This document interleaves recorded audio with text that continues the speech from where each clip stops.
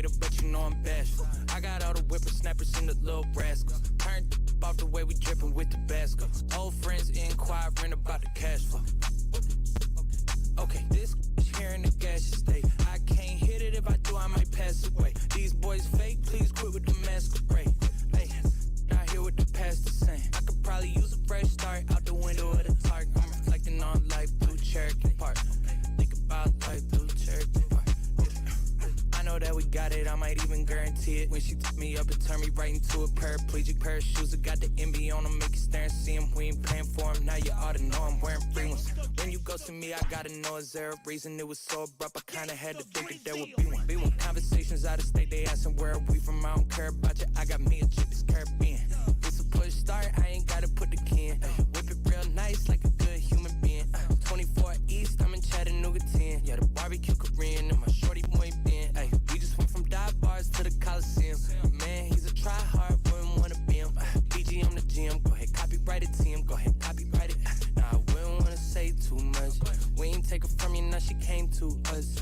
Ain't no steak dinner, but we made through brunch. 2-4 on the beat, you know he came through clutch. No, he came through clutch. I know that we got it, I might even guarantee it. When she took me up and turned me right into a paraplegic pair of shoes. I got the MB on them, make you stare and see him. We ain't paying for him, now you ought to know I'm wearing free ones.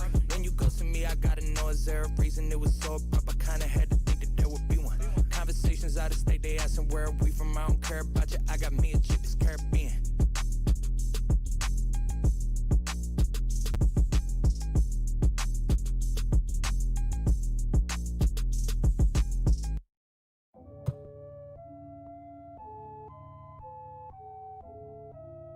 Check me out now.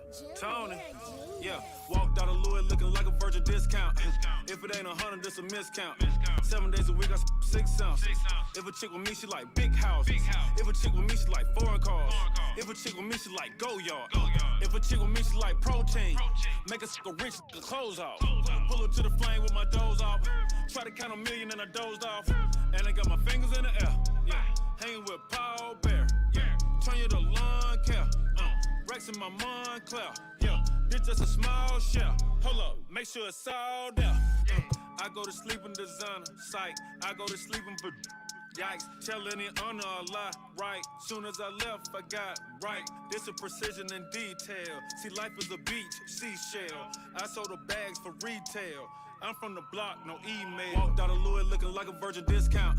If it ain't 100, it's a miscount. 7 days a week, I 6 ounce. If a chick with me, she like big houses. If a chick with me, she like foreign cars. If a chick with me, she like go yard. If a chick with me, she like protein. Make a sucker rich, the clothes off. I'm cool, yo. I'm starting to think no one told y'all. Designing my clothes, dog. How much you think my coat costs? I'm spitting like Mozart. This till I gotta flip Noah's Ark. New Lamborghini, the doze off. Fell asleep in the doze off. Get it? My diamonds and stones water. ITD like Coach Carter. Ain't talking about no soda. Girl with me want some products.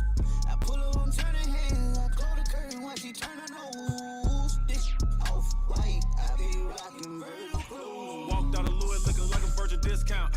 If it ain't 100, it's a miscount. 7 days a week, I 6 ounce. If a chick with me, she like big houses. If a chick with me, she like foreign cars. If a chick with me, she like go yard. If a chick with me, she like protein. Make a sucker rich, the clothes off.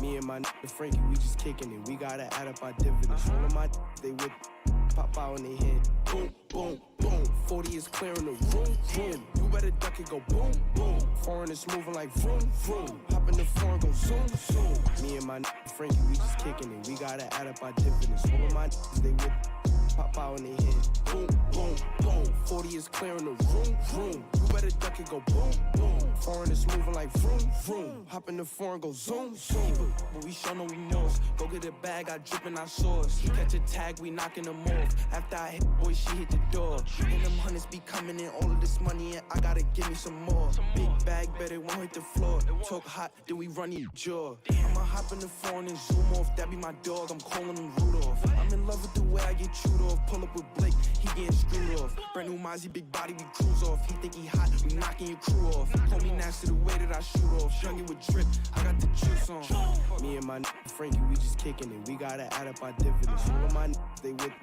pop out in their head. Boom, boom, boom. 40 is clearing the room, room. You better duck it, go boom, boom. Foreign is moving like vroom, vroom. Hop in the foreign, go zoom, zoom. Me and my nigga Frankie, we just kicking it. We gotta add up our dividends. All of my niggas, they with pop out in their head. Boom, boom, boom. 40 is clearing the room, room. You better duck it, go boom, boom. Foreign is moving like vroom, vroom. Hop in the foreign, go zoom, zoom. I'm in the track trying to whip it, flip it. She on my so I quit it. Walk in the club with my grillin'. You on my chain, come and get it. You trippin'. Listen here, cussy, you got two decisions. Do you want the or do you want the Smithy? Your life is a gamble, you better not risk it. See, I'm in the track trying to whip me a pigeon. I move with it. Keep us on deck, he be moving with it. You can on your block, we don't know who did it on the block. And about to go villains. Man, they took it in early, they know we spinning. Said you this can't put a hole up in it. We gon' empty them, so you know we dipping. And my dumb so high, he keep rolling.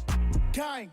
Me and my nigga Frankie, we just kicking it. We gotta add up our dividends. All of my they with pop out in their head. Boom, boom, boom. 40 is clearing the room, room. You better duck it, go boom, boom. Foreign is moving like vroom, vroom. Hop in the foreign, go zoom, zoom. Me and my nigga Frankie, we just kicking it. We gotta add up our dividends. All of my they with pop out in their head. Boom, boom, boom. 40 is clearing the room, room. You better duck it, go boom, boom. Foreign is moving like vroom, vroom. Hop in the foreign, go zoom, zoom.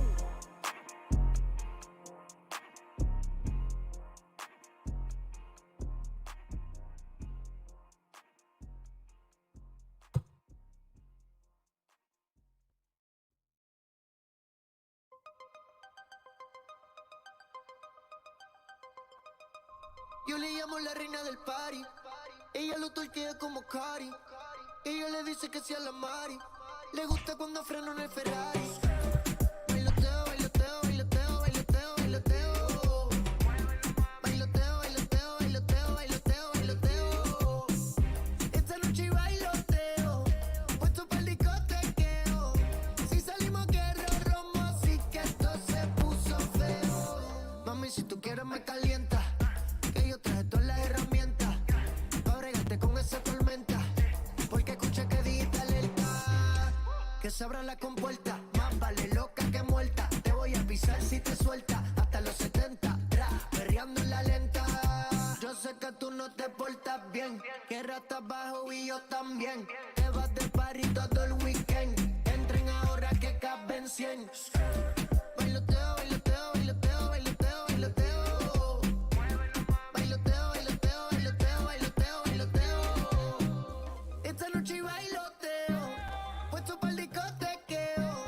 Si salimos guerra, romo, así que esto se puso feo. Te sueltes pa' que me baile. No te preocupes de los detalles. Yo haré que todas las notas detalles. La gente sabe que somos de la calle. Pa' que te sueltes, pa' que me baile. No te preocupes de los detalles. Yo haré que todas las notas detalles. La gente sabe que somos de la calle.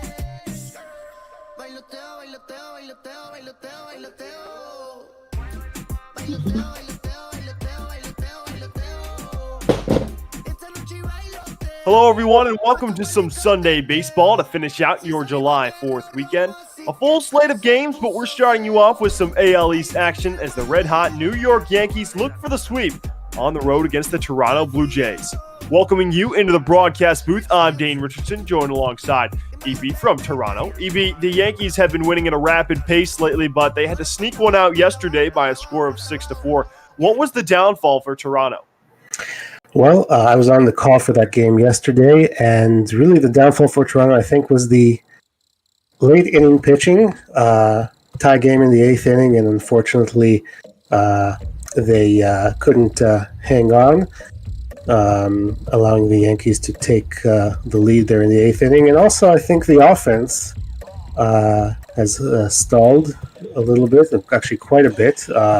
If they show the offensive stats for the Blue Jays at any point in this game, you'll see that they're probably in the bottom or at the bottom of all the offensive categories. So that's where I think the difference between the two clubs is, because you can see the ERAs right there, very close, 3.82 team ERA for the Yankees and 3.85 for the Blue Jays.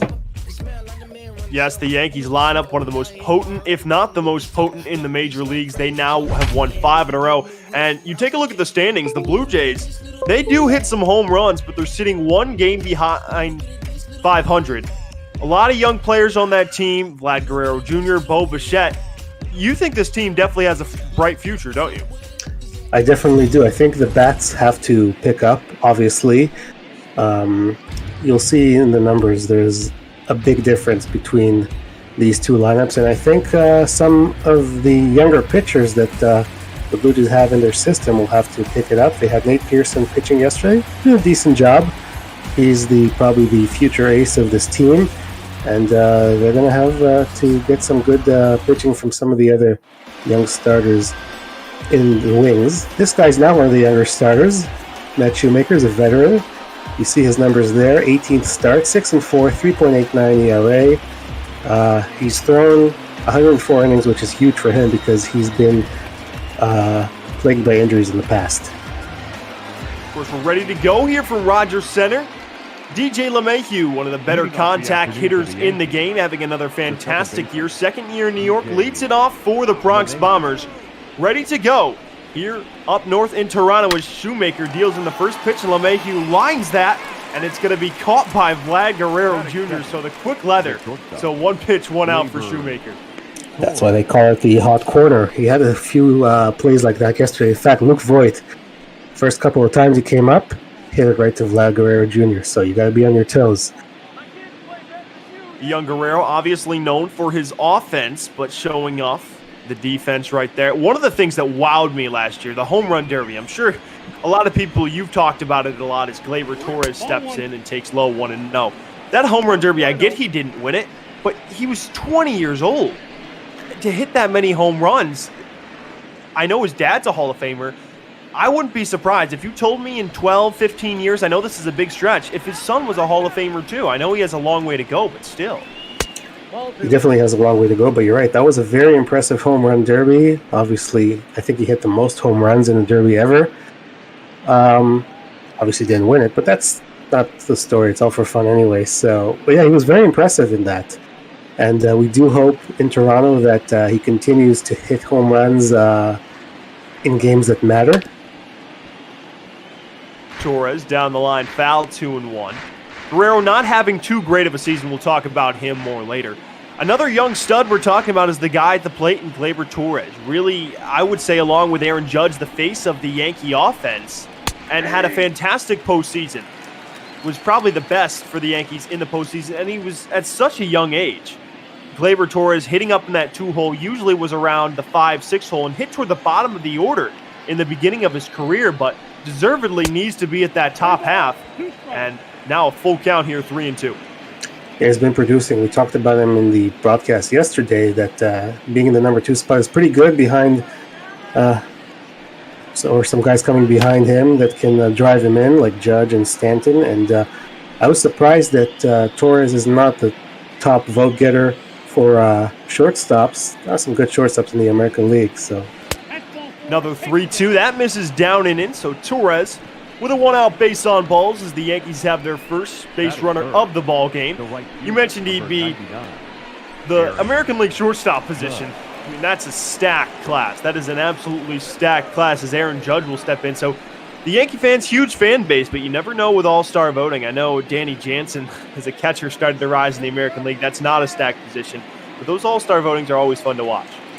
Yeah, I think Jorge Polanco of the Twins was leading the way last I checked, which makes sense because he's a very good hitter.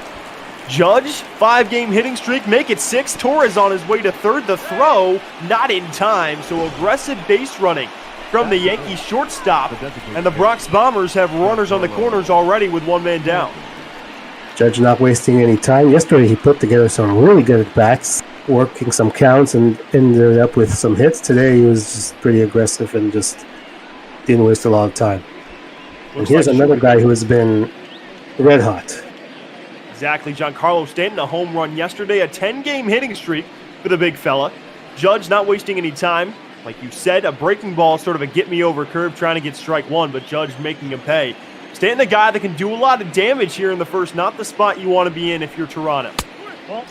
No, not at all. And yesterday he did hit a home run, as you said. The Yankees had 3 of those, 3 solo shots. I believe it was in the 6th inning.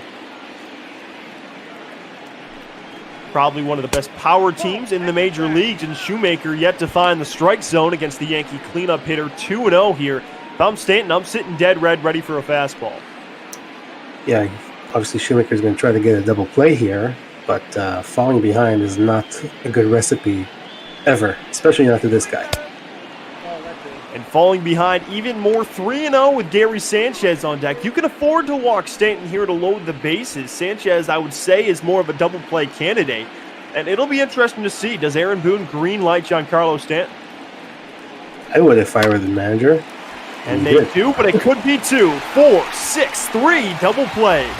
Just what Shoemaker needed, so he works into and out of trouble. Half an inning through here on Bop Ball. Still no score. Stay right here.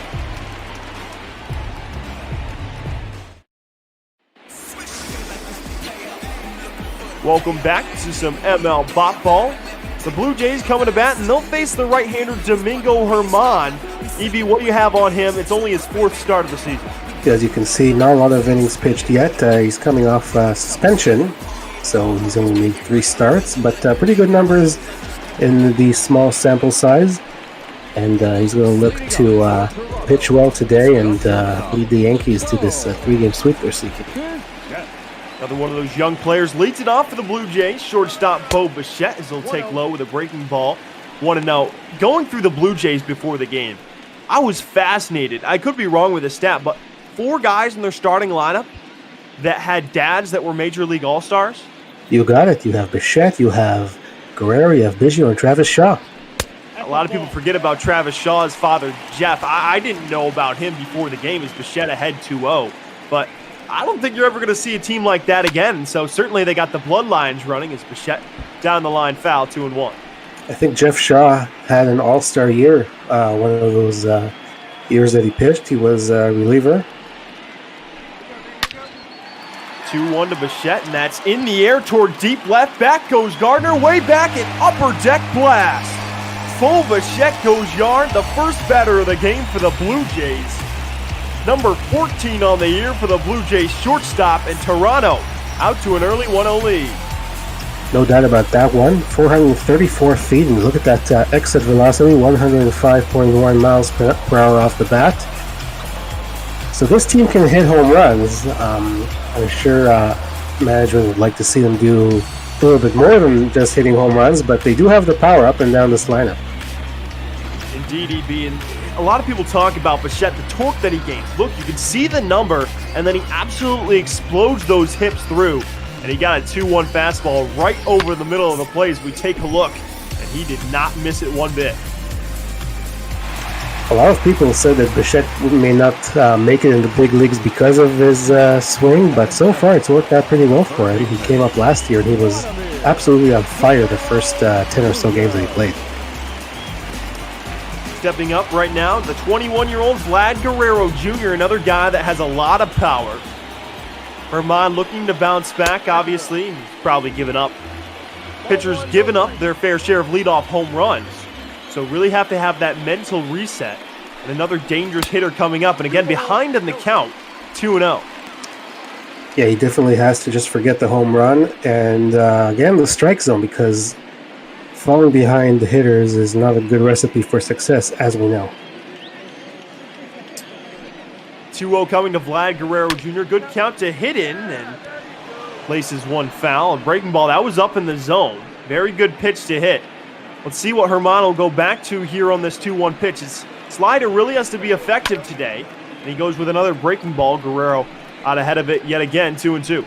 There's that curveball he went with.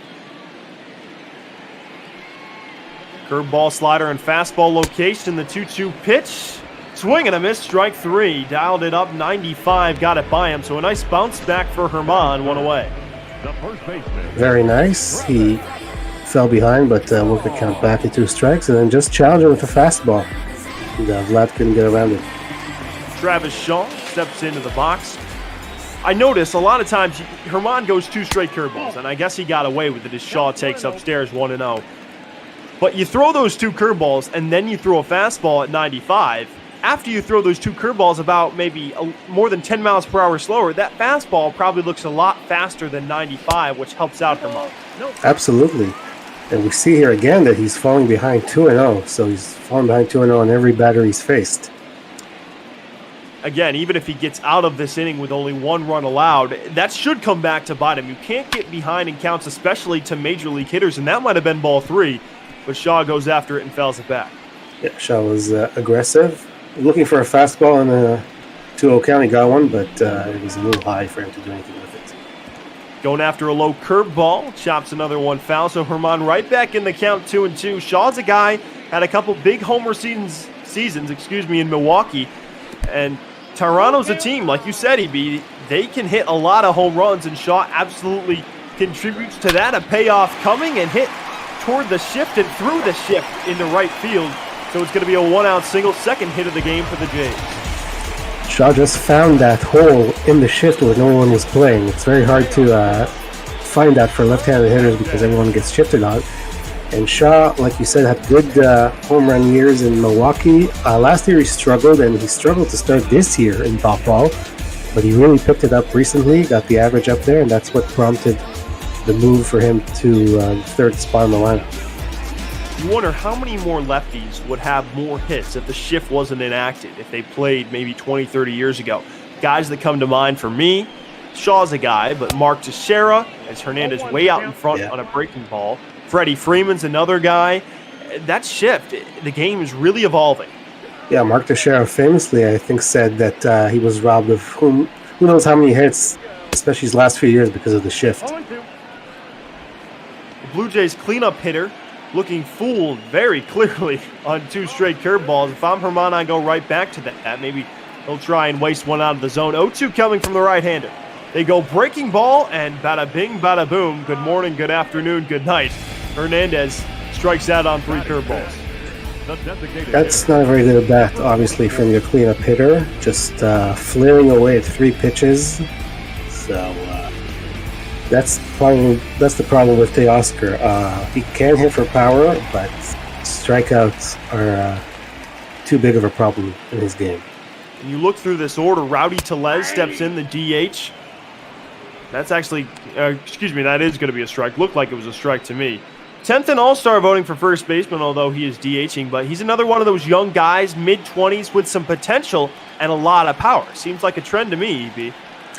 Yeah, and he was actually the Blue Jays' best hitter average-wise for quite a while. He's kind of been scuffling lately, but Blue Jays want to see him hit those home runs, and you saw a 30th round pick, so being in the majors when you picked in the 30th round is pretty impressive. Tellez goes foul. One of the reasons why he's up in the bigs, last year he had an absolutely stellar stint with AAA Buffalo. Hit over 320, I believe, with a slew of home runs. Down 1-2 here, Herman looking to strike out the side, and he'll do just that with a curveball. Striking out the side is the Yankee right hitter, but not before Bo Bichette with a leadoff blast. 1 inning through here at Rogers Center. Toronto with a 1-0 lead. Blue Jays actually already have more hits than they did yesterday after 1 inning, so we'll see how this one turns out. Looks like the offense seems to be juiced up and a little bit more ready to go as the Yankees put runners on the corners, but Stanton grounding into a double play. Sanchez steps in. Also had a home run yesterday. One of those big power hitters. Plate discipline's been a big thing for him. When he can hold off on that slider down and away and really hit that fastball toward right center, that's when he's at his best. But unfortunately, it hasn't been that way throughout his whole career. Also, he's had some injuries that have slowed him down, obviously. But when he's in the lineup, he's a very dynamic offensive player. I know the Yankees probably want to see his defense improve, but he's a big part of this offense. And calls strike 3. Sanchez doesn't like it, but a four-seamer right on the edge of the plate. Strike out for Shoemaker. The center fielder. Good pitch, might have been a little bit borderline, but Shoemaker got the call. There were some pretty bad calls behind the plate yesterday in the game. Never know with some umps, especially. And what do you think about those robot umps? I'm not in favor of it as Hicks swings through a breaking ball 1-1. I'm not in favor of it, but what about you? I'll tell you, there is something nice about the element of having a human back there who, you can actually talk to. And obviously, when they do have robot umps, there'll be a home plate umpire. He'll just get the ball strike calls in his ear, like the headset from the robot. But I think that robot umpires are going to make it a lot more complicated because the strike zone is probably going to be a lot more all over the place. And we saw it in they did that test with the Atlantic League. There were a lot of complaints, and you could see, I saw some video, pitches really low in the zone called strikes that probably would not be called if it was a human umpire. And Shoemaker continues his success. A two-seamer gets by Hicks. So 2 up, 2 down, 2 Ks to start off the top half of the second. Yeah, good start in this inning. I think my point was that they have to perfect the system of the robot umpires before they can implement it in MLB. I don't think they're there yet. That's a good point. Like we said, the game is evolving. We just talked about shifts in the previous inning, and you never know. Baseball is obviously, there's a huge traditional aspect to it, but in 20 years, you just don't know where it's going to be. There can be some new revelation that all teams are doing. You never know, and one of the hotter hitters on the Yankee team continues his strong hitting ways as Voit into right with a 2-out single. Indeed, as we mentioned yesterday, he hit the ball hard to Vladimir Guerrero a few times, and he just hit a home run. And you see batting average, Yankees second in the American League. Blue Jays nowhere to be found on that list. Astros in first place The Astros aren't a team that's toward the top of the standings as Brett Gardner, the veteran, steps into the batter's box. So it's really been their pitching, but Bregman and Alvarez really carry their lineup. If you had to have an AL MVP, it would surely be Yordan Alvarez right now. Absolutely. I think later on in the schedule we have the Houston-Washington game, which would be very interesting, a rematch of the World Series. And, they have a lot of pitching problems, but their hitters are top-notch. Some would say coming into this season they might expect a little bit of a downfall because of the sign stealing. A lot of fans, including myself, as a Yankee fan, a little bitter about that. I'm sure you can say the same about Dodger fans. Gardner on the ground toward third. Guerrero goes the short way, and that'll do it. So Shoemaker, gives up a hit, but no runs allowed. 1.5 through in Rogers Center. Still 1-0 Jays on ball. You know, Dane, even Blue Jays fans are probably not too happy. I don't know if you saw that website that broke down all the instances of the trash can banging. There was a game against the Blue Jays where it was one of the top times that they banged the trash cans. So I'm sure Blue Jays fans are unhappy. I don't think any fan is happy about that scandal. Connecting with the Astros, stepping in as Lourdes Gurriel Jr., his brother Yuli was a part of that whole scandal. Indeed. Lourdes, the younger of the two, both from Cuba.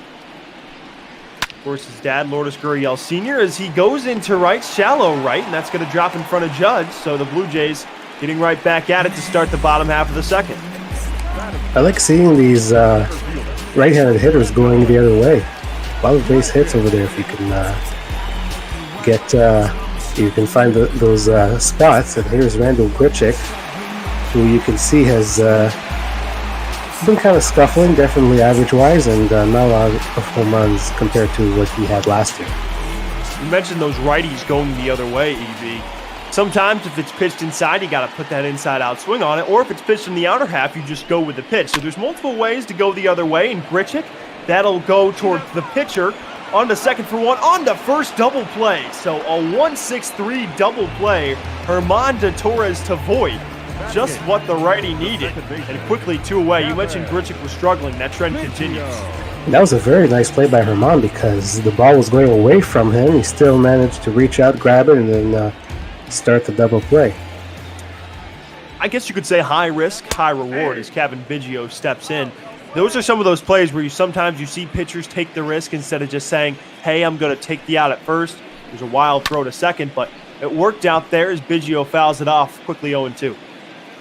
Biggio's another hitter who's been struggling. You see the average, 201, but more than that, the on-base percentage is not where it should be. Last year when he came up, he walked a lot. This year, he just hasn't been getting on base via the walk, which is why he was dropped down to the number 8 spot after being in the number 2 spot for a lot of the time. Now, I know Cavan Biggio is one of those individuals that hit for the cycle. His father did. Craig, obviously a Hall of Famer. They're one of only 2 father-son duos to hit for the cycle. Fantastic fact right there. Indeed, and I forgot the name of the other father-son duo. I had it in my head, but I forgot. Calls strike 3, a pretty-looking curveball from Domingo Germán. Gives up a hit with the double play and a strikeout to end it. 2 through in Toronto. Still 1-0 Jays on bop ball.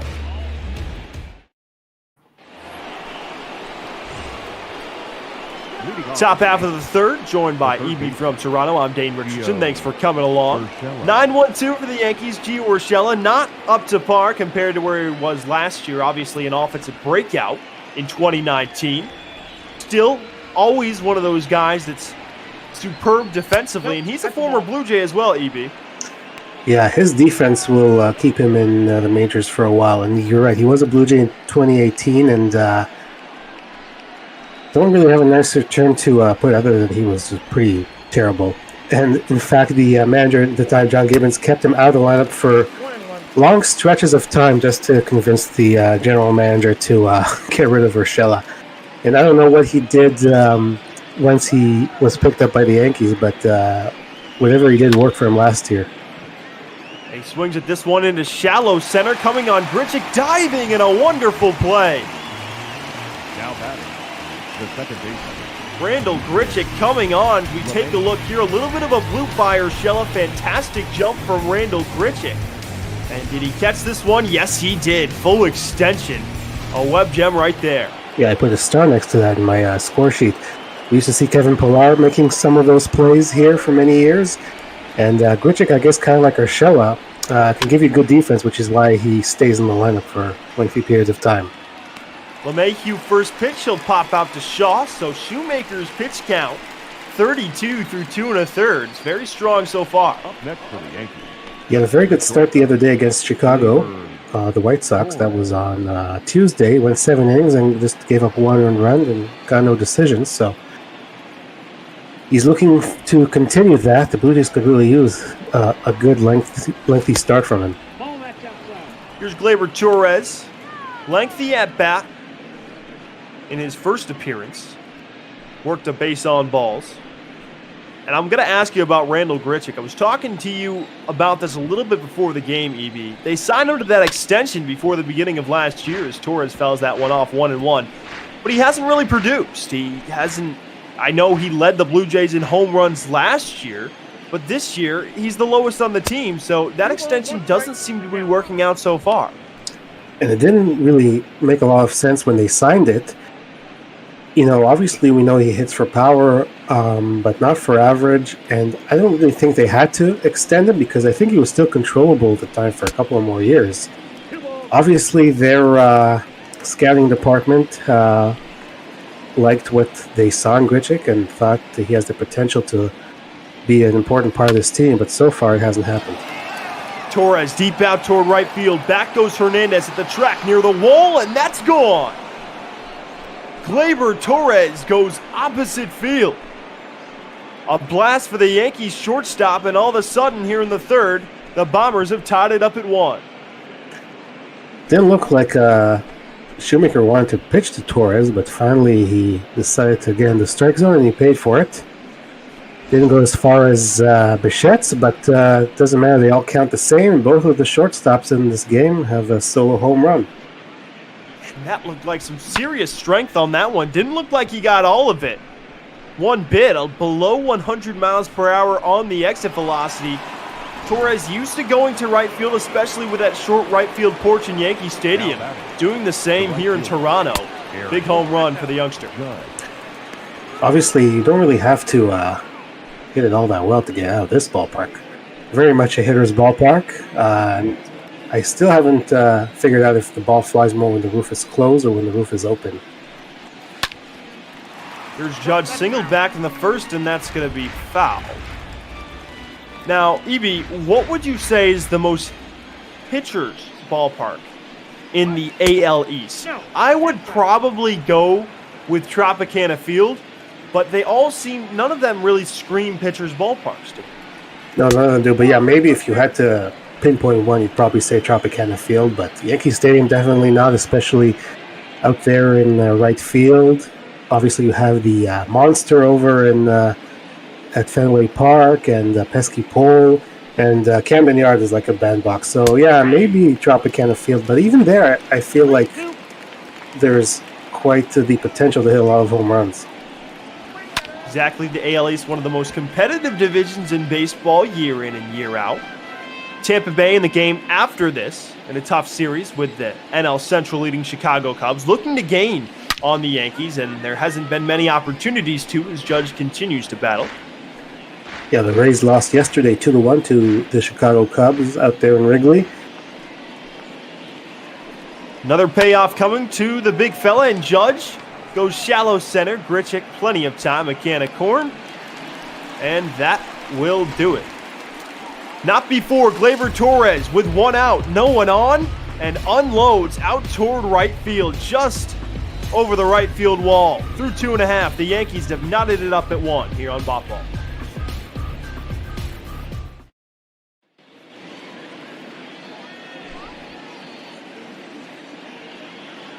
Bottom half of the third here, the Blue Jays looking to respond, and you take a look at their hitting stats, not too bad. Not too bad at all. Obviously, stolen bases, not that's one of the lost arts of the game. But home runs, 8th, like you mentioned. But I look at that on-base percentage, 27th. Yeah, that's exactly the problem. And it was 11th and 12th in the league. It's not very good if you're a Blue Jays fan, and that's exactly why we were talking about this yesterday when I was on the call. Blue Jays and the Yankees have very similar pitching stats in terms of team ERA, but the offense here on the Toronto side is leaves a great deal to be desired. Let's put it that way. Danny Jansen steps in, swinging through 2 quick breaking balls, nothing in 2. Jansen's another young kid. He played in the Futures game, I believe, in 2018. What do you expect from him? What do you want out of him as a Blue Jays fan? Is he quick, a 3-pitch strikeout? But right back to Jansen, what do you want out of him? Well, I definitely don't want to see that, but what we want to see from him is obviously to be the leader behind the plate, call a good game, work with the pitching staff, and I think he's pretty good at that, and we definitely want to see more offense from him, from that number 9 spot, and he has shown in the past that he can hit the baseball. So far this year it hasn't worked for him, but when he's gotten more playing time, there was sort of a platoon between him and Reese McGuire earlier, but now that he's got more playing time, I think the bat is heating up. Jansen's sort of a protective hack there on that 0-2 pitch. Back to the top of the order, Bo Bichette had that long leadoff home run in the first. Good hitters count again, the 2-0 from Herman, 3-0. Honestly, if I were Herman, wouldn't mind giving him a free pass. You did strike out Guerrero last time up, so you see him on deck. You see him being very careful against Bichette this time. Do they green light him? They don't, and Herman misses upstairs, and careful indeed, EB, is a 4-pitch walk issued by Herman. 1 down as Guerrero steps in.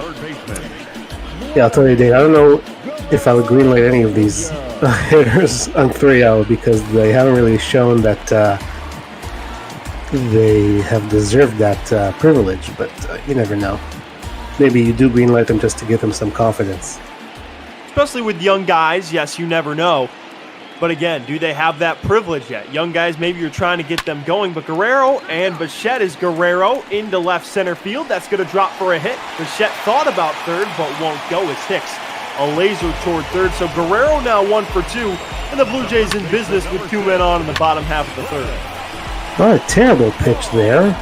Did catch some plates and got to it. And nobody went to third or took an extra base because great arms in the Yankees outfield. Hicks, Judge, both of them throw very well.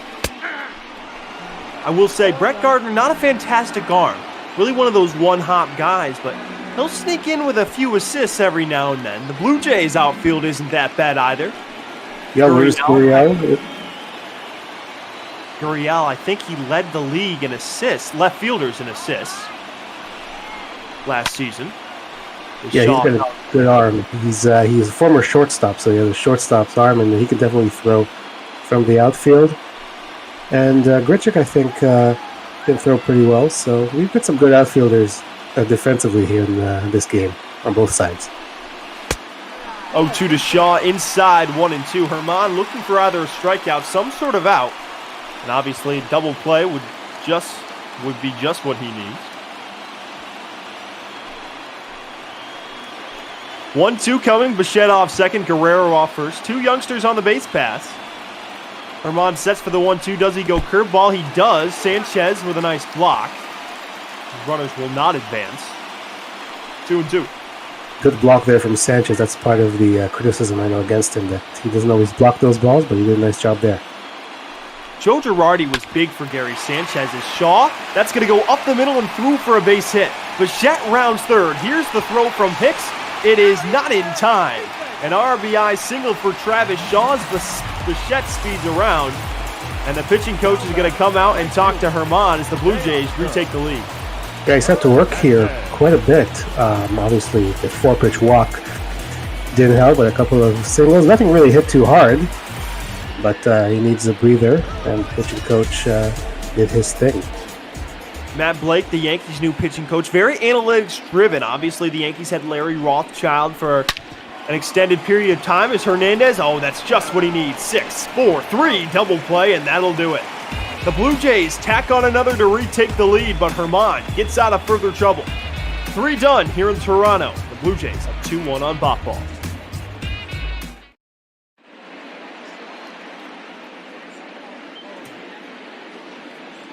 As we go to the top of the fourth, we see Heidi Wadney reminding us to donate to RAIN, which is our weekly charity. And if you can spare anything, please do donate. You can enter !donate in the Twitch chat, and you'll get the link to donate to our weekly charity. Top of the fourth here, we have the Blue Jays leading the Yankees 2-1, and Giancarlo Stanton will come up. He's 0 for 1. 4-6-3 into that double play. He had the hitters count, and then they green-lighted him and he hit into a double play. Takes a strike, 0-1. Stanton is one of those hitters that's really hard on himself, and that was a tough missed opportunity as he takes low 1-1. That was a really tough missed opportunity, and you gotta believe he's back for vengeance, especially because he's had such a good season, so he expects more out of himself. That's up the middle, but right to. Is that Biggio? Yes, it is.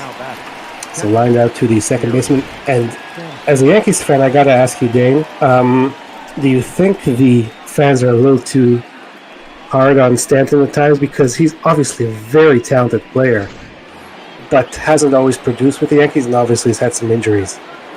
100% I think they're too hard on him. He had a fantastic first year with the Yankees. He's been through some injuries, and that's frustrated, including me. That's frustrated a lot of fans. Gary Sanchez takes a strike. He's under this huge contract, and yes, I think Yankee fans are really hard on him. This is a guy that's a big power hitter. He's a good bat, and any other small market team would love to have him in the middle of their lineup, and I think he would be much more beloved. But he's under this New York media scrutiny, which I don't think has helped. And I think he's going to be ready for this 60-game season, though, coming up. That pitch is fouled back 1-2. Yeah, I totally agree. I think that he may be undervalued by some of the fan base, and probably not fair, because he's a really, really good player, and that's going to be a base hit the other way for Gary Sanchez. I will say that's exactly what you want to see out of Gary Sanchez. Stanton doesn't beat the shift, but sometimes you notice that big hole. If you're Sanchez, they're pushing you to the pull side. That's all you need to do. Hit it toward where the regular second baseman would be. Nice piece of hitting. Absolutely. We've seen that several times on both sides from the right-handed bats. Aaron Hicks, switch hitter, batting left-handed, takes one outside. There's another guy who should contribute a lot to the Yankees, signed that extension.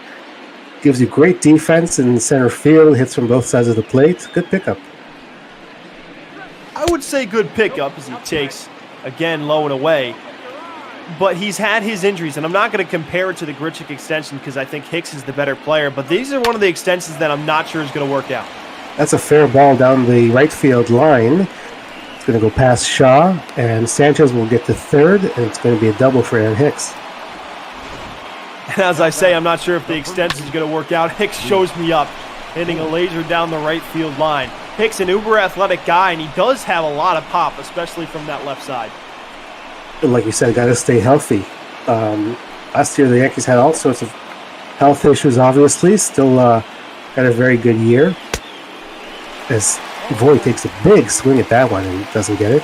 Yeah, you want to see these guys healthy for the entire season and for them to show what they can do. I was a little bitter as a Yankee fan that Rocco Baldelli won Manager of the Year with Minnesota. Because the Yankees had all those injuries, Boone did so well. Voit down 0-2. So, you never know. Aaron Boone, I think, has done a nice job, but he really hasn't been to that World Series yet, which is the expectation every single year for this team. Yeah, they definitely have the talent to do it. Yeah, I thought he should have been Manager of the Year. I mean, what he did with all those injuries was very impressive. 0-2 pitch to Voit is outside.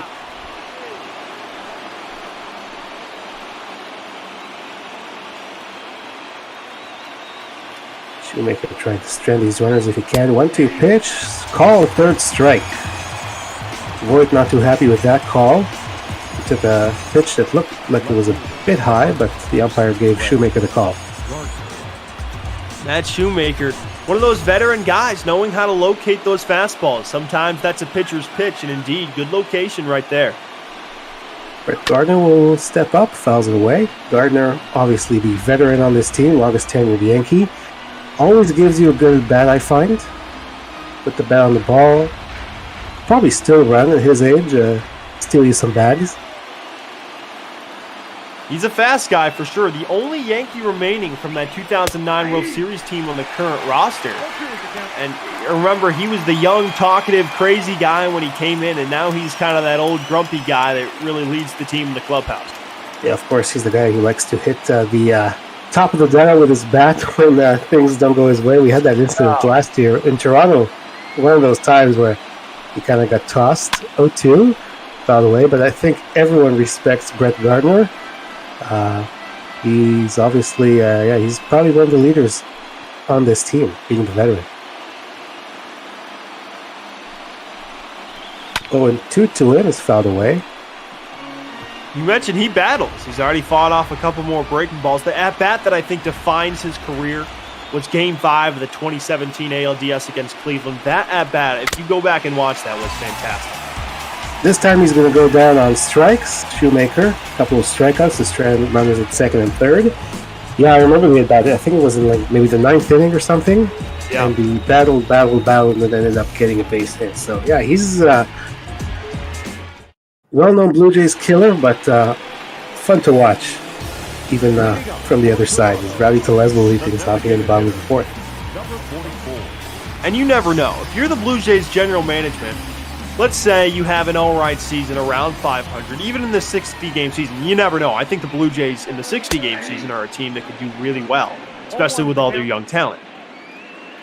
But how long, if you have a couple of okay seasons, how long, if you're the general management, do you keep this core of young guys together? Do you think of shipping one of those guys out, or do you try and keep building into their late 20s?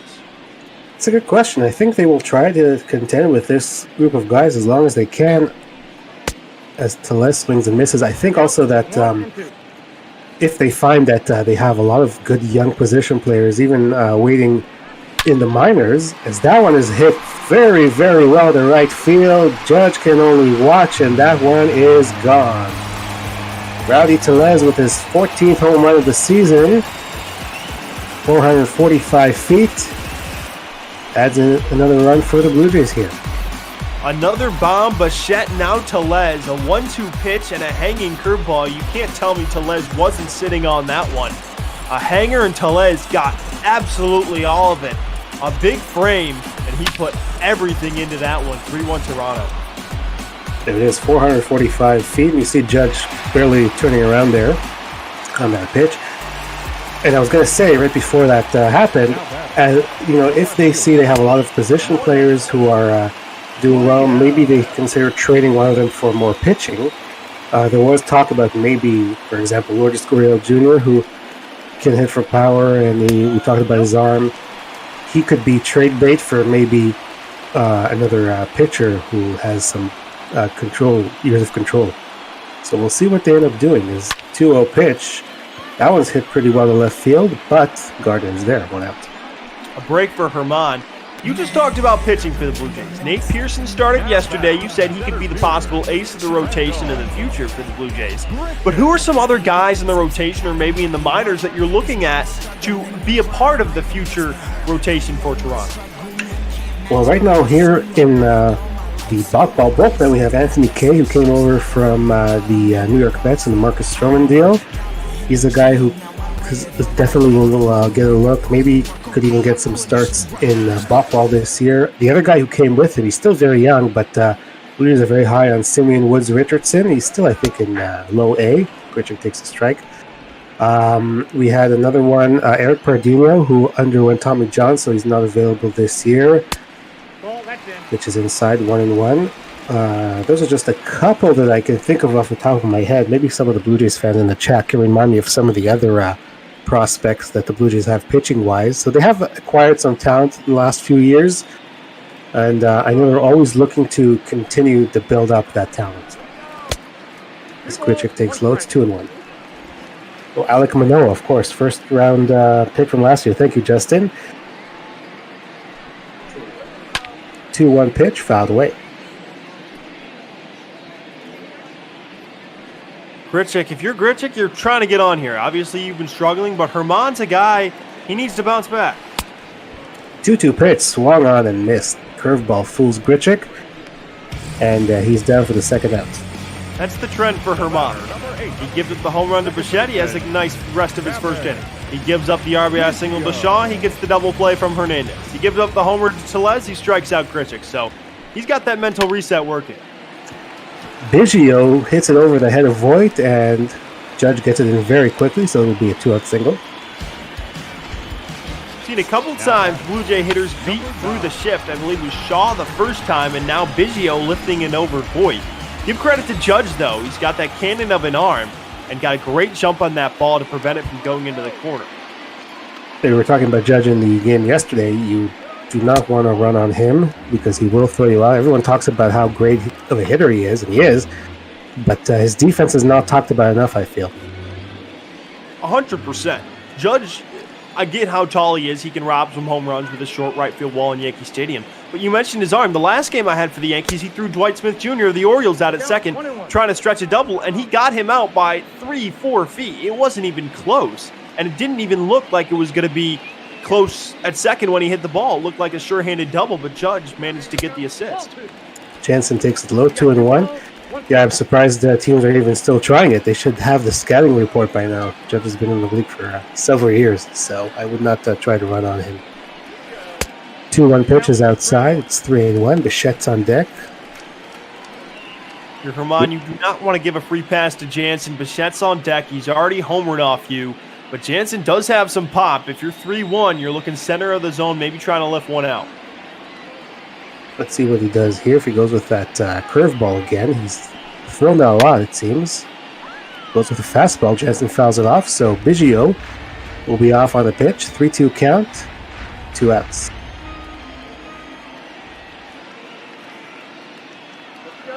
Full count pitch to Danny Jansen.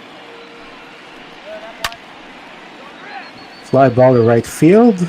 Judge has a beat on it. Makes the play, and that will end the inning. So Rowdy Tellez led off this inning with a home run. We just got another single, but Herman limited the damage as we go to the top of the fifth. It's 3-1 Blue Jays over the Yankees.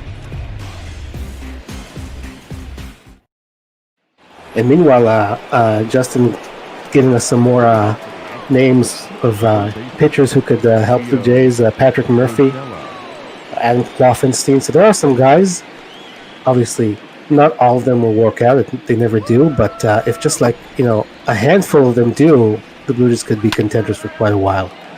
As that pitch is going to be, it's going to be a base hit. It's going to fall in front of Teoscar Hernandez. So it's a leadoff single for Gio Urshela. I will say the Blue Jays do have a better prospect system than the Yankees. The Yankees, a few years ago, were one of the top prospect systems in baseball. But now with all their loaded people in their lineup, they only have a few that really surprise you. Of course, Jason Dominguez, the Martian. He should be something special, but I'm not going to see him for quite some time.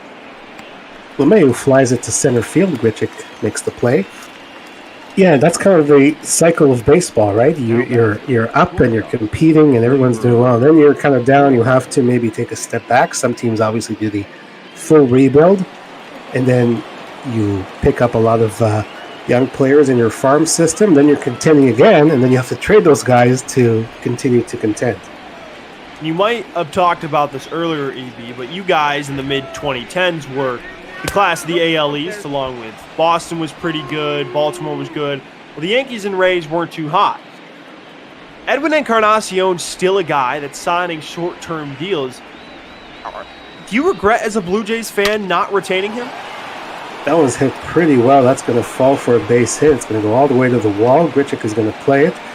Urshela is going to stop at third, and it's going to be a double for Torres. So he's been on base all 3 times. Of course, last time he wasn't on base very long, but a walk, a home run, now a double. Great piece of hitting from Torres. If the Yankees win this one, he surely will be my player of the game so far, and speeding around a second helmet coming off. But getting back to my question, do you regret not retaining Encarnacion? I sort of do. I think that if Judge takes a strike, he had a pretty good offer from the Blue Jays. He turned it down, and then he ended up signing with Cleveland. The thing is, though, I don't know how competitive they would have been with Encarnacion in the lineup in 2017 and 2018. There are a lot of injuries, so obviously, I think that Edwin can do to stop other players from being injured. So it's hard for me to say. Like I know a lot of fans are still upset about that. I sort of am as well, but obviously hindsight is 2020. So I don't know that they would have contended with him in the lineup as Judge takes it inside 2-1. Encarnacion now with the White Sox, and they're another young up-and-coming team. I guess you could compare them to Toronto a little bit. Obviously doing better in ball, but some similarities there. 2-1 is outside, 3-1. I think the White Sox are maybe a little bit ahead of the Blue Jays in terms of their contention window. They do have a lot of young prospects they picked up over the years. Some of them are in the majors. And they made some additions. This Judge is going to walk to load the bases. They have, obviously, you mentioned Encarnacion. Yasmani Grandal was signed. So they think that this is their time to start contending again. And yeah, they have those pieces like Eloy Jimenez and Anderson, Moncada, and all those guys they picked up. And they have some really good young pitchers. So they decide to, add around them with some veterans to hopefully contend. Meanwhile, Shoemaker's in a lot of trouble here. Bases loaded, 1 out, and Stanton up.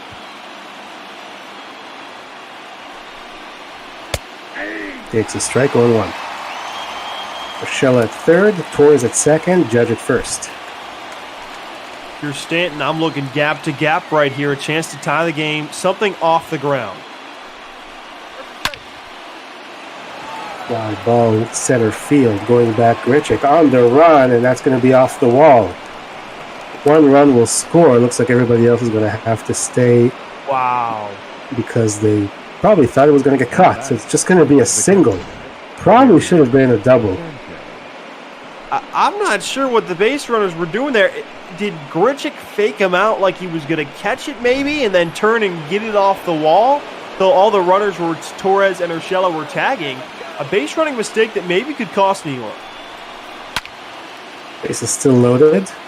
Sanchez fouls it off. Yeah, I don't know what happened there. It looked like, they may have thought it would be caught, and then the runner at third obviously would have tagged and scored.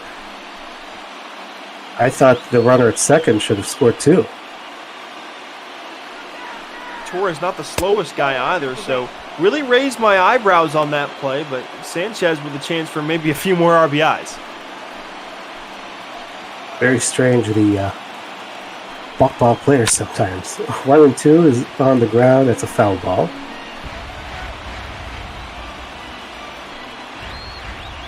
Sanchez 1 for 2 today. Had a single his last time up. 1-2 pitch. Stays alive. Take a look at our Twitch chat. They said maybe the wind carried it. You never know. You never know. Yeah, it's quite possible. Obviously not a good read from the base runners. 1-2 pitch. Fly ball to the right field. Teoscar Hernandez makes the play, but the runner at third will come home to score, and this game is tied, so it'll be a sacrifice fly for Gary Sanchez. That was tough for Teoscar Hernandez because you're catching it, you're going on the run, and then you have to completely change direction to set your feet. He didn't get any momentum coming home on that throw, which allowed Torres to really speed his way past the catcher. So that would have been a tough double play regardless. I couldn't tell Dane if that ball would have landed in fair territory or foul territory, as the pitch is Will Hicks. Obviously, if it's in foul territory, you don't catch it, nothing happens. But if it's fair, it's base hit. It's hard to tell. We have some action in the bullpen here for the Blue Jays. Hernandez certainly didn't want to take that risk. Obviously, if you let it drop fair, that's trouble. So don't blame him for catching it. Hicks takes a strike. It's 1-1. He's 1 for 2 today. So we have a tie ball game here in the top of the 5th inning. 1-1 pitch. In for a strike. 1-2. Makes a tough guy to double up. It's doable, but certainly has some speed down the base pass. 1-2 pitch. Outside 2-2. Well, we have 2 outs, so. Excuse me, that's my bad. We do have totally don't play, but they do need it out if they want to. My mind here. Sometimes even the announcers lose track of that. Yeah, it happens all the time. So don't worry about it. It happens to me. The other day I said 1 out when there was nobody out. Well, things like that. 2-2 to Hicks. Fouls it away. He stays alive. Another really good at bat here from the Yankees hitter. Hicks is one of those guys, if he makes contact with a ball, if he hits it well, you know it's going to go. 2-2. Another foul. You see the pitches this inning from Matt Shoemaker, 23 in total. More strikes than balls, which is nice to see. You always want to throw a good percentage of strikes. Another 2-2 pitch and another foul. Hicks is in die-hard protect mode, barely getting a piece of that curveball, and then a little late in that fastball, so unsure what he's looking for. So we'll do it again, 2-2 with 2 outs. Swing and a miss, strike 3.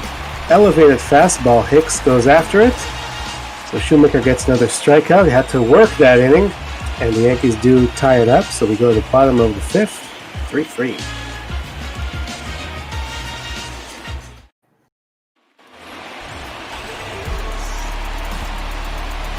So we have a brand new ball game. You see J Happ relegated to some long duty in the bullpen. He's up for the Yankees.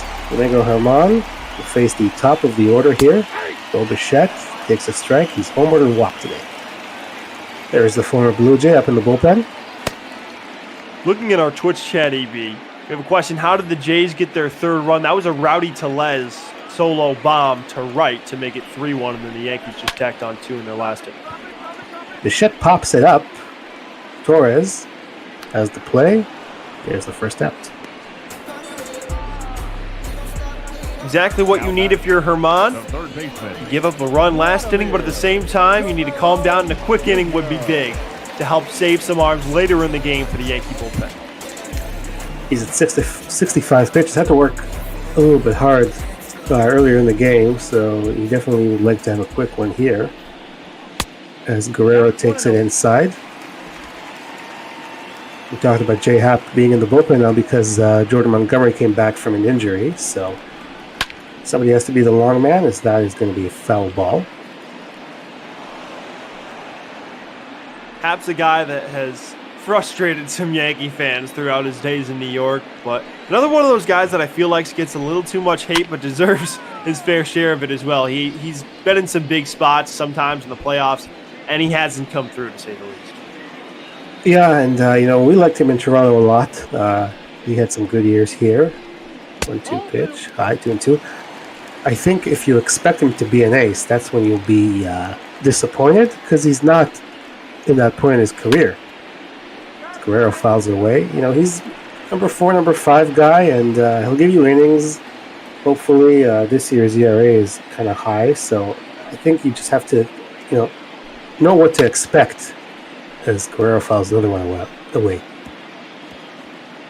And I was kind of unsure what to expect with Germán coming back from this suspension. He's a guy that has a lot of potential, and the Yankees general management is looking for this guy. He has great stuff, and he has the potential to be a 2 or a 3 in a lot of big league rotations if he figures out everything that's going on. That's going to be grounded into short, and Torres makes the play. Gets Guerrero by half a step. So we have 2 outs. I think he led the league in winning percentage last year when all this stuff came down. Definitely a lot of talent. Hasn't always maybe been consistent, but if he can, stick around, be healthy, and none of the shenanigans, he can definitely be a good starter for the Yankees. Obviously, with Severino out this year, you're going to need someone to step up. Yankee fans were really frustrated with his suspension because they could have used his arm in the playoffs, no doubt, especially in some of those games they lost, game 3 and 4 against Houston, or some other games that he could have started maybe for a few innings and then go to that strong bullpen. So, ill-advised decision, clearly, and it came back to bite the Yankees. Obviously, they lose to the Astros in 6 games in the championship series.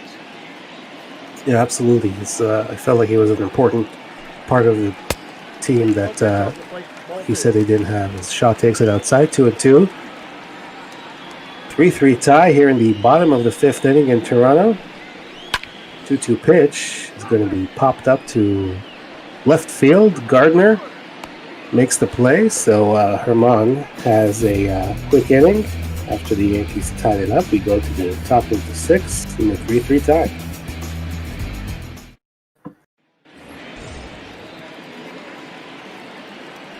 should mention, you see the new guy in the bullpen, Ryan Dull. He was called up. The Blue Jays made some changes to their bullpen after yesterday's ball game. Look for it. Takes a strike. Ryan Baraki, who really struggled, was sent down to Buffalo. Ryan Dull, as you can see over there, was called up. Former reliever with the A's. I think he pitched a little bit for the Yankees last year, and he did appear in, I think, one game with the Blue Jays in the final weekend of last year, as Voigt pops it up behind the plate. Jansen makes the play, and there's the first out.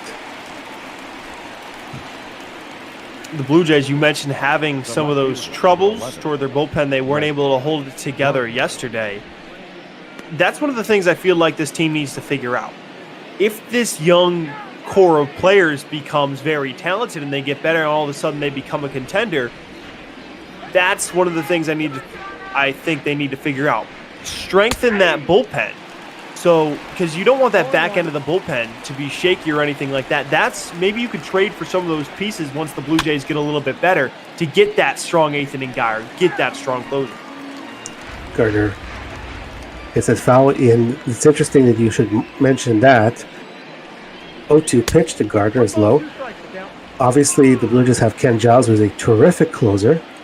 But this is his final year before free agency, and the question is going to be, it's a question in baseball, to a much larger extent in the real world. What do you do with Ken Giles? 2-2 is low, 3-2. If you're not contending this year, or if you're so many games behind, he's going to be a free agent. If he pitches the way he can, he's going to be a coveted trade piece. Do you trade him? Do you try to side him long term? What do you do? Full count to Gardner, on the ground to short. Bichette throws him out, 2 outs. Interesting scenario. Personally, if you and the Blue Jays are sort of in that middle spot right now, I would think they'd really have to go on a winning streak right now to keep Giles and say, hey, we're going to go for that wild card spot, or maybe somehow in some crazy scenario go for the division. But if you're around 500, if Giles is in the last year of his contract and you don't think next year you're going to contend, why not get an extra piece that could help you in 2 or 3 years down the road and make you even better? That's just my point of view. Yeah, that's exactly the question that they'll be facing this year, 1-1-2 Urshela. And if you think about it, if you go the Yankees route, they had the same thing with Aroldis Chapman. He was going to be a free agent. They traded him to the Cubs for Gleyber Torres. They weren't competing that year. And then they signed Chapman right back. So you could possibly do that with Ken Giles. As Urshela hits that one to right field, that's going to drop for a base hit. He'll go all the way to the wall, and he's going to have a 2-out double. So Urshela's having a nice day today. 2 for 3. You wonder how much longer Shoemaker is going to stay in here. Urshela, again, 2 for 3. It's nice to see him starting to heat up. That bat sort of starting to come around as he got one sort of toward the middle of the plate, actually. A nice piece of hitting using right center field. Yeah, as I mentioned, when he was here in 2018, and that will do it for Shoemaker, the manager, John Gibbons at the time, he did everything he could to not play him because he was so terrible, just to get the GM to trade him away. So it didn't really work out for the Blue Jays because Urshela was so good with the Yankees, at least last year. So that'll be the end of the day for Shoemaker. He's still responsible for the runner at second, Anthony Kay. The lone long man for the Blue Jays here in the bullpen. He's going to try to strand that runner. As we mentioned, the Blue Jays had 3 long men in the bullpen as of yesterday. And Brian Baraki was sent back down to AAA. And Trent Thornton is probably going to be used in different situations now. So Anthony Kay is the guy to give you some innings, and the first pitch he throws is drilled to left field. Going back is Gurriel, and that one is gone. So that strategy worked out pretty poorly, as now the Yankees lead 5-3. I looked at LeMahieu, it said 0 for 3. It was a tough spot. We're tied. He's got a runner in scoring position. These are the situations in which this man has come through in a Yankee uniform, and he does it again, jumping on the first pitch to give the Yankees a 2-run lead. I've seen this scenario way too many times this past week with this Blue Jays pitching staff. So 5-3 now, and 2 outs. Here's Torres. He's 2 for 2 today. Takes it outside, ball one. Torres, you mentioned 2 for 2 with a home run. On base all 3 times today. Wouldn't be surprised if you continue that trend. Fouled away, 1-1. Yeah, I don't know that Anthony Kay was used to being starter would be my top choice to come in with a man on base. So pitch is high, 2-1. It's a little strange the way the pop-ball managers use their long relievers. 2-1 pitch, fouled away, 2-2. EB, that's one of the more important things we're noticing. That situation right there in which LeMahieu hit a home run, I get it's the 6th inning, but that's a high-leverage situation. You're seeing more managers use their better bullpen pitchers in those type of scenarios. Yeah, you have a tie game, you're in the 6th inning, I would bring in one of the maybe setup men. These guys who are used to being starters, they're used to starting an inning fresh. 2-2 pitches, strike 3 called.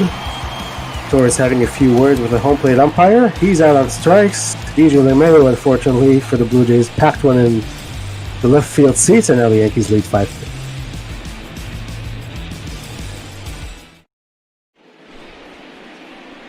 And Herman's day will be done after 5 innings, and Chad Green will come on. He pitched in the game yesterday. You see the ERA very high, 6.09, but he does have a 6-0 record.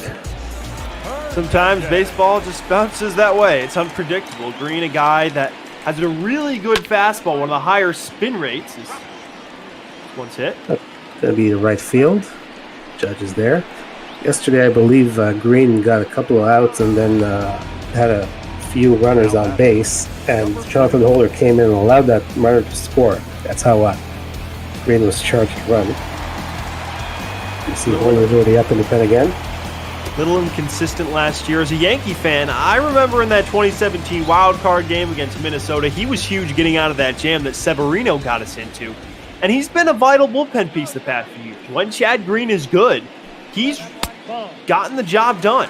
He's gotten the job done and been a very important piece. And if he were on another team, I could see this guy being a closer. Absolutely. I know last year he struggled a little bit, and they sent him back down to the minors to figure things out. And once he did, he was once again a key piece of this bullpen. 1-0 pitch to Tellez is fouled away, 1-1. Tellez hit a home run his last time up. That made the Blue Jays feel pretty good. They were up 3-1. Now they're down 2 runs.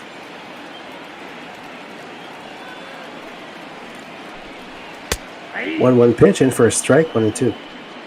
If you're Green, Tellez homered on a curveball last time. You're mainly a fastball guy. I'd stick with that. 1-2. Fly ball to left field. Gardner coming in and will make the play. So that's 2 quick outs. Just 5 pitches for Green. Green's an effective high fastball guy, but early pitches, you wonder if he gets out of this inning. The Yankees scored 2 runs with 2 outs last inning. But if he gets out of this inning under 10 pitches, does Aaron Boone say, hey, I'm going to send you out for the 7th as well? Because Green does have experience pitching multiple innings. Yeah, he might very well do that if the pitch comes good, as Gurriel will go after that one. Grounded to the shortstop, Torres, nice play, and that will do it. So 3 up, 3 down inning for Chad Green. We will go to the top of the 7th. Dan will take you the rest of the way with the play-by-play.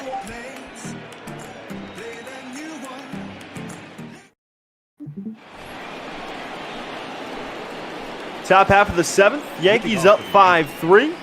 Heart of the order, this is a dangerous inning for the Blue Jays. You got Judge, Stanton, Sanchez, 3 guys that can hit it out at any time. Really, this whole Yankee lineup has the ability to do that.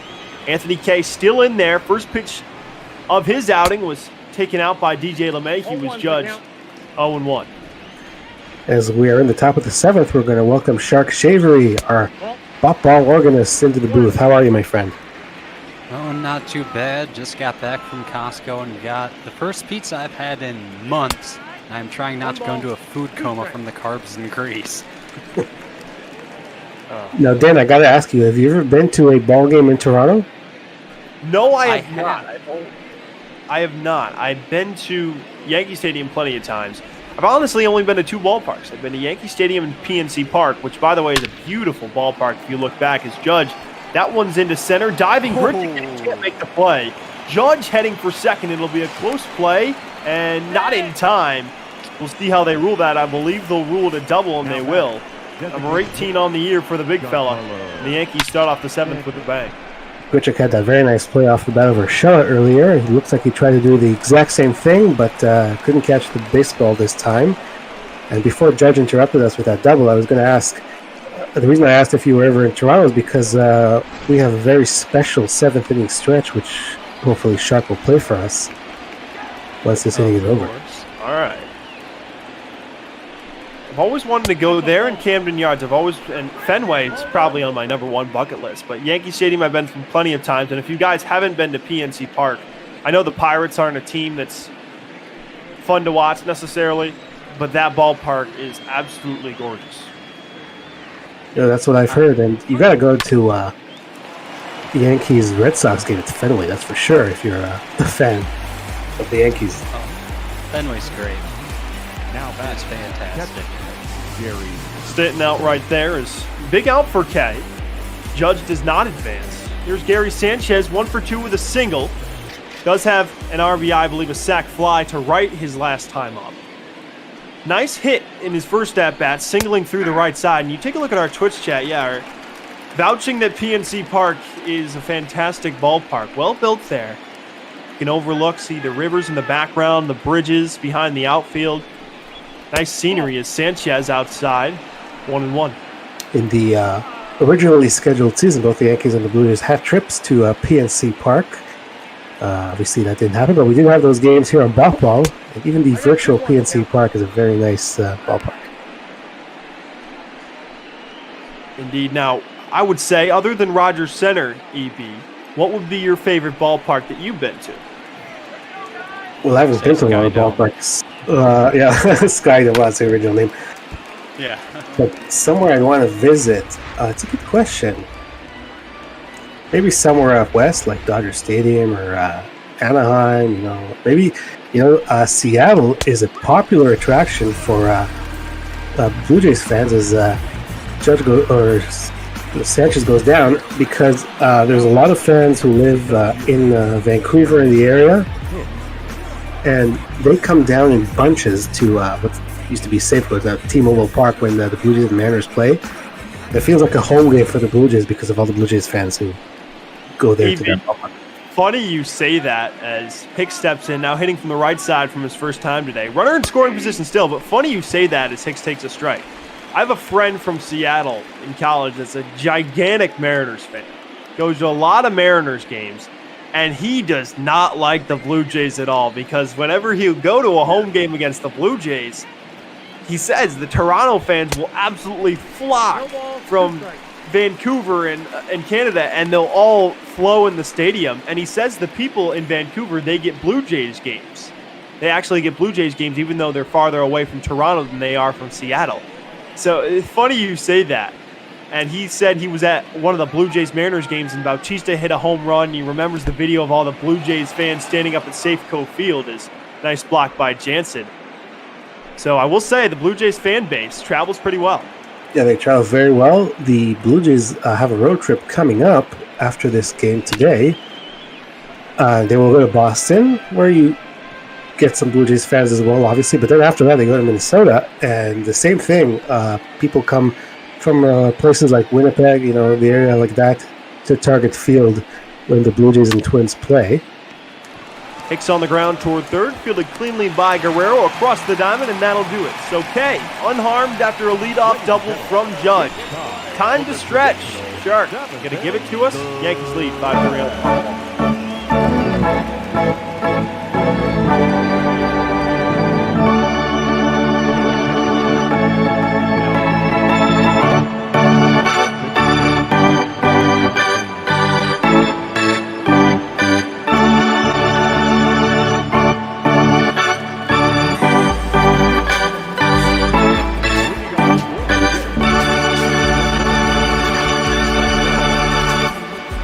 So there it is. It's called OK Blue Jays, Let's Play Ball, and it's a tradition at the 7th inning stretch in Toronto.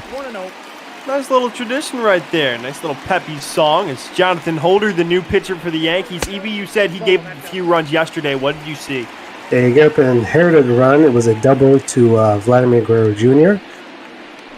He does have the bottom of the order here, so we'll see how he fares. That inherited runner was charged to Chad Green, who had pitched before him, but Holder is going to try to hold the score, which is appropriate for his name. He ended up getting the win yesterday. I'm surprised to see Aaron Boone pulled Green. I believe it was 6 pitches in the 6th inning. Holder's another guy that's had his ups and downs in a Yankee uniform, was sent to the minors, I believe, last year as well. He just didn't fare well. He relies a lot on fastball location and that slider. Big 3-2 coming to Grichuk. Swing and a miss, strike 3. Got him with that slider out in front. So a big first out. I have to thank Shark Chevy for the wonderful 7th inning stretch. We got into the action right away, so thank you, Shark. I always enjoy hearing OK Blue Jays, and hopefully they do play ball well the rest of the way here, as they are trying to avoid a sweep. It's not looking good so far. Biggio fouls that away. 7-8-9, as you mentioned, EB. I think this would be a real confidence booster if Biggio were to really get into one. You're down by a couple runs, not really expecting a guy like Biggio to come up big, but if he can cut into that lead, doesn't look like he'll be able to. Is shallow center, Hicks camped under it, and he'll make the play. Quickly 2 outs for Holder.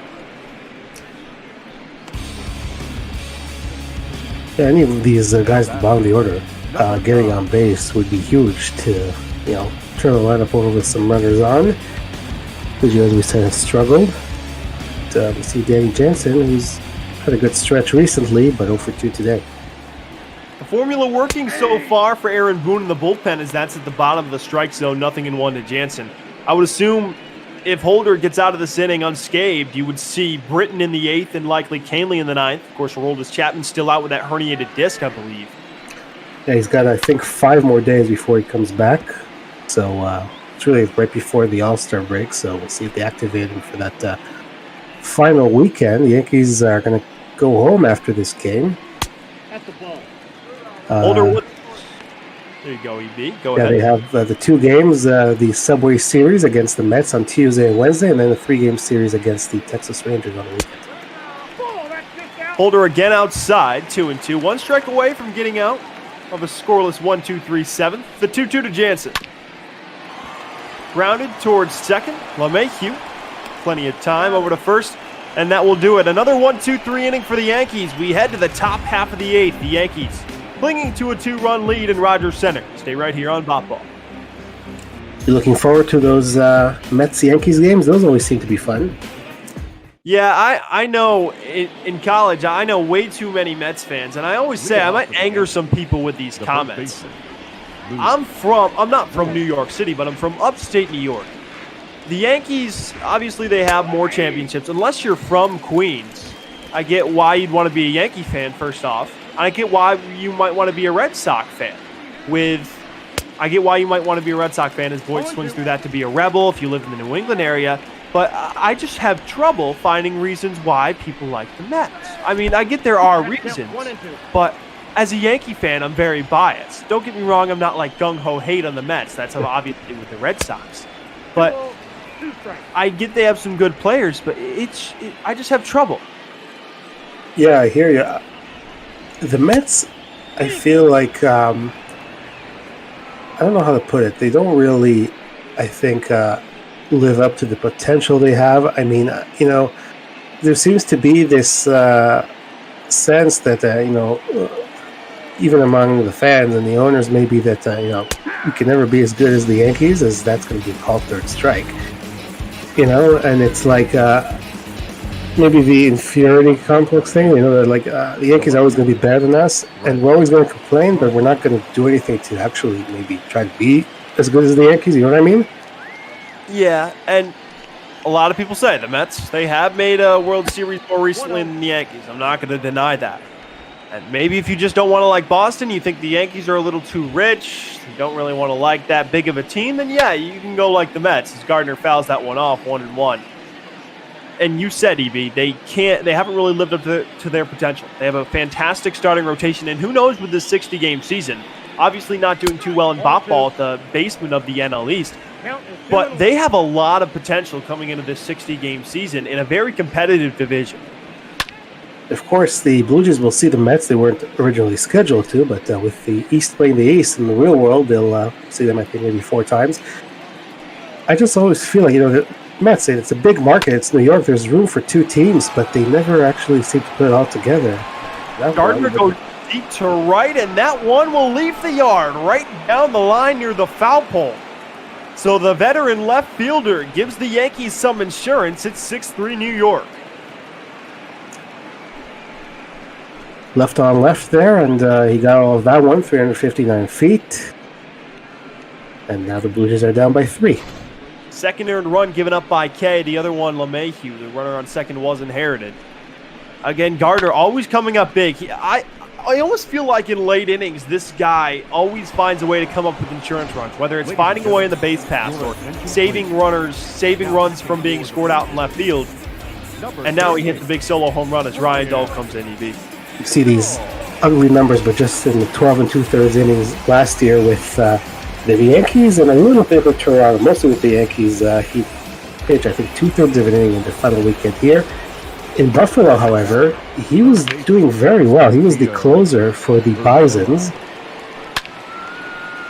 And he just pitched 25 innings, so not a large sample size, but his ERA was .36. He had 23 strikeouts in those 25 innings and a whip of 0.44, just 3 walks. Sometimes AAA success does translate to the big, sometimes not so much. And that's really been the case, but potential for Dahl. Quickly ahead 0-2. We take a look in the Twitch chat. Justin, yes, I will say Yankee Stadium's a little bit more grungy than Citi Field. Obviously, a Yankee fan, so I like Yankee Stadium more than Citi Field. Citi Field, from what I've heard, I've never been to a game in Citi Field, as Urshela fouls that up. Citi Field is a well-built stadium. It's a little easier to get to, and fans really like their experience, so I'm not going to deny that one bit. 0-2 again coming from Dahl to Urshela. 1 ball, 2 strikes. Pitches the slider low and away, 1-2. Dahl had some success earlier on in his career with the Oakland A's. Did some late inning relief for them, but got injured. And some success right there as he gets Urshela out in front of the changeup, 2 outs. Blue Jays trying to prevent any further damage. You take a look, a couple more guys coming up, and DJ LeMahieu, they didn't want him facing Anthony Kay again. Swung at the first pitch for his second consecutive at-bat. First one didn't work out too well, but this one did, to say the least. Off the bullpen wall, a 2-run blast, and that is your game-winning hit right now, as of right now. And he comes up with 2 outs and nobody on in the 8th. Justin, you disappoint me. How can you be both a Yankees fan and a Blue Jays fan is what I want to know. Ooh. Yeah, it can happen. I mean, yeah, you know. I can't. I like some of the Blue Jays' style and everything like that, but the first Major League game I ever went to, LeMahieu down 0-2, was a Yankee-Blue Jay game in the old Yankee Stadium. It was about 6 or 7, and it was I think it was the last year the Yankees were in the old stadium. The second to last year. And there was these obnoxious Blue Jays fans, and I just never have liked them really ever since, as LeMahieu will strike out, and that'll finish the inning. But Brett Gardner leading off the inning with a bang, going out toward right and gone. The Yankees tack on another. We'll continue our conversation when we get back. Bronx Bombers by 3 on Bop Ball. Your attention, please. Now pitching for New York.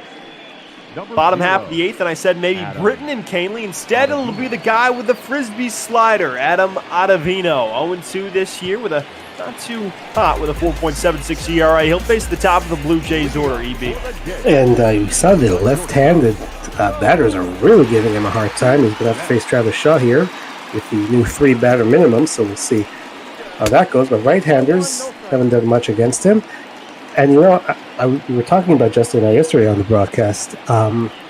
It's tough to be in the AL East if you are not a Yankees or a Red Sox fan, because they're always on top, or most of the time they're on top, and you really have to know when to step in and identify that maybe one of these teams is weaker and that now you have the time to make a run. It's always hard, though. I mean, it seems like the Yankees and the Red Sox are never down for too long. It might be a year, maybe 2 years, but they usually come back up. They never actually fully rebuild. They have these short periods where they take a step back and then they're right back in it, as we saw with the Yankees a few years ago. The Yankees in the mid-2010s, I think they didn't make the playoffs in 2013 and 2014, but they never were completely out of it. They always were toward the middle of the pack, and they started to rebuild. While the Red Sox, you'll see them have their really bad down years, then all of a sudden, 2 years later, they're in the World Series. So I think that's a fantastic point. You guys, the Blue Jays, is Ottavino with a slider gets Bichette for the first out of the 8th. One away. The Blue Jays, you guys were in the ALCS, if I'm correct, for a couple of years back in the mid-2010s. Yep, 2015 and 2016, those were the 2 years. And the Yankees were in the playoffs in 15. They were in the wild card game. Yeah. To the Houston Astros. So there was that potential for the Yankees and Blue Jays to be in the playoffs that 1 year. They never have in history. But yeah, the Yankees were probably weaker then when you still had that Teixeira and A-Rod, expiring contracts, older guys, Beltran. And that was the time for the Blue Jays probably to go all in. Boston was also on the downturn then. So you just have to know when to do it. And it doesn't seem like those windows are open for very long. Exactly. What I remember about those Blue Jays playoff runs, obviously, was it the Bautista home run against Texas, I think? I think it was. I think it was the Bautista home run against... I could be wrong if it wasn't against Texas. Yeah, it was against Texas. Yeah. Okay, it was against Texas. And then, obviously, that brings me to the thought of the Rougned-Odor punch. That, for me, is iconic. That is one of the better fights in the last decade in Major League Baseball. Rougned-Odor is going to get booed probably for the rest of his career in Toronto, even though really there's no one left on the Blue Jays today that was on that team. But yeah, he still hears it every time he steps to the plate here.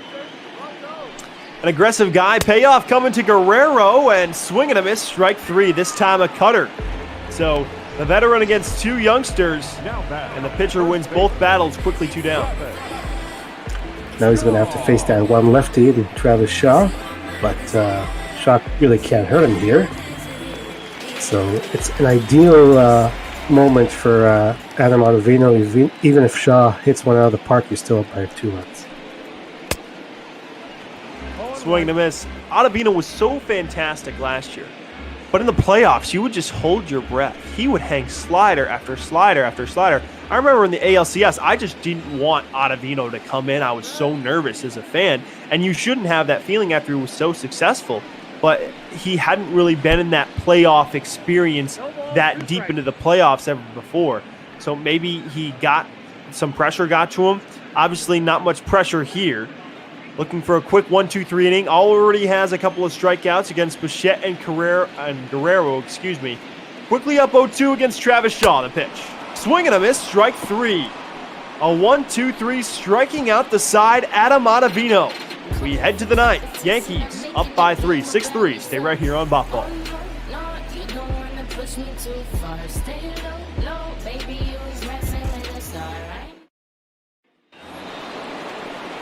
Top half of the 9th, 2-3-4 for the Yankees. Torres, Judge, and Stanton. The Yankees snuck past another. Brett Gardner with an insurance blast toward right. Wouldn't be surprised if they were able to do it again, especially what they have coming up. Ryan Dull looking to quiet them, however. Here's Gleyber Torres. Count 1-0. Ryan Dull just recalled and already thrown into the fire facing these Yankees hitters. I think with Ottavino, he might have gotten tired maybe towards the end of the season. I mean, obviously, the Yankees used the bullpen a lot during the regular season, and it might get to some guys by October, because that's a lot of innings. You wonder who got... Tommy Kahnle was bad toward the middle of the season and then got better toward the end of the season. It all depends with bullpen pitchers. It all depends. Maybe if they get a little break in the beginning, in the middle of the season, they can be better. But yeah, you're starting to see teams use more bullpens because starters are not going as many innings. So you're going to see bullpens use more, and you're going to see more pitchers tired toward the end of the season. And you never know with the next season coming up, obviously not this season, but those pitchers that pitch deep into October and then start the season regularly in April, as Torres will work his second walk of the game to lead off the 9th. Now batting. They end their season in late October and then have to start in late March. They're way more tired than a regular pitcher who didn't make the playoffs the season before. That's why bullpen arms are so volatile from year to year. You could have a guy going, perfect in saves one year, and he has an ERA under 1, and the next year he struggles and he's giving up a lot of runs and blowing games and has an ERA at 5. It's very hard to find those really good, consistent guys every year. Chopped toward third, a 5-4-3 double play. Blue Jays much needed there. Guerrero to Biggio to Shaw. Nice pick on the end by Shaw. It's 2 down for Ryan Dull. Good start to the inning for the Yankees. You're thinking you got Judge coming up with a man on, but getting him to hit one on the ground, and Guerrero not taking any chances with the short hop, charging right toward it. And nicely turned by the Blue Jays defense. Guerrero has been knocked because of his defense in the past, but at least in Buckball he's played defense very well. We'll see how that translates in the real world. We'll find out in just a few weeks, I guess, if his defense has improved. His bat's definitely going to keep him in the lineup. The question is where he's going to play, or if he ends up being a DH or whatever. I was going to ask you, do you think he could end up as a DH, or maybe, I know there might not be that much room out there, but possibly a corner outfielder if one of those guys struggles? Nope, at the ball. It's quite a possibility. I think they're going to try to exhaust him over at third base. Okay. Move to first might be in the cards eventually, and maybe DHing, but I do think they're going to want to see if he can play defense at third over quite a long period of time and see if it works out. Another guy the Yankees have questions at third is Miguel Andujar, who really hasn't played much in ball, but he's one of those pure hitters. The Yankees have experimented with him at first. They have a loaded outfield, obviously. They've explored with him in the corner outfield. So some similarities here. Dull looking to finish a strong 9th inning. 1-2 coming to Stanton. Fastball upstairs, fouled back, stays 1-2. Yeah, it looks very similar with Andujar. Like you said, great hitter, a great rookie year. And the defense has been a question mark for him. Swing and a miss, strike 3. Fastball surprisingly gets by Stanton. Last licks coming up for Toronto. They need 3 to send it to extras. Stay right here on ML Ball.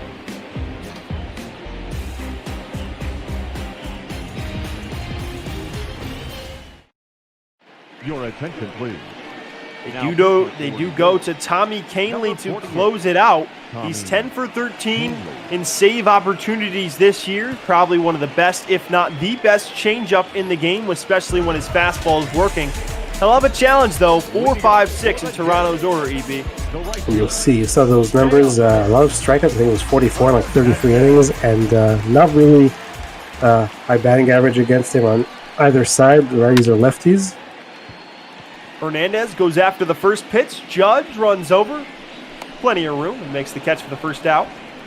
Looks like Zach Britton warming up in the Yankee pen.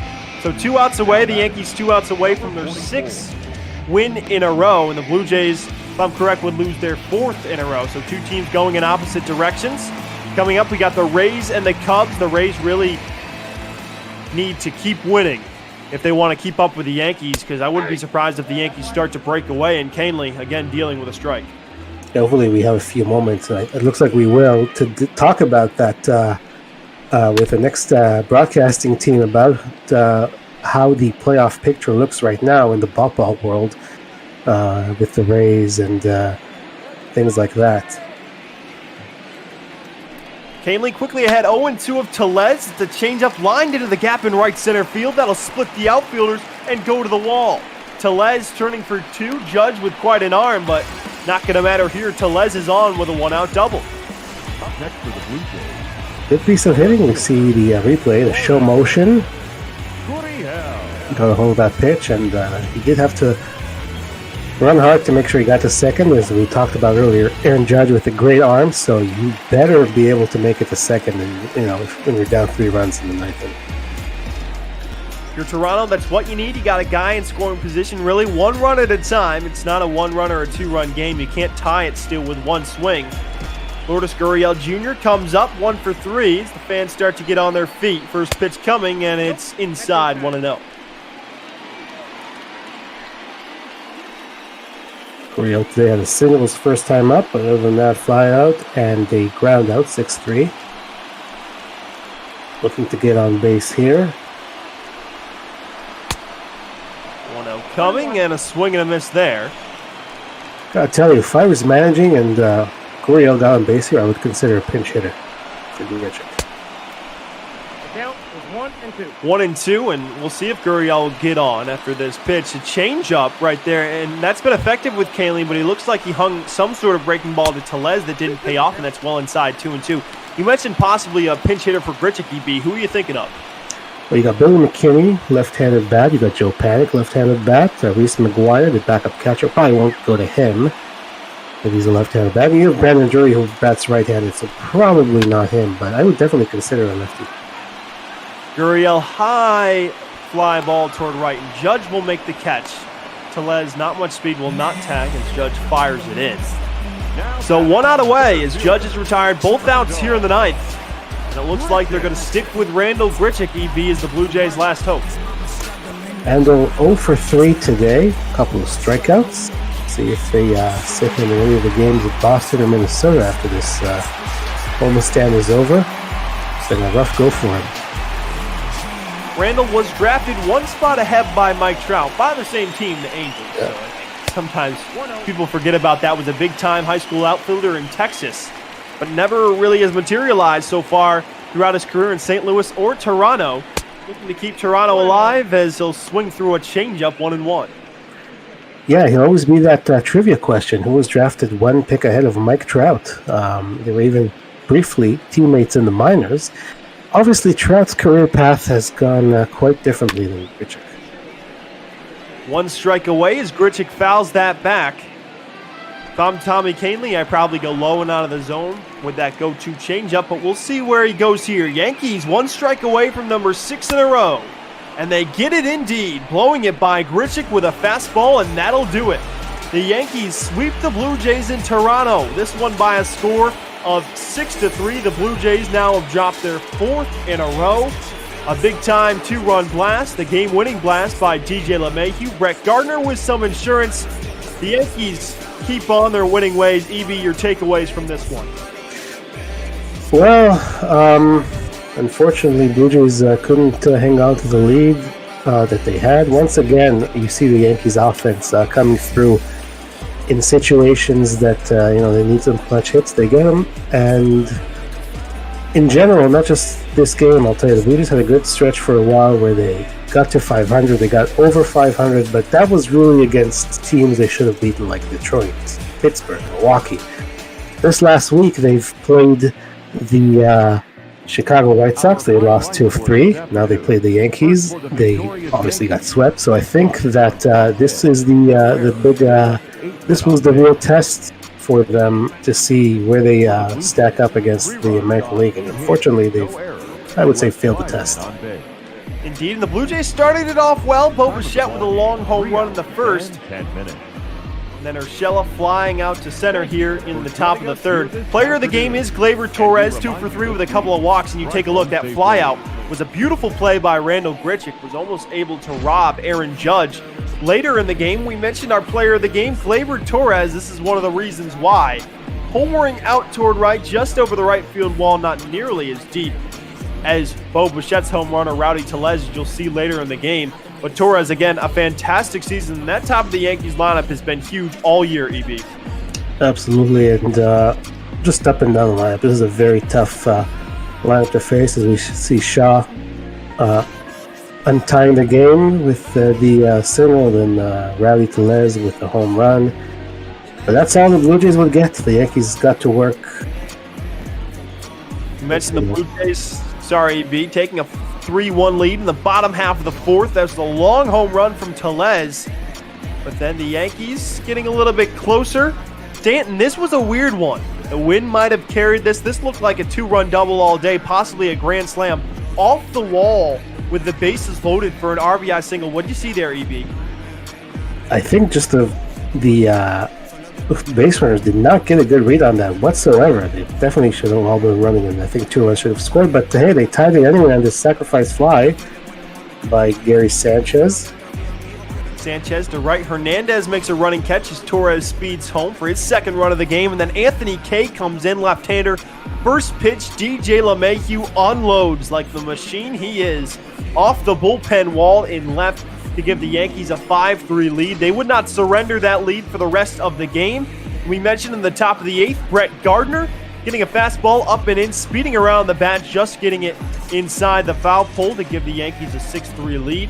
And they would win by that score. Heading into the ninth, Tommy Kahnle finishing off Randall Grichuk.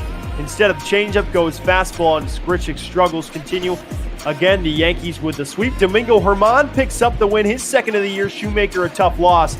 And Kahnle his 11th save of the year in 14 opportunities. So another fantastic win for the Yankees. If you're the Blue Jays, you're struggling, where do you go from here? I wish I had a good answer for you, Dan. I'm not really sure. You really have to do something with the offense. I mean, they get 8 hits, but, not a lot of runs for that. You see 6 runs on 12 hits for the Yankees, and just 3 runs. I can tell you for sure that home run or bust is not going to get you too far when you're facing elite teams. And that's exactly what we've seen here this last week for the Blue Jays. Like I said, they had that good stretch. They did, in that good stretch, win a series against Tampa Bay, which was a nice surprise. But the other teams that they beat during that stretch were really bottom feeders like Detroit, Pittsburgh, Milwaukee. And as I said, this true test was these last 2 series when they faced Chicago and the Yankees, and it has not gone well. They're going to go to Boston. Boston surprisingly doing even worse than the Blue Jays. You see there's a 5-game difference there. It's going to be a little lower now, depending on what Boston does today anyway. So, yeah, I don't know. I think something needs to be done with the offense, and I think the bullpen has to get a lot better and not allow those inherited runners to score. You said home run or bust. That's obviously not going to work if you're an offense. But if you look at it in this sweep, Yankees 8 runs in the first game, 6 runs in the second game, and again 6 runs in the third. So 20 runs in 3 games. You talk about home run or bust, but it's really the pitching. Is it the starting pitching, the bullpen that's having a problem, or both?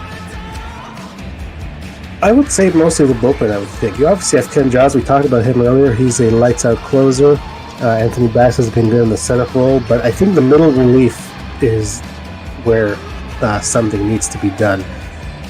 I think Shoemaker has done a pretty nice job. That line is going to be kind of ugly because of the inherited runner that came in.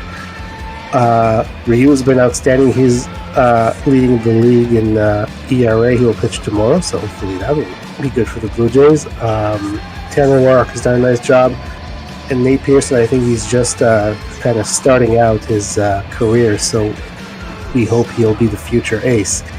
But you see the bullpen has been giving up a lot of runs lately, and it seems like the last 4 games that has been quite the issue. Ryan Baraki struggles earning a trip to AAA, and we'll see what happens now with the other pitchers, if any more changes are going to be made. You talk about in the bullpen some of those names. Someone specifically quickly, who are you looking to step up in that Blue Jays bullpen? Well, I'd like to see Anthony Kay do a better job. We did recover mostly, give up obviously that other home run, but I think he's a guy, he might end up being in the rotation. We'll see if they decide to do that. The other guys have been, done pretty well. Wilmer Font, Jordan Romano. I mean, these guys have done a nice job. Maybe the decision on when to pitch these guys is the problem. I don't know. It's something we have to think about, I think, as a Blue Jays collective, and see where we go from here. Obviously, the Yankees winning their 6th in a row. In order to keep up with them, the Rays are going to have to keep winning, but they have a tough Cubs team coming up. Eddie, Charlotte, you guys are on the call next. What should we expect in that game? Well, this is supposed to be a great one, guys, and Dane, EB, really good job with this one. Enjoyed the call, enjoyed the game, but this is an interleague matchup with 2 teams who have been very competitive this year. The Rays, they're fighting with the Yankees for first place in that AL East. Also looking for that second wild card spot. And the Cubs, meanwhile, not too many teams have been better than them. No one, in fact, is better than them right now. Best record in the National League, tied for first as far as best record is concerned in Botball with the Twins. They've been red hot as well. And Charlotte, we got a pretty good pitching matchup today. Tyler Glasnow, you Darvish. Are you excited? What do you want to tell us about it? Well, I think that this game could go in 2 different ways. I think that we could either end up with a good old-fashioned pitching duel or we could end up with this Rays offense totally eating up HOU Darvish. And I'm really excited to see what happens there. It's a radically different matchup from the game yesterday. We have two pitchers who are more focused on striking out than getting ground balls. So I think that if they're both on their stuff today, that should be really exciting. One quick note before we sign off, I was going to say, I think the Rays, their best shot at the postseason right now is to try to catch the Yankees because of the way the AL Central is. So we'll see what happens. Should be an interesting one from Wrigley Field. The Rays trying to catch the Yankees. We'll see if they can do it. They do have a tough path ahead. Excited for this one. Eddie, Charlotte, take it away. Well, thank you, Dane. Thank you, EB. Once again, great call. Always a great day when we get to journey out to Wrigley Field. Second oldest park in Major League Baseball, first opened back in 1914, and it looks to be a beautiful day as we take a look at the lineups for both clubs. We'll start with the Rays. Kevin Cash's team coming in at 51-40, 11 games over 500. Willie Adames, Brandon Lowe, Austin Meadows, they're the three at the top. Hunter Renfroe, G-Man Choi, Yandy Diaz, 4-5-6, and then rounding it off, Mike Zunino, Kevin Kiermaier, and because it's a National League park, Tyler Glasnow will have to bat today, as it is a glorious day in the Windy City. Doesn't appear to be a cloud in the sky for the rubber match between these two teams. Tampa Bay grabbed game one yesterday. Chicago, they'd steal game two on the back of a terrific effort by Kyle Hendricks. As we take a look at the man for the job today, HOU Darvish, 33-year-old from Japan, 6-5 on the year, making his 20th start today, 3.81 ERA, and Charlotte, he can really dial it up, 95-96 on the fastball. He really can, and HOU Darvish is one of the most unique starters in the major leagues right now. He can throw so many different pitches, and he changes the order that he throws them in. So he's really an unpredictable guy. Darvish's first pitch of the day to Willie Adames is a swinging strike. Comes in at 1:58 Eastern Time. So we are running a little bit ahead of schedule here. As we can see, the Cubs are sporting their navy blue caps with the red brim in honor of 4th of July, which was, of course, yesterday. First ball put in play, and that is going to get through for a base hit. And Willie Adames continuing his strong play. Been really good for this Rays team this year. 292 coming into today, and he's on board as the first base runner of the game on the first at-bat of today. And Willie Adames can hit off of the best pitchers in the league. His first major league hit was a solo home run off of Chris Sale. So if that doesn't say it, I don't know what does. He's just a really talented guy with the bat. Really came on during that ALDS last year, as now we'll see Brandon Lowe. He'll take a ball. Up and in. Adames, good speed over there. Mediocre base stealer. 11 attempts on the year. Successful 6 times. Caught 5. As here's a 1-0 to Lowe. That's down, and 2-0 now the count. Jerry Hillsdale will handle balls and strikes today, as he's our man behind the plate. Give you the Cubs defense in a second. 2-0 is the count to Brandon Lowe, who's hitting .255 on the year. Make it 3-0 now. Well, obviously, HOU Darvish pitching today for Chicago. We'll start in the infield first today. Third baseman is Chris Bryant. Up the middle, Javi Baez, Ian Happ. That's your shortstop, second base combo. They'll turn it. Anthony Rizzo plays first. Wilson Contreras, catcher from Venezuela, is who HOU Darvish is throwing to. And then in the outfield, Kyle Schwarber, Albert Almora, and Jason Hayward from left to right. As the Cubs today wearing their pinstripe, their traditional white uniforms with royal blue pinstripes and the Cubs crest on the upper left chest. Here's a 3-1 to Lowe. In there for a strike, and what was once a 3-0 is now a 3-2, as we'll see if Adames decides to get an early start. And 2 great pitches from Darvish there, throwing his cutter. This is hit well into center, chasing Almora back, looking up, it is gone! Brandon Lau, who was 0 for 4 yesterday, announces his presence in this ball game. It's a 2-run shot, and the visitors strike first on Lau's 14th shot of the year. And that was a great at-bat from Lau. Started out 3-0. Darvish trying to climb back, but Darvish is prone to giving up fly balls, and that was a big one there. 434 feet to dead center. Fantastic job by Brandon Lau to get the Rays off to a hot start. Yu Darvish's 18th home run that he's allowed this year, and the Rays are quickly ahead in this ballgame before Darvish has even been able to record his first out. So already Tyler Glasnow pitching today for the Rays. Got to be feeling pretty good about the run support his team has provided here in the first, as we'll see Austin Meadows. This is a big at-bat for Yu Darvish. This would be a big out for him to get. Austin Meadows on a hot streak right now, 3 for 4 yesterday. Well, he will get it as nice play by Javi Baez on the backhand. First out of the inning, and you said it, Charlotte. Big out right there from Yu Darvish. Maybe gives him a chance to settle down, as now he'll face Hunter Renfroe, the cleanup batter. There you see Renfroe's splits. 124 points better against left-handed pitching than right-handed. Darvish today so happens to be a right-hander. Renfroe 1 for 3 on the day yesterday, comes in hitting .236 on the year. He'll attack and come up empty, 0-1.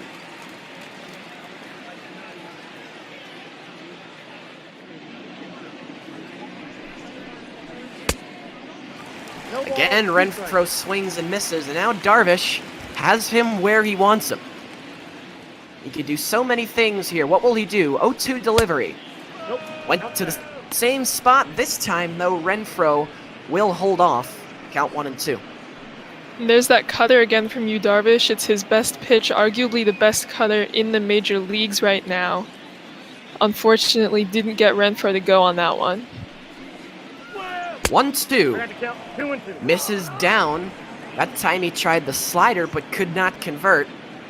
And now it's 2-2. Already 2 on the board for Tampa Bay this inning, courtesy of a Brandon Lau 2-run shot. A 2-2 here is chopped left side. This is a tough play. Darvish will field. The throw to first is in time. What a nice play over there by Yu Darvish. I thought that would be Chris Bryant's ball, but Darvish takes charge, and now it's 2 out. And that's a great weapon in Darvish to have such a strong defensive pitcher. It's a great job by him hustling off the mound and being able to turn around, square up, and make that accurate throw.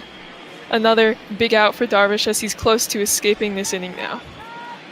Darvish at 15 pitches thus far. A base hit by Willie Adames started the inning, and then Brandon Lau plated him with a 2-run shot. And here's Ji-Man Choi into right, but Jason Hayward is there, and that will end the inning. Brandon Lau puts the Rays on the board. A long 2-run home run to center field, and the visitors take the lead with Tyler Glasnow towing the rubber next. Back here in the bottom of the first, and that means Tyler Glasnow will now get a chance. 26-year-old right-hander from California. There you see the numbers, making his 19th start of the year. Record at 4-4, ERA 3.11. Another guy, Charlotte, who can really hit that fastball high on the radar gun. 97-98 is where he likes to sit. Yeah, he's been a really incredible starter for the Rays these past 2 years. Or really 1.5. He missed half of last year due to injury. And the Cubs have been cracking the starting pitchers of the Rays by getting walks. Unfortunately, Glasnow is usually very much in control, not a big walking pitcher. So the Cubs are going to need to make some contact here if they want to make something happen. Cubs certainly have the lineup to do it. Bryant leads it off. He's up now. Then Rizzo and Javi Baez join him in the top 3. Kyle Schwarber, Wilson Contreras, Jason Hayward in the middle. And then Ian Happ. They bat the pitcher 8th. That's Yu Darvish. And then Albert Almora, the center fielder, he hits in the 9th spot. Here's a 1-1 to Bryant. And it's hit high in the air to center field, chasing Kiermaier back. He'll have room. And the 3-time Gold Glover will make the catch to put it away for out number 1, and that'll bring up Anthony Rizzo. Batting second, the first baseman, Anthony Rizzo. Well, we saw that Kiermaier just made that catch, and we'll take this opportunity to give you the rest of the Tampa Bay defense supporting Tyler Glasnow today. Around the infield, Yandy Diaz, he plays third. Willie Adames, Brandon Lau, they'll turn it up the middle. G-Man Choi's at first. Mike Zunino, the catcher, the man who Glasnow was throwing to. And then across the outfield, it is Hunter Renfroe, Kevin Kiermaier, and Austin Meadows from left to right. As Glasnow starts off Rizzo with a strike. Glasnow, an imposing figure on the mound, standing at 6'8", 230 pounds. Makes it very difficult for hitters to pick up that fastball. Looks like it's coming from a mountain, is how many guys have described it. As he misses there, 2-1 now to Rizzo, who actually started his career in the Boston Red Sox system, would then be moved to San Diego, and then moved again to Chicago in 2012. He's remained there ever since, never played a big league game for an organization besides the Cubs. And Chicago is certainly happy about that. And he has been a star for the Cubs here, establishing himself as one of these key players in their core lineup. He finds himself in a full count situation right here, trying to become the Cubs' first base runner of the night. 3-2 from Glasnow. Just outside, and you can see how badly Glasnow wanted that one. Trying to feel out Jerry Hillsdale's strike zone. That pitch, not there, and so Rizzo is aboard with 1 out. That one coming in at 98 miles an hour.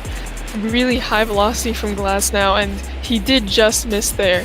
And retiring Javi Baez would be critical. He has a 2-run lead here that he needs to protect. This is grounded right side, should be 2. They start it with the shortstop, they finish with the first baseman. A classic 4-6-3 hit into by Javi Baez. It was Brandon Lau who started it. Willie Adames turned it, and G-Man Choi caught it, and we're through 1. The Rays up by 2 at Wrigley. Leading off for Tampa Bay, Yandy Diaz gets things going for Tampa in the top of the second. Diaz hitting 6th in the order today. It'll be Diaz, Zunino, the catcher, and Kiermaier, who are all due up this inning as Diaz takes a strike. Diaz, traded to the Rays in 2018, has been pretty solid for them, batting .274 this season with 5 home runs. Behind here in the count, 0-2 on HOU Darvish, and he strikes out. First strikeout of the day for either pitcher, and HOU Darvish off to a good start here in the second. 1 out with Zunino coming up. Diaz absolutely overwhelmed by that high fastball there, swinging wildly at that one that he had really no chance at. Great pitch by HOU Darvish, who's looking like he's starting to get comfortable here. So now Mike Zunino will swing through pitch number 1 for a strike. Zunino 1 for 4 yesterday with a double. The Rays only managed one run yesterday against Kyle Hendricks. It was actually driven in by their starting pitcher, Ryan Yarbrough. And there's another strike from Darvish, so after having trouble leading off the top of the first, he's been in control here in the second. 5 straight strikes in a row, second consecutive 0-2 count. And this is really comforting for the Cubs. Their bullpen not terribly tired right now, but got a lot of work in 2 games ago, and would love HOU Darvish to put in a lot of innings here. This will be taken care of by Jason Hayward, and quickly 2 up, 2 down, and now Darvish, he's sat down 5 in a row, and with 2 outs, it'll be the center fielder, Kevin Kiermaier. Kiermaier was leading off for this Tampa team for a while. Then Kevin Cash decided to rejigger the order, put Willie Adames in the 1 spot, and Kiermaier, who'd been struggling mightily, moved him down to 8th in the hope he'd see more fastballs. And I think that was a really great move, moving Kiermaier back. He is really continuing to struggle at the plate, only batting .212 this season so far, and Adames, as we've seen already, is just absolutely electric leading off. Willie Adames has scored one of the 2 runs today. He trotted home on the Lau home run as Kiermaier swings through the 2-0. 2-1 the count here. Darvish trying for the 1-2-3. 2-1 to Kiermaier. High strike called by Jerry Hillsdale, and now we're even at 2-2. HOU Darvish on the cusp of a 1-2-3 inning. 2-2. 3 balls, 2 strikes. Upstairs he misses, and now it's full to Kiermaier. Kiermaier can continue. Glasnow, the pitcher, is on deck. The payoff is lifted in the air to left, off the end of the bat. Easy for Schwarber. And Darvish has the 1-2-3. A strikeout and 2 flyouts make up the second. We'll go to the home half of the second inning with Chicago trailing 2-0.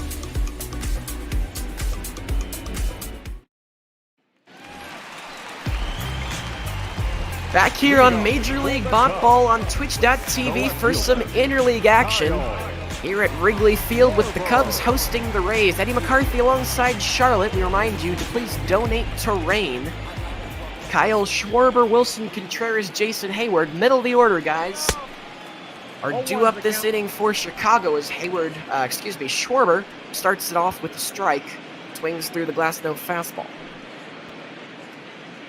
Schwarber struggling a little bit recently, 0 for 3 yesterday, only batting .247 on the season, but still a lot of power. 3rd in the National League with home runs with 24 already. 2 straight swings for the fences, but he comes up empty both times. Tyler Glasnow, 3 hitters, not a large sample size, but he got through the first with ease. And now 0-2 against Kyle Schwarber. Strikeout starts the second as Schwarber looked overmatched. He goes down on 3 pitches. First strikeout of the day for Tyler Glasnow. The catcher, Wilson. Another really hardly thrown fastball from Glasnow. Schwarber trying to send that one into the seats, but it rode in really close to him, and he was unable to make anything of it. Just an awkward swing there, and embarrassing at bat. So now Wilson Contreras will come to the plate. Very unique relationship with his manager, David Ross. Contreras was coming up as a rookie when David Ross was playing out the final years of his career with Chicago. Of course, as soon as that 2016 World Series ended, Ross retired and Contreras became the #1 catcher. So a very unique relationship these two share. Contreras credits Ross with so much for his development, and he's become one of the best catchers in baseball today, both defensively and with the bat. Trying to get the first hit for Chicago right here. Ahead 3-1 here with Jason Hayward on deck. Contreras, good day yesterday, 3 for 4 with a double and a run scored, hitting .298 on the year.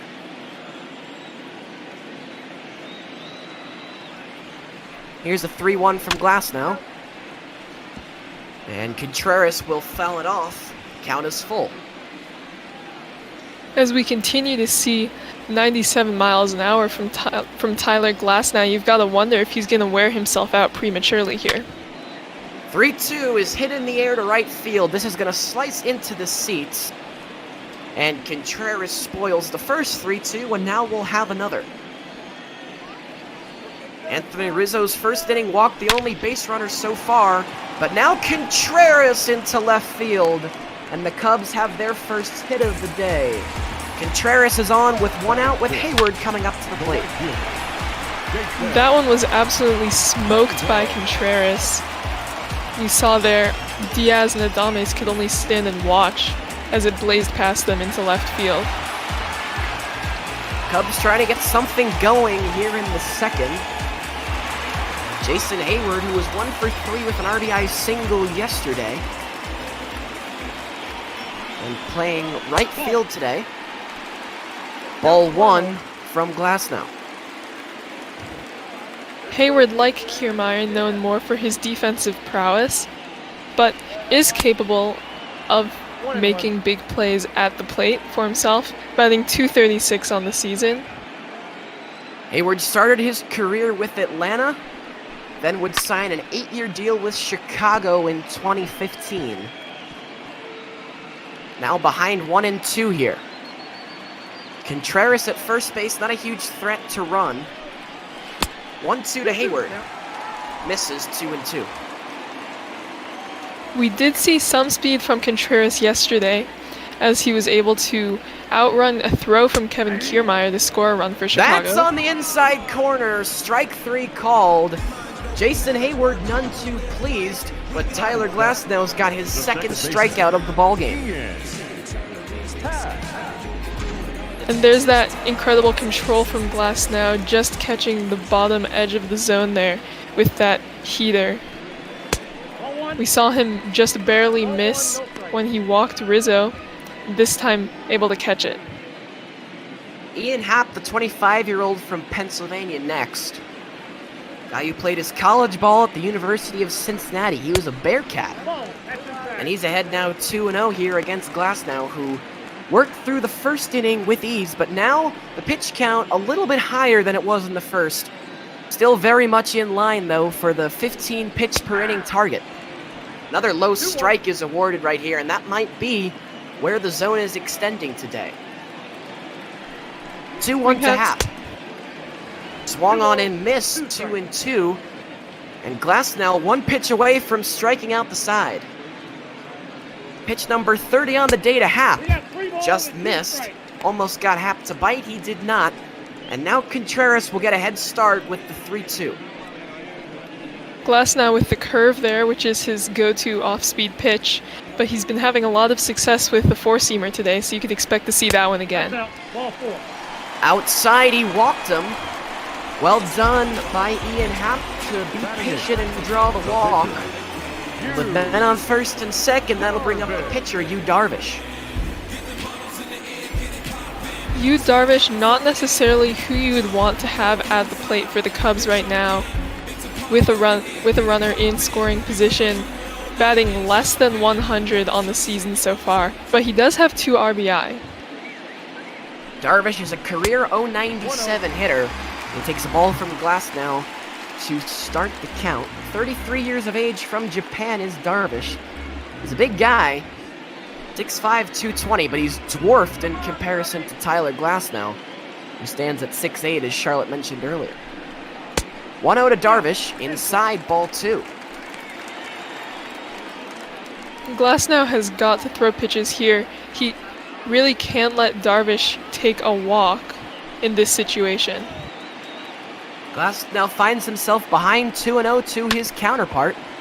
Darvish left side, oh what a play. They'll set himself in foul ground, the throw, oh my goodness.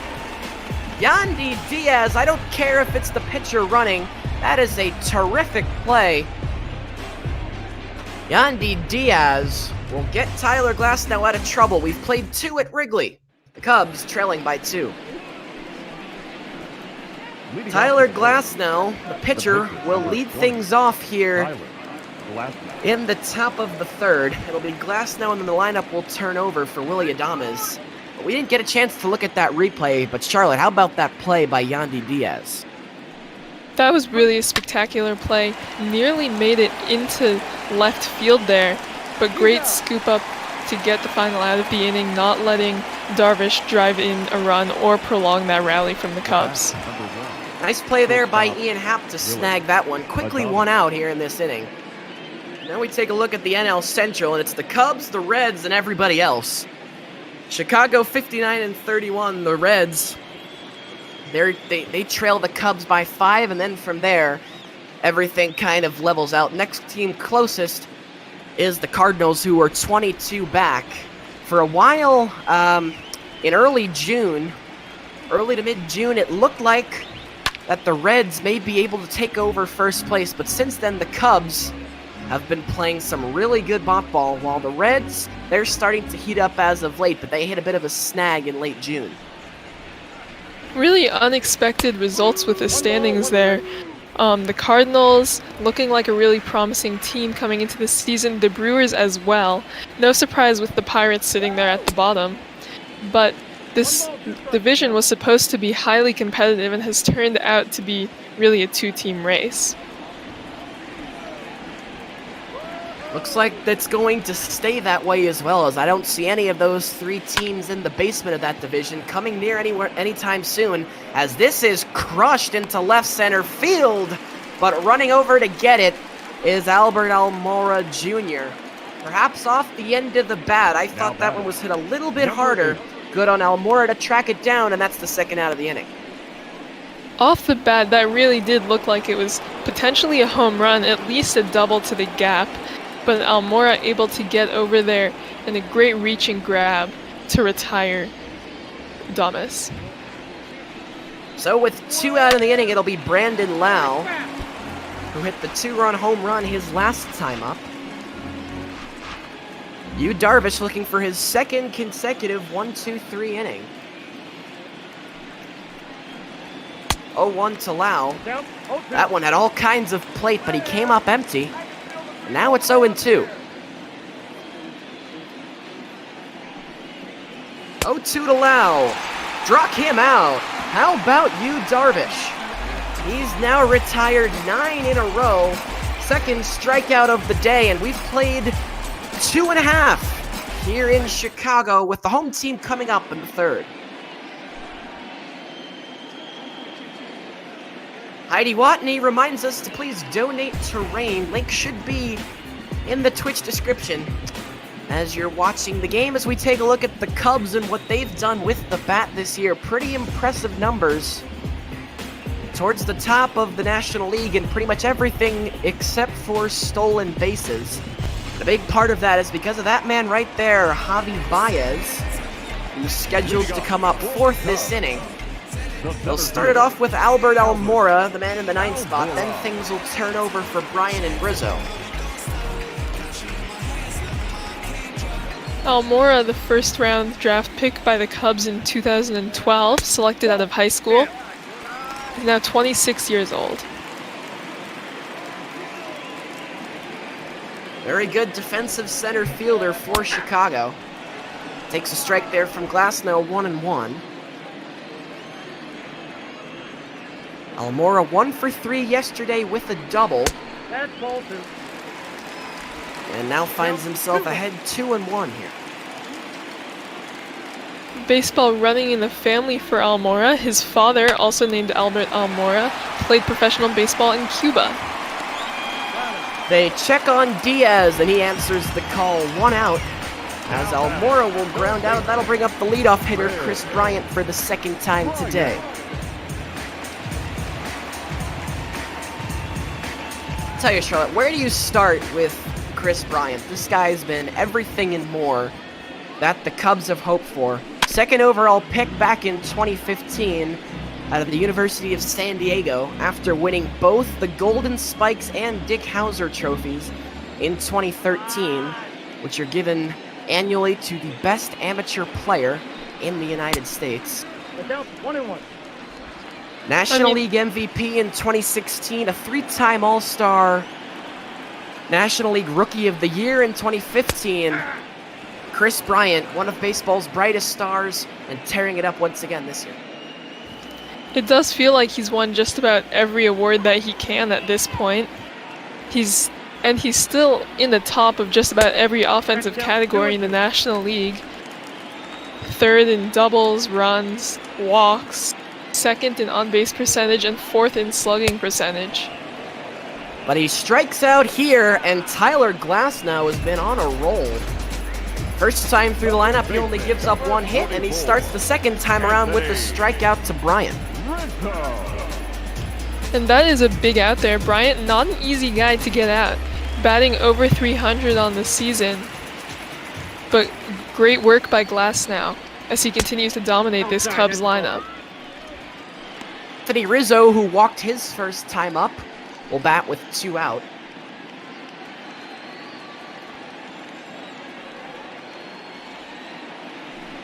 One out to Rizzo. is hit in the air left field, chasing Renfroe back. He's at the track, and he will make the catch about 5 feet in front of the ivy. That gave Tyler Glasnow a scare, but Renfroe's got it in his glove. We're through 3 in Wrigley. The Rays up by 2. Austin Meadows digs in to lead off the 4th. The top of the 4th, that is. As it's the 4th inning of work for Yu Darvish starting now. First pitch ball to Austin Meadows. Big bats coming up for the Rays this inning. 3, 4, and 5. That's Meadows, Renfroe, and Ji-Man Choi. 1-0 to Meadows is popped left side and foul. Count now 1-1. Austin Meadows, 24 years of age, grew up in Georgia. Big high school rivalry with Clint Frazier of the New York Yankees. Is now behind 1-2.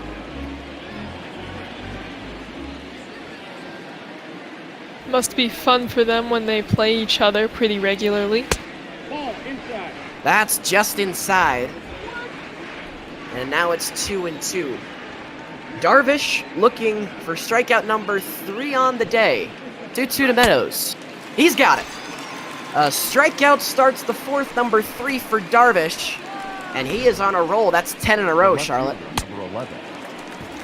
And after that Brandon Lau home run in the top of the 1st, it was looking like he was going to blow up, but he's really pulled himself together nicely, and the Rays haven't had anything happen offensively since, as you said, 10 in a row retired.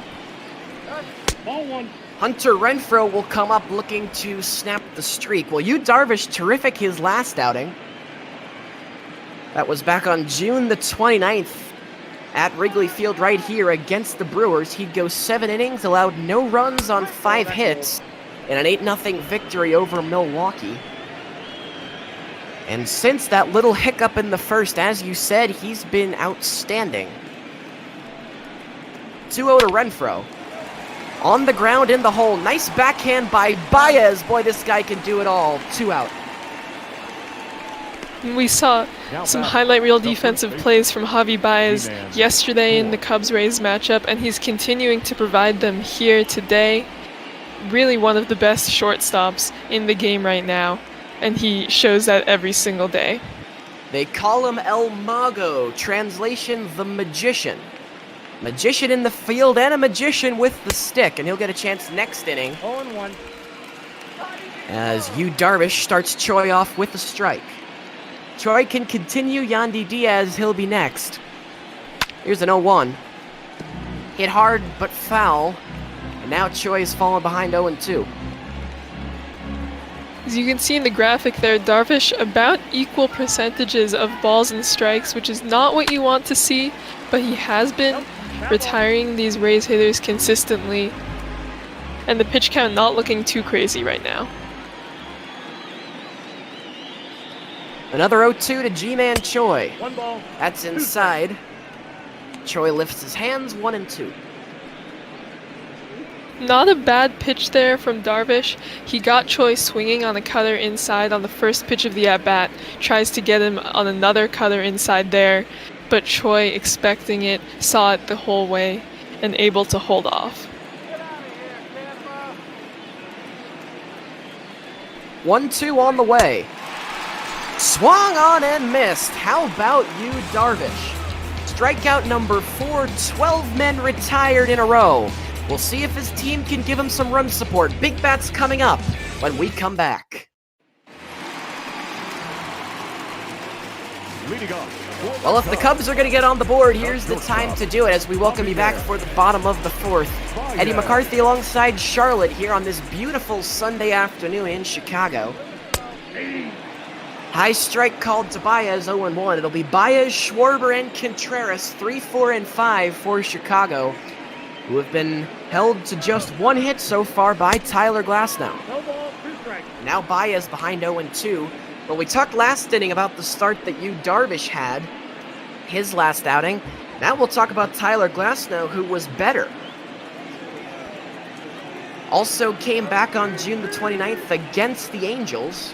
He would go 8 innings, no runs on 2 hits. 10 strikeouts. Already has 3 today. Would actually end up receiving a no decision because his team would lose 2-0. Andrew Haney for the Angels was even better that day. He would pitch a complete game shutout. And speaking of losing 2-0 despite a brilliant outing, that is what Darvish is potentially risking here, as he's down 2-0. Strikeout starts the 4th.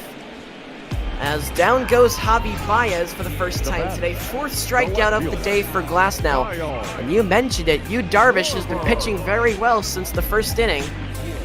But in danger, not having any run support behind him. And we talked about both of these guys being big strikeout getters. Glasnow 92 and 2/3 innings and 110 strikeouts on the season coming into this game. And if the Cubs can't make contact, then they can't score any runs.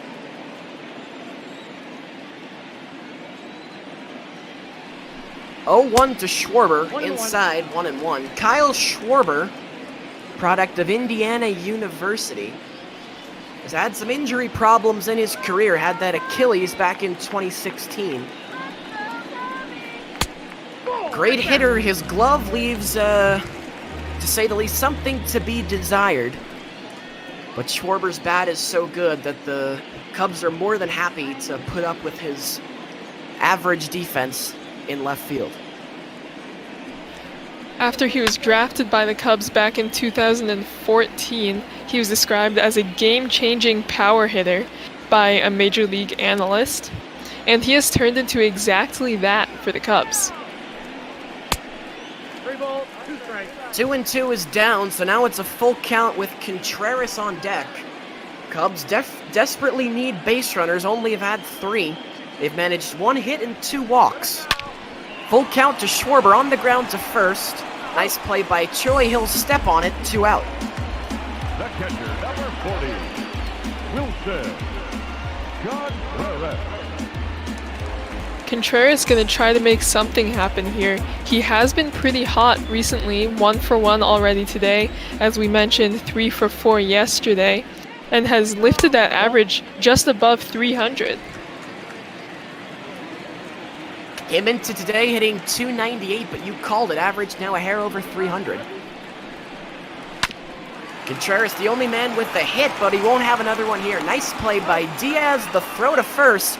And how about Tyler Glasnow? The kid from Newhall, California, has pitched 4 scoreless as we head to the top of the 5th with Diaz, Zunino, and Kiermaier coming up.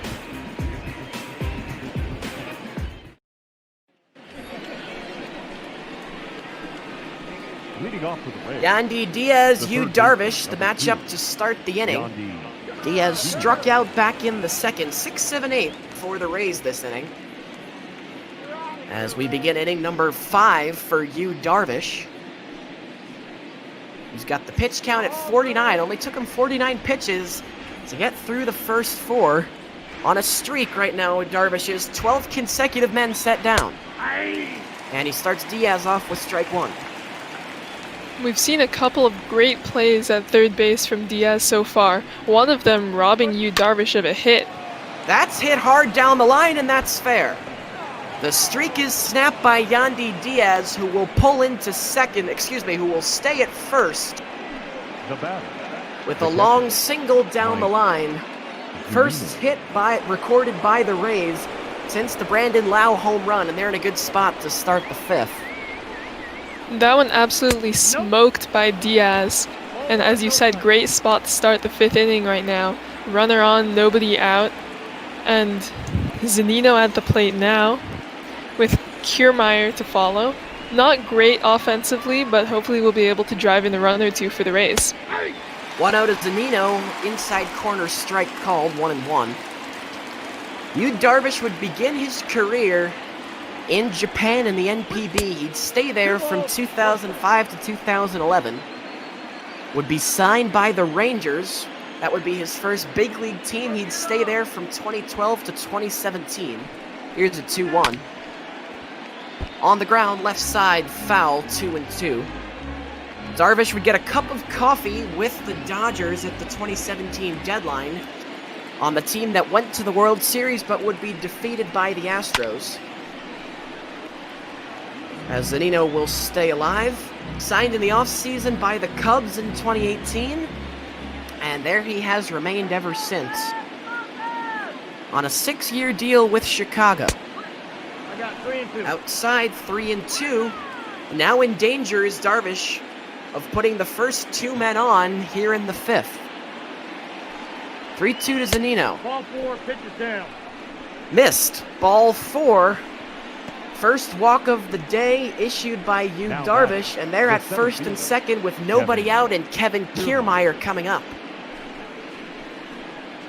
This is looking pretty dangerous for the Cubs here. HOU Darvish starting to fall apart, maybe losing some of that magic that he had earlier. Wouldn't the wouldn't the Rays love if Kevin Kiermaier could deliver right here? Takes a strike to start things off from Darvish. 0 for 4 yesterday, a flyout today. He's been very, very cold as of late, hitting .212 coming into the ballgame. But no time like the present, as they say. And we have, yeah, he is a little bit cold offensively, but he would love to convert on maybe a bases clearing double here, score a few more runs for Tampa Bay, give some run support to Glasnow, though he's not looking like he needs it right now. Now he'll settle for putting the ball in play as he's behind 0-2. Got a good piece of that one, but drives it foul. And we'll do the 0-2 again. Kevin Kiermaier, 29 years of age from Indiana. Nothing wrong with his glove, a 3-time Gold Glover, but struggles with the bat he has his entire career. 0-2. Outside 1-2. Kevin Kiermaier was heavily recruited and actually nearly committed to the Purdue Boilermakers for football. 1-2 gets a piece. Doing a good job spoiling some good offerings here from Darvish. It is interesting, a lot of these major league players had strong football careers in high school. That's hit hard and that's into right. They are going to hold Diaz at third.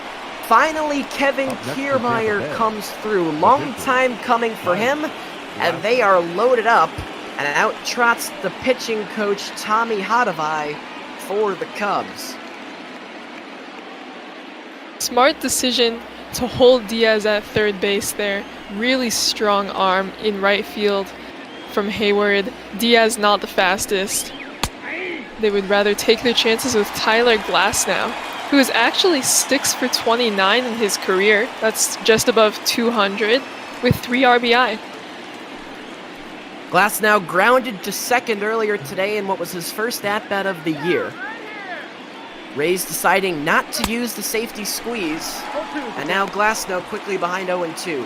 Trevor McGill, Alec Mills quickly getting loose in the bullpen, as HOU Darvish had retired 12 in a row coming into this inning, but now they're loaded with nobody out.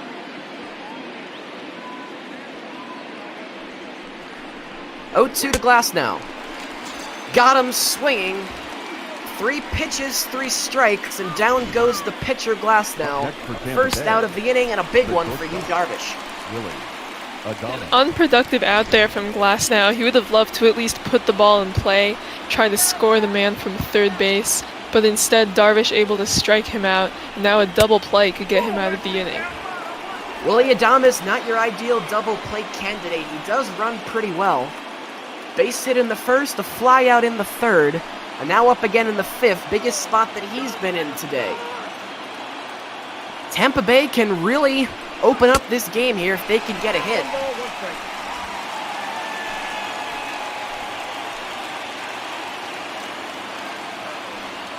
(1-1-2) Adames.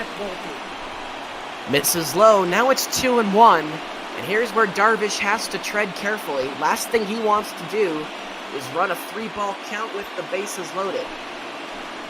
And Adames 10th in the American League in hits, but 6th in walks. He is good at working the count. On the ground left side, foul. And now it is 2-2, and here's where you have to trust the catcher, Wilson Contreras. Has to be able to stop something in the dirt. 2-2 to Adames. Is hit in the air, center field. Will it be deep enough? The catch by Almora, the tag by Diaz. Here's the throw home. It's offline. And Willie Adames comes through with the sac fly. It's 3-0 as Diaz scores for Tampa here in the 5th. That was a weak throw from Almora. Contreras having to come well away from the plate there. Not a ton of speed from Diaz, but he was able to slide in there easily. Really unfortunate play by Almora there in center. Darvish not yet out of the woods, as now it's Brandon Lau, who has homered and struck out so far today. That's inside ball 1. Brandon Lau had a rough go of it, especially in his college career. An ACL injury in his senior year of high school while he was getting recruited, and then a broken fibula in college his senior year would drop his stock in the draft, would eventually be signed by Tampa Bay, and it's worked out for them ever since, as this is in the air to left, should end the inning. Schwarber is over, and Yu Darvish limits the damage. 1 run comes across. But it's another run for Tyler Glasnow, who's been virtually unhittable, as we're halfway through here in Chicago.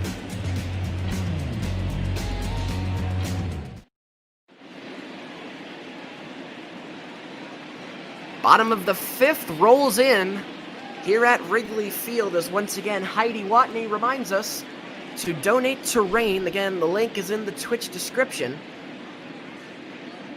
Jason Hayward will lead off. Not sure why they're showing Ian Happ. He'll be on deck as the Cubs look to get something going here in the 5th. Only 1 hit on the day so far. That was a Wilson Contreras liner back in the 2nd. The right fielder. And the Cubs' best bet here might just be trying to tire out Tyler Glasnow, try to get to the Rays bullpen. There are a few weaker links in there that they could try and rally off of. Glasnow at 58, now 59 pitches, showing no sign of slowing down. That fastball 96, as high in velocity as ever. Hayward hits this one pretty well into right center. Moving over is Kiermaier. He'll have room. 1 out. Looked promising off the bat from Hayward, but one of the best center fielders in the game in Kiermaier. Easy play for him. Didn't go quite as deep as it looks like it was going to off the bat. Another Gold Glove last year for Kevin Kiermaier in 2019, beating out some pretty elite company in center fielders Mike Trout and Jackie Bradley Jr. And the only year that Kevin Kiermaier hasn't been a finalist for the Gold Glove was the year where he didn't play enough games to be eligible. So that really says something about his defense out there. Second to none is what Kiermaier provides in center for the Rays, as a strike is called on Happ, 1-1. Beautiful curve there from Glasnow, just catching the bottom corner. Ian Happ, one of the guys that the Cubs have been looking to build their team on. 9th overall pick back in 2015, finds himself playing with the big league club full-time this year. Behind 1-2 here, though, to Tyler Glasnow. That's nothing new. No one's really had any success today. 1-2 is inside, 2 balls and 2 strikes. Glasnow only 4 strikeouts, but that's why he's been able to keep the pitch count so low. Done a good job pitching to contact and limiting damage. 2-2 to Happ. Make it strikeout number 5 for Tyler Glasnow, and he continues his strong performance. 2 out in the 5th. And part of what makes Glasnow so lethal is how fast he can throw the fastball in combination with those slower breaking balls. He's really just unhittable when he's on his A game, as he is today.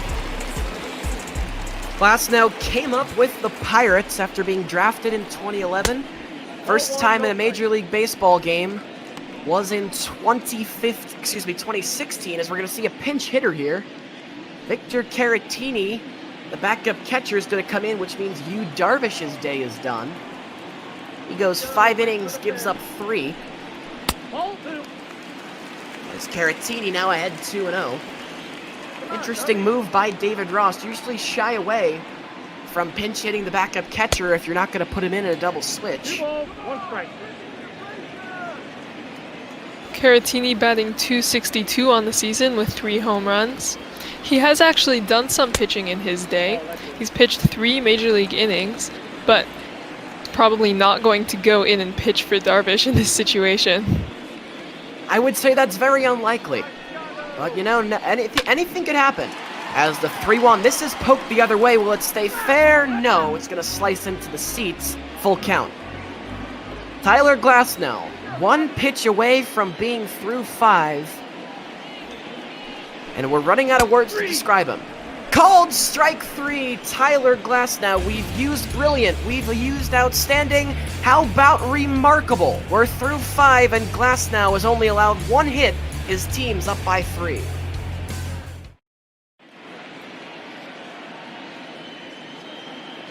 As we begin the top of the 6th here, Heidi Watney once again reminding us to donate to RAIN. It's Eddie McCarthy and Charlotte here at Wrigley Field. Cubs hosting the Tampa Bay Rays, some interleague action. As we're gonna take a look and see who the new pitcher is for Chicago. Of course, Caratini pinch hit for Darvish that last inning, and it's gonna be Trevor McGill, number 29, who will get his work in. 27th appearance of the year. Has bounced around between the starting rotation and the bullpen. Can't really argue too much with the record, 7-1. And he'll try and work the 6th. Have to imagine probably some more.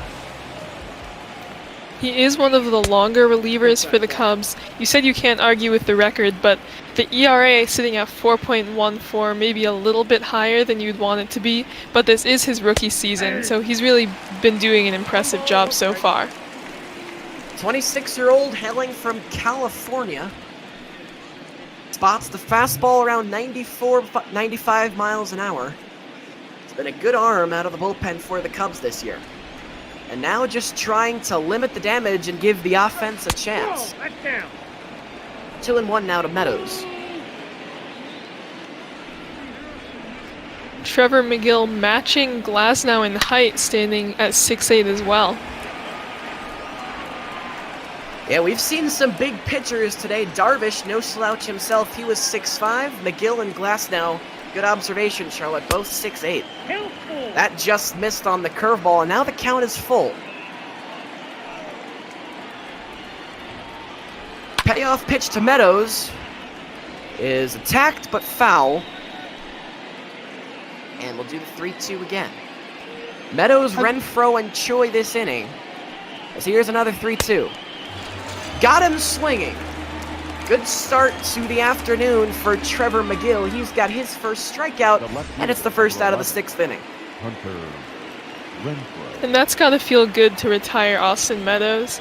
He is a really strong hitter, and to retire him as your first man that you face, and just getting an out, is really helpful in boosting your confidence. Kyle Ryan, Rowan Wick in the bullpen as the Cubs have to be prepared to string some innings together. HOU Darvish only lasted 5. He went 5 innings, allowed 4 hits, and gave up 3 runs. And he exits. Trevor McGill on to pitch the 6th. 1-1 here to Renfroe. That's low, ball 2. I believe the Cubs are off tomorrow, so don't have to worry too much about wearing out the bullpen, but still do need to be aware you don't want all of your arms to be tired.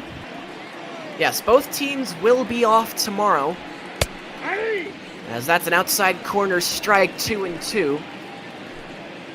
The Cubs, they will be taking a short bus ride over to the south side for a 2-game set with the White Sox. That should be a good one. Tampa Bay, they'll be heading to Milwaukee for 2, so neither team, huge travel burdens after this one. Count is full now 0-2 Hunter Renfroe, G-Man Choi on deck. Payoff pitch. Got him swinging. Back-to-back strikeouts for Trevor McGill, and he's off to a good start here in the 6th. 2 out, G-Man Choi coming up. G-Man Choi. And with this incredible performance so far from McGill, you could expect to see him come out again in the 7th, instead of bringing in one of those guys that we saw in the pen. McGill's spot is not due in the order for another 9 batters, as the pinch hitter Victor Caratini, who came in for Darvish, made the last out in the 5th. So to your point, Charlotte, no reason why McGill could not provide some length for the Cubs in this one. G-Man Choi 0 for 2 on the day, a fly out to right and a strikeout back in the 4th.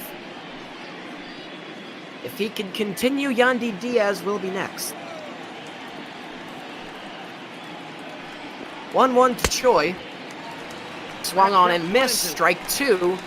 And Trevor McGill here is on the cusp of striking out the side. The rookie from California deals the 1-2. It is fouled. Right side, hit hard. And we'll do it again, 1-2. Choi, a former Brewer, used to seeing this Cubs lineup with that team. 2-2 the count here to G-Man Choi. On the ground, slowly hit. Over to his left is Happ. He will set his feet and make the throw. And 1-2-3 go the Rays in the 6th. No runs, no hits, no errors, none left. As Chicago comes up in the home half of the 6th, Almora, Bryan, and Rizzo all scheduled to come up. Leading off for the Cubs. No surprise, Tyler Glasnow sticking in this one. No reason to pull him now, as he'll get things started with Albert Almora, who's hitting .255 on the year. Grounded out to third base his first time up. Glasnow only needed 71 pitches to get through the first 6. He was terrific his last outing, 8 shutout innings, and now has so far worked 5. Rays preparing for the worst, though. Colin Poche, Jose Alvarado, both getting loose in the pen. Glasnow most likely will not make it through 9 innings, but the Rays do have the best closer in baseball sitting there in the back of their bullpen. So I wouldn't be surprised to see Glasnow try and get through 8. 0-2 to Almora. Just high, ball 1. Well, Tyler Glasnow is a guy who, when he was with the Pirates, bounced around from big league club to minor league teams. As that's outside 2-2. He would eventually be a deadline acquisition at the July of 2018 deadline in the same trade that sent Austin Meadows to the Rays. Meadows, by the way, hitting third and playing right field today. Last year, Glasnow had an arm strain that wound up putting him on the 60-day DL, only able to throw 60 2/3 innings. 2-2 to Almora. Hit high in the air into left center field. Kiermaier the long trek over, but he'll make it no problem. 2 out. 1 out. But Tyler Glasnow has found a home in Tampa Bay. 6-1 last year, 1.78 ERA. And this year, coming into today, 3.11 and a 4-4 record. And he's been terrific against one of the best lineups in baseball. Pirates fans have just got to be kicking themselves at the result up of that the middle. trade. And it's only the second hit of the day for the Cubs. It comes off the bat of Chris Bryant, who's aboard for the first time tonight. And Charlotte, you have to wonder, this is now the 3rd time around the order for Glasnow. Will these world-class hitters of the Cubs start to figure him out? I think that they definitely will start to maybe crack this facade a little bit. Now, a runner on for Anthony Rizzo. You got Javi Baez coming up next. And really some dangerous bats here coming up for the Cubs. And Glasnow has got to be careful. The Rays turned the double play back in the first. A 4-6-3 hit into by Baez. Rizzo would like to avoid that from happening here. Anthony Rizzo, another guy who was part of the ground floor that the Cubs would build this team around, the one that would win the World Series in 2016. Rizzo would come up in the Boston system and then would be traded to San Diego as part of the Adrian Gonzalez deal, but would never actually play a game for any other team besides the Cubs. And it's worked out pretty well for Chicago. 3 All-Star games, 3 Gold Gloves. Terrific talent over there at first. Behind 1 and 2 here, though. That's in the dirt, skips away from Zunino. Heading down to second is Bryant. He'll dive in. Wild pitches the decision. And now the Cubs have a runner in scoring position for the first time today. Great heads-up base running there from Chris Bryant. Now the double play no longer an option for Tyler Glasnow. He would love to get a strikeout here. 2-2 to Rizzo. Called strike 3, and Anthony Rizzo is none too pleased. He thought that one was low. A friendly strike from Jerry Hillsdale, and it is strikeout number 7 for Tyler Glasnow. That was a bit of a stretch calling that one a strike there. Looks like it wound up maybe about an inch lower than the zone. But the umpire has the final say. He called it a strike. And Rizzo's going to have to deal with that. Javi Baez will bat ahead 1-0. Make it 2-0 as that one's inside. Like to make a correction, by the way. Chris Bryant, the second runner that the Cubs have slid over to scoring position today. Wilson Contreras made it back in the second. 2-0 to Baez. Inside strike, 2-1. Javi Baez, born in Puerto Rico, then moved to Florida in 2005 for middle school to treat his sister's spinal condition. An all-star the last 2 years running. They could use an RBI here. They won't get one. 2 hops to short. The pick at first is a good one by G-Man Choi. Thomas made it a little tough, but Choi helped him out. And Glasnow is through 6, and we've played 2/3 of a game here in Chicago. The Rays up by 3.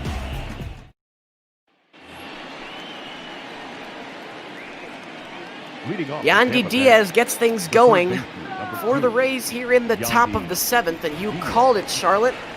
Trevor McGill will stay out there after working a 1-2-3-6.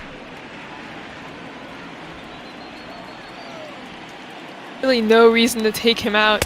Cubs hoping that he can finish the 7th, maybe eyeing keeping him in for the 8th, but that would be a bit of a stretch. 1-1 to Diaz. Swung on and missed, strike 2. It'll be Diaz, Zunino, and Kiermaier this inning for Tampa Bay. Just misses outside, 2-2.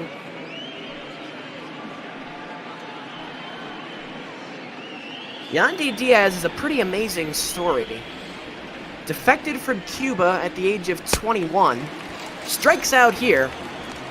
3rd strikeout of the day for McGill. But still, it's an amazing story for Yandy Diaz. We got some time, so we'll give it to you. He would defect from Cuba at 21 years of age. 3rd time was the charm. He was caught twice and arrested by the Cuban government. He would make it to the United States, though. Signed with Cleveland in 2017. Spent 17 and 18 with the Indians, and then traded before the 2019 season to Tampa Bay. Go ahead. Defecting from Cuba, really a dangerous process. Luckily, no longer necessary for Cuban players trying to make it in the major leagues, as Major League Baseball struck a deal with Cuba, allowing Cuban players to maintain their Cuban citizenship while playing in the major leagues. Certainly a good move both parties considered. 1-2 here to Zunino. That's down and away for ball 2. Mike Zunino, 3rd overall pick by the Mariners back in 2012. He fouls that one off right there. never really amounted to the player that Seattle was hoping for. Be designated for assignment and then traded to Tampa Bay before the 19 season. You really hate to see that. It's so sad seeing those high draft picks of not fantastic careers. Zunino has made it to the major leagues, though. Not everyone can say that. This is in the air to left center. Almora a couple of steps to his right, and he'll make the catch. 2 out, and that's 5 in a row. All 5 actually sat down The center fielder. by Trevor McGill. Trevor McGill, a 7th round draft pick in 2015. Having himself a great season so far. Ball 1, no strike. That he is, and he's looking to complete 2 innings of work here as he'll face Kevin Kiermaier, who partially broke out of his slump, or is at least starting to, maybe with a base hit his last time up. Ball 2. As that's upstairs 2-0. Kevin Kiermaier's older brother is a groundskeeper with the Chicago Cubs. Interestingly enough. Very Major League Baseball-oriented family. Kevin probably able to see his brother as the ground screw usually comes out. Well, they're out before the game, but also usually out in between the 5th and the 6th inning, if memory serves me correct. That's the 5-pitch walk to Kiermaier. The pitcher, number First 20. free pass of the outing allowed by McGill, and it'll bring up Tyler Glasnow, the pitcher, with 2 out. Clearly Glasnow staying in the game. Glasnow in 2017 actually batted .294 with the Pirates. Very impressive for a pitcher. So he does have some skill with the bat. 6 hits in his career for Glasnow. He left number 7 right here to help his own cause, but finds himself behind 0-2. Kevin Kiermaier, good speed over there at first. 10 stolen bases on the year, 8th in the American League.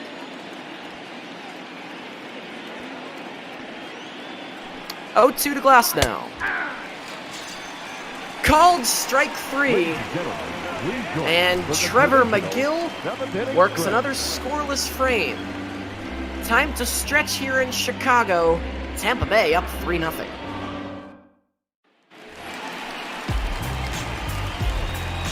Leading off for the Cubs. After the world's shortest 7th inning stretch, it'll be Kyle Schwarber as the middle of the order guys will come to the plate this inning for Chicago. They've got 9 outs to work with if they want to try and get back in this ballgame. Kyle Schwarber, not a bad guy to have leading off for you, however. Very capable of getting on base, though a bit of a cold streak currently. 0 for his last 5. 24 home runs on the year for Schwarber. Could the Cubs ever use number 25? Behind 0-2 here on Glasnow. This is what Glasnow's done all day. Ahead in the count constantly. 0-2 to Schwarber. Struck him out. Second time today that Schwarber has been fanned on the minimum 3 pitches. 8 strikeouts for Tyler Glasnow. He is terrific today. That fastball has really been working for him so far. Still able to maintain that high velocity even here in the bottom of the 7th, and getting lots of swings and misses on it as well. That'll bring up Wilson Contreras with 1 out in the 7th. Outside and low for a ball. The Rays have one of the best back-end bullpen punches in all of Botball. Diego Castillo, he usually pitches the 9th. Nick Anderson, the closer who Charlotte touched on earlier. Castillo usually pitches the 8th. Anderson, who you mentioned earlier, Charlotte, he's responsible for the 9th. And together they have been a pretty unstoppable dynamic duo. But right now, Tyler Glasnow showing no signs of slowing down. The pitch count, however, is getting up there, as this will be number 93 to Wilson Contreras. Contreras launches.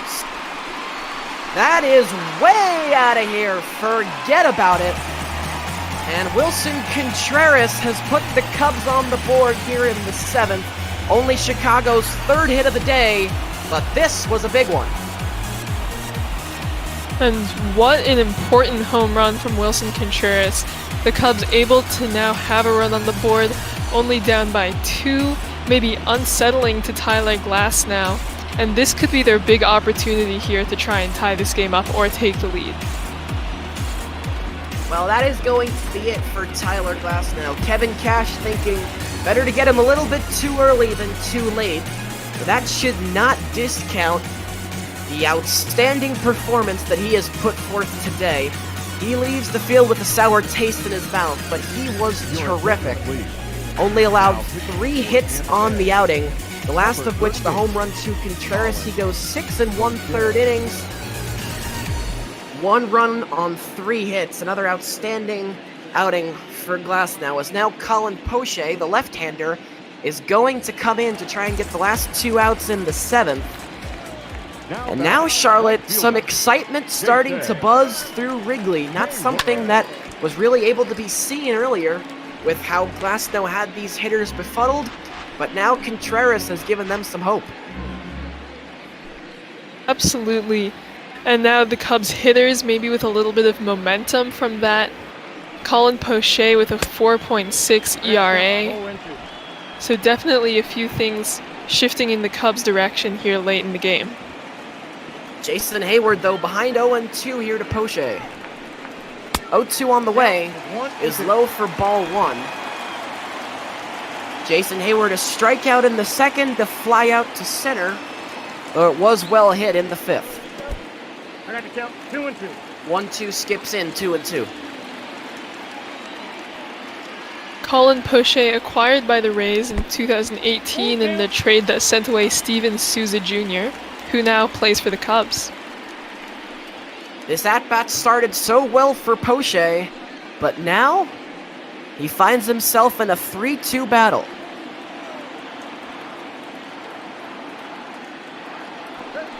Poche and Hayward duel again. Hayward will stave off another. Great job by Hayward hanging in here on this tough lefty matchup. Really, Poche with the advantage here, but Hayward not giving up. Again, Jason Hayward will fight off. Following up Hayward is going to be Ian Happ. Hayward looking to get on base. He would be the tying run. Happ, a switch hitter, more known for being a left-handed batter than a right-handed one. 8th pitch of the at-bat fouled off. And Jason Hayward is making Colin Poche, the 26-year-old Texan right-hander, work. Full count again. Walked him. And the tying run is aboard. What an at-bat by Jason Hayward. A 9-pitch walk. And Ian Happ now represents the tying run. Ian Happ with 12 home runs on the season so far, batting .277. He would love to hit home run number 13 here. A strike starts the at-bat, 0-1. Happ batting from the right side for the first time today. He walked in the 2nd, struck out in the 5th. Here's an 0-1. Again, Poche now finds himself ahead 0-2. But we must remember what happened the last time he was ahead 0-2. Jason Hayward would work out the walk. 2-strike offering to Happ. Up the middle, diving play. Adames the flip to 2nd for 1, the 1st for 2. Oh my goodness! What a double play turned by the Tampa Bay Rays. A Contreras home run gets them 2 closer, but they could have had so much more. Willy Adames, wow! Take a bow, we're through 7.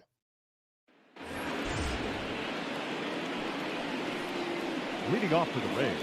Willy Adames, are you kidding me? He'll lead off the top of the 8th That looked tailor-made to get through, but instead, Adames dove and managed to snare it. As Trevor McGill will start his third inning of work. Charlotte, too bad we didn't get a look at that replay. I would have loved to see that one again. Adames fantastic playing on defense. He was the 5th most double plays turned out of any shortstops in 2019. Showing off that prowess there with a fantastic flip to Lau, but also you've got to give credit to Lau as he was able to catch that flip and fire it over to Choi at first base in time to catch the runner. A base hit starts the 8th as Willie Adames, what else can't this guy do? Second hit of the day, he's 2 for 4. And that'll bring up Brandon Lau with a man on.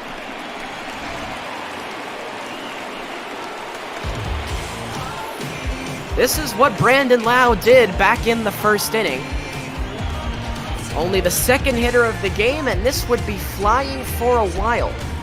434 feet to dead center field, and it would make it would sit itself down in that little grass patch outside the center field fence. Since then, Tampa Bay only able to push 1 across, but their pitching has been good enough that 3 has been plenty.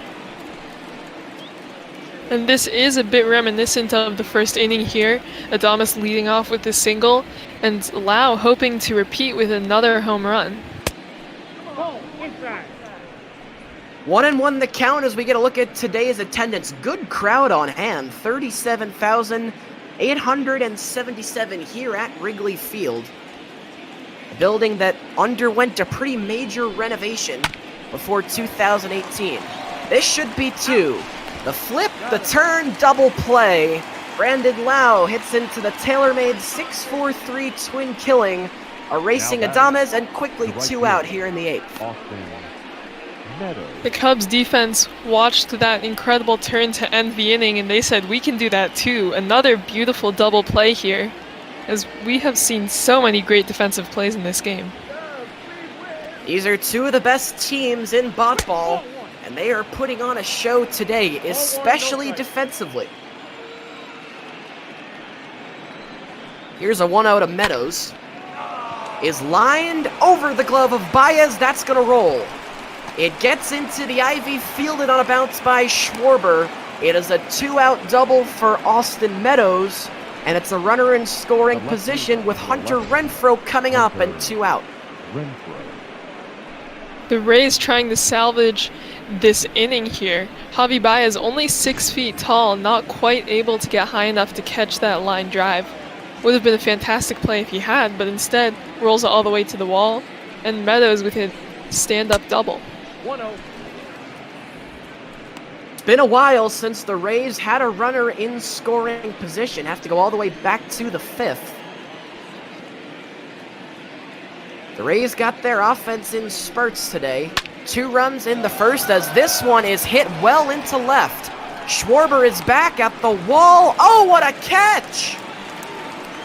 Kyle Schwarber showing no regard for his own safety. He crashes full speed into the wall and holds on. We have seen some defensive gems today. Tampa by 2 as we go to the bottom of the 8th. Your attention, please. And I'm pretty sure that's a brick wall behind the ivy there. Really an incredible play in left. Not a guy who's known for his defense, Schwarber, but able to end the inning there very impressively. As we begin the bottom of the 8th, Steven Souza Jr. will be the pinch hitter, and the Rays will go to their formula. Diego Castillo will pitch the 8th. He's been almost untouchable this year. This is his 36th appearance, a 1.67 ERA, 43 strikeouts, only 14 walks. He was used as an opener for the Rays a few times last year, was also fantastic in that position, but has now been moved to the bullpen, and he is elite but does struggle with control occasionally, so that is something that the Cubs could be able to exploit. 1-1 here to Souza, inside 2-1. Diego Castillo, 26 years of age, native of the Dominican Republic. His main pitch is that sinker. Can also get the fastball up to around 98 or 99. Here's a 2-1 to Souza. On the ground to third. Nice play, Diaz. We've seen all kinds of great defense in this ballgame. Yandy Diaz adds his name to the list. 1 out. Yandy Diaz already on that list. We've seen a couple of great plays there at third. And another fantastic one there for the first out, retiring the former Ray, Steven Souza Jr. Thank you for the correction, Charlotte. Yes, I should have said he adds himself to the list again. That terrific play on HOU Darvish, which saved a run back in the second inning, I believe. 1 ball, 1 strike.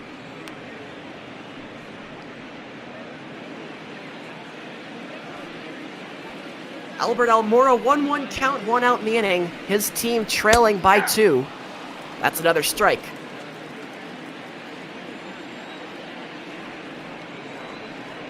One-two to Almora from Castillo. Misses down 2-2. Almora coming into today hitting .257. A ground out to third and a fly out to center. The 2-2. Slowly hit to Adames. 2 hops. The throw. Plenty of time to get Almora. First 2 sat down by Diego Castillo. Almora nearly was able to reach there. A little bit of a lazy throw from Adames at short, but able to get there just in time. We have seen some nice plays from Choi, roping in some errant throws, and able to do that yet again. Now Chris Bryant will bat for the 4th time today. 1 for 3, a single back in the 6th. And he'll look to get something going here as he fouls the first pitch off. That had some heat on it. 99 on the gun.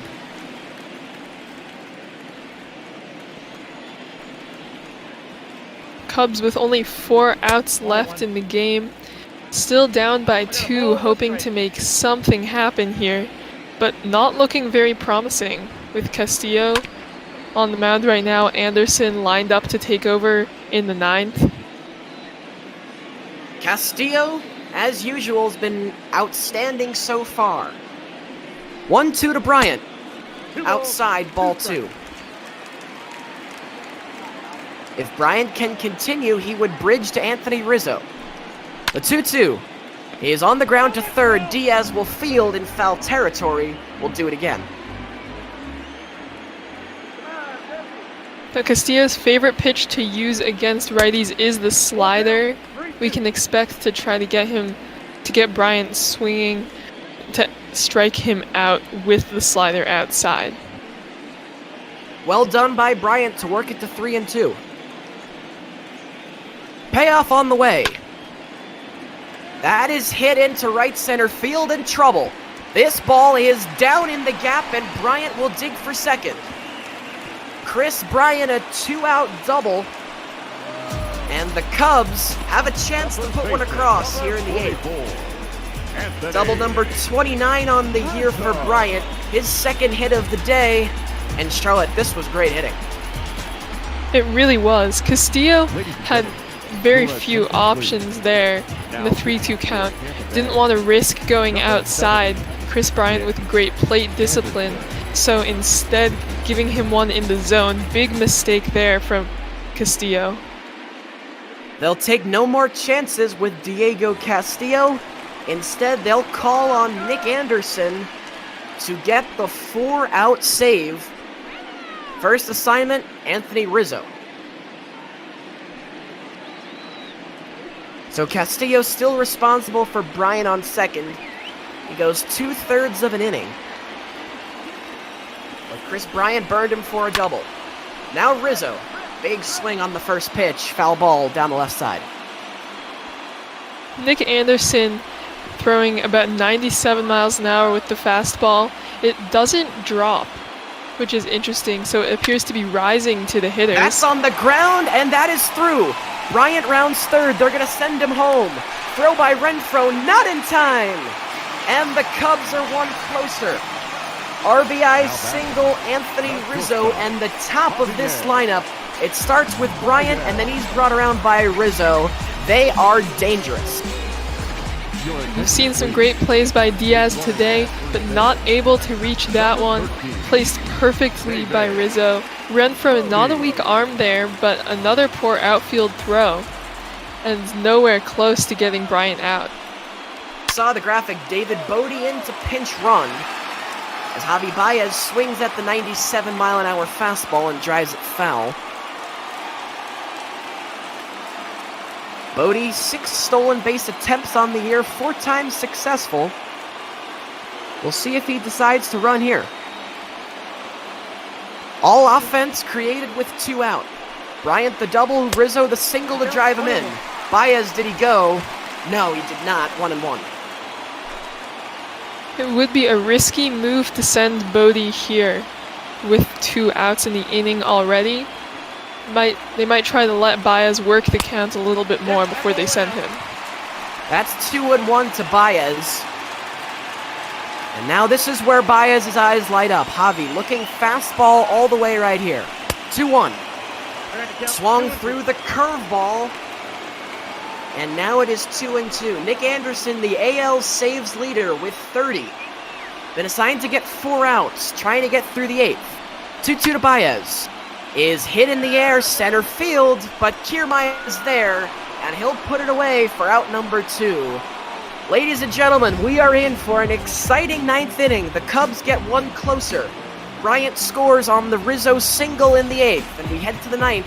The home team now only trails by 1. Your attention, please.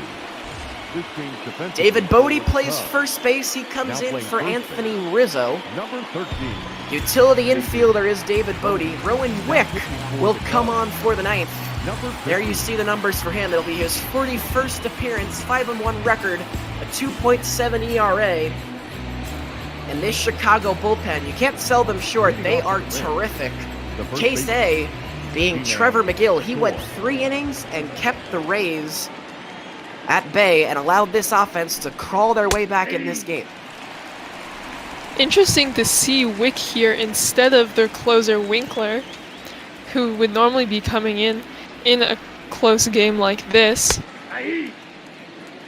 Well, perhaps with the Cubs trailing, they opted against putting Winkler in the game.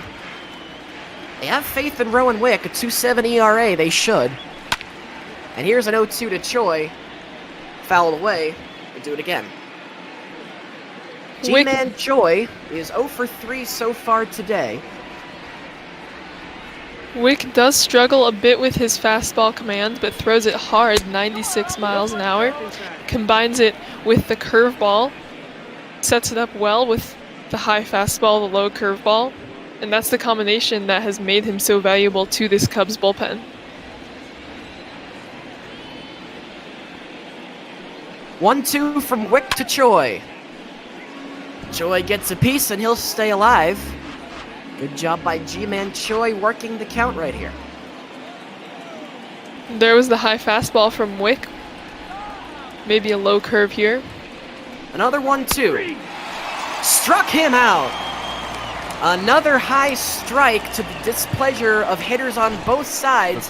This time it's G-Man Choi who will grumble his way back to the dugout. 1 out in the 9th. Unconventional approach there from Wick. 2 high fastballs in a row. Totally fooled Choi, who was unable to do anything but just watch that one go by. Slowly hit to second. Happ will throw to Bodie just into the game. 2 out, and it's a quick 2 out here by Rowan Wick. The catcher, Mike Zunino. G-Man Choi struck out. Yandy Diaz just grounded out. That means it's Mike Zunino's turn. 0 for 2 with a walk. That was back in the 5th. Zunino has had some success against the Cubs in his career. He hit his first ever walk-off hit against the Cubs back in 2013. Obviously not a walk-off scenario in this game. Not a walk-off scenario, but a home run would certainly help, or a hit of any kind. The Rays have been held hitless since the 5th.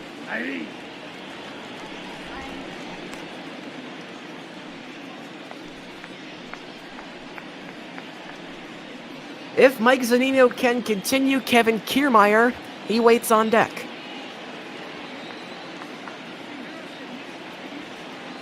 One to Zunino.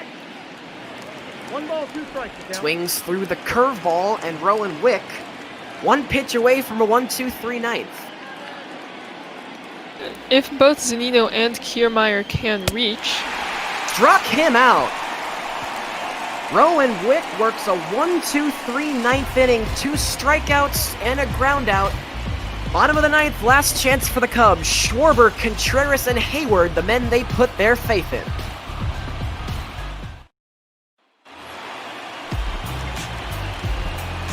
Nick Anderson, the closer who stayed in, or who rather came in, with 2 out in the 8th to get 1 out, will stay to try and finish off the 9th. Kyle Schwarber starts things off, he takes a strike. You can see the crowd at Wrigley, they're getting rowdy. Everybody is on their feet. It's a packed house today. Here in Chicago, it's a beautiful day. And these fans have been entertained. 0-1 to Schwarber. Swung on and missed, strike 2, and Kyle Schwarber has looked overmatched today. He's twice struck out on 3 pitches. This would be a devastating loss for the Cubs here, as their runs have just been just out of reach this whole game. So many missed opportunities for them here. 0-2 to Schwarber again. Got him swinging. 3rd time Kyle Schwarber has struck out today. First strikeout of the afternoon for Nick Anderson, and there you get a look at his numbers. The AL save leader, he's got 30. Ty Buttrey, the Angels closer, has got 28. Anderson, 30 saves and 35 opportunities this year. I believe he's also the saves leader for the entire league, National League as well. I think that you are right, Charlotte.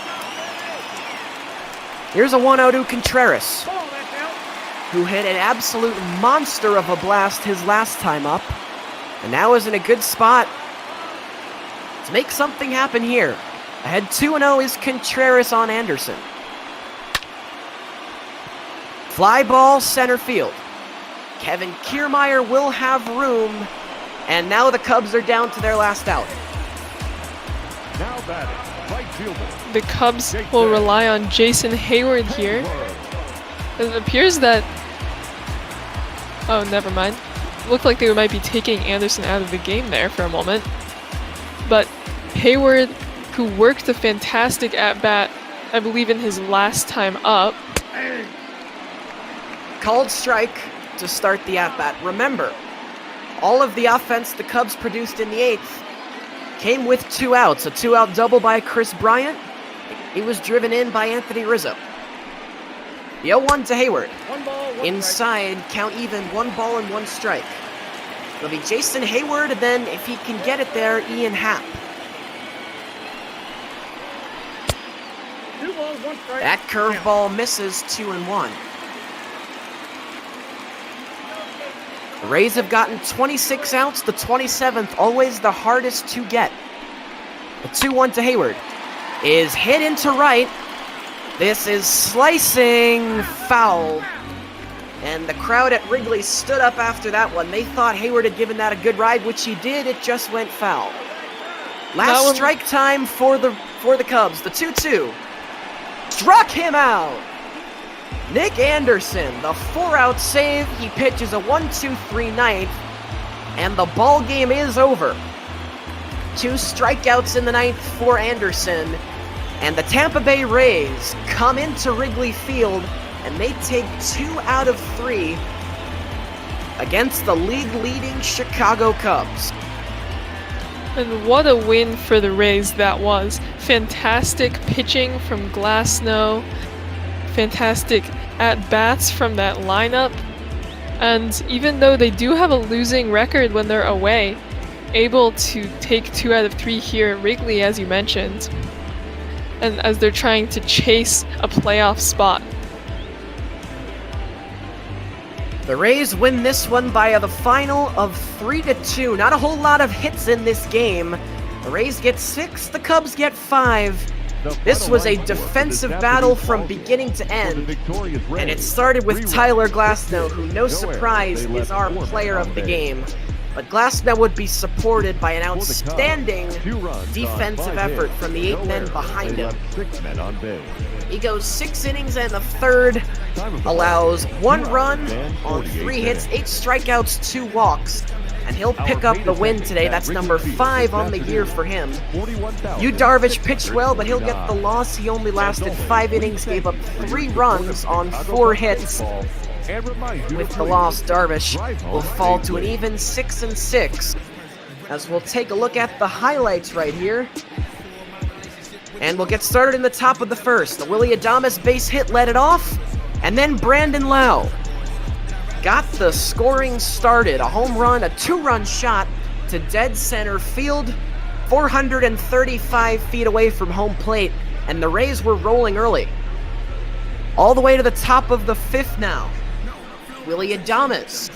This sac fly would score Yandy Diaz. The throw by Almora was offline, and the Rays would take a 3-0 lead, and that would be all that Tyler Glasnow would need to take care of things.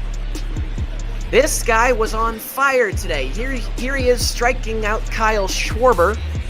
Schwarber's second of 3 strikeouts on the ballgame. Glasnow would last 6 innings and a third and would be kicked out of the game by this. Wilson Contreras would send this one a long way to left field. The only blemish on a near-perfect day for Tyler Glasnow. That would knock him out of the game, and then we'd go to the bottom of the 8th, and things would get even more interesting. 2-out rally, Chris Bryant would get on second with a double. Anthony Rizzo drove him in. And then in the 9th, Kyle Schwarber would start it off. That was his 3rd strikeout of the day. Schwarber, a very rough afternoon. The Cubs trying to make something happen against the AL saves leader, Nick Anderson, but it just was not meant to be. Anderson, a 1-2-3 9th inning. The cherry on top, the strikeout of Jason Hayward. He picks up save number 31 on the year. And this terrific ball game comes to an end with the Rays taking it 3-2. The winning pitcher, Tyler Glasnow, he moves to 5-4 on the year. The loss to Darvish, he goes to 6-6. Nick Anderson, the save, his 31st of the year. The Rays win it 3-2, 6 hits to 5. No errors on either side. The Rays, they strand 4 base runners. The Cubs, they stranded 3. And Charlotte, final thoughts. Doesn't look like our next broadcasting team is in yet, so we have a little bit of time. What did we think of this one? I mean, if you're the Rays, that was a really fantastic win for you. Every win matters so much, especially with the Yankees beating the Blue Jays in the game just before this one.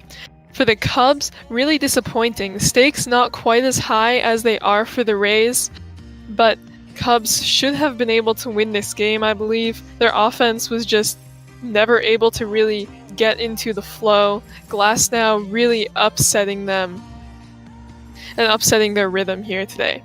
I can see Beardy Buddha and the J-Man in the booth, which means that it is time for our next game, which is scheduled to be another really good one. For the Cubs, they are going to fall to 59-32. They'll have a day off tomorrow before 2 with the White Sox, another day off Thursday, and then 3 at Atlanta before the break. The Rays, they move up to 52-40. They will also get the day off tomorrow. They'll visit Milwaukee for 2, and then come home after another day off on Thursday for 3 against the St. Louis Cardinals. Charlotte, had a blast calling this one with you. Great to work with you here on this one. The Rays win it 3-2 over the Cubs and take the series 2-1. We started at 1:58. We finish up at 3:30 p.m. Eastern Time. Game time, 1 hour and 32 minutes. That'll be all from us. For Charlotte, I'm Eddie McCarthy, and now we'll send it over.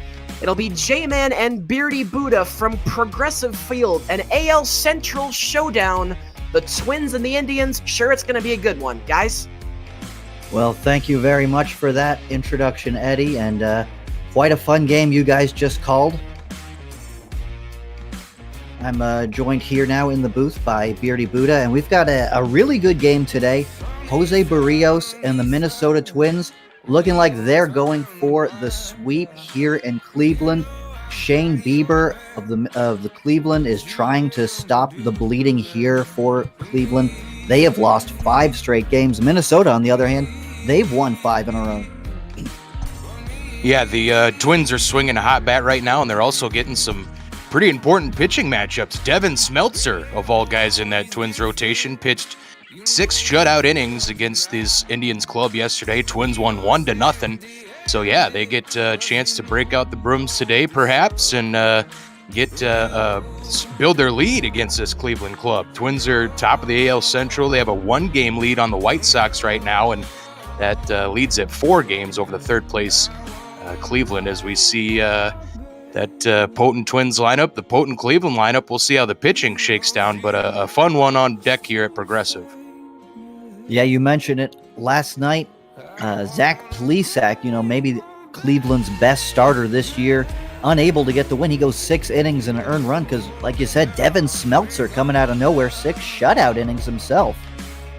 Yeah, Plesac was actually fantastic yesterday. His only mistake of the game, literally, I think his only mistake of the game was a hanger to Miguel Sano, and old Miggy probably planted that one about 430 feet into opposite field, but that was enough to get the Twins the win and keep pace in this 3-horse race in the AL Central. I think a lot of folks outside thought it'd be between more the Twins and Cleveland, but the White Sox, all those off-season additions, and they're looking hot in the AL Central. I was super excited for some earlier series between my Twinkies and the old Pale Hose. There's been some good games between the two. There's been some good games between Cleveland and Chicago as well. So I'm really pumped to watch how this AL Central race is going to shake down here on ML Bot Ball. Yeah, it's been by far the most interesting division in my mind. In all of ML Bot Ball, I keep on requesting these games because they're so fun to call. Chicago, the White Sox, they are getting by on a lot of offensive production. You look at that team, and you've got Edwin Encarnacion, you've got Tim Anderson, you've got Yohan Moncada really leading the way, and then a couple of veterans, Giolito and Keuchel in the rotation. That's allowed them to be maybe a surprise for some people. But the Minnesota Twins, they won their division last year. They are where a lot of people expected them to be. And the surprising thing, Minnesota's won 5 in a row. Cleveland's lost 5 in a row. This division's been up and down the whole way. Well, yeah, just earlier this week, all 3 teams that we've been talking about here were tied. And it's crazy, especially when they're playing each other, how fast those division standings can go up and down. And yeah, like I mentioned earlier, I think it's going to be like that the rest of the way. I honestly don't see the Twins running away with it because, like you mentioned, the White Sox are getting some excellent pitching. Dallas Keuchel was a great signing, but I really love watching Lucas Giolito toss the ball, not the puck. Oh my goodness. Put me out of my misery on a Sunday afternoon. I think I drank too much yesterday. But anyway, this one at Progressive Field, not going to be the last time these two teams meet up, obviously, but a big one here for Cleveland to try and avoid the sweep and try and keep pace. With that potent lineup and Bieber on the mound, I think they have as much of a chip chair and a chance as anybody to win a game in this division with some of those big boppers. And I think the season Carlos Santana's having is pretty excellent so far. 26 home runs, batting .277, and just leading the heart of that Cleveland order. Yeah, offense has been a little bit of a struggle for Cleveland as of late. They've been getting by on that starting pitching, but you're right, Santana. Both Santanas, Carlos and Domingo, have been playing well for Cleveland, been anchoring that lineup. Lindor and Ramirez. Ramirez having a really good year this year. A lot of people thought maybe he had last year not doing so well. Maybe he had the success was no longer going to be there for him, but he's really proving those people wrong this year. Yeah, batting .295, 13 dingers, 24 doubles, and stealing 12 bases while he's at it. Ramirez has been excellent over there at third base, and yeah, I think last year, I think the biggest issues for him were just maybe some injury issues and lingering issues from those injuries. That can always, I think that can always dampen numbers, especially in a sport like baseball where you're playing day in and day out. And I mean, that grinds on a healthy guy. So if you do have those lingering things, they can sometimes stick around. But it appears he's straightened all that out, and having an excellent year. I also remember reading that he had changed his swing path. You know, the fly ball revolution that was going on last year in Major League Baseball with the launch angle. So he had changed his swing path to get a better launch angle, and apparently it did not sit very well with him. And when he went back to his old swing as well, that's when some success came back for him. Yeah, to me, it's always crazy when guys try and do that mid-season. Twins had their own case of that last year. Miguel Sano came back off the injury and struggled mightily in his first month of the season. He came back in May last year and just had a horrible month and a half. And they retooled some things, and he started rebuilding his swing kind of almost from the ground up, they said. And that led to Miguel, having one heck of a second half because he was healthy. Hit a career high, I believe, 34 home runs last season. But yeah, Sano and Ramirez, guys, I'm always impressed if they can just how in tune they are with their bodies, that they're able to make those kind of tweaks, especially on the fly. You know, you think about a golf swing or something, usually that's created hours and hours of practice, and these guys are recreating their baseball swings in game most times. I really enjoy watching a guy do it, and if he has success with it, or even in Ramirez's case, if he doesn't and goes back and has success to the old thing, at least he's shown that he's open to trying new things. But it looks like we're going to be looking on the field here rather soon. I'm really pumped for this Sunday matchup. Yeah, look at these over these last 10 games. Shane Bieber, an ERA of 3. Jose Berrios, an ERA of 3.20. And those are our two starting pitchers for today. Yeah, it appears, I think Bieber had some ups and downs earlier in the season, but his last few starts, he's been pretty impressive if memory serves correct. But this big Sunday matchup, AL Central showdown, and we're getting a shot there at Bieber and Josh Donaldson, who was, of course, the Twins' big offseason acquisition, biggest contract in free agent history. But we'll see if Bieber can just get through the first three of the Twins order, and Kepler, Polanco, and Garver. But Bieber making his 19th start. We'll see how he fares here against the Bomba squad. Yeah, this is his 19th start of the year. He's going to face the very potent top of this Minnesota Twins lineup. It's Max Kepler, Jorge Polanco, and Mitch Garver. That is a difficult top three. Yeah, Garver just coming back from injury, so good to see him back in the 3-hole for the Twins. And Donaldson also went down the day after Garver. They both missed about a week and a half, but those have been really the only major injuries the Twins have had so far this year, and by major I use really big air quotes. Yeah, I believe we were actually calling that game together when Mitch Garver was pulled out of that game. Yeah, that's right. We were like, oh, Avila's pinch running? Okay. Well, 0-2 pitch here to Kepler, and a swing and a miss. Big strikeout on that changeup from Shane Bieber.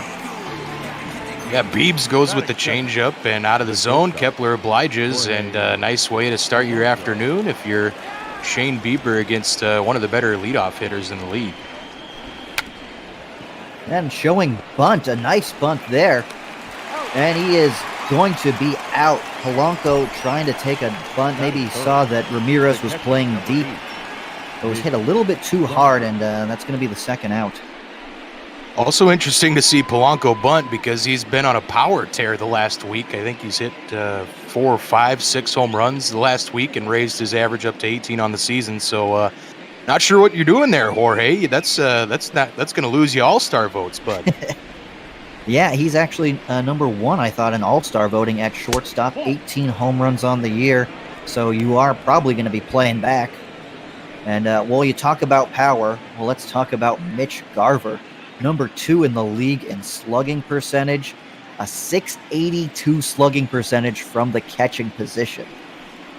Yeah, I was just about to say, let's remind everybody he's getting beat up behind the plate every inning too. So Mitch has been a revelation. It's been a pleasure seeing another fine hitting catcher in Minnesota. We're no strangers to that, but Mitch has taken the power to another level. Oh, misplay there by Carlos Santana off the glove, and that one shoots into right field for a base hit.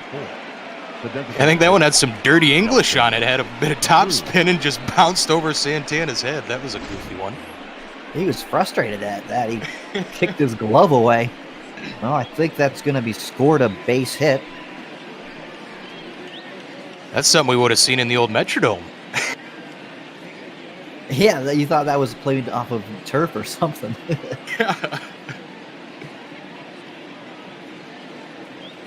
Well, that brings up Nelson Cruz. He is 4th in the league in home runs, 27 on the season. He takes inside for a ball, 1-0. Yeah, old Nelly just went over the hill on July 1st, turned 40 years old. And, of course, older than his manager, Rocco Baldelli, by a couple of years as well. And, man, Nelson's just been excellent, and he's an excellent human being. Hits that one to shallow right field. Underneath that one is Tyler Naquin for the final out here in the first inning. Well, Minnesota gets a base runner on it is scored a base hit. That little Olay off of Carlos Santana's glove. Going to the bottom of the first, it's 0-0 in Cleveland. Yeah, nice calm opening for Bieber to start his afternoon on the bump. We'll see how Jose Berrios responds to that from his starting counterpart. And Jose, the 10-1 record, the sub-3 ERA. He's been everything and more the Twins could ever ask for, I think, all the long time ago when he was a long prospect. And even when he was brought up to the major leagues, faced some pretty big road bumps along the way and growing pains. But Jose has settled in, and there's no doubt he's the number 1 starter on this club. Face the top of the Cleveland lineup, which is Oscar Mercado, Cesar Hernandez, and Francisco Lindor. Yeah, as you alluded to earlier, Cleveland's been kind of in a bit of an offensive slump recently, not being able to churn out as many runs as before, and that led to some lineup changes recently. Mercado's been batting leadoff very shortly. Lindor moved down to the 3 hole. He's only batting .248 this season, so kind of some low numbers from Lindor on the batting average side of things, but yeah, still a potent bat 1 through 6 at least. Well, yeah, Mercado's been a pretty good bright spot for them this year. .304 average, you see, .363 on base, 12 home runs coming into today. He goes down swinging on that big slurvy pitch from Jose Berrios, though. Yeah, that slurve, the unique pitch from Jose, and he really knows how to throw it there to righties down and away. Gets those big swings that come up with nothing but air. He's got so many pitches that he can use as a strikeout pitch. You know, his fastball's a strikeout pitch for him. Gets a lot of whiffs on that slider, that slurve, that big curveball. Just, you know, got almost every pitch working for him, and you can see that 2.88 ERA, he's really come into his own this year. Yeah, and even with that fastball, he's not a really overpowering guy. You see there, it was just at 93. He might hit 95 on a good day, but that only might be 1 or 2 pitches, as Jose's not the biggest guy, but his nickname's La Maquina, the machine. He's a workout fiend, and that was one of the big focuses for him this offseason, was trying to improve his stamina, as the last few years he's kind of worn down a little bit in August and September. Well, he's behind here to Cesar Hernandez, 3-1. Gets him missing on that fastball. So he does get a lot of swing and miss on that fastball, even though it's not a 98, 99 mile-an-hour fastball. You're seeing those more and more often from starting pitchers today. Even a couple in this division. A swing and a miss there on that fastball again. 2 straight strikeouts for Berrios to start the day. Yeah, looks like he's got it working at least to start here, and the 2 Ks might be a sign of things to come. I mean, Cleveland had trouble yesterday with Devin Smeltzer, who throws about an 88-mile-an-hour fastball. So who knows what they're going to do with the 93 coming from Jose? But looks like it's a little struggle so far. We'll see what one of my favorite players in all of baseball can do against Minnesota's ace. Lindor's got that great smile. Hard not to like the guy. Very good defense over there at shortstop. Hits that one on the ground. Going to take that one is Sano. And that's a quick 3-up, 3-down inning for Jose Berrios here in the first. Yeah, so 2 very solid debuts on the afternoon for Berrios and Bieber, and they'll see if they can get some run support from either of their squads here in the second inning. And there's one guy who might give you some in a hurry. It's Eddie Rosario. He's been swinging the hottest bat in this hot Twins lineup, and he's even been hitting opposite field home runs. So the noted pole hitters spraying it all over the place, and Twins left fielders had a great season so far. Moved him up to 5th in the lineup because Donaldson has been struggling. 25 home runs you see on the year. That would put him tied for 6th with Chris Davis. Outside, that's the ball. Breaking ball misses on the outside for Shane Bieber, and it's 2-1.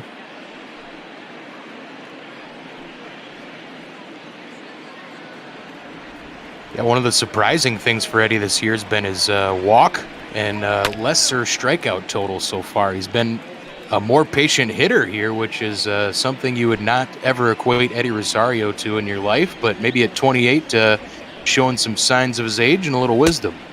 Well, he doesn't chase on that big breaking ball. The count runs full. Josh Donaldson on deck. You see that 230 average. That's really low for the bringer of rain.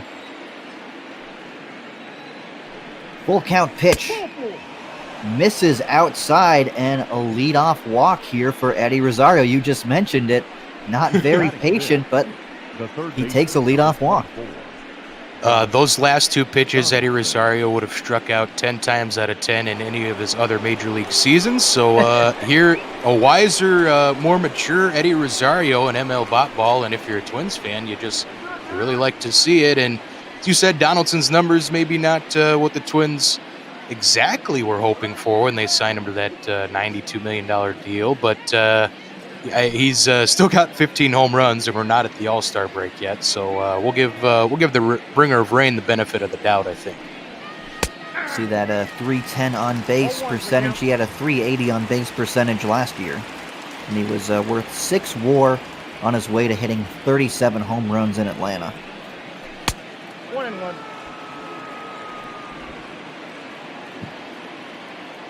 So he's only 34, but you hope he's not already on the decline phase. You have him for the next 4 years. Yeah, and I think the move the Twins made to sign him was the biggest indication that the window was wide open to win now. And I mean, it was the biggest free agent contract the Twins franchise has ever dealt out. So even if they only get 2 solid years of production from Josh, they will appreciate every bit of it as they hope to contend. That one's hit hard on the ground. Hernandez, Lindor to Santana. That is a twin killing, pardon the pun. It's all right. I've been hearing it for about 25 years now. That's about how long I've been going to Twins games. Donaldson has those old achy calves, I guess, from playing on that turf in the Skydome. And wasn't even close there on that throw to first. Yeah, and prior to last season, Donaldson had struggled pretty mightily, I believe, if I'm not mistaken, with injuries the previous 2 seasons before. So it was good to see him healthy and have a signature Josh Donaldson season last year. Twins are hoping they can at least tap into a little bit of that potential and hope to get his numbers a little higher. But Luis Arias, his numbers have been on the rise, got that average almost up to 300 now. Yeah, I've never been a fan of AstroTurf or anything like that. I'm sure as a Minnesota fan, you're happy to get out of that Metro Dome and into Target Field, which is a really beautiful ballpark. But yeah, over in Toronto, they still have that AstroTurf and may have caused some problems for Donaldson with his legs. Arias hits that one up the middle, and the watering can keeps spraying it all over the field. He's going for second, and he's going to be in there. Luis wheels Arias, I guess. Holy cow. Lazy throw there by Mercado. Didn't think that Arias was going to be there. Pulled Hernandez off the bag, and Arias in there with a 2-out double. Yeah, Luis legging it out, and he's been a guy, he's not going to hit for power, but he'll get those doubles in the gap every now and then, but he's just a little doinker, the watering can, the sprinkler. He just seems to be still getting it done, and that's a big reason why he's hitting 7th and not 8th, basically, is just because that average is at 300, and I don't know, Miggy, you can bat 8th and just hit a home run every now and then. You may want to put him up ahead of Donaldson right now, the way Donaldson's hitting. I mean, that double play looms large. This would be a 1-0 Minnesota lead right now.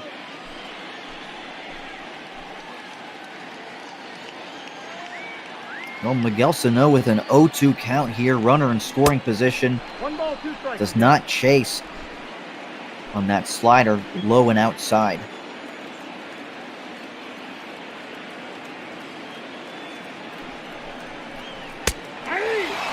Called third strike there on the changeup. Sano unhappy about that one. Minnesota strands a 2-out double from Luis Arias. And we go to the bottom of the second inning. Still scoreless here in Cleveland. Yeah, good job by Bieber there. That one just totally froze Sano. And, I mean, if there's one guy who's going to strike out in the Twins lineup, it is Miguel. But a properly timed punch-out for old Biebs. Yeah, I was like, baby, whoa. Strikeout.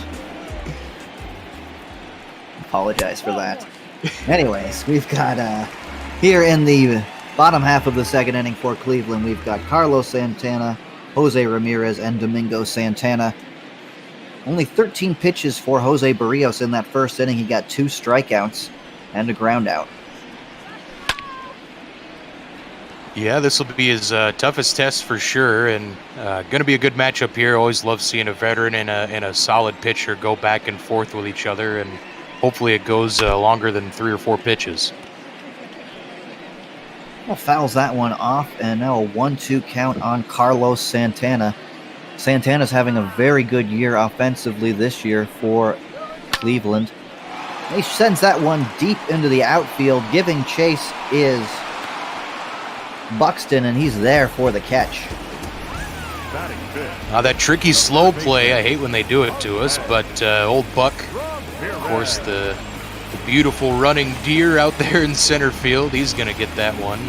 Nothing falls but raindrops. That's the outfield motto that Kepler, Buxton, and Rosario have had, as they've been the core outfielders now for, I think this is like the 4th year.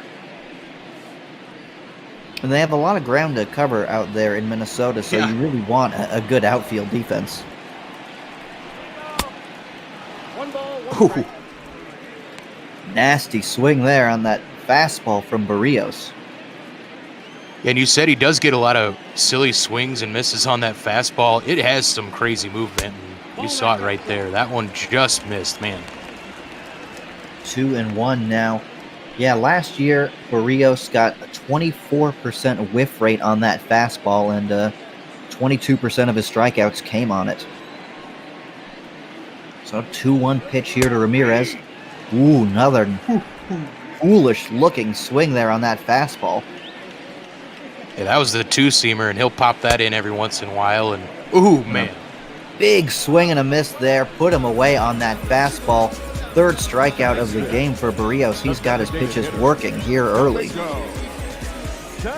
Yeah, he was looking this way in his last start too. Just in command from the start. He did end up giving up 2 earned runs on a homer to Kristen Stewart in his last start against Detroit, but this is looking like almost a carbon copy of his last one, although he's doing it against the Indians and not the Little Kitties.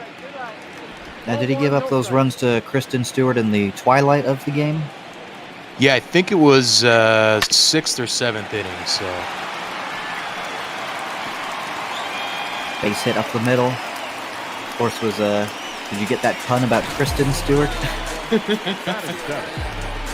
In the twilight of the game? Anyways, base hit up the middle for Domingo Santana will continue this inning. He's having a pretty good year for Cleveland. Came into the game hitting .293.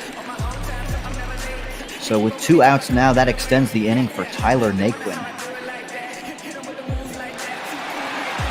The Indians' right fielder has 9 home runs on the season, and we'll see if he can get the bottom of this order. Some 2-out base knocks, put something together, get the Indians on the board here first. Naquin swings at that first pitch and sends the umpire dancing over that ball in foul territory.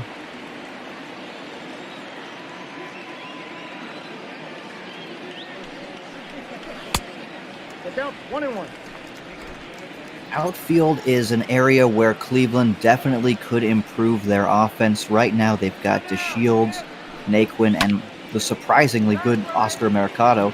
As Naquin sends this one deep to the outfield, Buxton is going to catch that one for the final out here in the second inning. So a 2-out single for Domingo Santana is stranded.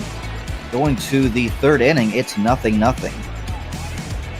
Yeah, and I mean, they weren't spectacular catches by any means, but that's the case. Those last 2 outs of that inning were the case why Byron Buxton's still in this lineup, of course, with a .219 average. The defense is second to none in my book. I think he's one of the best center fielders defensively.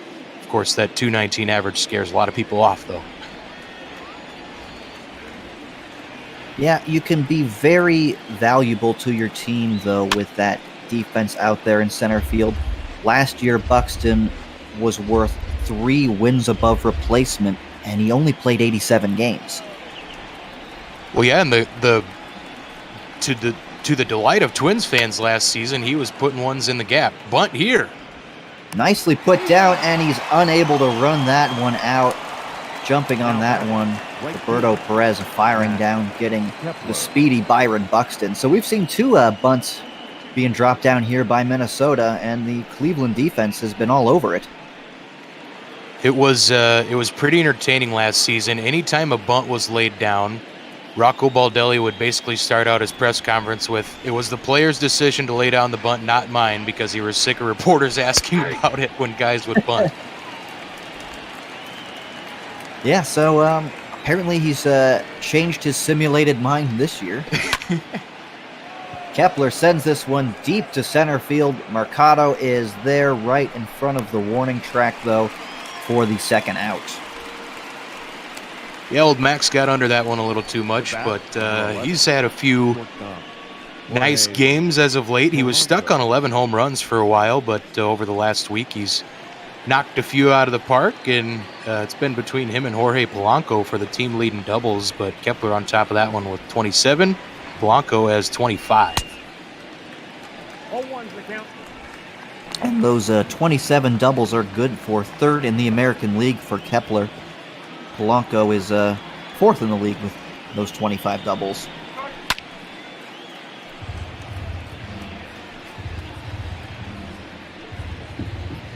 Well, Shane Bieber has him in an 0-2 count here. It's been a pretty quick second inning so far for Bieber. He's only needed 7 pitches so far this inning. Yeah, it's the middle part of the game. Looks like he's getting into that groove. Of course, he's pretty much been in command, same as Berrios since they started this one. And big pitch here to Polanco. Swinging. Ooh. Oh, big swing and a miss on that changeup. And that is the 3rd strikeout of the game for Shane Bieber. We're going to the bottom of the 3rd inning, still scoreless. That was a great pitch from Bieber. He took even more off of that changeup. I think he usually sits about 86 with it. And what was that one, 84? Yeah, I thought I saw that one as 82 on the gun. Yeah. Impressive changeup from Bieber to get out of that top of the third inning in quick order. Bottom of the third inning for Jose Berrios. It'll be 8-9-1 for Cleveland. That's Roberto Perez, Delino DeShields Jr., and then Oscar Mercado.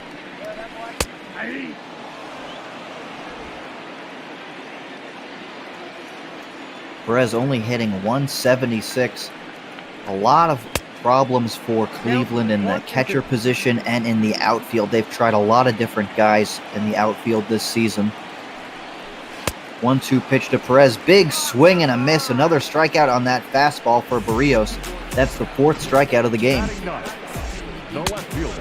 Yeah, I think Perez has maybe just lost a little bat speed. That swing just seems maybe just a tad slow. And, when he connects on it, he does have 8 home runs, but that 176 average a product, and you saw why he's hitting that in his last AB. Brings up Delino DeShields Jr., longtime Texas Ranger. Hit 246 over about 2,000 plate appearances over his career there. He gets the start in left field today. Now on the bench for Cleveland, they've got Franmil Reyes. He was part of that big trade that sent Bauer to the Reds. He's not been hitting at all this year. Jordan Luplo's on the bench. He hasn't been hitting. Of course, they had Yasiel Puig last year. He's still a free agent. He could definitely help this Cleveland outfield, but right now they're sticking with Naquin, DeShields, and Mercado. Yeah, and you are kind of curious with a few of those names if you are the Cleveland Indians, if you're going to try and at least get a trade maybe and stay in competition in this AL Central race. I mean, we still got a little ways to go before the deadline, but that's got to be in the back of your mind if you're the Cleveland front office. They've just not been getting the production maybe they would have hoped out of a few of those guys in the outfield, or maybe didn't do enough to address them in the offseason. Well, DeShields just staying alive on that 3-2 pitch, fouling it away. 3-2 pitch again, fouling it away. You wonder, if Cleveland, the front office, even thought if they were going to contend this year. They, of course, traded Corey Kluber in the offseason, and the starting pitching by Carrasco's really kept them in the game. And that is a big strikeout there. 2 strikeouts to start the inning for Jose Berrios. He's now got 5 on the game. Yeah, that was just a beautiful spot for that 2-seamer for a righty on the outer half of the plate, and a nice pitch for Berrios. To the top of the Cleveland lineup is Oscar Mercado. You see 3 home runs over his last 8 games. He's been the one bright spot in that outfield for Cleveland.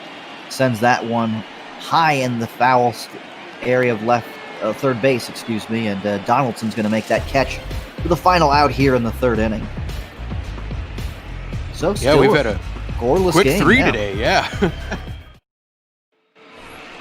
I thought we might have a bit of a pitching duel breakout, as I think Bieber's numbers may not reflect the type of pitcher he is. If you do look at his strikeout to walk ratio, I think that's the biggest indicator of the type of pitcher he is. He came into this one with 121 Ks, only 31 walks, and while those win-loss numbers, that ERA might be a little high, I think there's a reason he's maybe considered the ace of the staff, although Plesac's, just as we've talked about, been having a real fine ML ball season. And he dumps a beautiful curveball in to start the plate appearance from Garver, and then comes back with a heater, 93 mile an hour. It's just unfair. You're right. He had a 3.28 earned run average last year, and probably was the ace of Cleveland's staff last year. Him and Plesac have really been the driving factors behind this season for Cleveland, and the reason why they traded Corey Kluber is this one sent into the outfield, and giving chase is that Max Kepler there. Tyler Naquin there for the first out.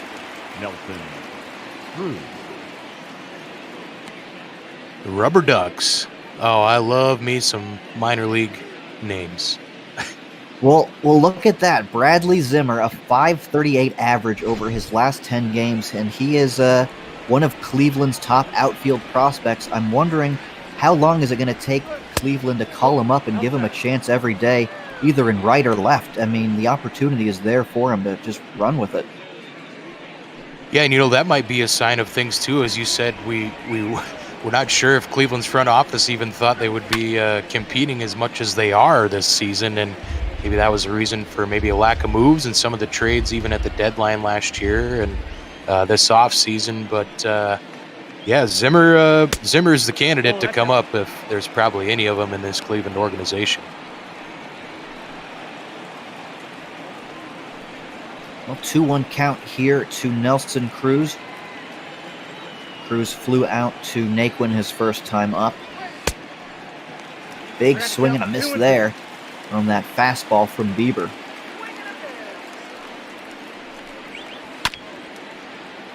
Just gets a piece of that one, chops it down to third base where Ramirez fires off to Santana for the second out. The left fielder, number 20. Yeah, Bieber just seems to be hitting any spot that Perez puts down. And very efficient 43 pitches. I think we're going to be in here for the long haul with these two starters today. And both of them are top in the leagues in innings pitched coming in today. Shane Bieber, 9th in innings pitched. Jose Berrios, 8th in the league in innings pitched. So may not see the bullpens till later in the game.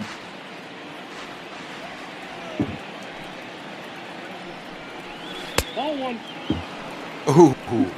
That is a nasty curveball there from Bieber, and he's just able to dump it in there at will for strikes. You see Bieber smiling a little bit there, making sure the umpire sees that. That one should have been strike 2. Oh, that wasn't called a strike. I thought that definitely should have been. No, it was a beautiful pitch. Yeah. And then that one should have been ball 2 probably, and looking confused is Eddie Rosario. He doesn't even know where the strike zone is himself. Maybe the umps just kept drinking last night and stayed out until the wee hours at Cleveland downtown this morning. And punches out Eddie Rosario looking on that four-seam fastball up and in. Rosario doesn't like the call, but down he goes. We're going to the bottom of the 4th inning, still scoreless here in Cleveland. Is that his second or third looking K today? He's fooled some of these big Twins hitters. Not even tempted to swing at some of these pitches. They're just flying out of the zone and diving into the zone at the last second and fooling them. Yeah, he got Miguel Sano looking in that 2nd inning. The other 2 have been of the swinging variety, Kepler and Polanco. 2 balls, no strikes. Well, Jose Berrios, all of his strikeouts today have been swinging. He faces 2-3-4, and Cesar Hernandez chops that one back to the mound. Berrios is going to fire on the first for the out. Now batting, shortstop, Francisco Lindor.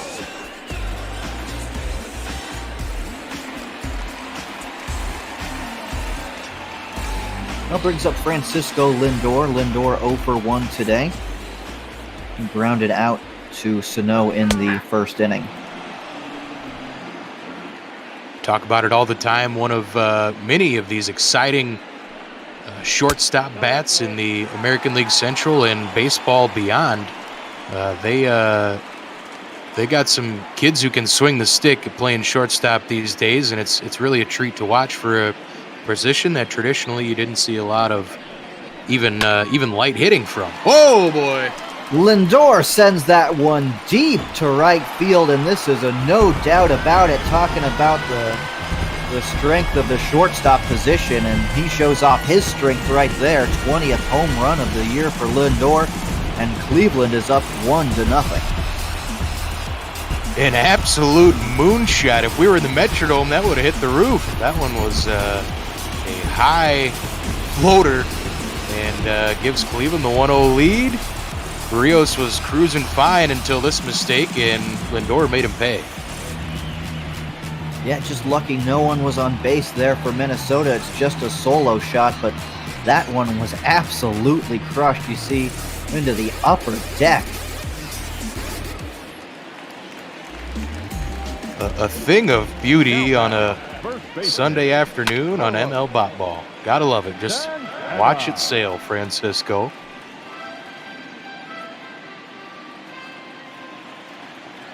Well, here's another guy who can hit the ball out of the ballpark. It's Carlos Santana. He has 26 home runs on the year. That puts him one behind Nelson Cruz over there in Minnesota. And I believe it's the top 4 guys that get put in the home run derby. So the top 3 spots are basically assured with Alvarez, Soler, and Giancarlo Stanton. But it's that 4th spot. It's between Carlos Santana and Nelson Cruz, as Santana hits that one up the middle. Right there is Arias for the out. Yeah, and I wouldn't count out Eddie Rosario as a possible dark horse, or maybe making that 4th slot of the home run derby. He's up to 25 and just a few behind there. Yeah, he's on a hot streak, and the home runs do come in bunches. You're right, 25 home runs for him. He could definitely find his way there.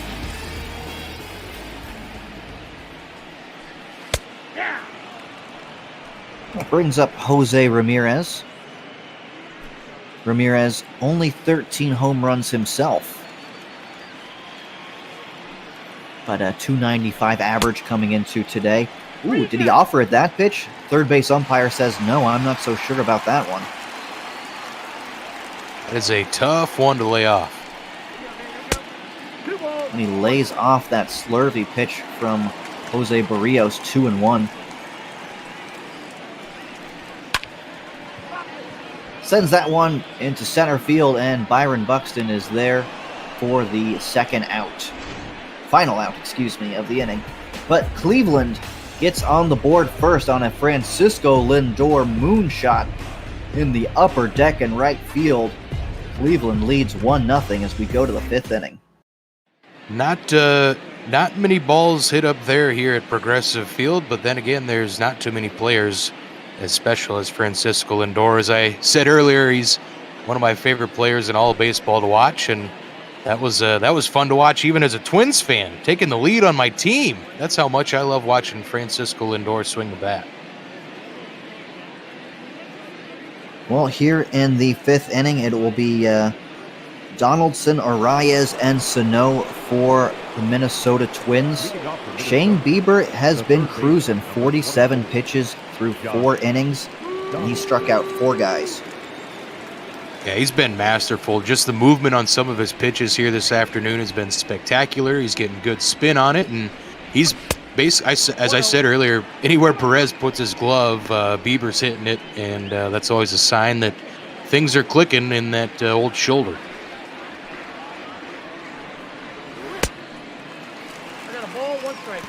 Big swing and a miss there from Donaldson, and the count's even at 1-1. We got 2 balls, 1 strike. Yeah, that is one of the things I've maybe thought of for some of Donaldson's struggles this season. Maybe trying to do too much a little at times. He's had some awkward hacks and maybe not shown the patience as a hitter he has in previous years. Maybe trying to live up to that contract a little too much. But Josh needs to just settle down, let things come to him, and maybe make contact on those fastballs in the zone. Yeah. I mean, the Josh Donaldson, the bringer of rain, should be connecting on fastballs in the zone like that. And he says he goes around on that one. Wow, called third strike there for Josh Donaldson. Luis Arias.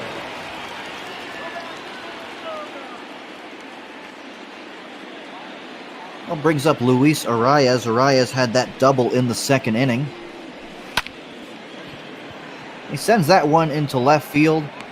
Camping underneath that one is Eddie Rosario, and that is the 2nd out. Shields. The first baseman, number 22. Eddie's so good, he's just playing perma left field.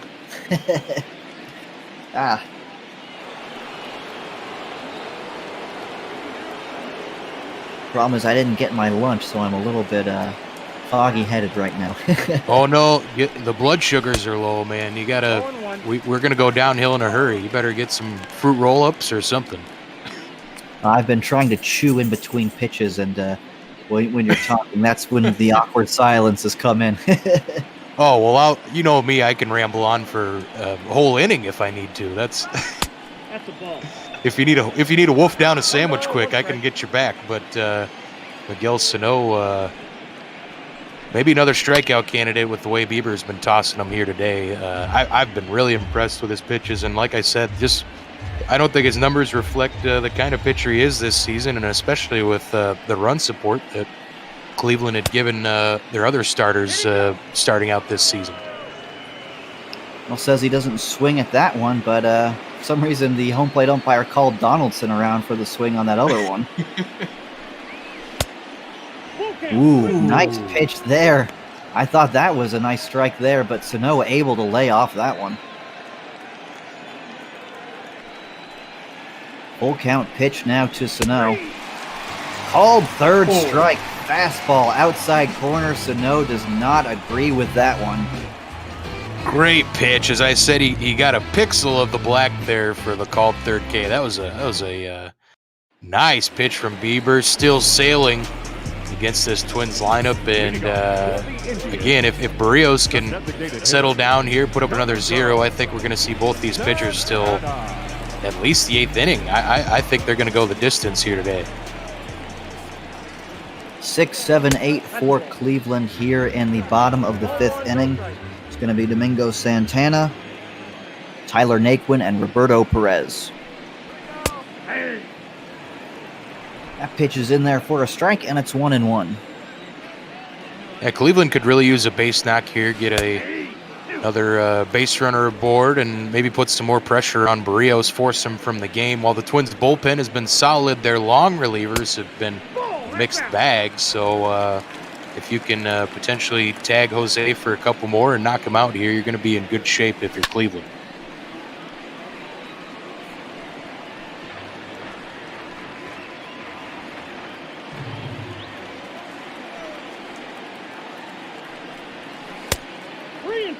Ooh, Berrios couldn't fool him there. That one was too far outside. That sometimes I think he gets a little too cute with his off-speed stuff, and I think that hurt him earlier in his career instead of just trusting his fastball and the movement on that fastball to fool guys. Well, he loses Santana there. Full count walk, and that's the leadoff base runner for Cleveland. Tyler Naquin.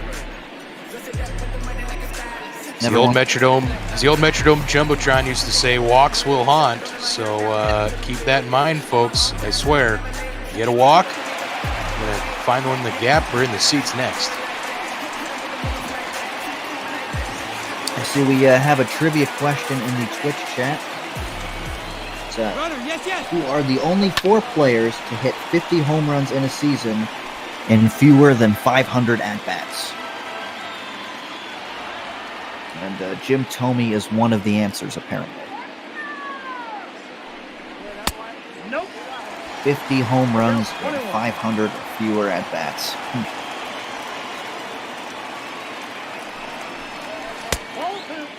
Well, Tyler Naquin comes up now with a runner on first, and Berrios is now behind him as well, 2-1. Yeah, and this is kind of what I was talking to about his Detroit start. He was masterful first 4 innings. 5th inning, he did allow a couple base runners, shut him down, but then the 6th inning is when he gave up the home run. So maybe following that same script in this one here this afternoon.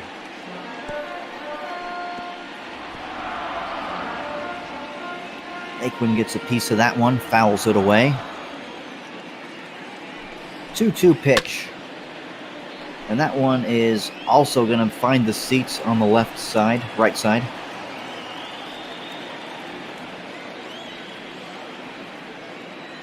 Well, Santana's at first, the leadoff walk. This is a good at-bat here by Naquin. He's fouling out a lot of tough pitches here from Berrios.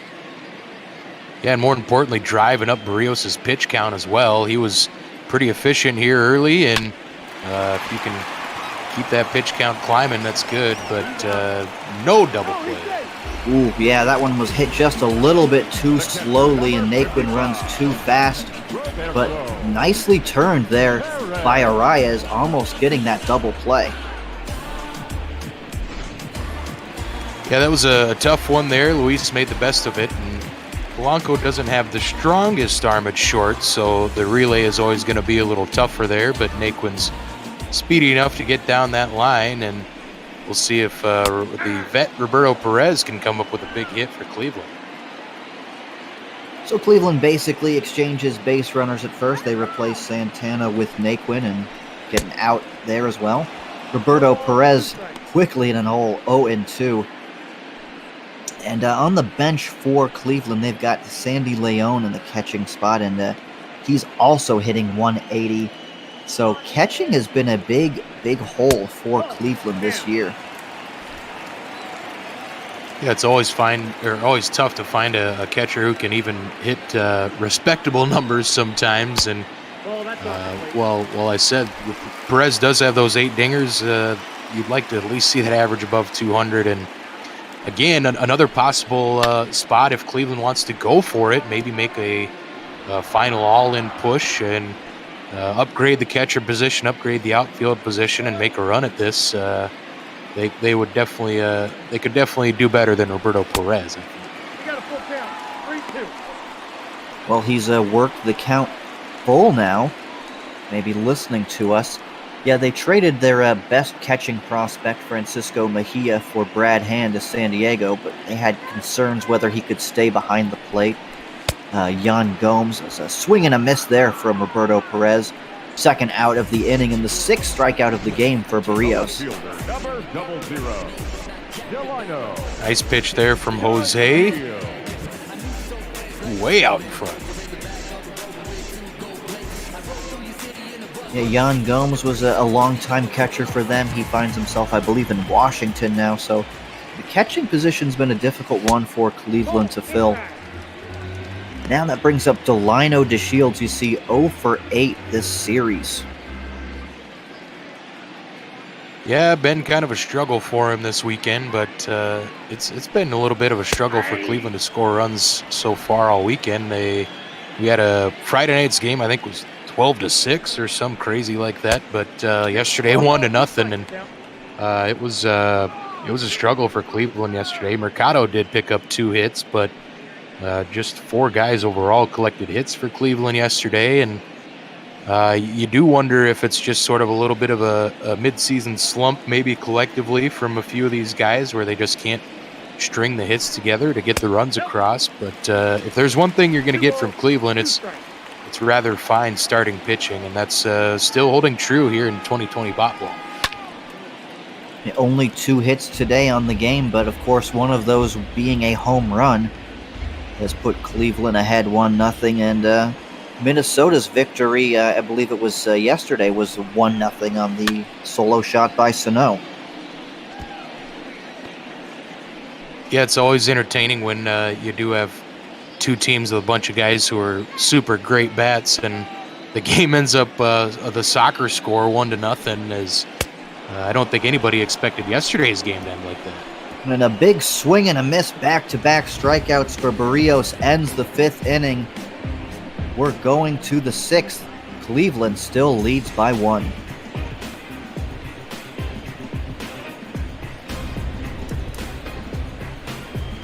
Nice bounce back inning for Berrios there after giving up the solo dinger to Lindor, and we'll see if he can get picked up by the lone bottom and a couple top pieces of his lineup. Yeah, this is a big inning here for Shane Bieber, only at 60 pitches, but the lineup will be seeing him for a 3rd time around, Kepler and Polanco, after he, of course, deals with Byron Buxton.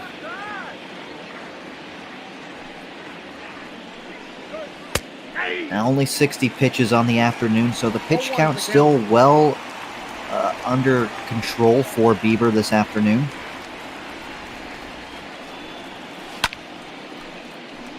And he's quickly got Buxton in a hole, 0-2. Yeah, he's had this count on a number of guys, and probably even a couple 1-1 counts that should have been 0-2 thanks to Blue, but big one there. Oh, man, nice pitch from Bieber. And that fastball was riding in on Buxton, and he was unable to not pull the trigger on this one. Little old lay swing at this one. Oh, right on the hands. I don't even know why he... I think he regretted that as soon as he started the swing. That was a silly one. I think sometimes it's more difficult to stop the swing than it is to just go through with it. And sometimes you see wrist injuries that way, and that looked like Buxton had just regretted that so much. We saw the whites of his eyes after he started that swing on that pitch. That was nasty in on the hands by Bieber. He's just he's putting him anywhere he wants him, as I said, and man, it's been really fun to watch him even carve it up my favorite squad. But I think he's in this one for the long haul. I'm counting on. I might call it right now. I think he's going complete game here. Wow. Well, he's gotten 7 strikeouts already today. He does have a complete game already this season, so this would be his second one. 3-1 count here to Kepler. Swings at that high fastball, just gets a piece of it, fouls it away.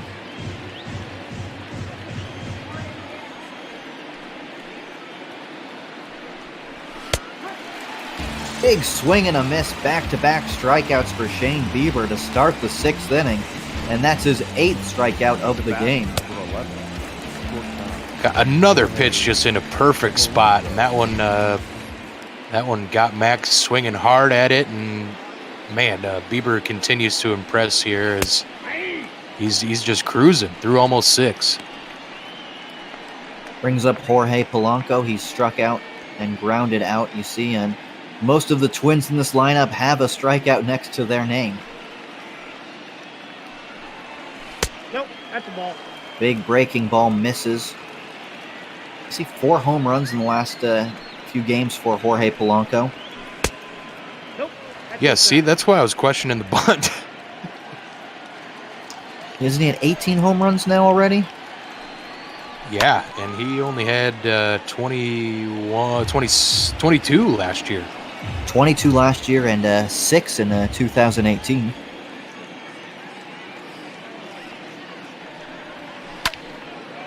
This one's hit on a line into center field. Mercado is not going to be able to get there, and that one falls in front of him for a 2-out base hit.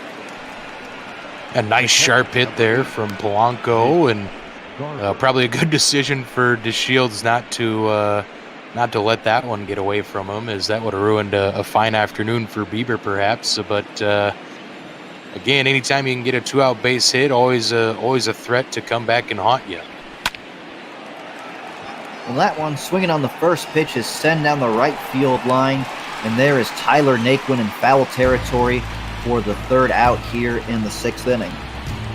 So, 2-out hit does not come back to haunt Shane Bieber, and Cleveland still leads here 1-0 going to the bottom of the 6th. Yeah, 6 shutout innings on 75 pitches with the number, I think, what is he, 7 strikeouts tonight or today. He's been masterful. 8 now. He's been masterful for Cleveland this afternoon and trying to burn down the Twins' brooms. Well, baseball's a funny game. Minnesota having their best starting pitcher going today, and Cleveland with their best one, probably Zach Plesac. And either team's aces, if things stand right now, are going to leave their game with a win. Mercado 0 for 2 today. And he sends that one deep to left field. This one is a no doubt about it. A solo shot for Oscar Mercado. That is his 13th home run of the season, and it puts Cleveland up ahead 2-0. Big sloppy tater for Mercado, number 13 on the year, and we'll see if that might be all for Berrios. I don't know if they had any action in the pen, though, but his 2nd homer given up on the day. That's his 15th home run now given up on the season. The long ball has hurt Jose a little bit this season. That pitch count is a little bit elevated now, 86 pitches. Nobody out here in the 6th inning. The bat, the second baseman, Jacob Hernandez. He threw a complete game against Houston, and the 23rd, his last start out against Detroit. He went 7 innings, but here only threw 5. That one's hit on the ground to first, and Sano's going to take that one, field it himself for the first out. Yeah, always a sign of what kind of pitcher you are, how you bounce back after being taken for a ride like Mercado did there. But Lindor, we'll see if he can get another swing into one. Seemed he figured out Jose Berrios' last AB. Lays off that four-seam fastball. Still has a lot of movement on that fastball. That one tailed in on Lindor. Fouls that one off away, and it's 1-1.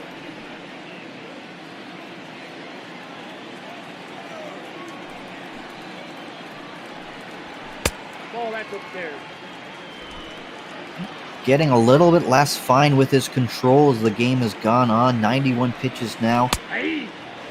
And he gets a favorable call there on that changeup, evening the count at 2-2. Yeah, Blue did him a favor there. We'll see how he responds, and where Garver wants it, probably going to go back to that fastball. 2-2 pitches. Hit on a line to right field, right in front of Kepler, and that is a one-out base hit for Francisco Lindor.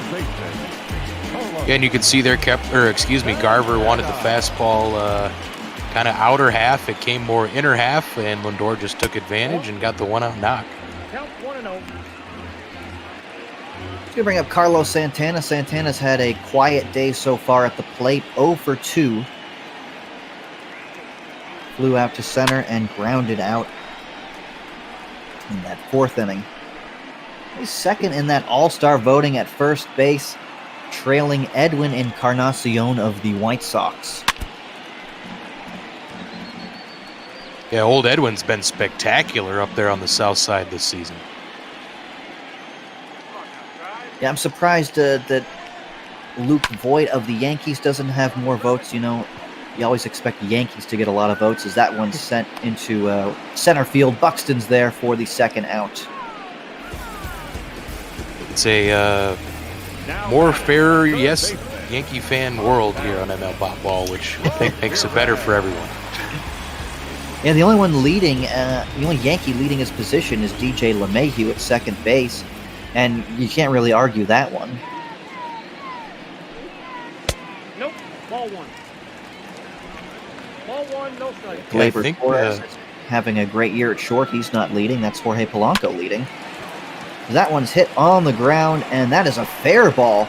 That one is going to be fielded there by Rosario, and that's going to hold everyone to a single.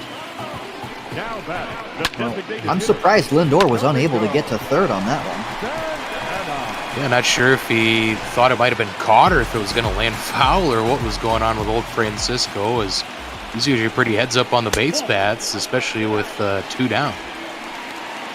Yeah, 2 down, you expect him to be off on contact, but, I maybe thought he would try to even score on that one if it was got past the left fielder, but he was able to field it cleanly. Yeah, I mean, Rosario does have a solid arm, but it's also gone downhill from what it used to be. I think he had like something crazy, like 17 or 19 outfield assists his rookie season. He's not that defender anymore, but maybe just a little respect from Lindor there for old Rosario's arm. Not sure what happened, but Cleveland still hanging in there with a chance to add to their lead. Well, runner in scoring position for Domingo Santana, and he goes down swinging on that slurve from Berrios. Well, Oscar Mercado puts Cleveland up on the board with a solo shot to start things off in the 6th inning. Cleveland's unable to score. They strand 2, but they lead 2-0 here in the 6th.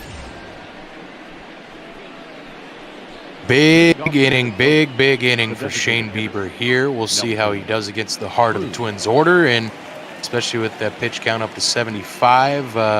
My bid for at least the 8th inning might be in jeopardy if the Twins can tag him, but I still think he's looking so solid today, and Twins hitters just have not been able to figure him out. Well, he'll face the heart of the order, 4, 5, and 6, and the Cleveland bullpen. Nick Whitgreen and Phil Matone warming up in that bullpen.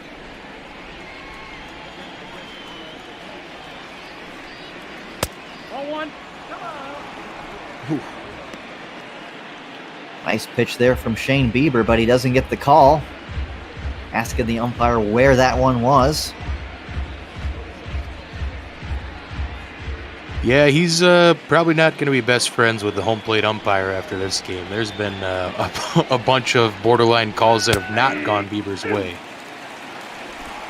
Well, that one does go his way, and the count is now 1-2 to Nelson Cruz. Cruz gets a piece of that one, sends it out to right field. Tyler Naquin makes the catch on the run. Now batting, left fielder, Eddie. Yeah, again, just a bit too much under it, and just warning track power as Twins really haven't hit much too hard today, and Bieber's spinning that one in there. We'll see what he's going to start out Rosario with. Rosario swings at the first pitch and sends that one into the right field seats foul.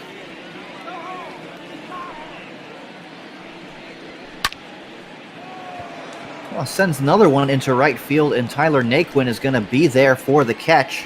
Now two quick outs here for Shane Bieber in the 7th inning. Absolutely, Cruz, and I said this was a big inning, and he's making it look like it's just like he's throwing a bullpen session on the back 40. Well, yeah, I guess he saw those two arms warming in the bullpen and telling Tito Francona, get them to sit down. I am in control, and I want to finish this game. Gives Donaldson a little chin music on that first pitch.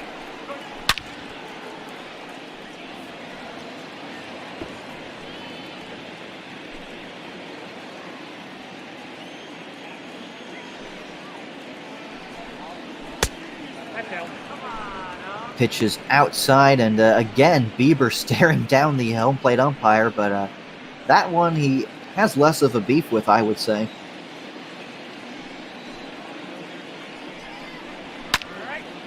Yeah, that one was a little farther outside than some of the other ones that have been, there's been a few that have been a couple inches of the plate that he hasn't gotten the call on, but we'll see if he can set down Donaldson here. Well, Donaldson does get a piece of that one, sends it into the gap. Mercado cuts that one off. Donaldson's going to try for second, and he is in there, safe. Testing the arm of Oscar Mercado. You see Donaldson busting it out of the box. He had double on his mind all the way, and he just barely makes it in there. Legging it out for lucky number 13 on the season. How about that from your $92 million man? That was a good two-out base running from Josh Donaldson and giving the Twins a chance here in the top of the 7th. Yeah, really risky move, but with Luis Arias following him and 2 out, I admire that courage on the base paths. Now they've got a runner in scoring position, and Minnesota can cut this lead in half.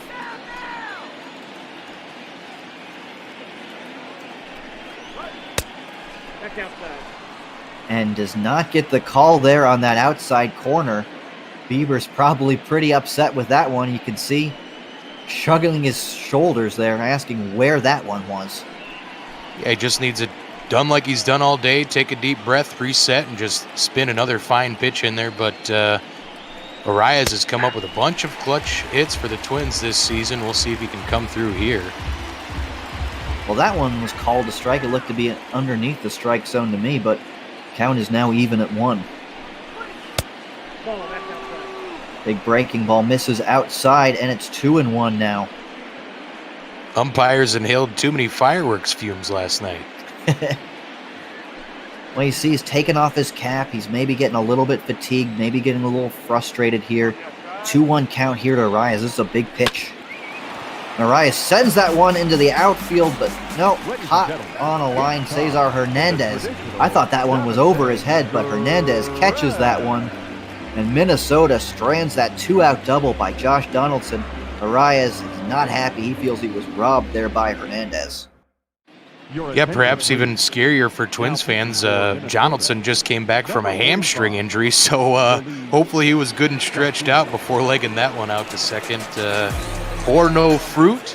And Twins have some action in the bullpen as Chassin now on the mound now here in the 7th. Yeah, that's going to be the end of the day for Jose Berrios. He goes 6 innings, and we get maybe Rocco Baldelli's favorite reliever. He's in a lot of games, HOU WSN, swinging at the first pitch. And that is going to be an out for, didn't see who that one was. That was Tyler Naquin, swinging at that first pitch. Yeah, Chassin, I think 33rd appearance here this afternoon, primarily the long reliever, so maybe not quite sure with the Twins down just 2 why you'd bring him in, as he's a threat to leave a meatball over the plate. And Chassin's coughed up a few games in the past, but maybe Rocco just saying, hey, we've won 2 games of this series, it's getaway day, go give us your best effort, Julio. Yeah, he's pitched in 31 games, and Roberto Perez sends that one to Polanco at short. So 2 quick outs here for Jhoulys Chacin, but he's thrown 70 innings in that bullpen now. Now with these 2 outs, it's actually up to 71 innings, I should say.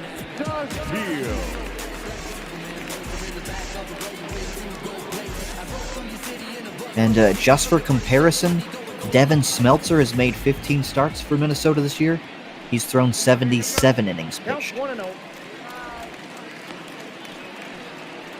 So Chacin getting a lot of work out there in the bullpen for Rocco Baldelli.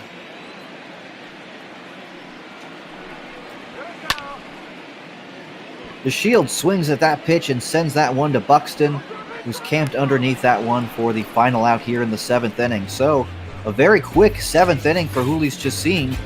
And we go to the 8th inning. Minnesota still trailing by 2.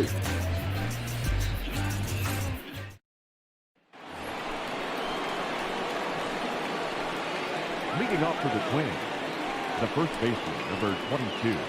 Shane Bieber is still in this game in the 8th inning, and he has been cruising. He will face 8, 9, and 1 for the Twins this inning. Miguel Sano, Byron Buxton, and Max Kepler. Only 25,000 in attendance today, and they've seen a very good ball game here between 2 of the best teams in the American League Central. Hey, I had to chase a damn squirrel out of the booth here. Sorry about that. Well, I appreciate you taking care of that squirrel. I'm deathly afraid of those furry buggers. Well, usually they only continue to call the game. Usually they only try and bust in here around after dark time, but apparently they found their way early here on an afternoon in Cleveland. Well, yeah, a lot of people at home don't know there is a squirrel infestation at the stadium here in Cleveland, and it gets a lot worse as the game goes on. They are definitely after the concession as more food has fallen to the ground. But the squirrels here, the squirrels here get ravenous for that dropped popcorn. It's a hot commodity. No, Bieber loses Sano here, a leadoff walk, and we'll see if walks will end up haunting him. Yeah, you see that pitch count up to 96 now. Not sure when he'll see some relief, or if he can just get a double play and get another quick inning here. Well, that one is sent on a line to right field, but there is Tyler Naquin for the first out. Now batting, right fielder, Max. Well, yeah, Terry Francona is hoping that he can get 8 innings out of Bieber here and just hand things off to Brad Hand. The rest of that Cleveland bullpen has not been great.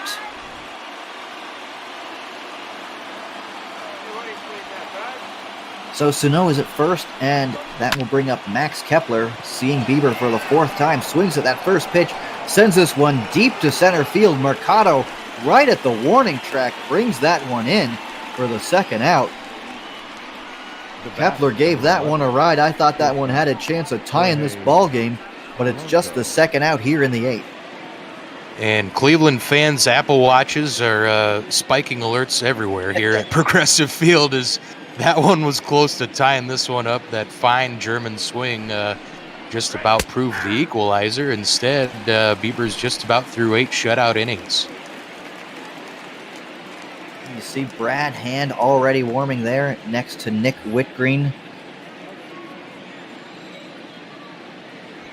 But with 2 outs here in the 8th inning, Cleveland hoping Bieber can finish things off.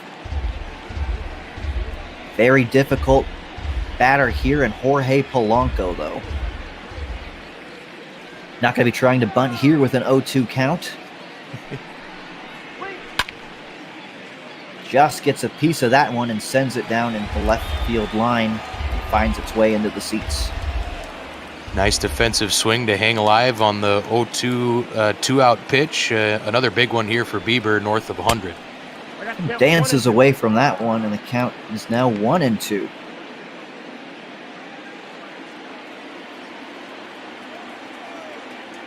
Now, if anyone should reach the still this inning, I would not go to anyone but Brad Hand if I'm Francona. Yeah, I was almost kind of surprised he didn't come in after Kepler took Bieber yard there just to get the 4-out save, but some managers are really not into that. Hand did pitch in yesterday's game. The 2-2 pitch, that one is popped foul, giving chase, and Ramirez unable to get to that one. That would have been a big, big catch there for Cleveland. So we'll do it again, the 2-2 pitch. And that one sent into shallow right field. Cesar Hernandez is going to take that one. And that is the end of the top half of the 8th inning. Shane Bieber has thrown 8 shutout here against this potent Minnesota Twins lineup. We're going to the bottom of the 8th inning. Cleveland leads by 2. Just a masterful afternoon from Bieber here, and give him the Grammy for it. That was good. It'll be the top of the Cleveland lineup. 1, 2, 3, Mercado, Hernandez, and Lindor. And that's been all of the offense for Cleveland. Solo home runs by Mercado in the 6th and a solo home run by Lindor in the 4th. And that's how we've got this 2-0 lead for Cleveland. Yeah, I think if you are Cleveland, you wouldn't mind a run or two here of insurance as well, as 2 runs of that Twins lineup can come in just 2 swings. So you might want to try and string a couple together, or just get another solo shot or 2 like you have done the rest of the game. If Brad Hand has his work cut out for him, he'll face Garver, Cruz, and Rosario. That one is sent on the ground to Arias for the first out here in the 8th inning. The batter, number 7, second baseman, Jason Hernandez. So Julio Chacin is out here for a 2nd inning of work, because if he's in there for 1, you better believe Baldelli's going to put him out there for 2. Yeah, he might even make an appearance in the 9th. Who knows? Well, Cleveland hoping there is no 9th inning.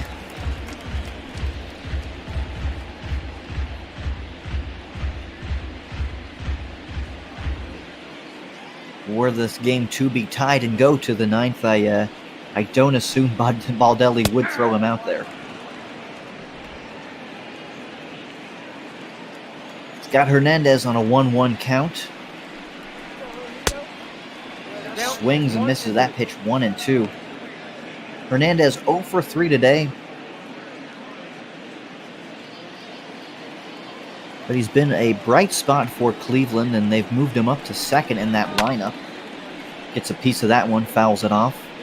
Yeah, I think a real wise decision to put him up there in that 2-hole. He does have the .369 on-base percentage and can hit some home runs, a few in the gap, and even leads the Indians with 5 triples on the season. So a fine choice in that 2 slot behind Mercado and in front of Lindor.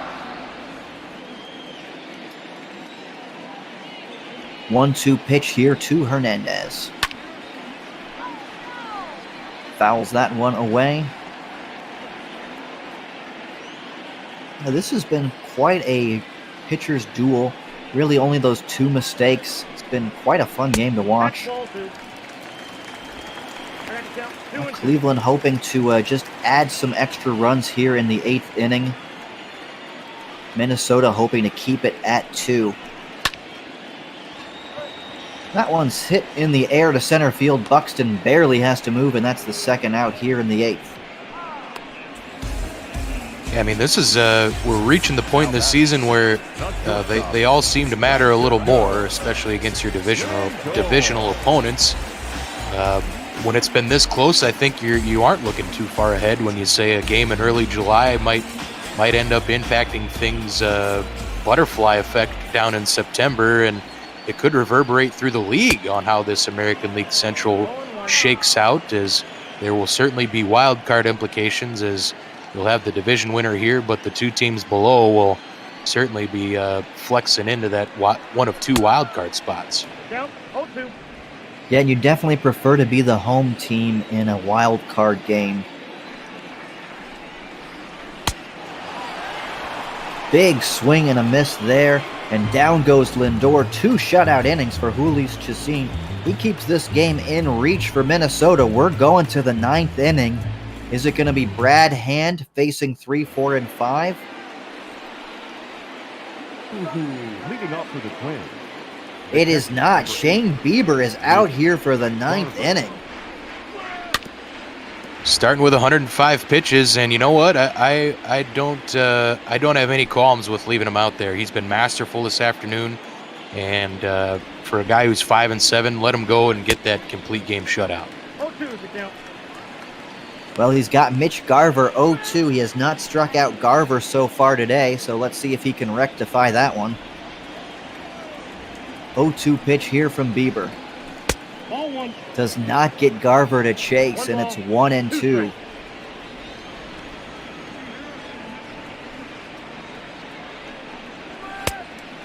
And he gets him to swing and miss there. Big strikeout for Shane Bieber, his 9th of the game, and run out away in the 9th inning. Just a nasty pitch and just a terrible swing from Garver. And as I said, he's been fooling these Twins hitters all afternoon. He continues it here in the 9th inning, and it looks like Bieber's going to go the distance here. That's pitch 110, but man, he looks like he could toss about 500 pitches against this Twins lineup. Well, here's another man in the Minnesota lineup that has not struck out against Bieber, Nelson Cruz, but he has not gotten on base either, 0 for 3. Ooh, that's a big favorable call there from the home plate ump. And it evens the count at 1. It's hot here in Cleveland. Umps are ready for some AC. It sure is a hot one today.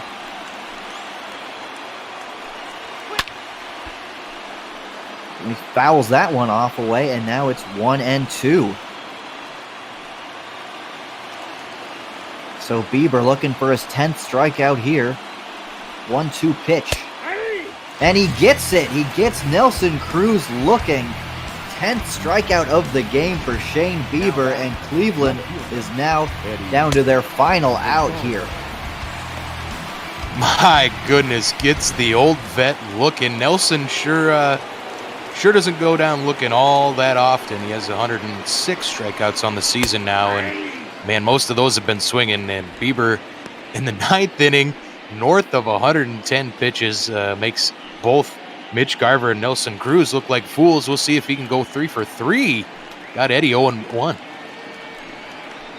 Well, the only Twin to not strike out today against Shane Bieber will be Luis Arias, unless Rosario and Donaldson reach and Bieber strikes him out that way.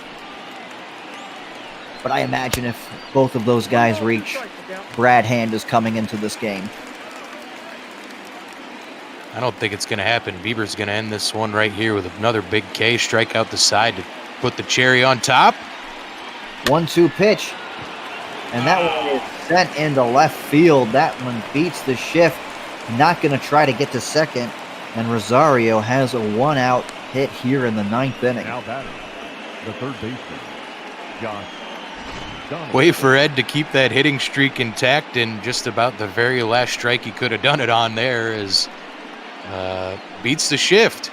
And old Ed's been going opposite way a lot here of late. Another sign of his maturation at the plate, but gives the Twins a chance. Well, the tying runs at the plate, and Donaldson sends this one to deep right field, and that one is off the wall. I think Rosario's going to come around and score. He is, and this is a 2-1 ball game. Uh-oh, Bieber. The batter number 2, second baseman, Luis. Well, that's the second double he's given up to Donaldson, and that puts Minnesota within 1 run. And now let's see what Terry Francona does. He is going to tap the arm. He is going to, unfortunately, go to Brad Hand here. And Bieber does not get a chance to strike out Arias to get every Minnesota Twin once. Donaldson is the runner at second, 2 outs, and Brad Hand is going to come into this game. Your attention, please. Now pitching for the Well, yeah, that's a big 2-out hit from the veteran Donaldson. And second one today, as that one comes in the biggest spot. That's probably one of his more clutch hits this season if the Twins can capitalize and tie this one up. But Hand, of course, one of the best ones in the biz, and the lefty-lefty matchup should be favorable here. Well, he misses on that first pitch to Luis Arias. And this is a big at-bat here. A base hit here could tie this game.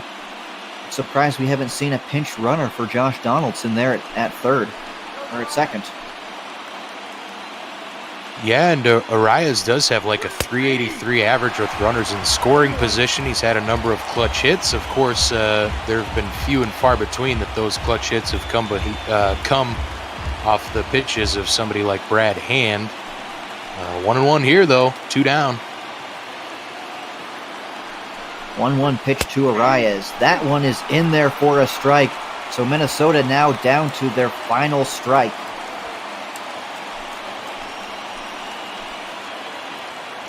The 1-2 pitch. Just gets a piece of that slider. If you're the Twins, perhaps no better guy to have at the plate than Arias. He's their best contact hitter. And if Hand leaves one over the plate, he'll at least get a piece of it. Yeah, one of their better contact hitters. Maybe you'd rather see Max Kepler up here, but Arias is a great bat to have here.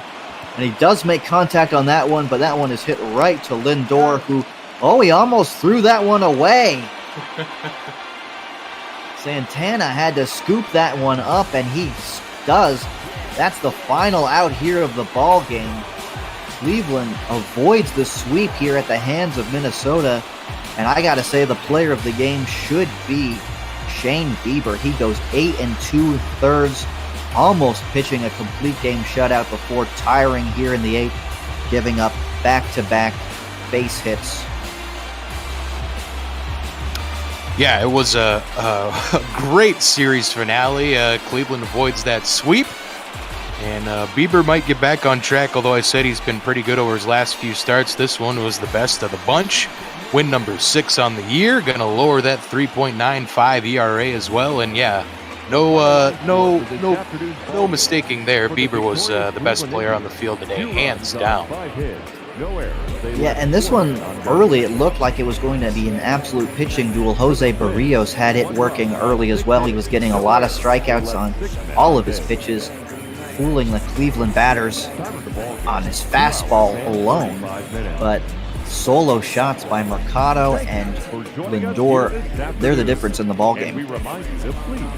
Yeah, I think even a bigger key for Bieber, too. He came into this one, he had given up 120 hits in 111 2/3 pitched and 16 home runs. So it was perhaps a good opportunity maybe to get a couple bombas for the Bomba squad off the starter, but instead Bieber turns in one of his better pitching performances of the season. And it was a really fun one to watch. 10K, just the 2 walks, and yeah, even Berrios had 8K in just 1 walk. So it's a masterful pitching here at Progressive Field, and we continue to have some really great baseball here on ML Bot Ball. Yeah, you absolutely said this. This was a really fun one to watch.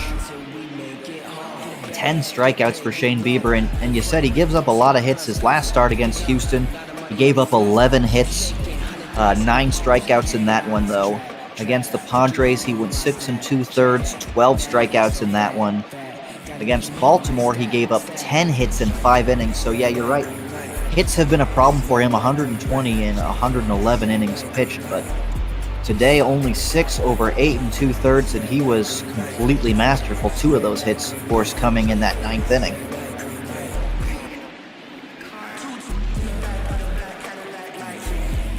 Yeah, if you're the Twins, I mean, you're going to lose some eventually.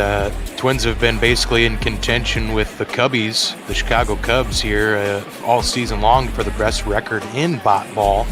But Twins going to fall to 59-32. Cleveland going to get a game in that AL Central race. They're up to 56-35. But those White Sox, they're going to be... did they play this earlier today? Or are they playing later today here on Bot Ball? I don't know. That's how much I've paid attention to the schedule today. Let's look. How about that? Yes, they are on later tonight. But next we got Houston and Washington. And then, White Sox play Texas. Yeah. Oh, that should be a really good one. Chris Mikoski on the call with Special FX. Giolito versus Lynn. That's a really good one. Those are 2 really good announcers as well. Yeah, if I had to guess, I would guess that the White Sox are going to be tying things up in the AL Central after all things are said and done on this Sunday in July, 4th of July weekend. We hope everyone's having a good 4th. Yeah, are you having a good 4th? Yeah, it was solid. So my birthday was Friday night, so had a couple beers with friends, and then yesterday my wife's a nurse, and she had some coworkers who got together for some drinks as well. So good, tasty beverages on a hot 4th of July weekend. But how about that Lindor homer into that 3rd deck up in Progressive Field? That was just a beauty of a moonshot. Yeah, and then Shane Bieber had things in control, striking out Max Kepler there in the 6th inning. He ended up with 10 strikeouts on the game, as we said, and then here's Oscar Mercado with a home run 400 feet to left field. That one is not a cheapie either. Yeah, that was, I mean, Berrios was doing quite well. Only had 2 mistakes, and those were the 2 mistakes we just saw. They resulted in big, long, solid, juicy taters for Cleveland. And then in the 9th inning, Nelson Cruz called out looking on a slider there. But that would be the end of the success for Shane Bieber in the 9th inning. He would then give up a single to Eddie Rosario, and then Josh Donaldson doubling him home in that right center gap, right off the wall. Naquin unable to make that catch, and what a scare in Cleveland, and that ended the day for Shane Bieber. Ended the shutout, ended the complete game, and Brad Hand then got Regadera, the sprinkler, to sprinkle himself out there. Yeah, just a great game here on, at Progressive Field. In the pitching duel we saw, perhaps we expected a few more runs out of this these potent lineups, but at least I did in my fantasy picks anyway. And we want to remind everyone, you can go to mlbotball.com, find all of our social media links, all of our schedule, our standings. You can find our daily fantasy as well. It's kind of a pick'em fantasy. It's super fun. I highly encourage you to come check us out. Basically, if you remember to fill it out every day, you'll be in the running for leader. But I think I forgot a day this week, and I'm still running number 2. But join us in the ML Botball Discord as well. We have a lot of fun in there. Yeah, I used to fill out that fantasy, but then it just kept getting me down how I was just wrong every single day. And I was like, I don't know why I'm doing this to myself. I'll just stop doing it. So I've found out that the more ridiculous some of my choices are, the more points I can get sometimes. So I'm kind of the high risk, high reward guy. That's how I've kind of come to view it. Oh yeah, that's your strategy. My strategy was I would just always pick a starting pitcher. Basically, if it's an ace on the mound, I'll pick the starter.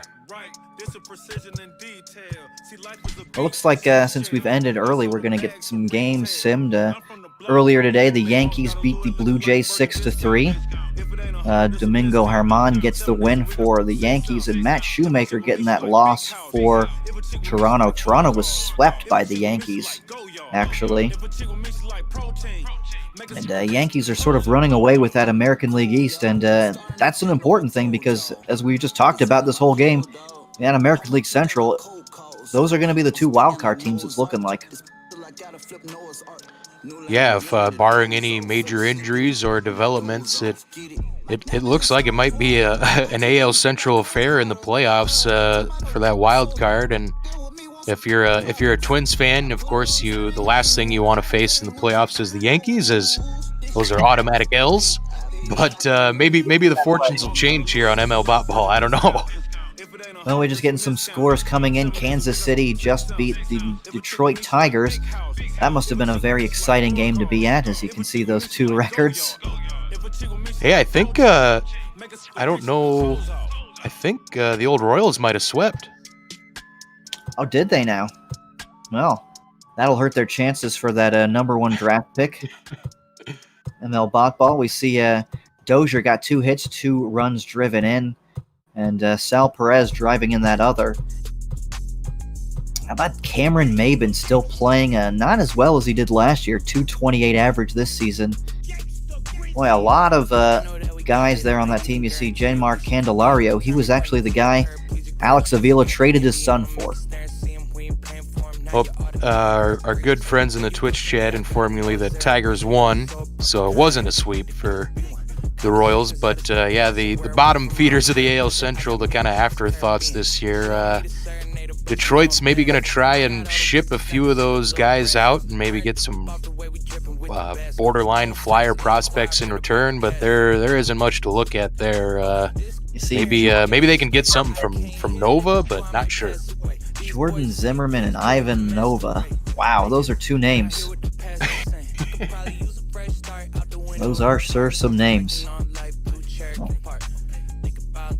That's a big contract that Zimmerman signed with Detroit, and really hasn't panned out for them at all. It's panned out quite nice for Zimmerman, though.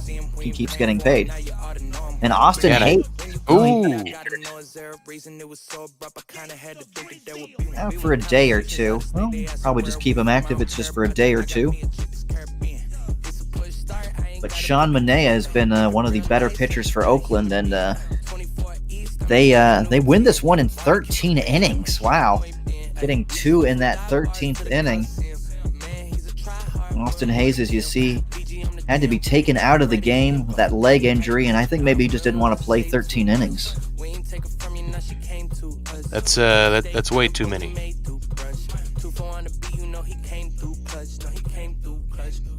Marcus Semien there, 0 for 6. He's another one of those highly thought of shortstops in the American League.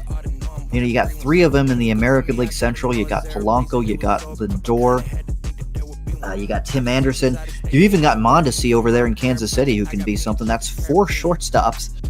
And then now you've got Semien, who was in the running for the MVP last year. You've got Carlos Correa in Houston. These are 6 MVP all-star kind of guys in shortstop, and I haven't even mentioned Gleyber Torres or Xander Bogaerts or Bo Bichette. Yeah, and that's just the AL. There are plenty of good shortstops in the NL as well, and as we talked in our game a little bit, I really do enjoy seeing positions that traditionally do not have high offensive numbers. Just having some guys who can swing a sweet stick there, and that's why I'm a big fan of Mitch Garver. Always love me a catcher who can hit. Yeah, absolutely. When you get that offense from non-offensive positions, it makes a big difference. And if you had Mitch Garver on Cleveland instead of Roberto Perez hitting 187, I mean, that makes a big, big difference. It's why guys like Yasmani Grandal get signed to big contracts like that. Yeah, Yaz, I was surprised that the White Sox signed Grandal, considering they had an all-star catcher already on the roster, but they've as we were talking earlier too, that AL Central, the White Sox are a fun team to watch. I'm a huge fan of Timmy Anderson as well, and he's got those White Sox rolling hot. He just got off a 36 game hit streak, something like that here on ML Bop Ball. So, no, I think it was 37. Anyway, Timmy A hitting the crap out of the ball. The White Sox keeping pace with the Twins in the American League Central, and it's it will be interesting to see how it all shakes out. You know, by the time we're talking here, Minnesota in September could be second wild card team, but those White Sox are a real fun squad to watch. I highly encourage you to check out that White Sox Rangers game later tonight, but we got one after this. Who is it? Houston, and we've got a World Series matchup. It's that's right. Washington. You've got Greinke and I forget who it was. Was it Scherzer going in that one as well? Yeah, it's the Aces. So should be a solid one coming up here on ML Bop Ball. And the Dodgers struggles continue. You see, they fall again to Miami. They're now 51-40. They've been perhaps the streakiest team in all of Bop Ball, if I'm not mistaken. Got out to a huge fast start. They kept pace with the Snakes, and then kept things rolling. 160. That can't continue. Kike Hernandez hitting 180, and talk about offensive catchers. There's Austin Barnes hitting 196. I thought Will Smith was their catcher. Maybe he was getting a rest on a getaway day. Or no, they're at home. Never mind. Oh, yesterday he could have been at a barbecue. I know that.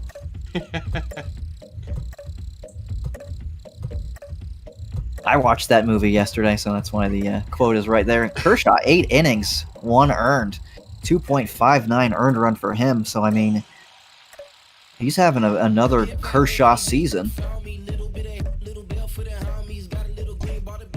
Yeah, spectacular as always. You do wonder a little bit how long some of those guys who have all those miles of, playoff miles included on their arm, when they might start breaking down. And Kershaw appears to still be going strong here, about halfway through another season, and hopefully he can get the Dodgers back on track, although it's tough to do when you only get 1 run of support. And only 2 hits there. That Dodgers offense should be a lot better. But Cody Bellinger has struggled this year. Yes. And they've missed a lot of time with Justin Turner as well. Yeah, Bellinger struggling's really been the big surprise out in Hollywood. And man, he's not even hitting 200, I don't think, yet. Yeah, crazy some of the struggles these guys go through. And Tyler Beede sustained an injury and an abdominal strain in today's game. Out for a day or two. Beede was a top draft pick at one point, but unable to make on that promise so far. A 2-1 game at Coors Field. How about that? A lot of people thought Colorado would possibly compete for a wild card position. You see, they're 7 games under 500. Charlie Blackmon usually hitting around 320 or so, but only 270 this year. Arenado, probably the best third baseman over there in the National League. Is there any guy out there you think's better in the National League? No, I love me some Nolan Arenado. I watched him hit 3 home runs, including the third as a grand salami to beat my Twins 14-7. Oh, and you still are a fan of his. Oh yeah. I've become in my later years, I've taken a lot more kind of an NBA approach to things, where I kind of follow players a little more than teams. Although of course I'm a Twins diehard, but in an effort to learn the league a little more, I like following the star guys. Yeah, that's sort of what I've been doing this year in the Bot Ball League. I've really been following this AL Central and the Twins and the White Sox specifically. They've been my favorite teams to watch.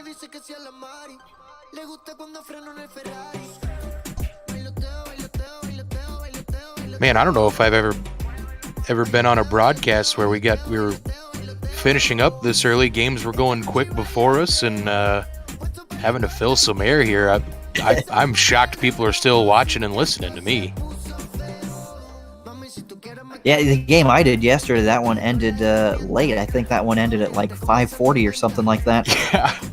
No, I'm used to like following up Duggo's 19-inning game, or basically anytime I do After Dark, it's after a Snakes game, and those never finish on time. So yeah, this is new territory for me. Well, I think we're doing quite well holding the fort down. Say so myself. Well, I was doing my prep work before our game, and I was like, oh my goodness, it's like already the 7th inning. Usually I have plenty of time to do all my notes if I give me about an hour before the game, but they were flying by today on Bot Ball. Yeah, as I said in the broadcast, I did not get a chance to eat my lunch. Had my wife bring me some chicken taquitos while I was calling the game. Oh. They were pretty good.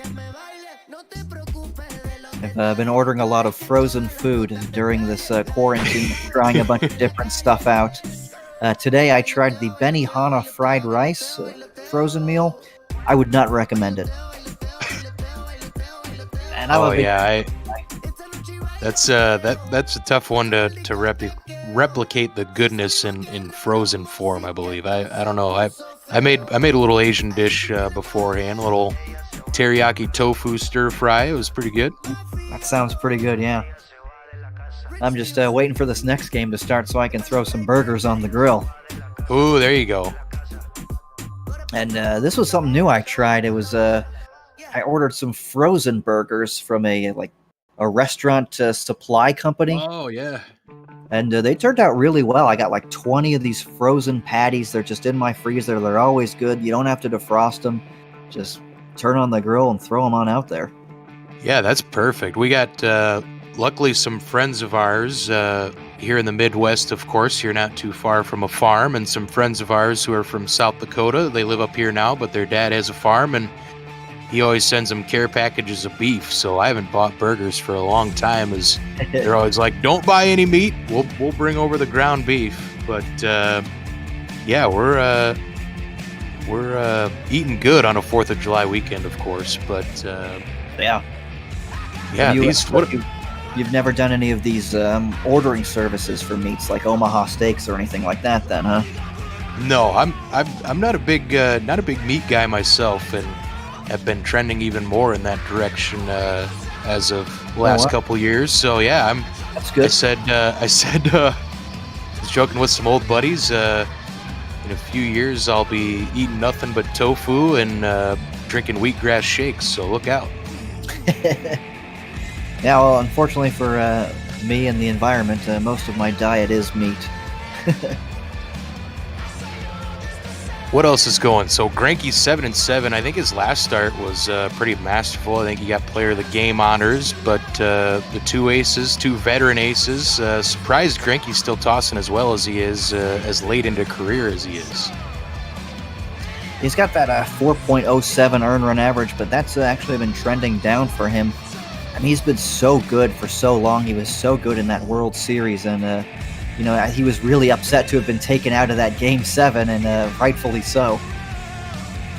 I remember Greinke making his debut in his early seasons with the Royals. We used to always make an effort to try and find the games where he would potentially be making his starts and drive up from Iowa, because Zach's been a fun pitcher to watch for a long time. He's one of the more interesting figures in all of baseball. I mean, I called one of his games earlier this year, and just doing the research on him was really funny. A story of how the Dodgers were struggling, and there was a team meeting, and very seriously, in the middle of the team meeting, Zach Greinke gets up and says, I want to address this before this gets out of hand, but I've seen a lot of you guys going to the bathroom and doing number 2s and not washing your hands, and that has to stop. In the middle of like a serious team meeting, they're talking, we gotta play better, we gotta do this, and Greinke's like, oh yeah, another thing, you gotta start washing your hands. Well, I heard some beeps and boops. I think we're gonna have a crowded booth. How's it going, gentlemen? We're doing pretty good. Kind of came in at a awkward time, it seems like. But other than that, you know. I hope I didn't ruin your pregame research there by telling the Zach Greinke poop story. Yeah, that oh man, I don't even know how to describe that one. Another funny Greinke story I remember is right before he was called up, the AAA manager called him in and said, "You're going to the majors," and he says, "Do you think maybe they would send me down to A-ball and I could try being a shortstop?" And the manager said, "What are you talking about? You're going to the major leagues right now. This is what you've been this is your dream." He goes, "Oh, okay, I guess so." Yeah, that sounds like Greinke. That sounds like Greinke. Oh, man. We're lucky to have him in the game. He didn't even show up to spring training this year to the first day because he didn't want to answer any of those trash banging questions, I'm sure. Yeah, that is. I mean, you know, that's. Yeah, I guess it's just something that kind of comes with the territory. Obviously, you know. Yeah. The pitchers, you know. Yeah, you know, the pitchers obviously weren't, you know, it didn't favor them at all. Obviously, it was, you know, whenever the Astros were at the plate. But either way, you know, if I was him, I'd do the same as that thing. I wouldn't show up until after the whole initial just wave of it would have gone away, just to avoid the questions. I loved him talking about it, how he said, like, I realized just this year you never have to show up until games start. It wasn't mandatory. I didn't know that, so it's not mandatory. I'll just throw it home. I mean, he famously had anxiety problems. He's a big introvert, and I think he's so fascinating. I just could talk about Zach Greinke forever. I mean,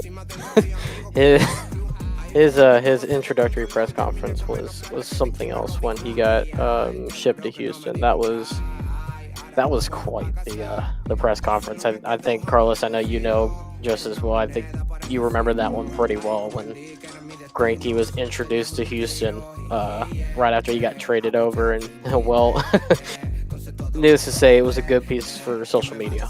No, absolutely it was. It was probably hands down one of the best introductions that the Astros have had within the last 20 years. So, and then to bring in a guy of his caliber at the same time, my goodness. Yeah, create that 1-2 punch of Verlander and Greinke in the bullpen, kind of like the Astros had back in the early 2000s with the 1-2 punch of Clemens and Pettit. And then, of course, right behind them, you had Backey and Oswalt. Such a dangerous bullpen in those days in starting rotation. I tell you what, that was a perfect time for me to become an Astros fan when I was first, learning about the game of baseball. Perfect time to come in. Do you miss those National League days then? Oh yeah, those were the good days. Those were the good days in the Central. But now you got the Astros in the AL West. They've climbed back up to second. Actually, not back up for the first time I think in the season, or at least in a while. Second place in the AL West, and they've had a bit of that surge. You just kind of been waiting to see when it is they were going to take off and when they were going to hit that stride. They usually do in about early June-ish. A little bit delayed. They hit it seems like the late end of June, early July. But right now, they're only 5 games back behind the Athletics. Well, it looks like you are going to be taking things under control there. So, a good game. Minnesota ends up falling to Cleveland 2-1. They do not get the sweep. They are still 3 games up, though, and we're going to get a World Series rematch, Washington and Houston. So for Beardy Buddha, I've been J-Man. Take it away, guys. Thank y'all. Appreciate it. Like you said, a World Series rematch. The Astros and the Nationals should be a fun contest today, Carlos. No, this is going to be a big one today for both sides. Nationals coming in top of the NL East, riding just above the Atlanta Braves, who are starting to close in as we head out to the ballpark in the nation's capital.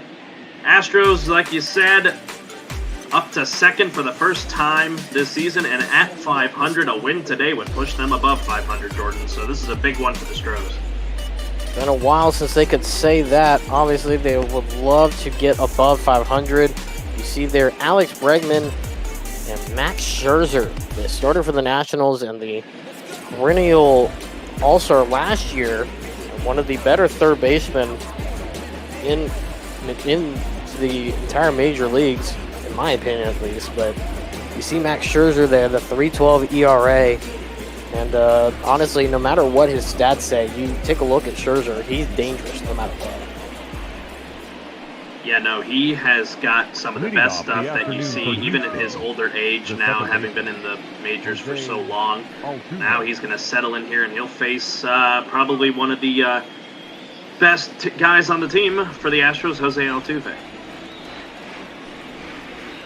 The first pitch of the ball game is swung on, and that is a hard grounder straight into right field. And first pitch, first swing, first hit of the ball game.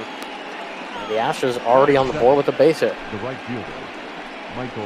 Yeah, that one just hung up over the plate for Altuve there. And, you know, he's notorious for first pitch swinging, so he does there, and it plays out well. Astros already with a base runner. Now Brantley will step up to the plate. The runner on first to get things started. Looks like he hangs one again, and it is down the third base line fair. Another single, and quickly now 2 pitches and 2 base hits for the Astros. Batting third. The third baseman. Wow, that is something you do not see out of Max Scherzer. Leaves 2 pitches, 2 at-bats in a row, hanging up over the plate. And Astros have made him pay for it 2 pitches into this one. The first non-swing of the game comes as a ball to Alex Bregman. You see there 56 and 34, the division leaders of the National League East, the reigning World Series champions in the Nationals.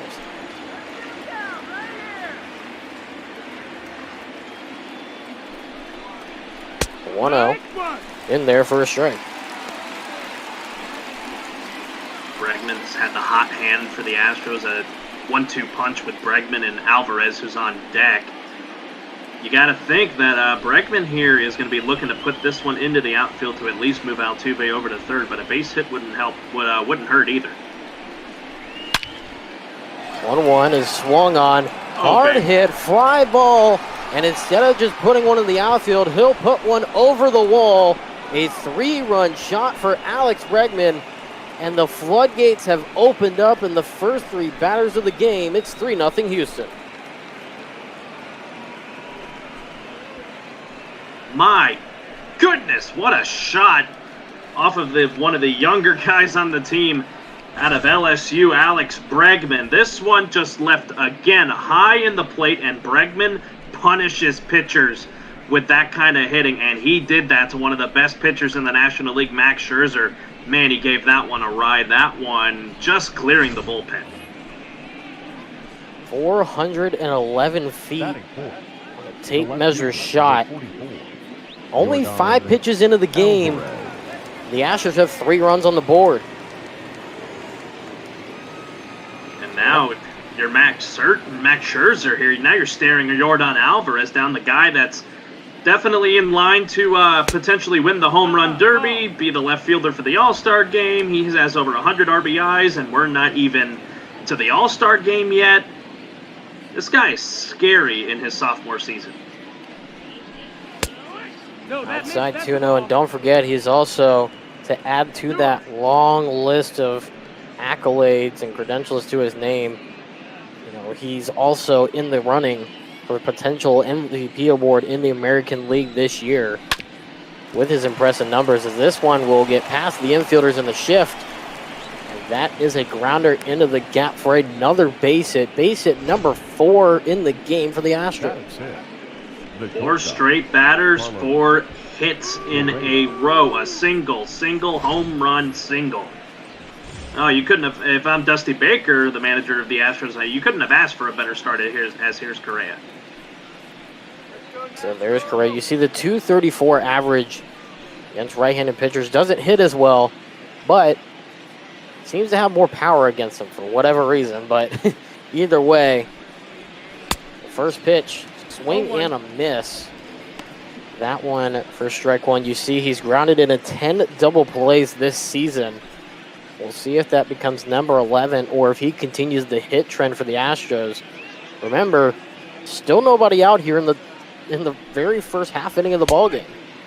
No ball. We're going to miss for strike 2.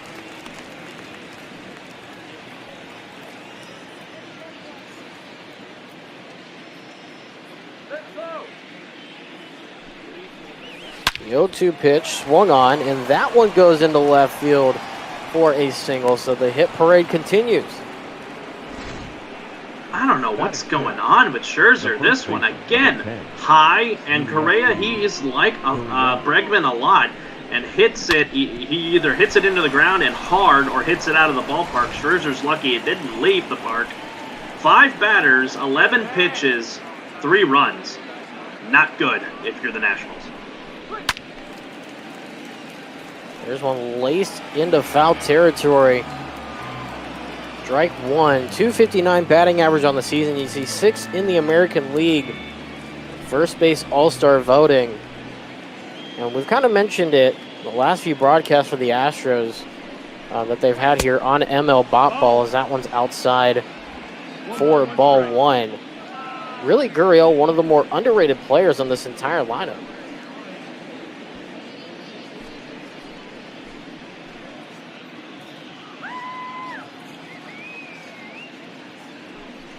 One and one. Swung on, fouled away. These Astro hitters just jumping on Max Scherzer to open this game. Gurriel trying to join that parade. Still nobody out and 2-1. That one high. Evens up the count at 2 apiece. Alvarez on second.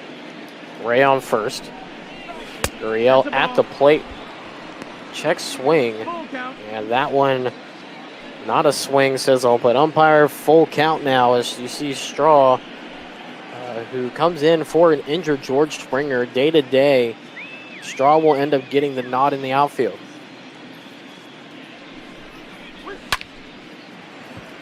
That one swung on. Fly ball to left field. Still carrying. And right at the base of the warning track is Michael Taylor. And there is the first out of the ball game.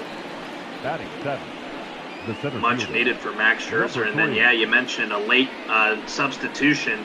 Brings in Miles Straw. Not really known for his bat, but if he gets on base, you have got to be mindful. This kid has really, really, really good speed.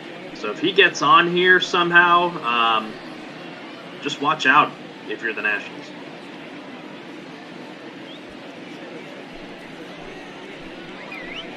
Now with 1 out here and 2 runners aboard, like you said, Miles Straw, dangerous when he gets in good contact on it. That one in there for strike 1. Defensive lineup looks like this. Michael Taylor in left, Victor Robles in center, Adam Eaton in right, followed by Starlin Castro at third, Trey Turner at shortstop, Howie Kendrick at second, Ryan Zimmerman at first, Kurt Suzuki behind the plate, Scherzer struggling on the mound as that one runs way inside on Straw for ball 1.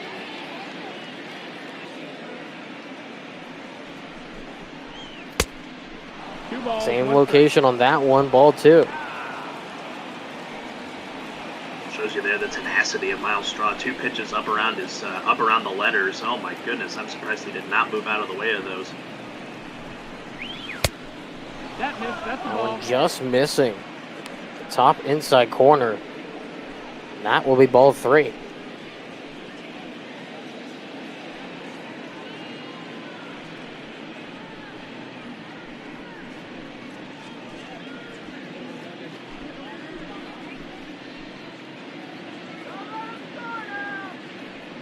Ready now, the 3-1. Swung on and fouled away. I'm Scherzer here. You maybe try to pitch him in just a little bit, maybe get him to saw it off or put something into a double play depth for him to get out of the inning. Let's see what he does. Fouled away once again. It's only the second pitch in this at bat, 2nd out of 6 that's been on the outside part of the plate. Last time he did that was the very first pitch of the ball game that caught the outer edge. Now this 3-2 goes outside and gets him on the bottom outside corner. Caught him looking, and now 2 away in the inning. Like I told you, Straw not really known for his at-bats, usually used in pinch runner situations when the Astros need his speed. So that just showed it right there. And here is Garrett Stubbs, the catcher prospect. First pitch in there for a strike. Like you said, the catcher prospect for the Astros Hasn't had a ton of time in the major leagues. He was back and forth last year for a couple of sessions between the majors and the minors. As that one will be a check swing for ball one. Still looking to see what he can produce here in a good season or two in the major leagues. Right now a 246 batting average. Doesn't seem to have too terrible of a season at the plate and behind the dish. Yeah, typically Maldonado's the guy that's going to be behind the plate for the Astros, but today being in a National League ballpark, he gets the nod, does Stubbs.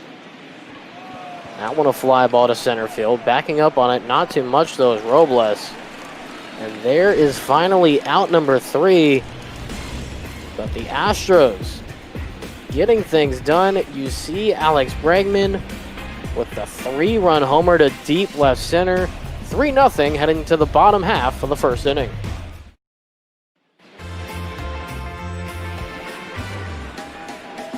Now here you get a look at the mulleted man, Zach Greinke, 7-7 this season in 18 starts.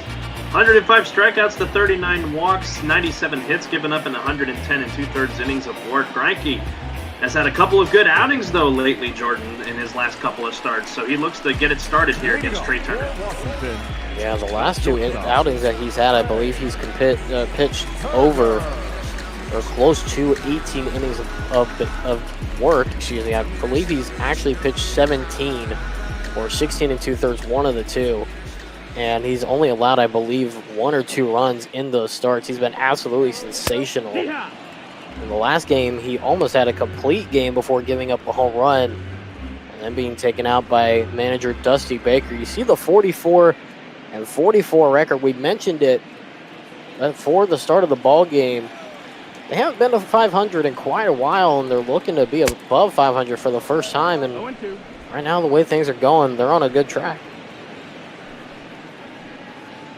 You already see it here in the first 2 pitches here to Turner. Greinke not really holding back anything. Turner having to reach out over the plate to try and get these hits. That miss, that's the ball. Nasty curveball on that one, but misses low for ball one. Didn't get him to chase that time. Looked like the same pitch.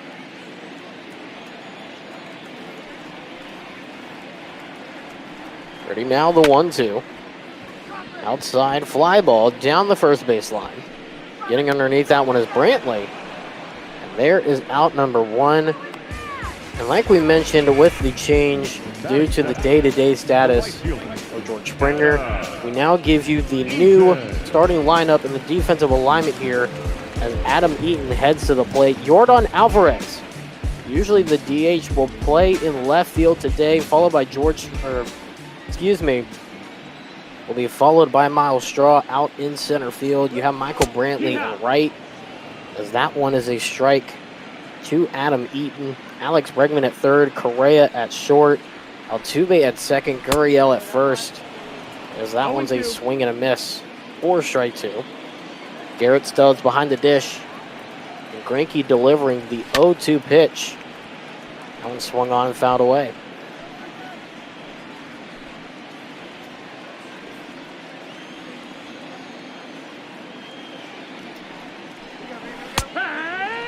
In there, strike 3, got him on the changeup.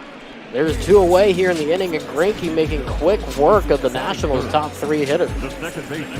This one hung a little bit, thought Eden could have done something with it, but the nasty changeup from Zach Greinke, no way Eden was going to be able to do anything with that other than beat it into the ground. Kendrick watches one go by for strike 1. The 324 hitter on the season, and as you see, 2019 NLCS MVP for the Nationals during last year's playoff run. That one is outside for ball 1. Nationals winning their first title franchise history last season. Kendrick, you see an acquisition from the Dodgers back in 2016, as this one's a fly ball down the left field line. But Alvarez will make the catch, and that will do it for the bottom half of the first inning. 3 up, 3 down. We get to the second, still 3-0 Houston.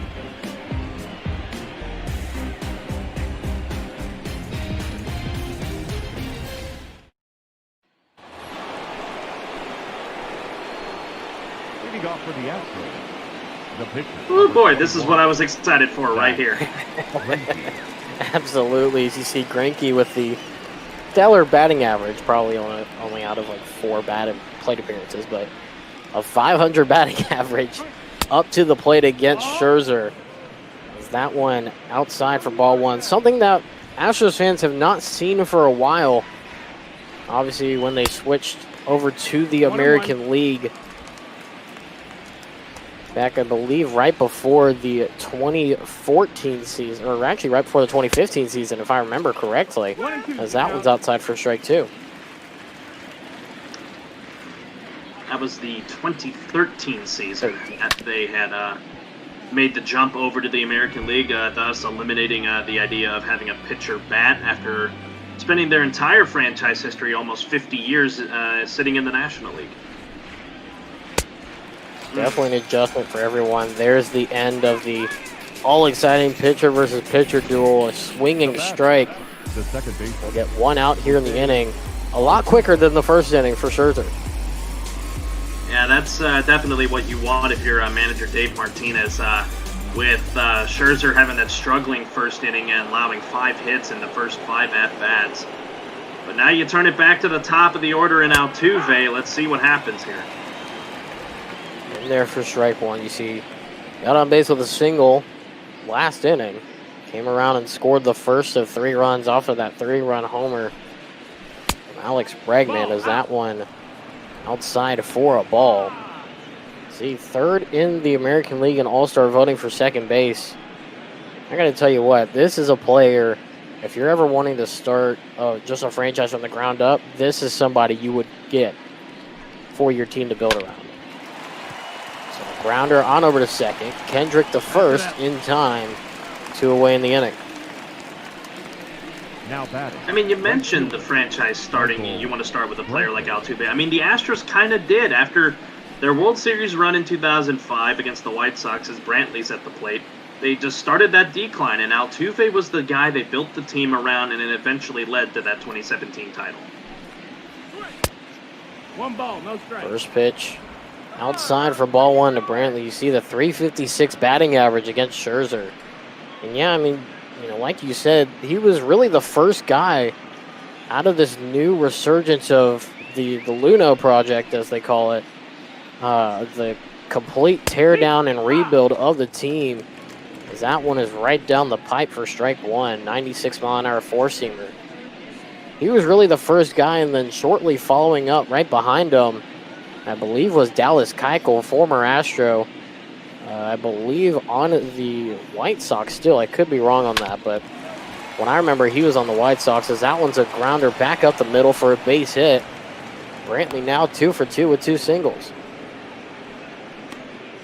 Now batting. You look at Brantley there, an acquisition from the Indians. Bregman.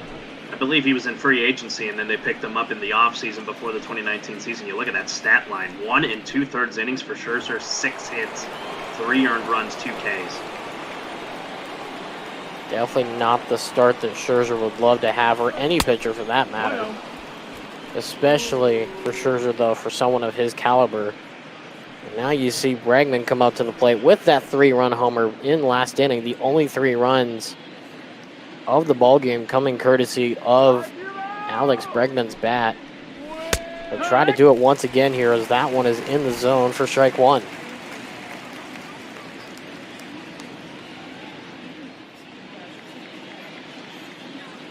Ready now, the 1-1. That one low and in the dirt. Not far enough for Brantley, though, and he'll head back to first. Suzuki, a good job in blocking that pitch. I think the last thing the Nationals need is for a runner in scoring position with 2 out. 3 balls and no strikes.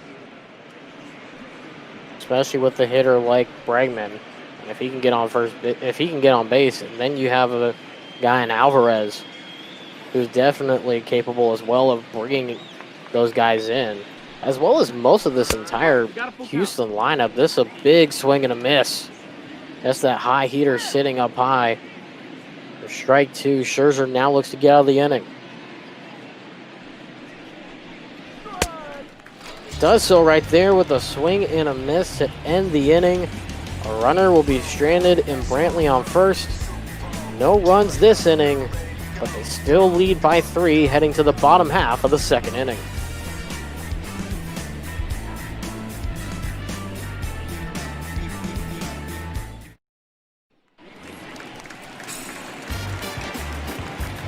Leading up for Washington. Now Kurt Suzuki.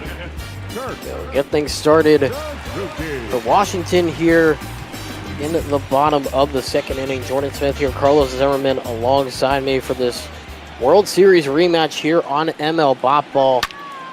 As the first pitch is fouled away for strike 1. You see, because Suzuki, the last 3 games, he's done pretty well at the plate. Yeah, very interesting to see a catcher batting cleanup. You don't typically see that, as that one's painted well for an 0-2. Good, a little off-speed fastball. The 0-2 try to get him on the curveball, but skips away. That'll be ball 1. Quickly now the 1-2. Chopped away, just foul.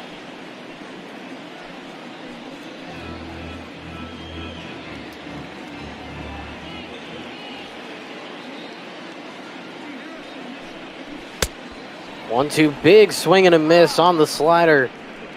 That is strikeout number 2 of the game for Greinke. Out number 1, the second inning.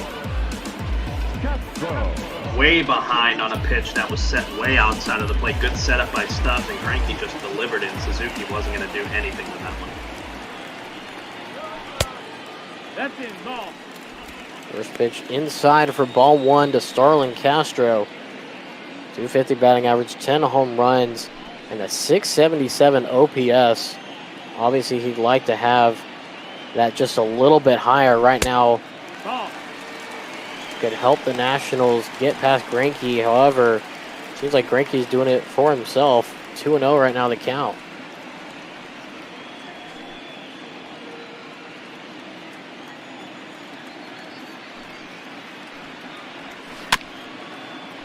Swung on and chopped away, foul. 2-0 on the count. Starlin Castro, former Marlin and Yankee, now finally finds a home here with the Washington Nationals, batting in the middle of their order with his average not quite where he wants it to be, I'm sure. But he's hoping to maybe get something started here for the Nats. The 2-2 pitch. Swung on and missed. The 89-mile-an-hour four-seamer. Third strikeout of the game, second strikeout of the inning. 2 outs here in the bottom of the second.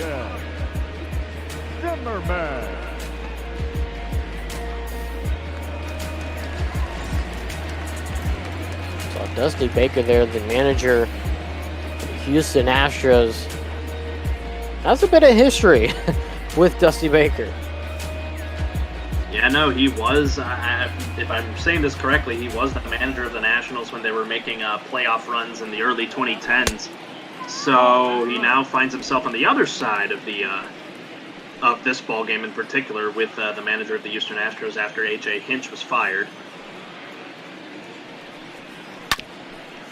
1-0 swung on, hit sharply foul. It makes it a 1-1 count. You see there, Ryan Zimmerman just over 1,000 RBIs. In fact, 1,054 RBIs in 15 seasons. Some pretty good numbers there.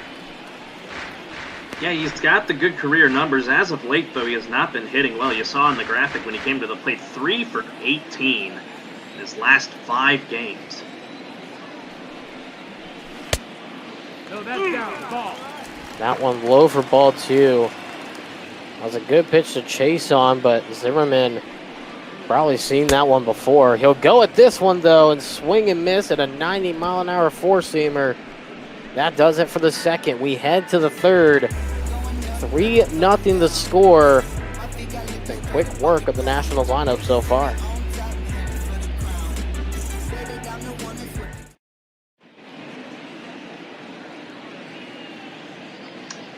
We're going to look here. Heidi Watney's mic, obviously, still not fixed. Man, pointing out the fact here is Greinke just struck out the side. He did. He did strike out the side. Now 4 strikeouts in the game. 3, like you said, in that inning. In that bottom half of the second. It seems like Greinke is just continuing what he's been doing the last two starts. Just staying in control the entire way through. The left fielder, number 44, Jordan Alvarez in the game, 1 for 1 with a single. A hard hit grounder through the shift on the right side. More than likely, they'll be set up in that same shift again. As the first pitch will be outside, close to the feet for ball 1. There you see the shift there with Turner playing on the right side of second base.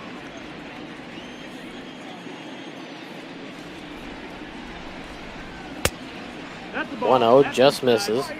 2-0 the count.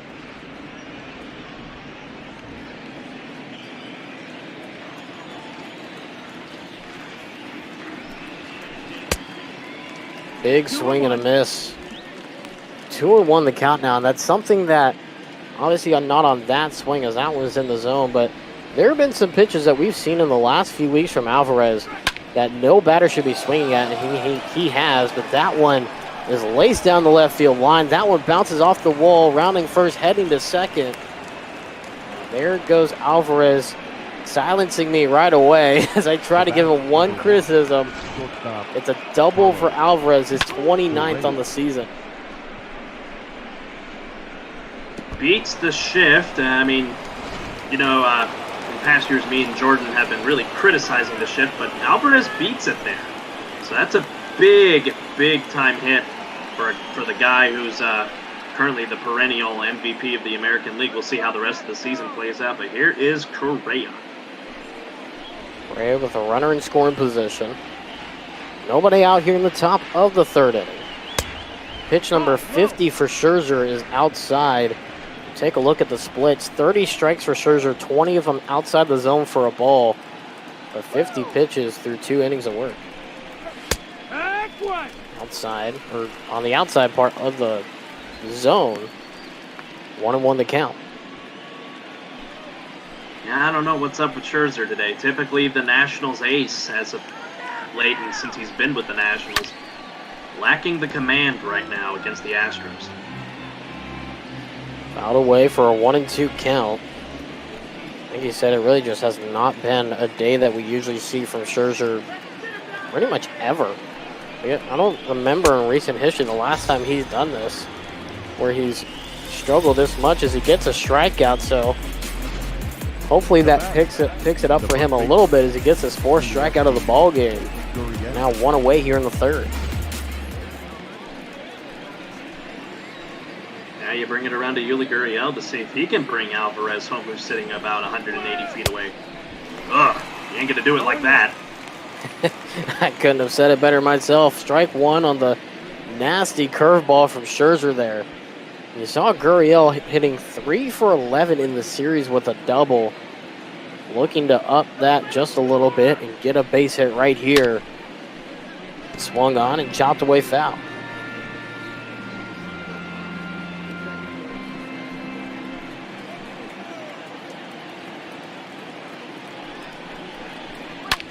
The 0-2 swung on and popped up.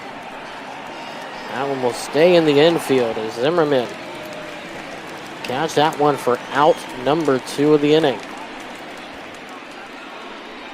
Now batting, number 3.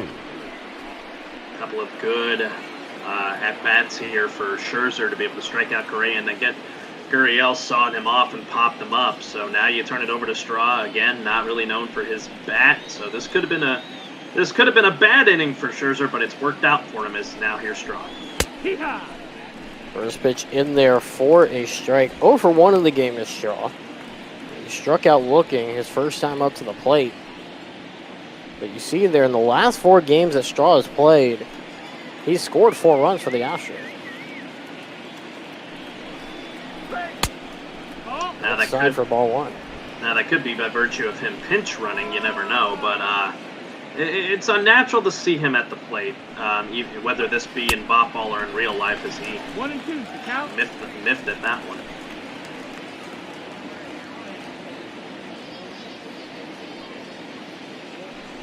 They're checking Alvarez, now delivers, swing and a miss. So now he has a strikeout looking and a strikeout swinging so far in the ball game. We head it to the bottom of the 3rd.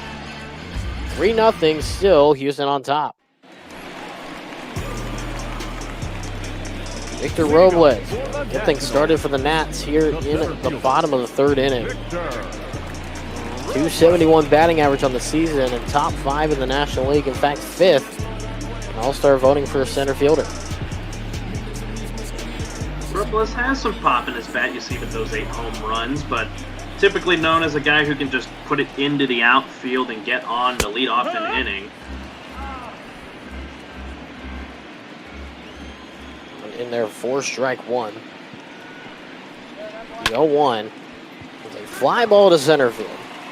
Ranging to his right, still backing up on it, but making the catch on the run at the track is Straw. There's one away here in the inning. Straw's got some really, along with his speed, does have good range when put into outfield situations. You see it there. Robles gave that one a ride, but instead it's allowed out number 1. Now Taylor to the plate. 1 out, nobody on. First pitch just missing the inside part of the plate. With ball 1. You see a double in his last 4 games with 4 RBIs. Yeah, don't let the batting average fool you, folks. Taylor does know how to put the barrel to the ball, but with a guy like Greinke on the mound, it's going to be tough. Basically just inches to his left a little bit as that one finds the inside part of the plate. Strike 1. Now the 1-1 pitch. Fouled away as he chops it to the dugout.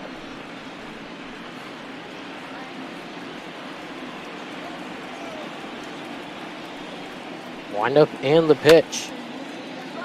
That one laced down the first base line, but foul. And that one will stay put at 1-2. But another 5 feet to the left, and that's the first hit of the ball game for the Nats.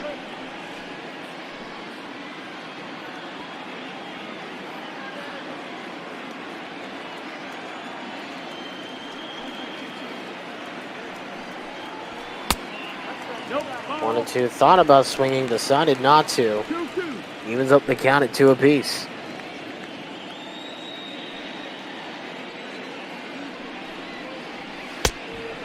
Big swing and a miss, got him on the breaking ball. The slider gets him. We've seen multiple batters go down with the slider. Now his 5th strikeout of the ball game. Another pitcher perfect slider. For the seasoned veterans, Zach Greinke and Taylor just swinging out of his, not out of his shoe tops, but just out of his whole body on that one. And here is another pitcher-pitcher duel. Scherzer to the plate as he watches one go by for ball 1. 235 batter on the season, 4 RBIs. For a pitcher, I don't mind a 513 OPS.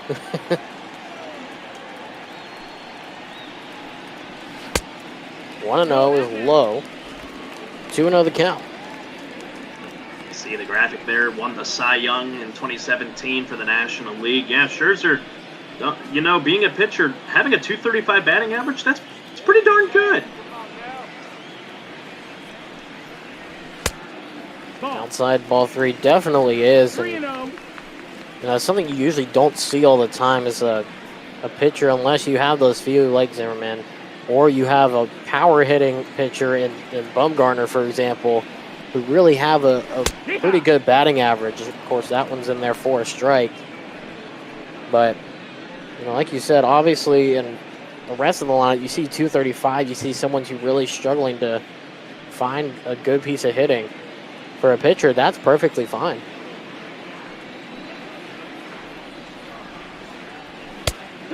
One catches the top outside corner. May have gotten a call there from the home plate umpire. Right now it's full though. Swing and a miss. Will do it for the 3rd inning. Greinke gets him swinging. Scherzer not happy about that at all. Greinke loving it as we head to the 4th. 3-0 Houston. Now for the middle innings, here's Carlos Zimmerman. Leading off for the Astros. Thank you, Jordan. Top of the 4th, kicking off now. Here's the 8, 9, and 1 hitters that'll be coming up for the Astros. Stubbs, Greinke, Altuve. Scherzer back in for a fourth inning of work. First pitch misses, 1-0.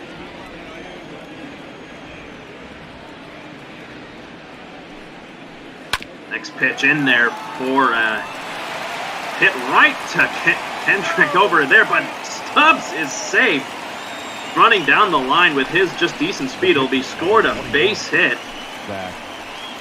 Oh, good effort from the second baseman, Kendrick, but not in time to get Stubbs as he just, wow, that was close.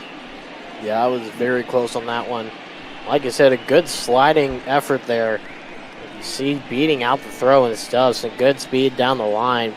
A good effort there from Kendrick, having to slide and bring his glove across and backwards in a very awkward position. But being able to field it, just not making the throw in a quick enough time. Here's Greinke, who whiffs at the first pitch, 0-1. Surprised that Baker doesn't put the sacrifice on with Stubbs' speed over there at first. But with, Greinke being the hitter, winning a Silver Slugger award with the Diamondbacks last season, as a pitcher, you got to think that you'll just let him free swing at these here, which he does, fouls one off behind the dish, 0-2. You also have to think, too, that Baker has a little bit of an advantage when it comes to these games because he comes from a good majority of his managerial career, as that one's fouled away, comes from managing National League teams. So he's had to do this for a good portion of his career. Obviously, like you mentioned, the Nationals and the 2010s, you had his time with the Reds as well. A good portion of that time in the NL Central being spent with the Reds. And so he has a ton of experience in the National League. So he hasn't had to deal too much with managing a lineup that usually goes with the DH and every once in a while has a pitcher hit. 1-2 count. Stubbs over at first. Nobody out here in the fourth. Scherzer delivers. Swung on and missed by Greinke. A second strikeout of the day. Sixth on the day for Scherzer. You would think that's a pretty good outing with 6 strikeouts, but that 3-0 lead with that very, very rough first inning has got him behind right now. Talking about Baker, we tend to forget. 2002 World Series, he's the manager of the San Francisco Giants. That's how long he's been around. And he knows how to get around these National League teams, being, like you said, with the Nats, then the Reds, and then, of course, the Giants. And now finds himself a place with the American League, former National League, Houston Astros. Of course, coming out of retirement to be the manager for his 1-year contract as well as the 1-0 swung. That one is into the gap in right center, and with Stubbs' speed, will he try it? They send him. Does Gary Pettis throw to the plate? Not in time. 4-0 on an RBI double by Jose Altuve, his 21st on the year. It's a great job there by Altuve, getting a good piece of hitting, just putting in the perfect spot in the gap there, as you see, bouncing off the base of the wall, giving that little extra time there for Stubbs to get around and get to home plate, and like you said, make it a 4-0 game. Now you send it back to Michael Brantley, 2 for 2 on the day, 2 singles, a run scored with Altuve in scoring position at second. Astros coming to play today in the nation's capital. You're just joining us on ML Bop Ball. My name's Carlos Zimmerman, alongside me Jordan Smith for this one.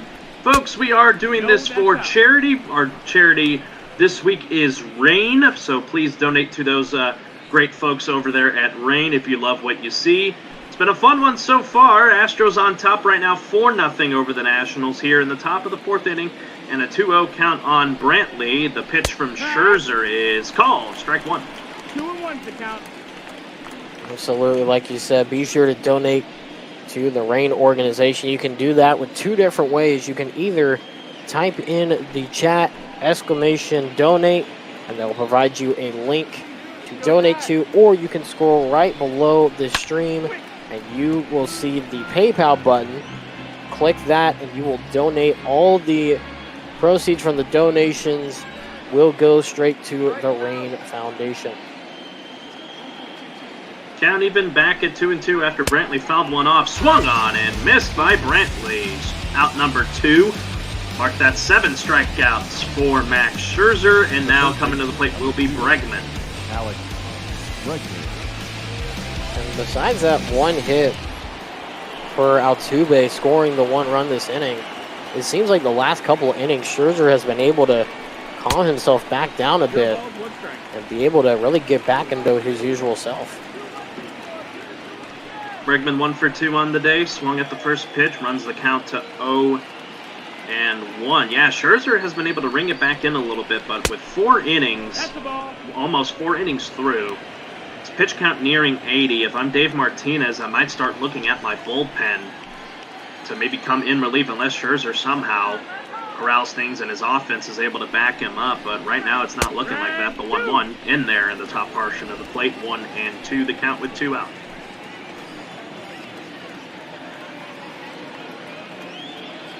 Scherzer trying to get out of the inning, delivers the 1-2 pitch, swung on and in the dirt, but gloved by Suzuki, and he'll throw on to Zimmerman to complete the strikeout putout. Jose Altuve delivers a no-out RBI double to score Garrett Stubbs from first. That has extended the Astros lead 4-0. We head to the bottom of the 4th. You're watching ML Botball on Twitch.tv.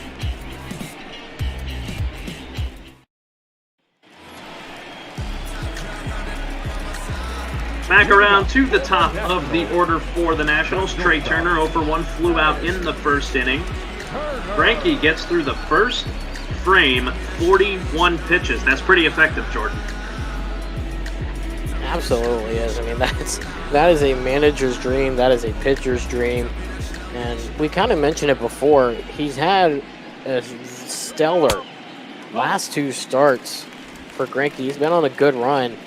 So far, he's just continuing the same thing here and managing a pretty good performance so far. This one is roped into right for a base hit. First hit of the ballgame for the Nationals, and Turner with his legs is going to break it into second base with a no-out double.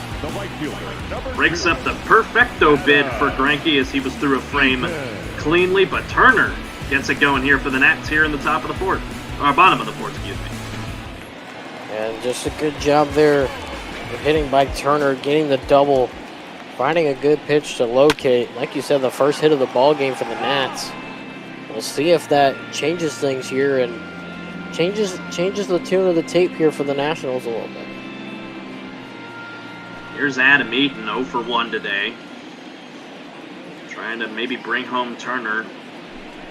0-1 pitch from Greinke, hangs up on the plate, speared by Bregman, but knocked it down and then couldn't get the putout was Gurriel, so that might be marked down as an error on Bregman. Yes, it is an E5, as at first he couldn't corral it and then he makes a bad throw.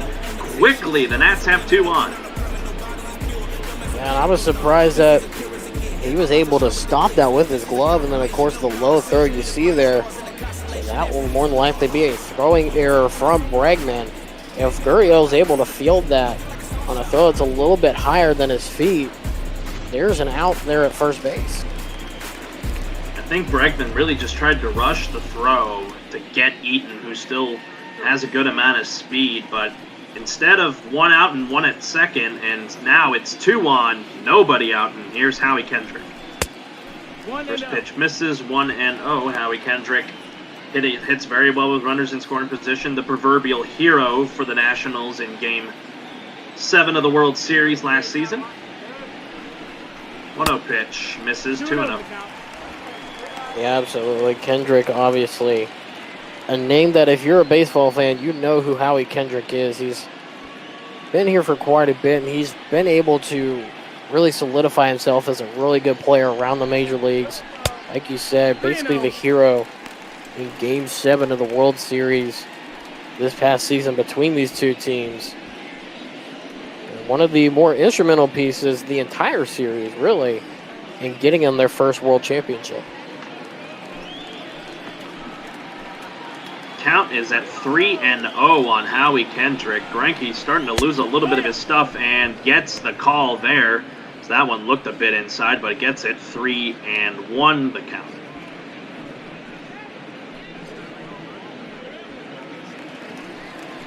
Kendrick trying to drive home the first run of the game, or pair of runs, with a big hit into the outfield. 3-1 pitch from Greinke is golfed foul. That'll run the count full. And obviously, you know, Kendrick would like to have that one back. I would not be surprised if Greinke went off speed to the outside. He did go off speed, but Kendrick got a hold of it and pulled it foul. The at-bat will continue. Potentially look for a changeup here or that four-seamer high up. Four-seamer high and in is hit out to left. Underneath of it is Alvarez for the first out of the inning. That will hold Turner over at second. Big out number one for Greinke. Trying to get my demo reel going here for the Tony Romo tryout. Try to see if I can call a few of these here. Don't even make that Tony Romo joke. My goodness. Regardless, Kurt Suzuki, catcher for the Nats, will come to the plate. He hits one up into right field, chasing back Brantley. Turner likely to tag here, doesn't tag with the arm of Brantley. And so quickly now the Astros, have 2 outs and 2 on. So working out pretty well for Greinke is now anything hit on the ground here is a force at any base. Exactly. It's just a good job there. Obviously not deep enough with the arm of Brantley, like you mentioned. Really, Brantley, one of the better outfield arms that we've seen in the last 10 or so years. Kind of not bounce around, but, you know, he's had a couple of homes, obviously, with Cleveland and then with Houston. But he's really one of the more underrated arms in the outfield, in my opinion. Starlin Castro now at the plate. Fouls one off to run the count even to 1-1. Greinke trying to get out of this inning here. The 1-1 pitch to Castro is hit into right for a base hit.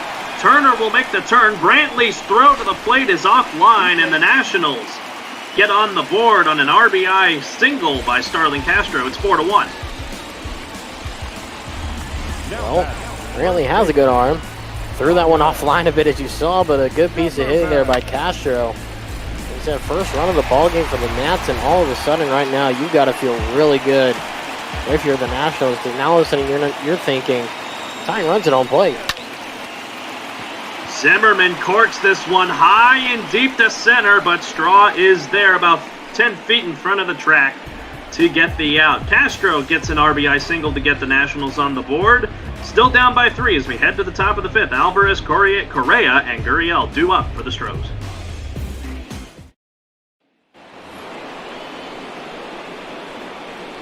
So here is Yordan Alvarez. Yordan Alvarez. 2 for 2 today with a double and a single.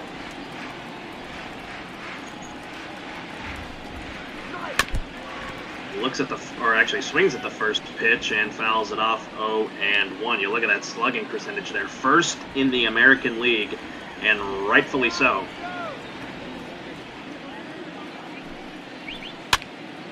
Next pitch is skied. Going over is the third baseman Castro to make the out in foul territory. 1 out already here for Max Scherzer in the top of the 5th.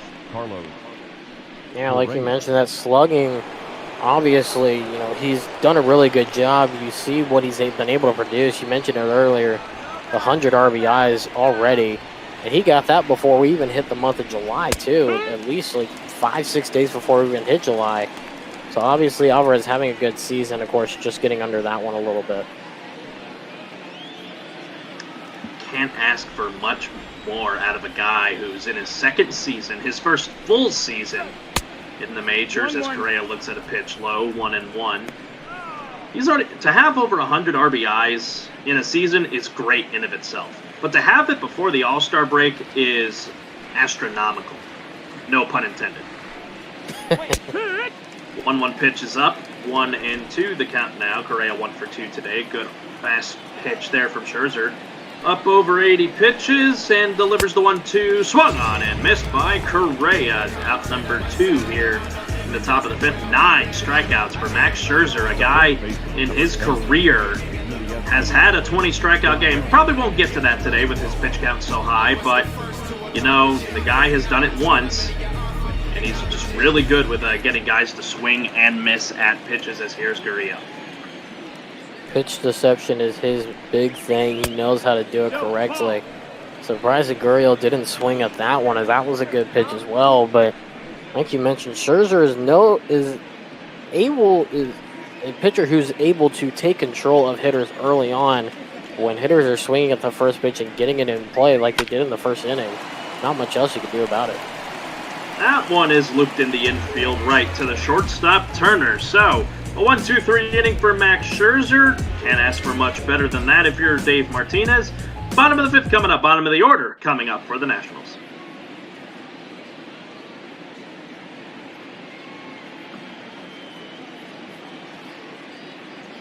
It's Heidi Whitney's mic. Again, still hasn't been fixed. Talking about Ryan Zimmerman, more than likely the guy that ended or is actually due up here. So I think that graphic wasn't quite right.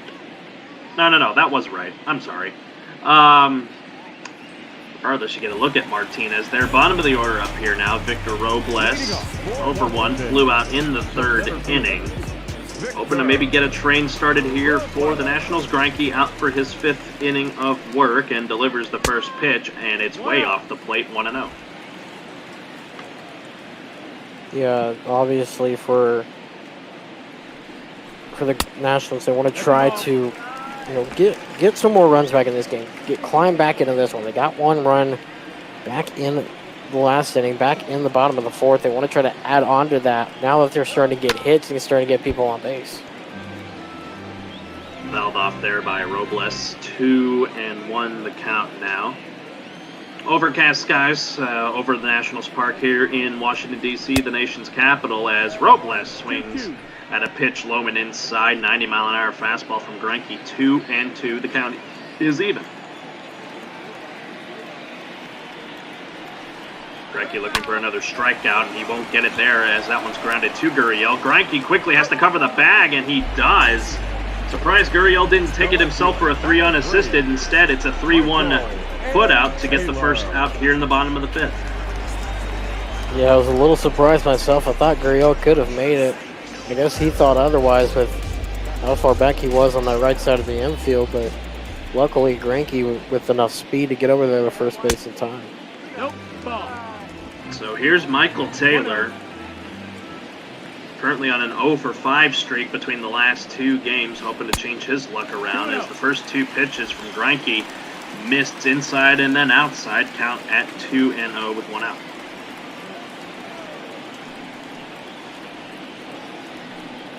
2-0 delivery, swung on and missed at a ball that could have been ball 3. Taylor not happy with himself there as he tried to maybe put that one over the left field wall with 1 swing of the bat. Now the 2-1 pitch from Greinke is bounced about 5 feet in front of home plate. Throw in from Stubbs in time to get Taylor for the second out of the inning. There's just a laser of a throw there from Stubbs, just barely beating out there at first base and being able to get the out. I was kind of worried there for a second whether or not he was actually going to get to the ball in time, but somehow able to get to it and get the out. There you see the pinch hitter in Stevenson. So that'll wrap the day for Max Scherzer. His day will end after 5 innings of work, giving up 4 runs. Here is the pinch hitter Andrew Stevenson, batting .250 this year. Hasn't played in many games this year, but now in for Max Scherzer, fouls that one off, makes the count 0-2. In his last game, he did have a hit, and that was in a game he started. So, see if he can do it here against Greinke. 0-2 pitch, swung on and missed on an off-speeder changeup to the outside. Another K for Zach Greinke. We're through 5 in the nation's capital. Your score 4-1 in favor of the Astros. Ladies and gentlemen, your attention please. Now that will bring up Wander Suero. Jordan, what do you have on Suero? You see there 0-for-2, and he's 0-2 in save opportunities. Quite interesting they bring him in here as a middle reliever. Really, this is a pitcher that he can get ahead of hitters and he can do well as long as he gets those pitches in the right spot. But it just seems like sometimes things just get away from him as you see the 2 other arms in the bullpen. Yes, the left-hander Ronis Berrios, and then the former Astro, Will Harris, the right-hander, up in the bullpen in case things get out of hand for Suero. He's going to face Miles Straw here. The 0-1 pitch is swung on and hit into right field. Camping under it is Adam Eaton for out number 1. 2 pitches, 1 out for Suero. Now batting, catcher. Obviously a good start there for Suero to get the first batter to hit a fly ball to right field and just make quick work of them, only in 2 pitches. Now here's Garrett Stubbs, 1 for 2 today.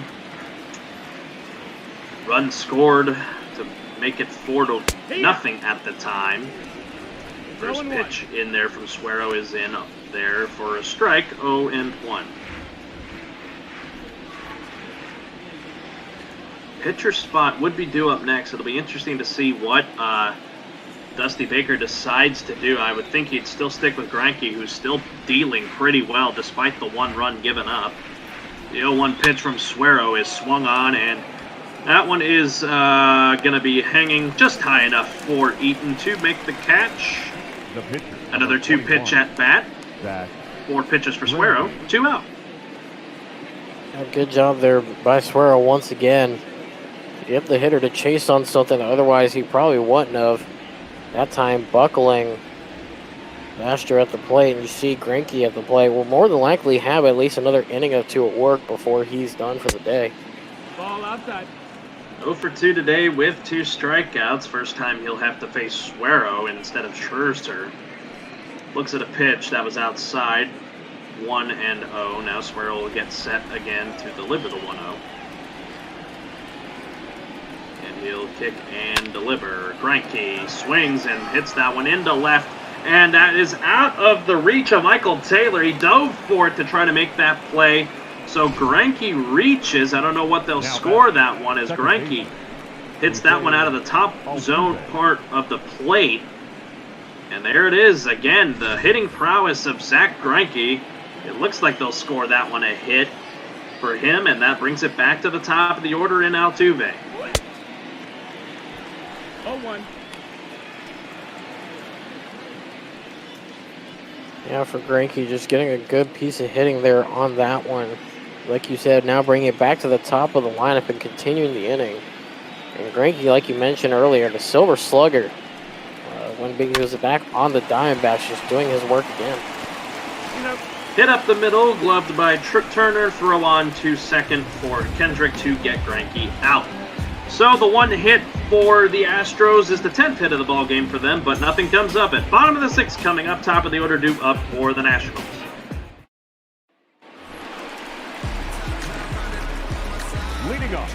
Greinke back out for his 6th inning of work. He'll face Trey Turner yet again, the guy who got the hitting parade started for the Nationals today.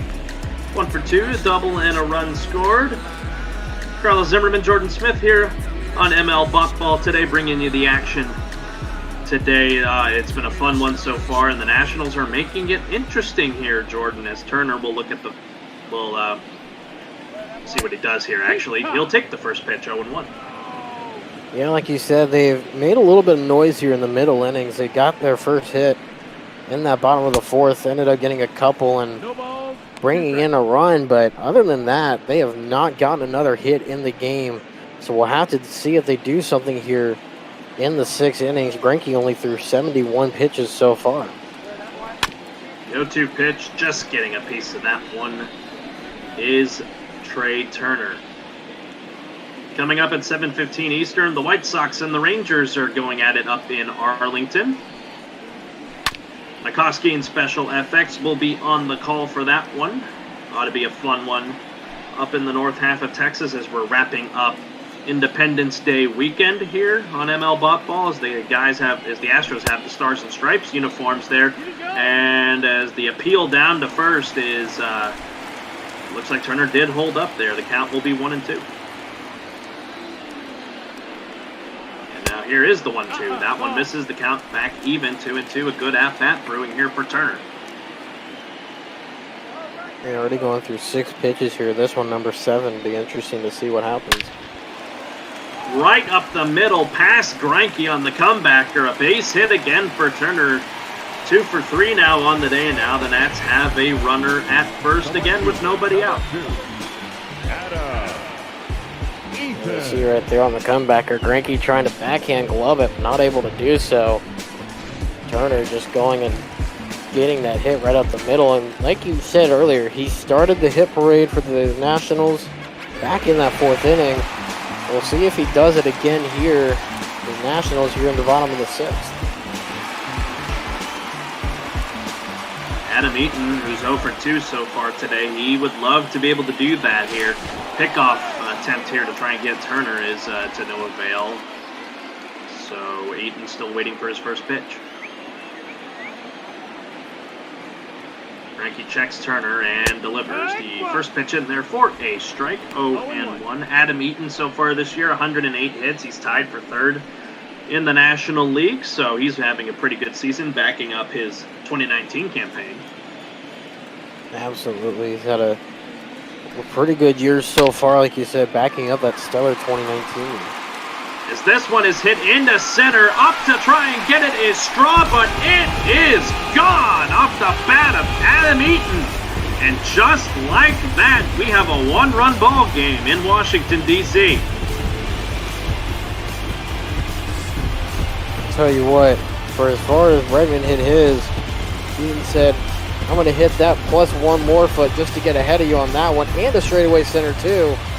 That's some good timing. You see their level swing on that one. A good piece of hitting. He knew pretty much as soon as it came off the bat that it had somewhat of a chance. See right there, the 102.4 off the bat. Miles per hour. All of a sudden, the Nationals have made it very interesting now. And back to within a 1-run ballgame. Miles Straw gave it his best effort to try and haul that one in to rob Eaton of a home run, but it doesn't work out. So 4-3 the score as Kendrick now hits this one. Straw should be able to get after this one and does to make the first out here in the bottom of the 6th. I'd already love to have an out beforehand, obviously. Not allow that home run, but it just seemed like that pitch to Eaton maybe hung up just a little bit. Maybe just didn't come out of the hand the right way for Greinke, but either way, now Suzuki comes up with no outs, or 1 out, nobody on. We'll see what happens here. Swings at the first pitch, backing up Straw. Again, man, they're keeping him busy out there, but he'll make the catch. So another good out there for Greinke. Makes it 2 out in the inning. Good thing that Straw is able to, like you mentioned earlier, cover as much ground as he does when he's placed in the outfield. But otherwise, we'd have a few more hits and we'd have a little bit more noise here at Nationals Park. So with 2 out, and now here's Starling Castro. 1-0, and now the count. Greinke will set again, hoping to get out of this inning here as it's gotten a little out of hand for him since dating back to the 4th inning when the Nationals started to make some noise. Now they're making a lot of noise. The fans here at Nationals Park hoping for something big to happen as that one is swung on and fouled off. 2-1 the count.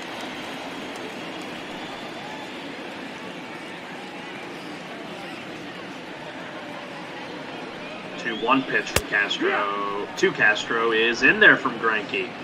Good off-speed action there on the slider. Now the count's even. Now he's going to try to get him out of the inning, and he'll swing at that one, but hit down the left field line and foul.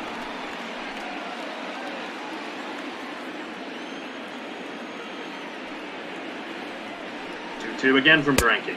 Inside, full count. Full count. Inning continues. Zimmerman is on deck. I wouldn't be surprised if he tried to go to slider here. 3-2 pitch. Hangs high for ball 4. It was a 4-seamer. Up and out of the zone as here is Brent Strom to talk to Greinke. The first baseman. Try and calm his pitcher down as, believe it or not, folks, the go-ahead run is at the plate, and Ryan Zimmerman, the long-time National, spent his entire career there, dating back to 2007, I believe. Been at it for a while. He's 0 for 2 today with a strikeout and a lineout. tying run over at first. He represents the go-ahead run. First pitch to Zimmerman is swung and hit on the infield. Bregman calls everybody off, and he will make the catch for the third out of the inning. But so the Nationals get 2 runs by virtue of a home run to dead center off the batter's eye for Adam Eaton. We got an interesting ball game here, folks. I'll turn it back over to Jordan. Astros still lead, though, 4-3 as we head to the 7th. Your attention, please. Thank you, Carlos. Like you said, an interesting ball game now off the 2-run homer. See Elias head to the mound for the Nationals. And what do you have on him, Carlos? This is a guy that he can really burn you. And now you get. It's a very good move that Martinez just made to put him in the ballgame, because you face a lefty in Brantley, and then you get Alvarez in the back half of the 3 that are due up. So this seemed to be the logical answer. He's got good stuff. He's got to just be able to locate his off-speed pitches, but utilize the fastball as well to blow it by these Astro hitters. Outside 2-0. That one missing low once again. Brantley 2 for 3 in the game. 2 singles to his name so far in today's action.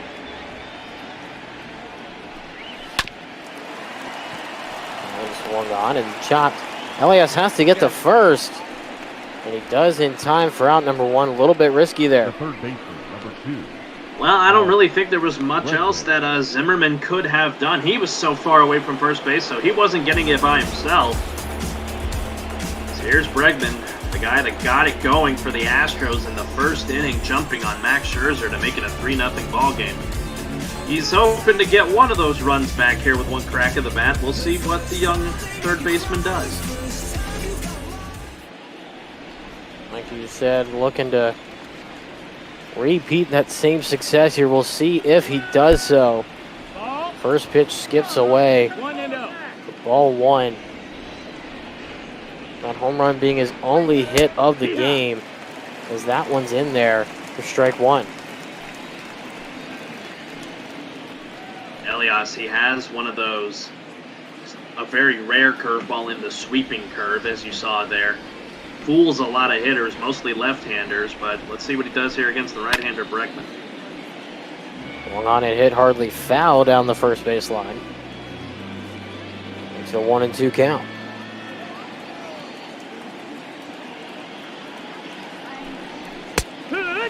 In there, strike 3, got Bregman looking down the middle of the plate. First strikeout of the game for Elias.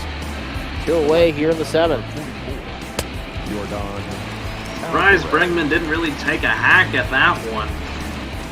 Instead, caught looking at it, and now you turn it back over. Another lefty-lefty matchup in Elias versus Alvarez. Big swing and a miss on the first pitch. Strike 1 to Alvarez. 2 for 3 with a double and a single so far in the game today. He's batting .300 for the series. We'll see if he can continue that trend here in this one, as another big swing and a miss. Alvarez does struggle against left-handed pitchers. That was evident in the 2019 playoff run. He had a great season, but then got quiet during the playoffs at certain points, especially against lefties. 0-2 swung on and missed. Strike 3 got him on that one on 3 straight pitches. We head to the bottom of the 7th inning. The Nationals have 2 runs in the 6th. We'll see if they add 1 in the 7th. Leading off for Washington, the center fielder, Victor Robles. Get things started here. Greinke on the mound in what will more than likely be his final inning of work. Pitch number 90, way outside for a ball on that one. Presley and Abreu in the bullpen, 2 right-handers. More than likely, we'll see Presley come up after they replace Greinke. That one a bunt down the third base line, but foul. 1-1 the count. Not a bad move to bunt. Robles has good speed, so interesting move there as wow. Not sure what he was swinging at on that one, but either way, locks him up 1-2. Now the pitch swung on and just barely chopped away foul.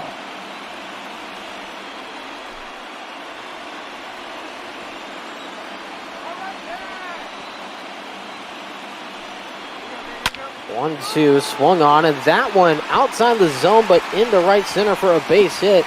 Robles will head to second base, and will be there with a stand-up double. That's Robles' 24th on the season. Yeah, that one was outside, but man, he got a hold of that one. Puts it into the gap between Straw and Brantley, and just like that, the tying runs at second base, and that's going to do it for Zach Greinke. Regardless, still a good outing for Greinke. Obviously, struggled a little bit more just in the 6th inning and then the run in the 4th inning. Other than that, he had a pretty spectacular day. Just giving up a few big hits. It now looks like you will see Chris Davinsky, who I believe was not warming up in the bullpen. You see there dropping his glove, but he comes into the ball game. Interesting move by Baker. You know, I just had this thought in my head. I was like, is Davinsky in the bullpen right now? Because, you know, he wouldn't be a bad option. But yeah, you didn't see him warming up. It was Presley and Berrios. So, interesting move by Dusty Baker. First pitch fouled away to strike one to Michael Taylor. 0 for 2 in the game, grounded out of last time up. Right now with that .224 batting average, as he's been 0 for 2 today. And he currently represents the go-ahead run in this one. In there for strike 2. Pending on if Robles does score, Greinke is in line for the win. 1 ball, 2 strikes. One low for ball 1. See the fans on their feet trying to support their hometown team. Trying to get that tying run at the plate. Maybe take the lead here in the bottom of the 7th inning. Swing and a miss on a chaser outside. Got him on the changeup, 1 away in the inning. That's the thing about Devo. He will kill you with the off speed, and that was proven right there, as Taylor could do nothing with that, and now wears an 0 for 3 collar. Your attention, please. Now a pinch hitter for Stevenson, who would have been due up here for the Nats, is Drupal Cabrera. Will head to the plate for the Nationals here as he swings at one and gets it past right field for the second base for a base hit. Throw home, not in time and a little offline, and the Nationals have tied the game off a first pitch swing. RBI single from Drupal Cabrera. That one hung up way too much on the plate. No way Altuve could have gotten to that, and another offline throw from Brantley. We're tied at 4. This pitch in there. 4 strikes, and that run goes against Greinke. So now we'll see what happens here for the rest of this one. That pitch on the outside corner for strike 2. Greinke no longer in line for the win. That one outside for a ball.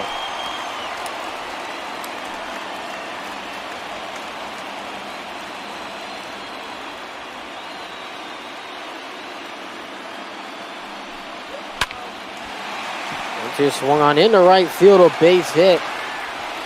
The nightmarish inning will continue for the Astros pitching. Now runners are first and second, the go-ahead run in scoring position. Yeah, Turner just got a hold of a half-decent pitch from Davinsky and pulled it into right for a base hit. Oh my goodness, they'll keep Davinsky in the game with Pruitt and Valdez up in the bullpen. But here's Eaton, who already has a home run in this game. I would love to add another one here and with the 2 home runs in the game and be the key piece to score or to bring in all these runs for the Nationals. He had that 2-run homer the last time he was up. This one a soft pop-up into left field. And Alvarez off of his glove as he tries to dive for it. Everybody's safe.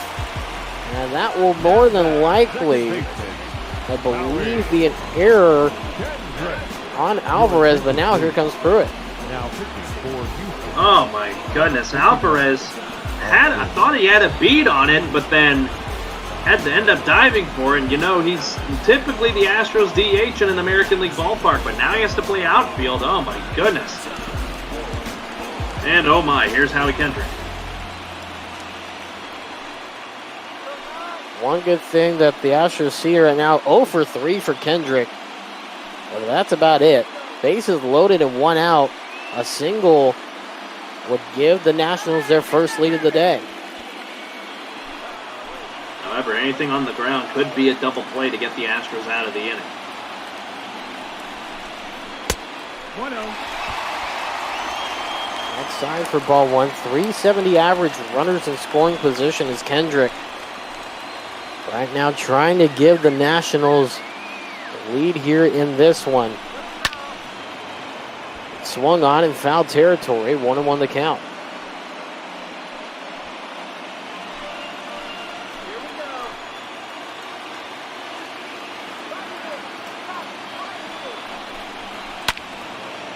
Allen swung on and fouled down the third base side. 1-2 the count now. Pruitt would love to get a strikeout here.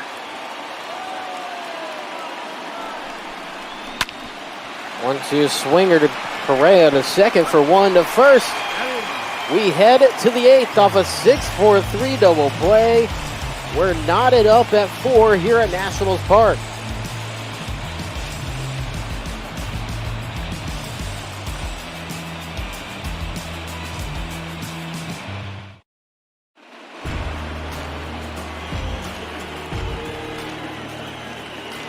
This one stings a little bit as Astros fans and myself and Carlos Zimmerman, who are on the call here for you. A dangerous right-hander, and Will Harris now on the mound for the Nationals.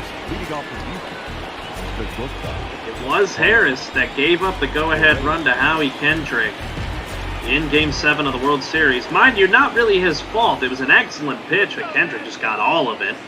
Now he's on the other side, trying to protect a tie ball game that the Nationals have slowly been able to work, and this crowd at 39,000 plus is loving it. 4 runs in the last 4 innings.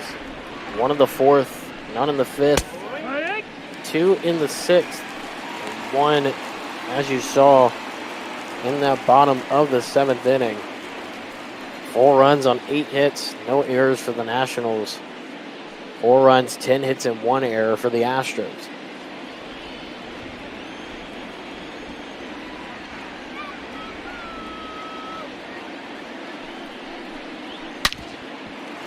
Swung on, hit hard, and will go into right field for a base hit. That's how we start off the top of the 8th. Correa getting his second single of the ballgame. Yeah, Harris just left that one up and over the plate, and Correa loves those, so he'll take what he can get there. They'll bring up Gurriel. Astros trying to cook here. 2 righties in the pen for the Nationals. There's that one in there. 4 strike 1 to Gurriel. Line drive the last time up to the plate. He's 0 for 3 in the game. Right now, Correa on first. Nobody out here in the top of the 8th inning. Side 1-1 the count. You see Strickland and Hudson working for the Nationals.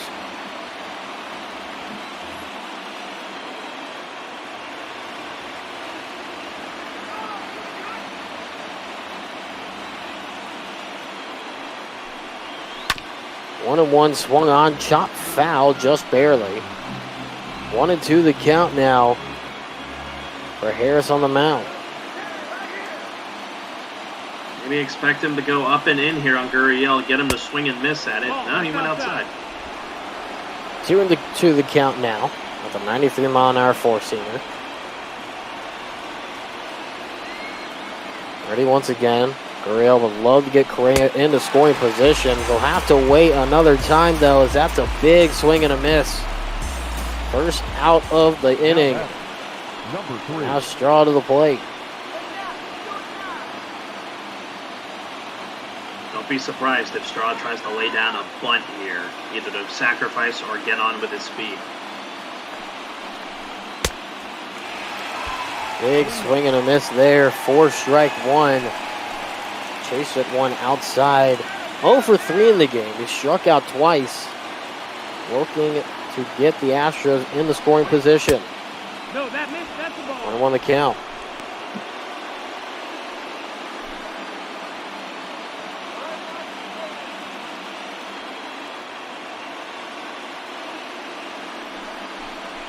Quick.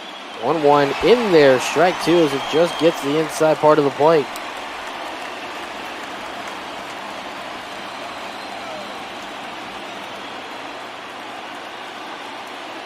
One to do the count. That'll be strike three once again. Swings and misses at one outside. Now 3 strikeouts in the game for Straw. 2 outs here in the 8th. Gonna walk back to the dugout with an 0 for 4 collar today. Not the day you wanted behind the plate of your Straw. They've kept him busy in the outfield. Definitely, though, not what he has wanted behind or here at the plate. Now Stubbs will be here to try and get something going. That's the ball down. This pitch low. Ball 1. 1 for 3 in the game. Got a single a second time up to the plate. And now Correa still standing at first base with 2 outs here in the 8th. 2 balls, no strikes. 2-0 the count.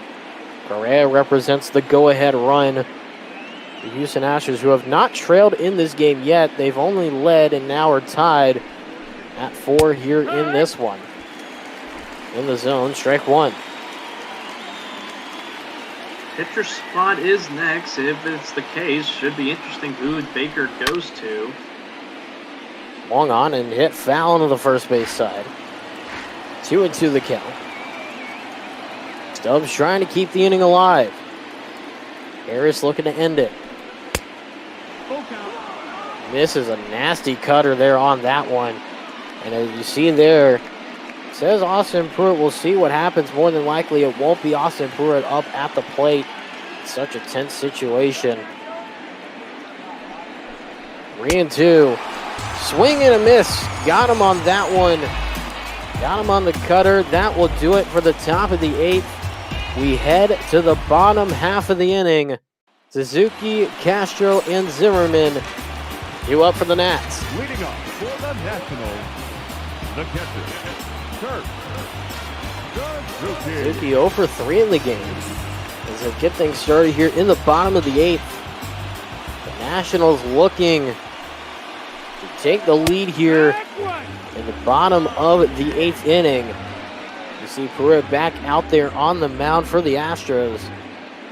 Right now an 0-1 count.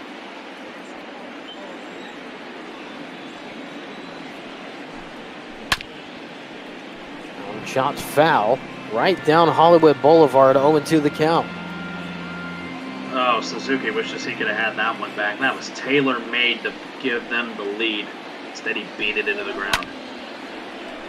Went on and fouled away. Day's 0-2.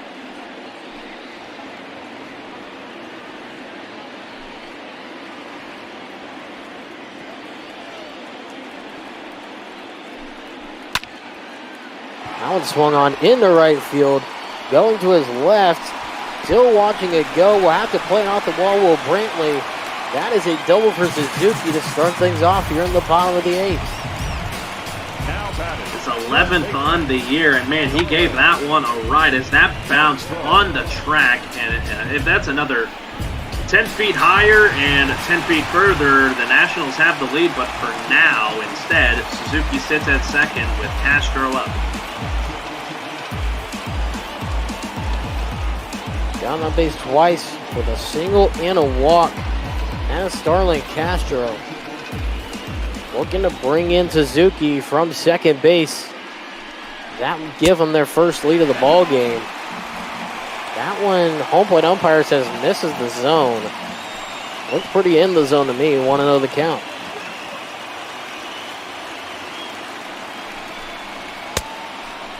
Swing and a miss. 1-1 the count now to Castro. Pruitt just needs to calm down here. He knows he's got the runner at second. Just needs to deal his stuff here. Oh, goodness. One called outside once again. It's that same usual part of the plate, that usual middle spot on the outer part of the plate. Home plate umpire seems to have been struggling with that. That one fair, and that will bring in another run for the Nationals. 4 runs in the last 3 innings.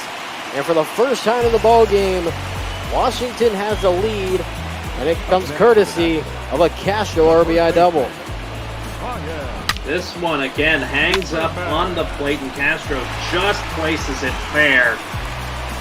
And that brings home Suzuki, and the Astros, who had a 4-1 lead at one point, have seen it disappear.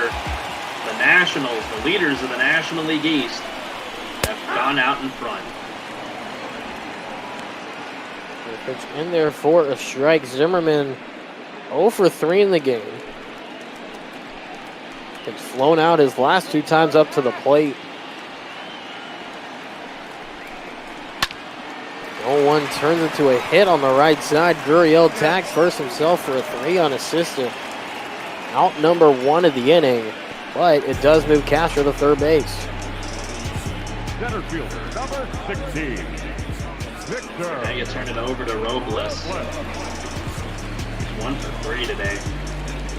Gonna try and add some insurance for who it'll more than likely be maybe Hudson to come in to get the save in the top of the 9th. We'll see. First pitch, swing and a miss. Strike 1 on one that just misses the zone. Swung at it either way. Like you mentioned, 1 for 3 with that double. This one a bunt right up the middle. Hit run situation. They'll get him out at first base, but the sacrifice works as it scores Castro. And there's that bit of insurance. It's a 2-run lead. Good square around from Robles to score Castro there. Lucky he didn't hit that bat there that was sitting there. Excellent play, though, by Pruitt to get the out of Robles to prevent anything else bad from happening. That'll send it over to Michael A. Taylor. But, yeah, there's that insurance run, much needed for the Nationals, now up by 2. Big swing and a miss. Strike 1. Pruitt so far in the game 0 for 3. Strung out swinging twice in this one. He'll swing at this one. A soft chopper on the left side. Bregman to first in time, and that does it for the 8th. All of a sudden, the Astros now find themselves down for the first time today. They need 2 runs to keep the game going.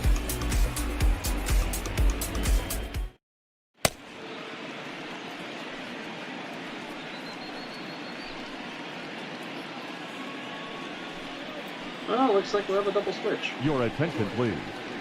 These changes for Washington. Doolittle will head into the ball game. Number 63, Sean Doolittle. Now playing left pinch hitting for the Astros. Not exactly sure what the other switch is, but you see Alemus Diaz pinch hit here for the pitcher Pruitt.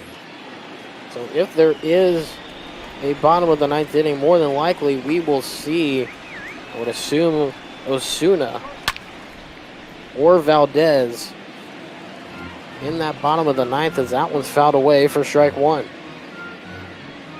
Aledmus Diaz thought he maybe got one of those runs back with that swing. Aledmus Diaz, one of those guys that could be expendable for the Astros. Trade deadline coming up. We'll see what happens, but for now, he's still sitting here with the team as ooh. Not 100% sure on that one, but may have caught just the edge of the zone there. So now 0-2. 1-2. That one low. Ball 1. You see Daniel Hudson in the bullpen should he be needed in this inning, or if they go into extras. And now Doolittle staring down a 1-2 count. That one will be outside for ball 2.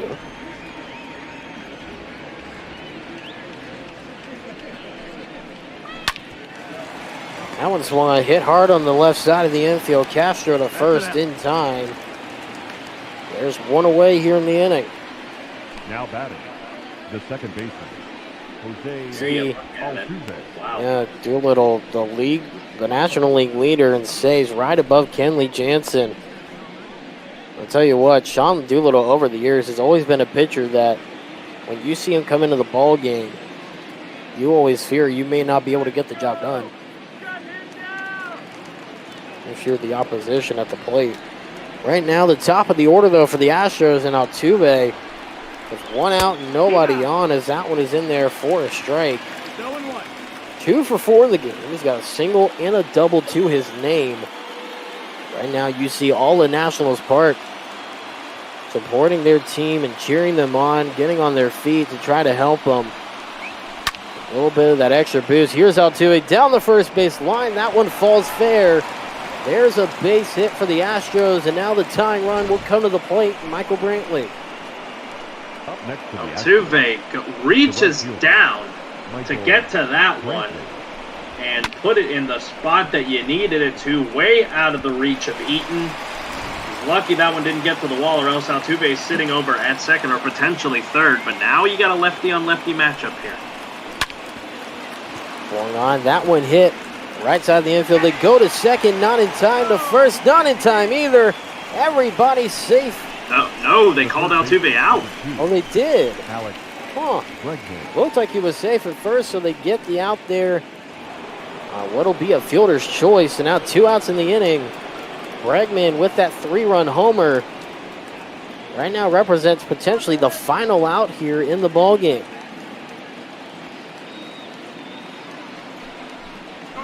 Clear. 0-1. 0-1 the count is that one inside.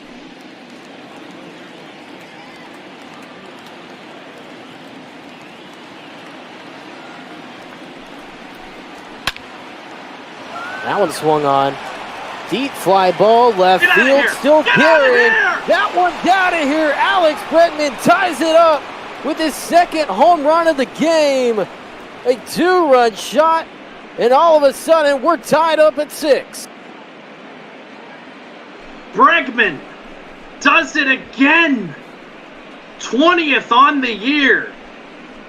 And it couldn't have come in a bigger spot.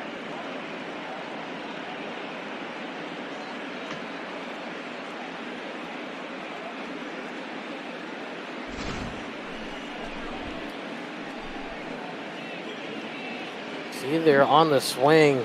A great swing just like we saw the first time. He just completely got a hold of that one. There was no coming back there when that ball came off the bat. The left fielder, number 44, Yordan Alvarez. Here's Alvarez now at the plate. 2 outs, nobody on. And first pitch in there for strike 1.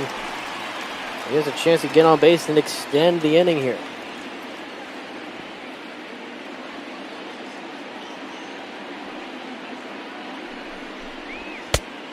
That one inside for ball 1. So obviously Doolittle no longer getting the save opportunity. See what happens here in the rest of the 9th. Swung on and chopped away. 1-2 the count. I know it's a lefty-on-lefty matchup, but you got to watch Alvarez here. I know he doesn't hit well against lefties, but he can burn you if you leave it in a bad spot. High for ball 2. 2-2 the count here. Right now, just looking to try and extend this top of the 9th. The Astros are as much as possible. Alvarez looking to get on base here with a hit. Swung on and fouled into the first base seats.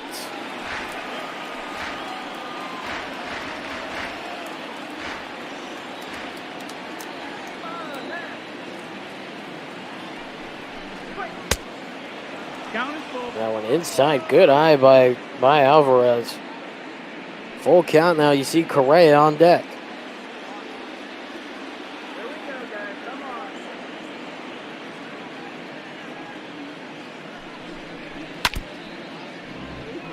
The other thing about Alvarez, he's really good at extending at-bats, and you're seeing it here with Doolittle, who is obviously blown the save. Swung on and missed. Strike 3. We keep it at 6. Bregman with his second homer of the day. We head to the bottom of the 9th. The Nationals will either walk it off or we will head to extras here in the next 3 outs. Ladies and gentlemen, your attention please. Now pitching for Houston, number 59. Framber Valdez to the plate. Or to the mound, excuse me. National League stuff throwing me off here with the pitchers at the plate. You see Eric Thames, the pinch hitter, for the pitcher spot here for the Nationals. Lined up to get things started. Bottom of the 9th is that one outside at 4-1. You see Osuna there in the bullpen.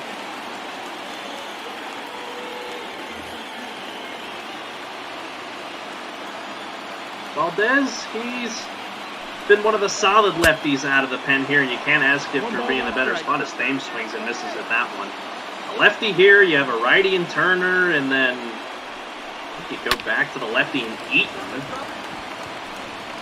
So the soft pop-up, right side of the infield. Gurriel will range back on it. Make the catch. There's one away here in the 9th. Batter number 7. Reading in the chat here, actually, I believe Eric Thames does not pinch hitting. He came in on the double switch. Pitcher spot is somewhere else in this lineup. Now here's Turner, who's having a heck of a day.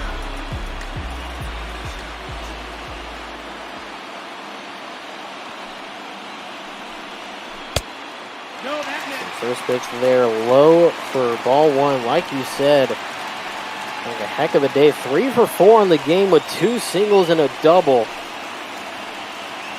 He's been the main rally starter for the Nationals back in the 4th and 6th innings. Started the rallies that has them 3 of their 6 runs in this ball game. Right now a 2-0 count to him.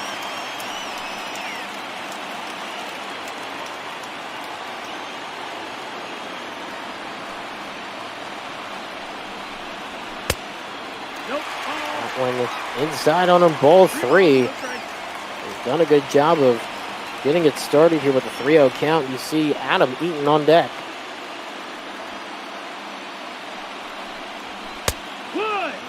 That one just catching the edge for strike 1. Valdez got to be careful here against Turner. I know he has a 3 for 4 day. You don't want to walk the fastest guy in the ballpark right now.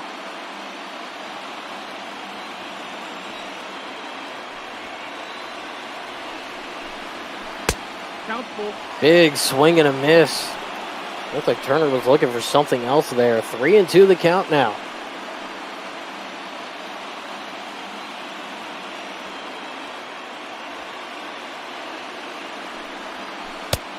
Three-two swung on and missed on the breaking ball.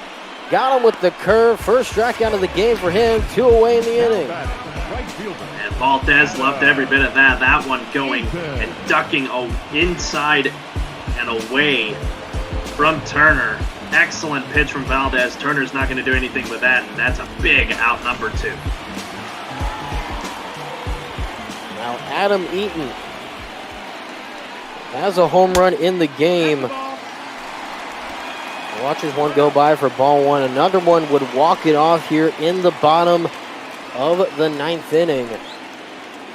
You see there on your left part of your screen, 3.5 games currently ahead of the Atlanta Braves. First in the National League East.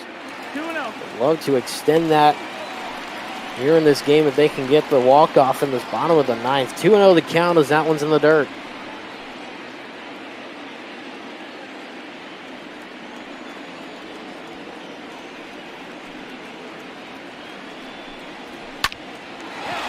Swung on, it'll go into left field and will fall for a base hit. Rounds first, heads to second. The throw from Alvarez offline. Eaton is standing in scoring position with a double. Eaton just got a good hold of that one and makes the risk at challenging Alvarez, and again, the showing that Alvarez not really used to that outfield position. Shows it there as Eaton probably had it beat, but it could have been close if it was on one. Now, Howie Kendrick, you mentioned it earlier, the hero in Game 7 of the World Series last year. We'll see if he can play hero here once again and give the Nats the win. First pitch to him. Swung on and missed for strike one. He was looking for that one, the 93-mile-an-hour two-seamer.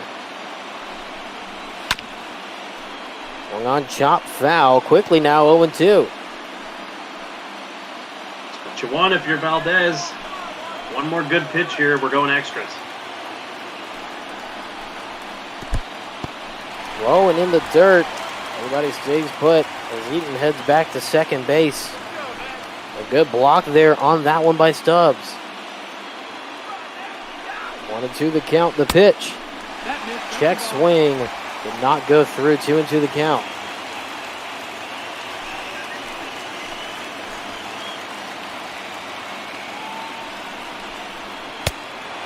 Big swing and a miss, looking for something high heat, got the off speed. We're heading to the 10th. We have free baseball for you here on ML Bot Ball on Twitch.tv.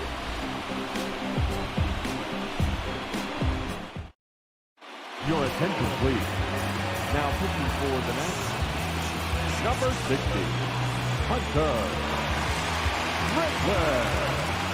Hunter Strickland to the mound now for the Nats to get things started here at the top of the 10th inning. What do you know about him, Carlos?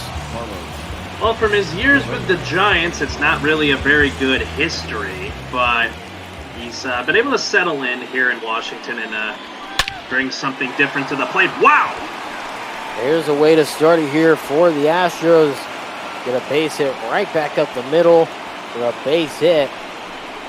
Now Correa on base for the Stros. Man, I thought that was going to come back and get Strickland in the head. That's how fast that came out of the bat of Correa. But yeah, big hit right out of the gate for the Astros. And here's Gurriel. This pitch in there for a strike.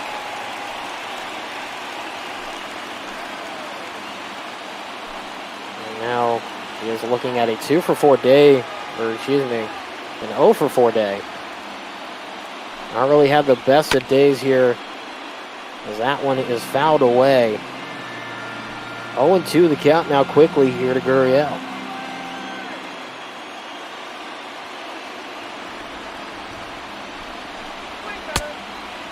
That one inside for ball one. Berrios struck out swinging the last time he was up. Right now has a runner on first in Correa. Looking to get him into scoring position with nobody out. He'll swing at this one and lakes it foul down the third baseline.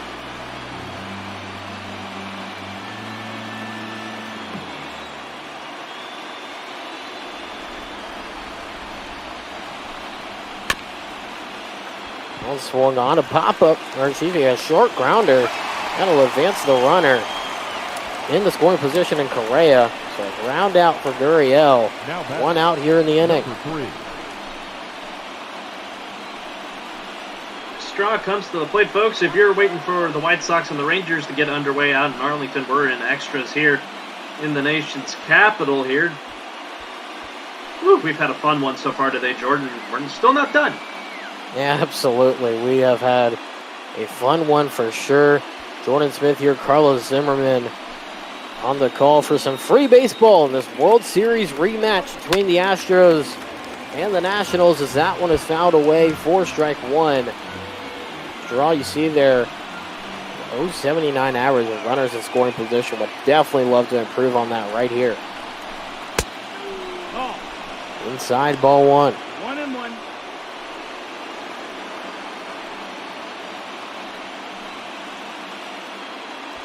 Correa the go-ahead run at second base. Straw looking for his first hit on the day. Won't do it there as he swings and misses for strike two.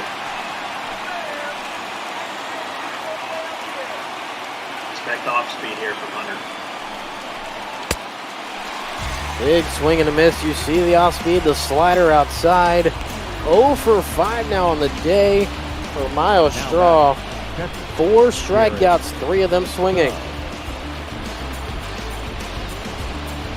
Yeah, the absence of George Springer is definitely showing with Straw not having the best of days. Now he has to hand the torch over to Stubbs. That's the ball. Outside for ball 1. Stubbs with that single, and that's it so far today. Struck out last time he was up.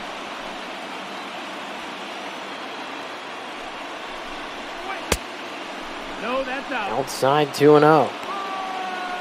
Now, if this inning does continue, you got to think pitcher spot is up next. So you have Kyle Tucker. You had your backup catcher in Maldonado. Be interesting who Baker goes to if the case brings itself. That one swung on, but will go into foul territory. 2-1 the count here on Garrett Stubbs. Strickland from the stretch. Swung on, chop foul, 2-2 the count.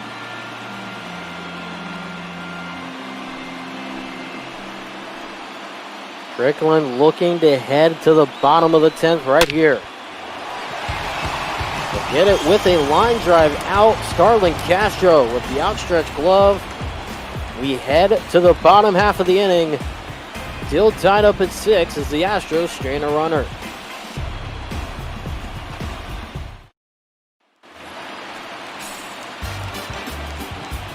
Suzuki will head to the plate.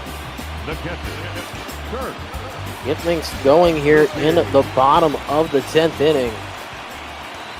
Valdez still out there for the Astros. As that one fouled away for strike 1. Suzuki 1 for 4 in the game with a double the last time he was up. 1-1. That one low and in the dirt for ball 1.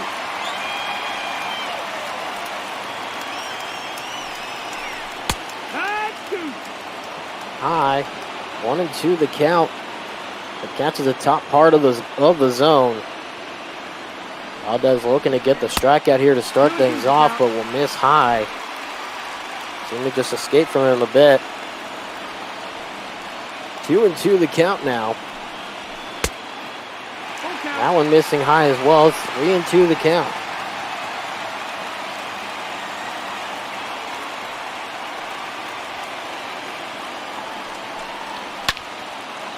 That one swung on, hit down the first base line. Will it fall fair? No, it will not. That falls just about 5-6 feet to the right of the foul line. We'll keep it full here, the 3-2. Swung on and fouled once again. A great battle here brewing between Suzuki and Valdez. Valdez definitely holding his breath after that second to last pitch. Out away once again. You see pitch number 9 of the at-bat coming up here. Great battle between these two here in the bottom of the 10th. It will end with a Valdez victory on that one. Strike number 3 on the swing. 1 away in the inning. The third baseman, Starlin Castro.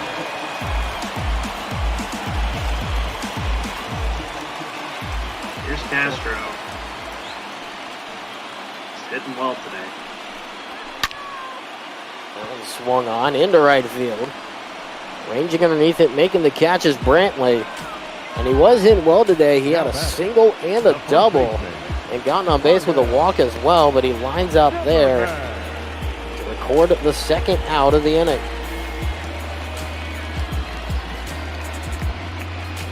Now Zimmerman, 0 for 4 on the day, still looking for his first hit.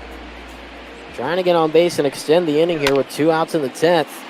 This one swung on into center field, still backing up on it, still going and making the catch at the warning track is Miles Straw. We head to the 11th, tied up at 6 here in this one.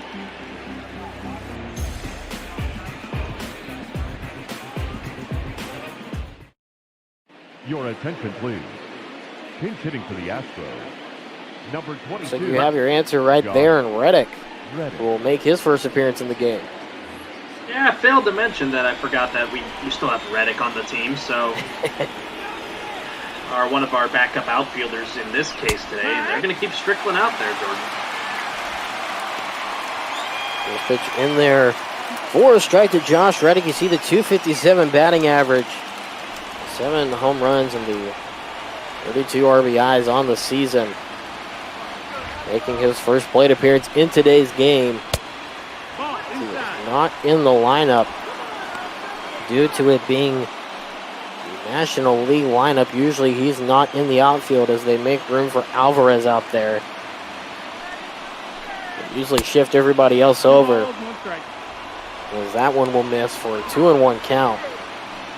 Springer usually in center, but with the day-to-day injury, obviously being replaced by Miles Straw, and then Brantley going over into right field. 2-1 swung on, going into right field and falling for a base hit. So Josh Reddick getting it done as a pinch hitter. And we'll have the first hit of the inning here for the Astros. Ladies and gentlemen, your attention please. You see Kyle Tucker, a pinch runner. Interesting move here. That would be, and that currently is, representing the go-ahead run with CI Altuve at the plate. First pitch outside, just barely, ball 1. Look at Altuve today, 3 for 5, a double and a pair of singles with a ribby. He would love to bring around the fast-moving young Kyle Tucker, give the Astros the go-ahead lead. That one falls in for strike 1. 1-1. You see the third base coach, Gary Pettis, giving the signs over to Tucker and Altuve both. Would not be surprised for a potential hit-and-run situation at some point in this at-bat. That one high for ball 2.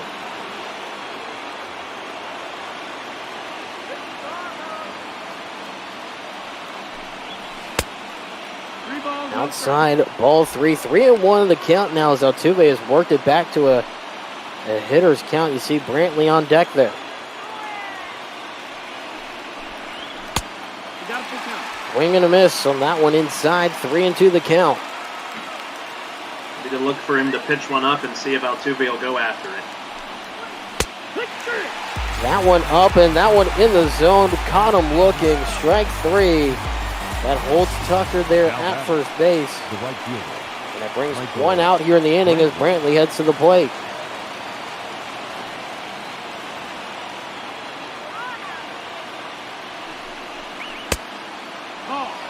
First pitch outside, ball 1 to Brantley.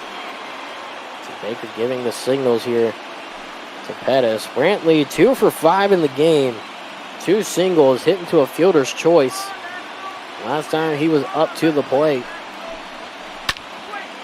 This one swung on. Fly ball center field. Backing up on it. Still backing up on it. At the track in front of the wall and making the catch. For out number 2 is Robles. The third baseman. That keeps Tucker at first as he retreats back. Man, Brantley gave that one an incredible ride, but a guy that has given a couple balls incredible rides today is this man, the LSU Tiger, Alex Bregman. See there the last home run he had, or the first home run he had, that out into left center, and then of course he had the home run to tie it up. After the Nationals had taken the 2-run lead, he had that back at the top of the 9th inning. Right now with a 1-0 count. The only hits from Bregman today have been those 2 home runs that he's hit so far in this game. Right now he's looking to put the Astros in a scoring position and extend the inning. Right now a 3-0 count to him.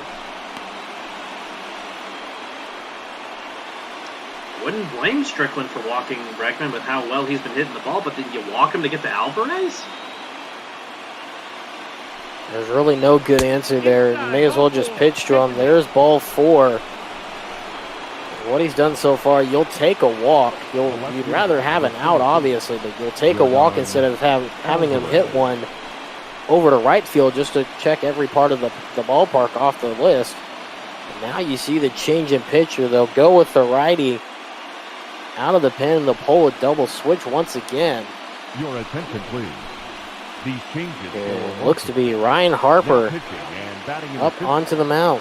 Number 33. Ryan Harper, 2-1 this year in 37 appearances. 9 holds for him, so and a sub-4 ERA, so you get what you get out of him. 34 strikeouts to 13 walks. He'll face Alvarez here, hoping to protect this tie ball game. Strickland responsible for the 2 runners on.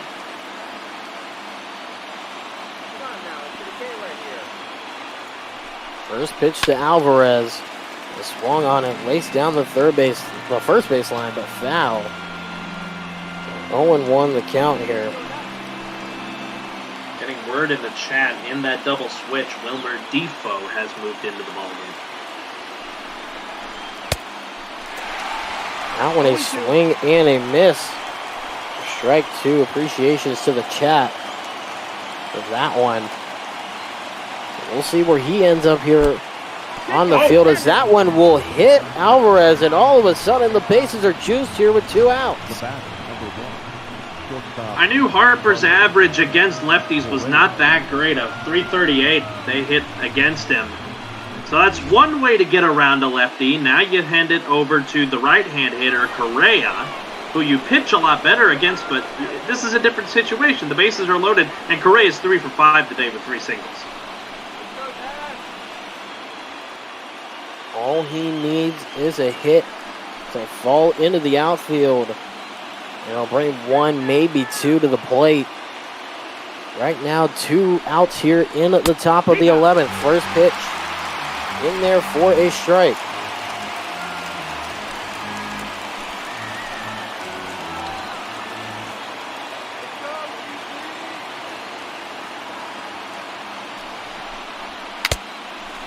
Big swing and a miss on the top half of the zone. 0-2 the count now to Correa. The Astros would hate to strand him right now. Expecting Harper to go off speed here and get Correa swinging in his shoe tops.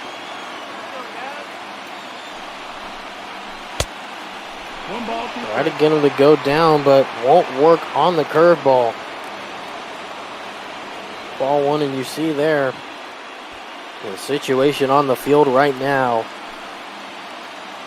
Very tense one for both of these sides, and the fans on their feet trying to get Harper to strike out the hitter in Correa. This one into the gap, diving off of the glove of the right fielder in Eaton. That scores 2 runs, and the Astros have taken the lead here as Correa gets on first base, and that one unfortunate for Adam Eaton. Another outfield error. This one happening to the Nationals, happened to the Astros and Alvarez last time. Oh boy, that's huge. The Astros are back in front.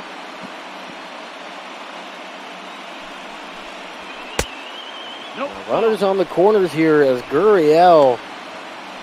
Watch one go by for ball 1. 0 for 5 in the game.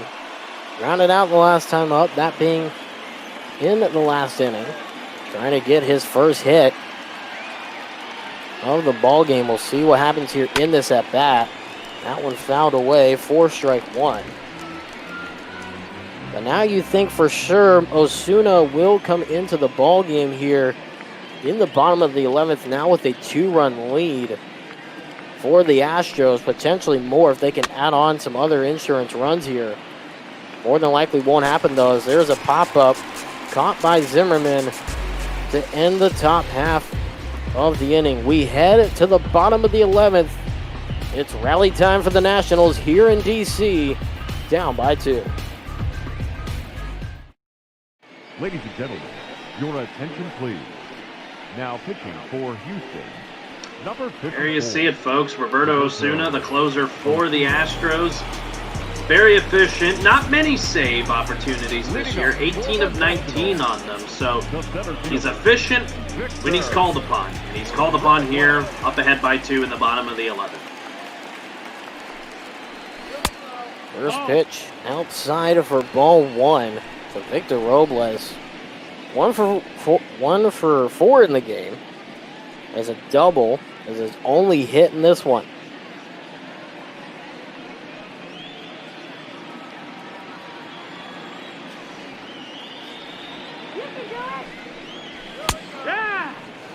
That one catches the inside part of the zone. 1-1 the count here off the high heat from Osuna.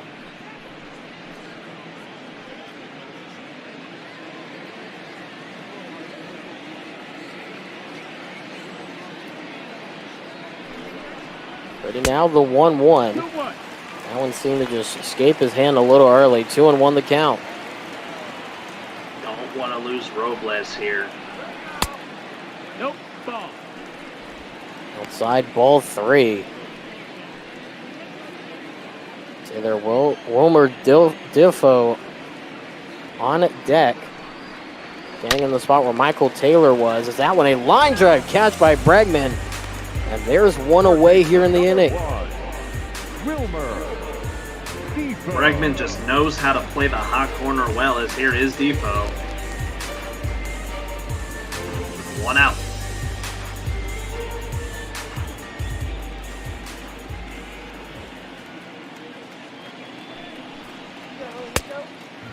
Oh, and a big swing and a miss. To start the at-bat here, 99 miles an hour on the four-seamer. Right now an 0-1 count with 1 out and nobody on.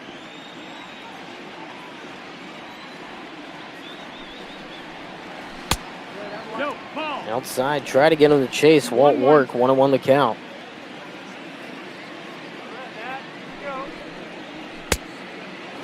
Buckled him up inside. Defoe looking at a 1-2 count. Watch Osuna, maybe go there again. Try and get him to swing at it. Swing at 1. Here's Gurriel. The 3 unassisted as he taps first base. There's now 2 away here in the inning.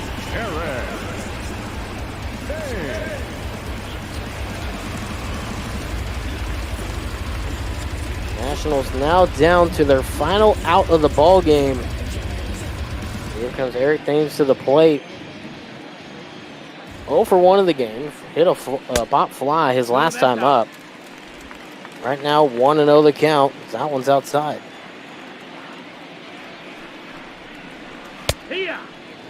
Catches that bottom outside corner. 1-1 the count. Osuna trying to end the ball game here in this at bat and get the win opportunity. 1-2 off the swing and a miss. Osuna from the stretch. Swing and a miss. There is the ball game. The Astros get the win here today. 8-6 the final to end the series. The Astros picking up another win and now going over 500 with a record of 45-44. The first time they've been over 500 in quite a while, and now they're inside of 5 games within the first place Oakland Athletics from first place in the West. They're on a run right now, trying to climb back and get that division lead. You got to credit the Nationals for fighting back today. They were down 4-1 at one point, and then you come back with runs in the 4th, 5th, and the 6th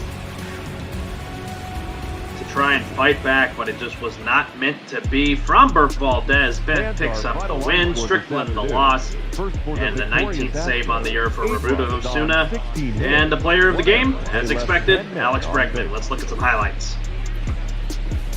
See there the first home run he hit to center field, just a moonshot. You see that 411 feet. 3 hours and 44 minutes. The first run scored for the Astros, scoring those 3 runs in the first 3 batters of the ball game. Of course, you see a big strikeout there, getting the drop third strike. Of course, this one right here, the grounder to right field, is what tied up the ball game with the RBI single. And of course, see the 6-4-3 right here that ended a rally. did not allow him to get the lead in that 7th inning. Of course, you see right here, this is what got him the lead. A double down the line, scored in a run and gave them that 5-4 lead in that bottom of the 8th, completely changed the game. And then, of course, this one knotting it up with a 2-run homer to left field, making it a 6-6 ball game. That would eventually send it into extras, courtesy of the 2nd home run of the day for Bregman. You see the strikeout here that would end the 9th inning and send them into extras. Such a big strikeout in that one. And then, of course, see what happened here in extra innings. Yeah, Castro making the stab there to get that one, but then the hit by Correa that was off of Eaton, and that would have been, that one is what made the difference in the 11th. That scored the 2 runs for the Astros. And of course, Onasuna coming in, walking it down and getting it done, and getting the win there on the strikeout from the changeup. Like you said, Carlos Valdez with the victory, Strickland with the loss, and Osuna with the save. You take a look at the stat line here. Both of these teams using a lot of players in this game, but you see they're pretty efficient stuff now. 20 home runs on the season for Bregman with the 2 he hit today. And of course, it's interesting when you look at this, because at the beginning of the game, the Astros attacked early and they attacked often, with having that 4-run lead in the first 2 innings of the ball game, or at least through the first 4 innings. They had 3 in the top of the first, got another in that top of the 4th inning. And then ever since then, it just seemed like the Nationals just slowly working their way back in. And then, of course, the Houston Astros getting it done in the top of the 11th inning here to get the win eventually. Astros, yeah, they fought hard to keep themselves in this game, Bregman especially. But now, and then the Astros just picked it up again, but now they're ready to get holiday edition of Bot Ball. Tonight we go deep into the heart of Texas. The Rangers, they've gained some ground in the American League West. They look to take down the White Sox and move closer to that division lead. After that, we'll take you to the desert, where the Red Hot Reds looking to continue their tear through the West and take down the Snakes one more time before heading home. 45 and a Bot Ball After Dark, an interleague behind the Oakland matchup Athletics from Seattle. The Mariners and Phillies meet for the final time this weekend as we welcome you to Bot Ball tonight, presented by Rain, with Eddie McCarthy, for the Blank, Houston Astros. Eddie, just a matter of a week and a half closer to that All-Star break and a very exciting week of Bot Ball this week and still to come next week. They've completely turned their getting season closer around to the and All-Star break, which is always a themselves really exciting from time, 4th place in and the we've West now entered the month to of July, 2nd place. which means that trade talks are really about to heat up as we head extremely quickly towards that July 31st deadline. These teams look for these teams to change a lot, especially the ones that are going to be contending for a playoff spot. Plenty of highlights to get you, and we start with a couple of games from yesterday, starting with the Rays and the Cubs interleague series out at Wrigley Field. And Eddie, this was a fun game to watch. A low-scoring affair. It was a pitcher's duel. The Rays looking to win this series, coming in up 1-0. Let's take you out to Chi-Town. Hines A.S. and Charlotte on the call. Dan Winkler, probably the biggest revelation for the Cubs this season.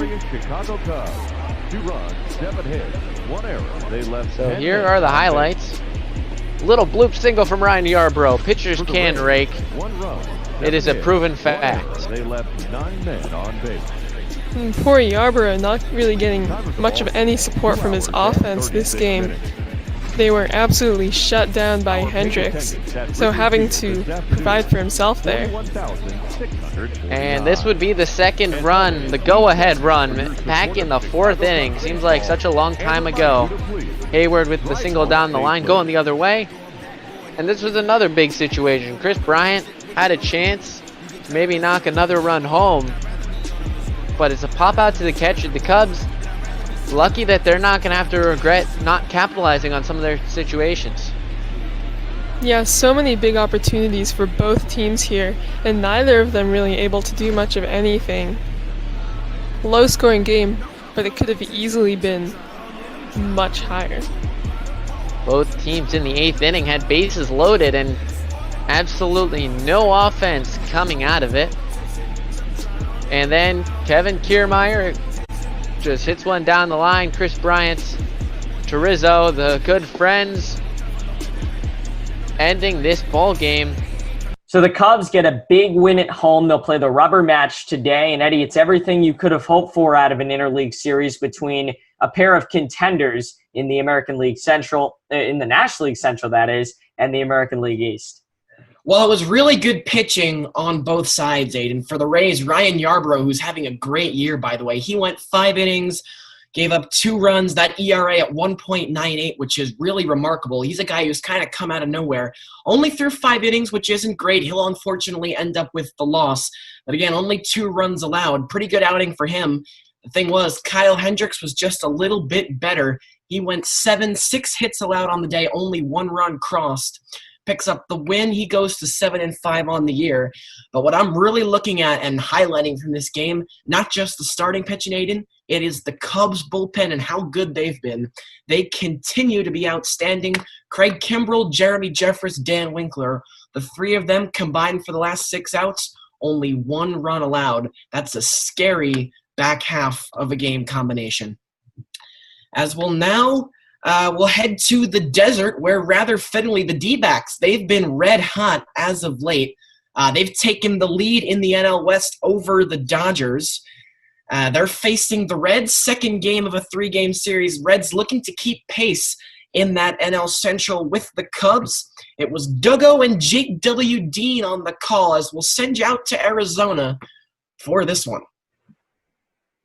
The fireworks will be going after the game here from Phoenix, but D-backs fans will be less than happy while watching them. It seemed like a good opportunity to keep ahead of the Dodgers and secure a win here in this series, but really from the start of the day, it didn't look great for the Diamondbacks.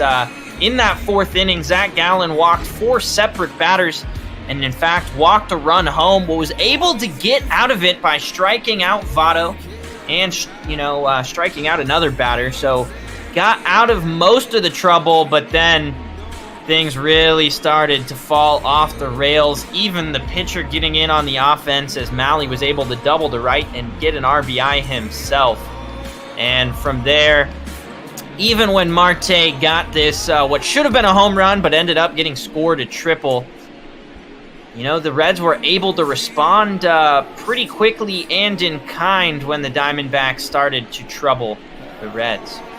I guess they're saying it hit off Aquino? I don't know. I'm not in charge of the programming there for San Diego Studios. Vogt was able to get home on the play. Marte got to 3rd, but he wouldn't come around to score. Walker would nearly tie it up with this line drive single there, but right after that, Beer would fly out to right, and the Cincinnati Reds would quickly start to just hit double after double in the top of the 8th inning to get that lead back. Yeah, that would be the ball game with that. Oh, I am looking at the wrong screen. There we go. Joey Votto countering and breaking up that score there with the RBI double, making it 5-3. Arizona there in the top of the 8th. Followed up by an Eugenio Suarez, keeping his lead on that National League RBI stat number 76. Right there, made it 6-3, and that is where it would stay as far as the score. This one, a beauty, though. Galvis got a runner at 3rd. Nice fly ball out into right, and Cole Calhoun showing off the guns. Man, this is Arizona. It's always a gun show here. 9-2 double play. Akiyama out at the plate. So as I said, that's where it would stay, 6-3. There's your final play of the game. 3 to 6 and back to 1 ball game. Well, the Reds would get 3 in the 5th, and then they'd tack on insurance runs in the 9th, and it would be enough, Aiden, as the Cincinnati Bats, they showed up big time today. Yeah, they even up their series. The Reds get another win. They've been in a West Coast tear lately, even though they're only 500 in their last 10 games. A close game, but they do pull away late. Tyler Mahle gets the win, going 5 innings, just giving up a run. Very good outing for him. Zach Gallen getting rocked on the mound. He did take the loss, gave up 3 earned runs, and walked 6 over 4 1/3 innings. Not the start he would have liked to have. Well, we talked about a little bit of everything, but the American League Central just continues to be our favorite division to watch in ball. Every week, someone new is leading the pack, and the other 2 are leading the wild card pack. So it was very interesting to watch the Indians and Twins this weekend, and they will play again today, a pivotal matchup in that division. The Twins looking to take their 2nd game in a row. We'll take you out to Progressive Field in Cleveland with J.D. Gregory and Commish LB.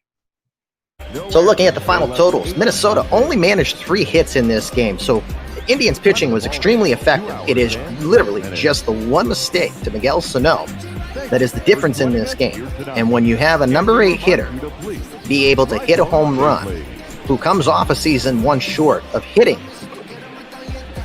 40, that tells you exactly what you need to know on how potent this lineup is.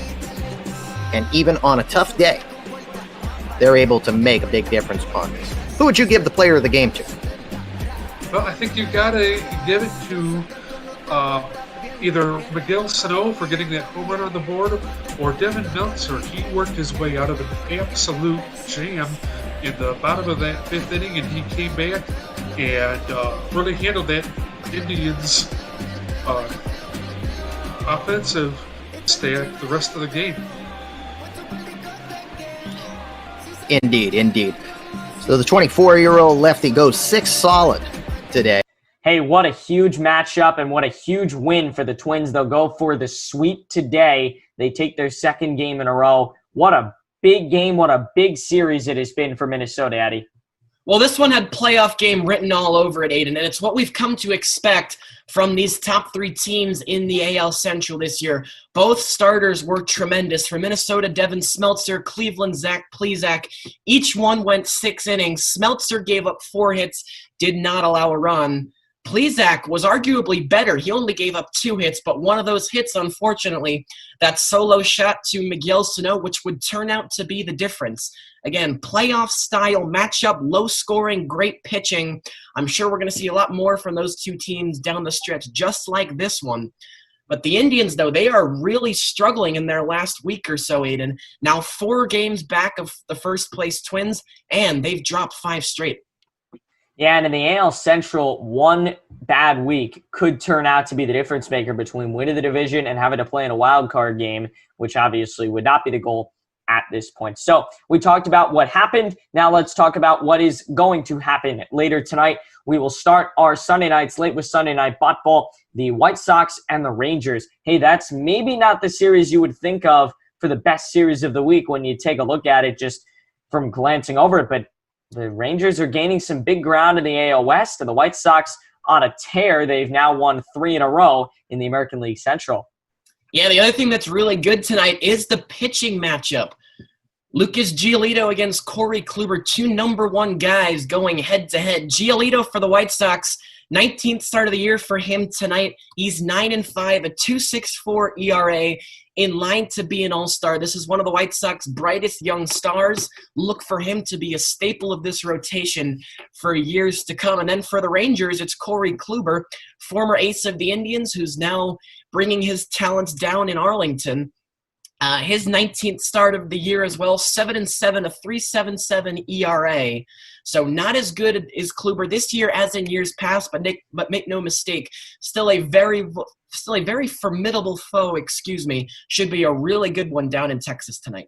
Yeah, we're looking forward to it. That'll kick off our Sunday night slate. And if you thought there might be a better game, well, that might be coming up at 9 o'clock. The Reds and the Diamondbacks. Reds are on a West Coast tear. The teams split the first 2 of the series. Tonight is the rubber match. And hey, we saw Game 2's highlights. This is going to be a very epic Game 3. Yeah, it's a really good Sunday night slate, Aiden. This game is the second of 3 they're all pretty good tonight. As far as this one is concerned, 2 guys who are making spot starts. For the Reds, it's Wade Miley, former Brewer, the left-hander. He's been mainly in the bullpen this year. 4-2 record, 3.23 ERA. Make no mistake, he's solid. For the Diamondbacks, Merrill Kelly will get the call, also making the spot start, only his 4th start of the year. A 4-4 record, 2.82 ERA. These guys have been very good out of the bullpen as longmen. Tonight they'll get the start. Both teams playing really well in their own way. You got the Diamondbacks, who have just overtaken the Dodgers in the NL West, which no one saw coming leading up to the wild card. And Aiden, you phrased it perfectly. The Reds, they're on a West Coast tear. Yeah, looking forward to it. The Diamondbacks, nothing easy before they go to the All-Star break. They're going to visit the Colorado Rockies and then the Chicago White Sox next week. The Reds are going to host the Indians and Pirates before the All-Star break. So neither of those teams are quite out of the water, as opposed to the Rangers, say, who have Miami for 3 games next week. None of those teams are ready to relax quite yet. They still got to get through 2 huge series each before they head off to LA. Hey, our final game of the night, maybe, again, not the most interesting when you first take a look at it, but it has the potential to be a very good game. The Mariners, they've won 4 in a row. They're going for a sweep. They're going to take on the Phillies. Should be a very interesting West Coast game. Maybe not the most entertaining, but you know, it's going to be a fun way to close out 4th of July weekend. Yeah, remember, Aiden, that AL West, the most wide-open division in all of ball, with no more than 10 games separating first from last. So the Mariners, as bad as they've been, they still do have a shot, even if it's an outside chance. At home tonight, they'll be throwing out Wei-Yin Chen, making only his 3rd start of the year, 0-1 thus far with a 1.74 ERA. So a pretty small sample size, but he's at least been pretty good for his ball club so far. Former Marlin is Wei-Yin Chen. And then for the visiting Phillies, they put their trust in Cole Irvin.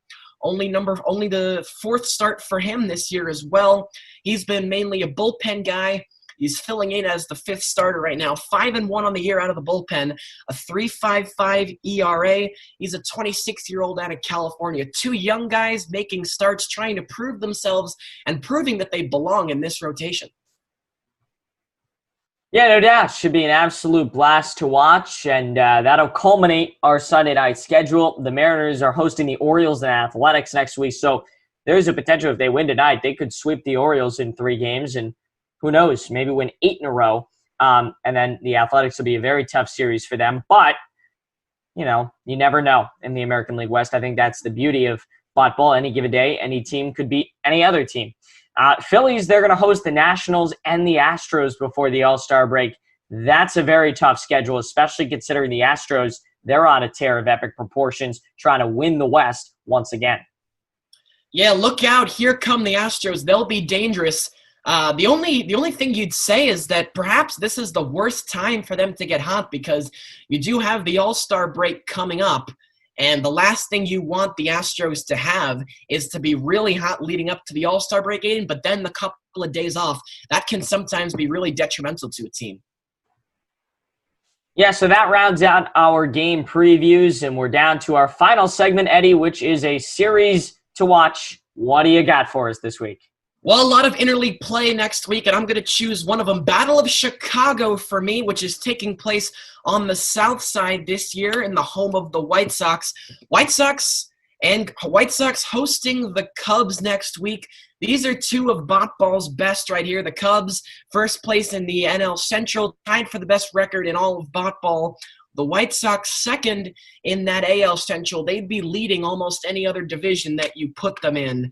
Chicago, you can't say Chicago, sorry. The Cubs looking to distance themselves in the National League, while the White Sox, they're trying to keep pace with the Twins and also stay ahead of the Indians, because we all know what a dogfight that AL Central has been this year. It's only a 2-game series, but it's 2 of ball's best, Aiden, and it should be some great baseball to watch this week.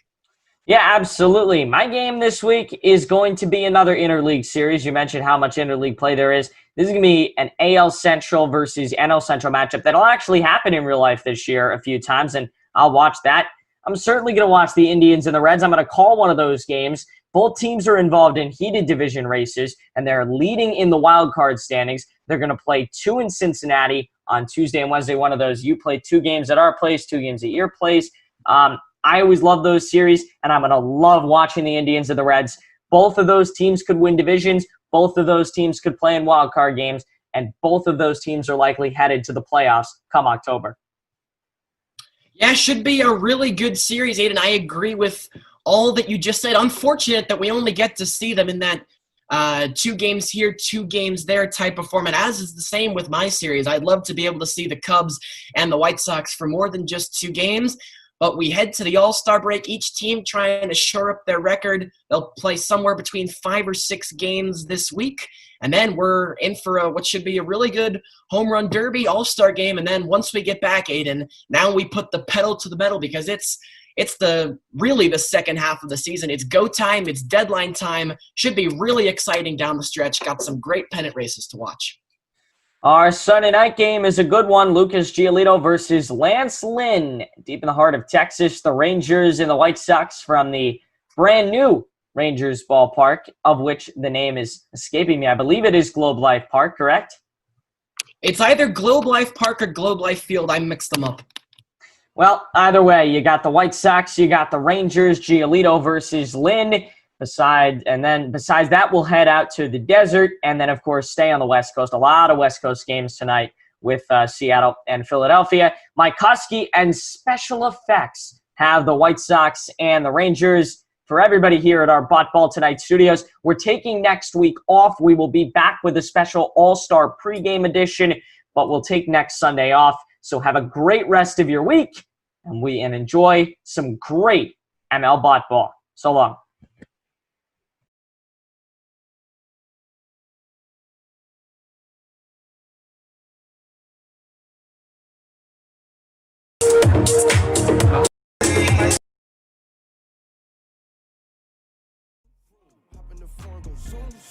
Me and my Frankie, we just kicking it. We gotta add up our dividends. All of my they with pop out in the head. Boom, boom, boom. 40 is clearing the room, room. You better duck it, go boom, boom. Foreign is moving like vroom, vroom. Hop in the foreign, go zoom, zoom. But we show no remorse. Go get a bag, I drip in our sauce. Catch a tag, we knocking them off. After I hit, boy, she hit the door. And them hunters be coming in, all of this money. Aiden and Eddie, thanks very much. Bot Ball tonight with a couple of future stars in this business. Yup, great analysis from Aiden McCarthy. You're not Aiden McCarthy, Aiden Blank, Eddie McCarthy. Mixing you two up real quick. I'm just coming back from a vacation, so we'll see if I can get back into the swing of things tonight. Sure you will, but no, I wouldn't be surprised if Aiden and Eddie are hosting baseball tonight on ESPN down the line. We're sure to save these tapes and embarrass them later when they're much older and see what prodigies they were in their younger broadcasting career. I look forward to that. But now the matter at hand, and it is Globe Life Field, the new home of the Texas Rangers, and we'll have Texas against the Chicago White Sox tonight. Chris Mikoski and Special Effects with you on this Sunday evening, and we'll select some jerseys and then transport you to virtual Arlington and bring you the broadcast here in a couple of minutes. Yeah, this is going to be a very exciting matchup like we saw on Bot Ball tonight. Lucas Giolito versus Lance Lynn, 2 guys listed as the ace in their respective rotations. So we could see a big pitching duel, but Bot Ball doesn't always go the way you plan it to. So I could also see maybe an offensive slugfest with the likes of Joey Gallo versus Eloy Jimenez in these 2 lineups. The teams putting on their Stars and Stripes cap to close out the 4th of July weekend. White Sox in their blacks with gray pants. Rangers throwing on their Sunday powder blues, as has become new tradition here in 2020. We will throw it out to Arlington in just a moment and give you the big formal broadcast beginning here in a matter of seconds.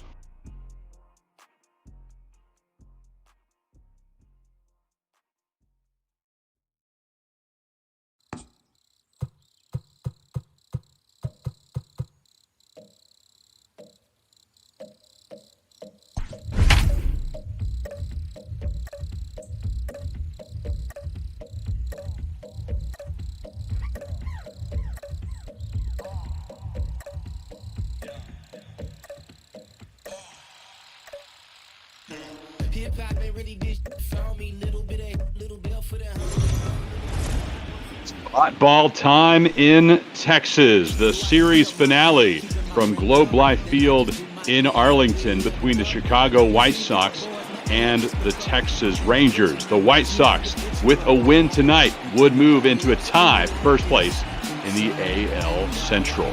Chris Maikowski alongside Special FX from Arlington, and we got a matchup of aces tonight. Special with Lance Lynn taking the bump for Texas. Yeah, I mean, you look at those numbers, a little bit of disappointing win-loss record, only 4-6, but he hasn't had the offense behind him.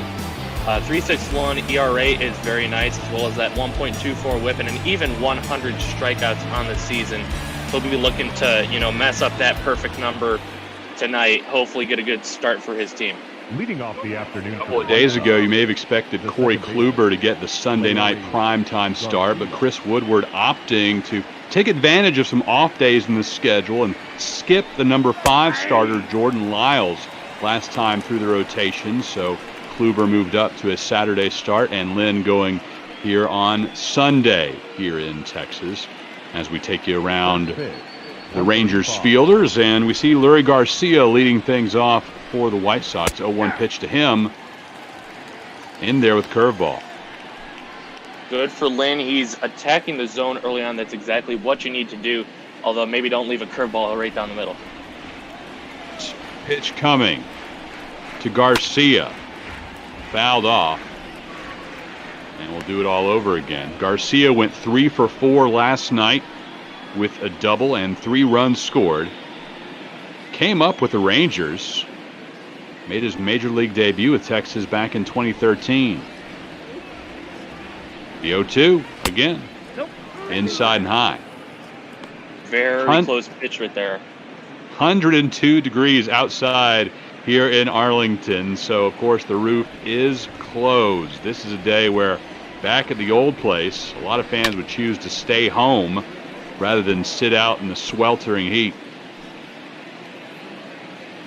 Yeah, very steamy one out there, but luckily we got those retractable roofs starting to come into style.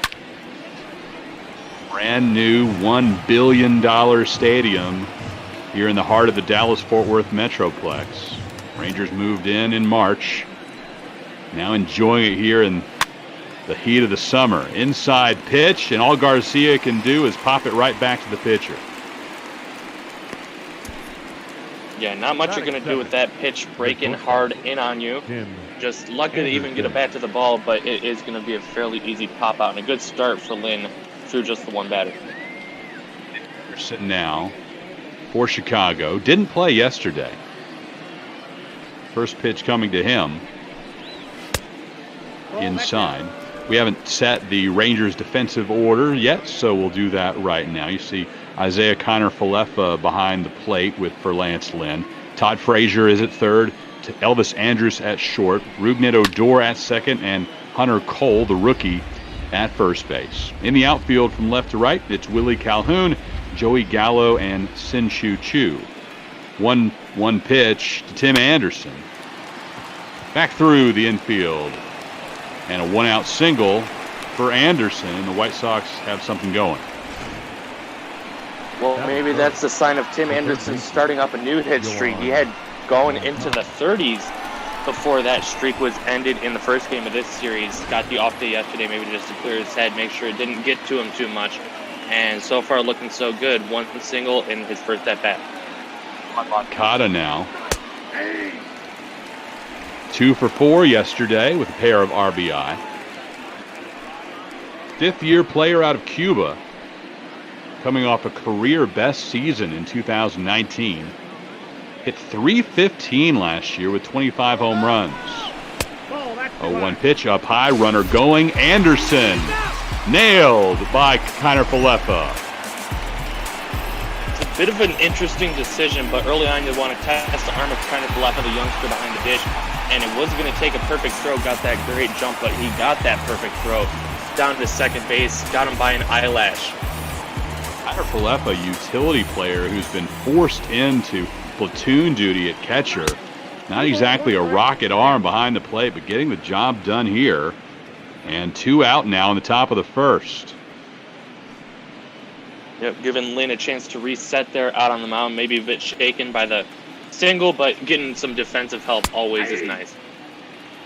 Down in the zone. Now 2-2. 2 out, top of the first inning. We're scoreless in Arlington. Moncada. He held his swing back. And full count with Edwin Encarnacion waiting on deck. Very tempting pitch there by Lynn. Curveball breaking low and out of the zone. Looked like it was going to be in there, and Moncada almost fell for it. Pitch. Swing and a miss. Lance Lynn surrenders a 1-out single to Tim Anderson, but a caught stealing and a strikeout ends it. We're heading to the bottom of the first.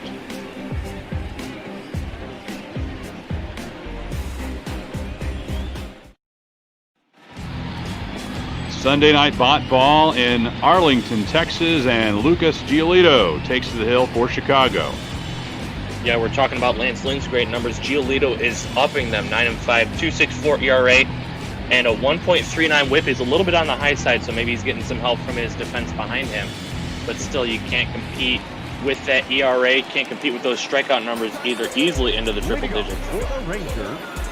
An all-star game selection last year, facing Chu to get things started. They'll be followed by Andrus and Calhoun here in the bottom of the first, and we'll set the Chicago defensive order after this 1-0 pitch. Here it comes from Giolito.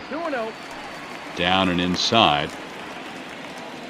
Yasmani Grandal is the battery mate of Giolito today. Infield from left to right, Moncada, Anderson, Garcia, and Abreu.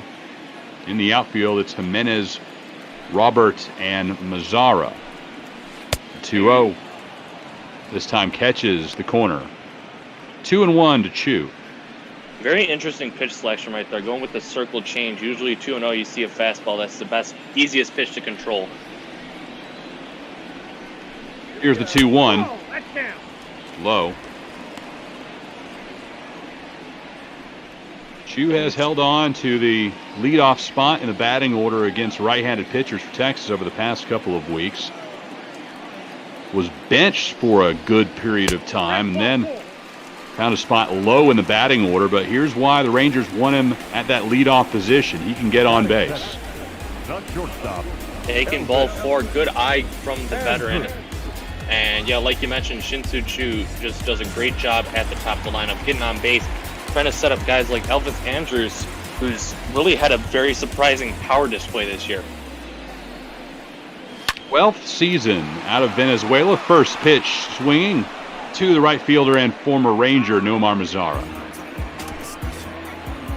A great swing right there, just unfortunately right at Mazzara. But he went the other way with it on the pitch on the outer half. That's exactly what you got to do with it. So not able to get a hit out of it. Sometimes it's going to fall your way, sometimes it won't. Calhoun, you see there that he has been struggling mightily over the past week. 2 for his last 17 and 0 for 4 yesterday.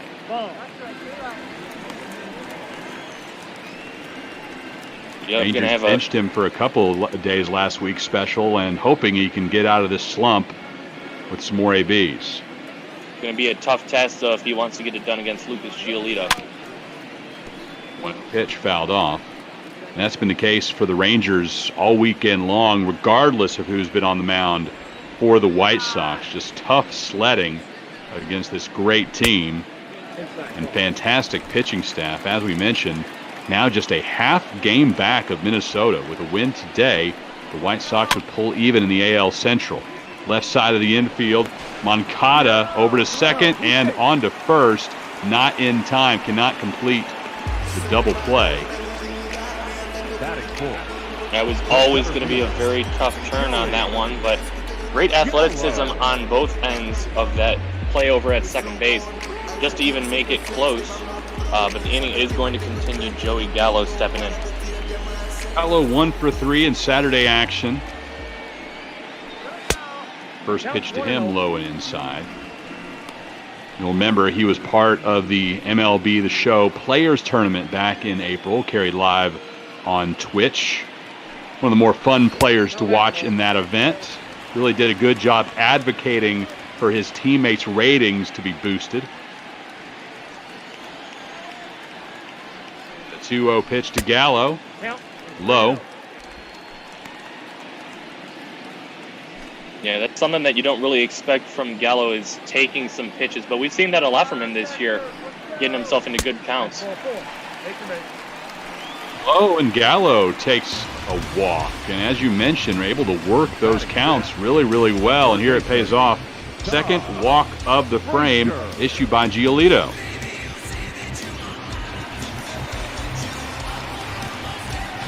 Yeah, Giolito's bother. I was going to say, Giolito's gotten lucky with some of his at-bats. Been missing the zone quite a lot, but Elvis Andrews, of course, with that first pitch fly out, and then had the number 3 hitter bounce into a fielder's choice on a bad pitch. 2 out, 2 on for Texas, and Todd Frazier, the first offering to him, swung on and will get through the middle of the infield. No, quick scoop and throw over to second to get Joey Gallo, and the Rangers unable to take advantage of a pair of free passes from the White Sox ace. Scoreless through 1.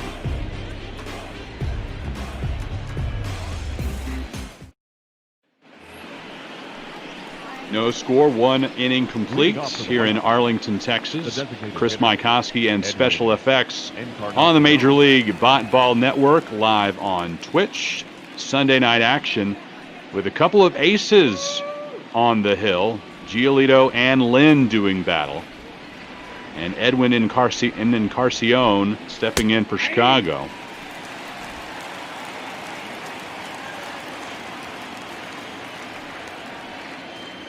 Oh, 0-1 pitch from Lynn. Fouled away.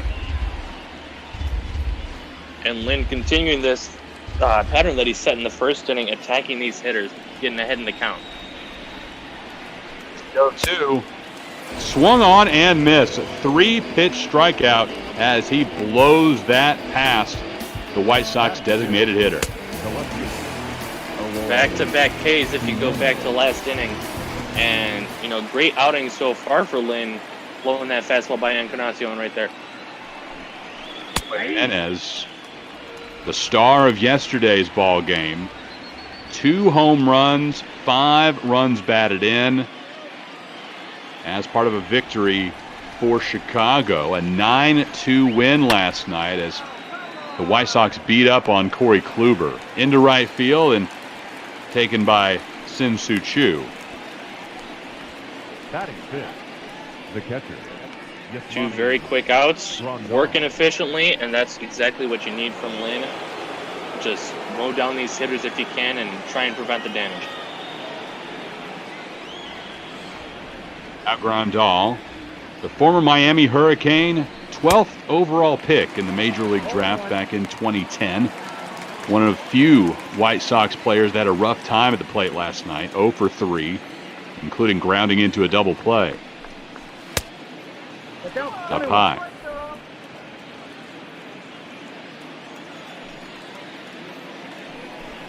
The 1-1 popped up in the infield. Lynn pointing skyward. And it'll be Cole coming over from first to make the play right behind the mound. That nearly dropped and was trouble for Texas, but thankfully for the Rangers, it is fielded by Cole, and we're through 1.5, still scoreless. Bottom of the second inning, Rugi Odor set to take his first hacks as Lucas Giolito is back on the mound. Rocks and fires with his first delivery. The shift is on for Rugi. Rangers going 6, 7, 8 after those couple walks in the first inning. Pitch, low and inside. Odor, rough day yesterday, 0 for 4.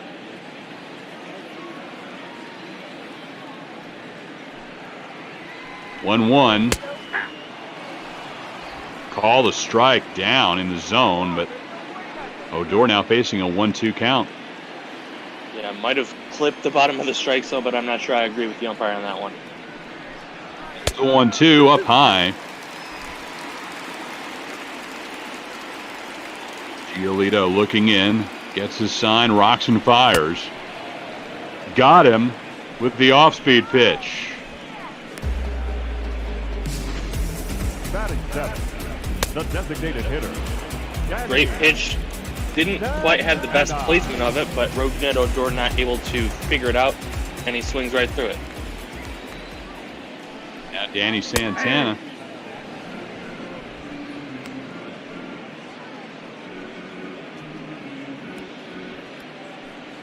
Santana, another one of these guys having just an unexpected power surge on the season. Pitch to him.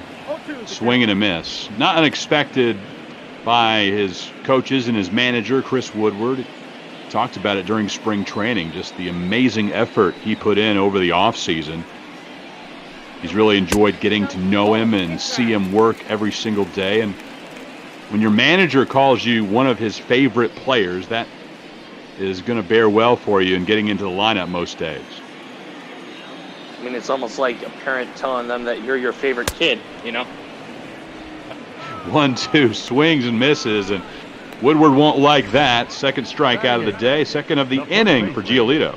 And second one back-to-back. Once again, going with that off-speed pitch, and Santana's way out in front of it. Swings and misses. Mickey Hunter Cole.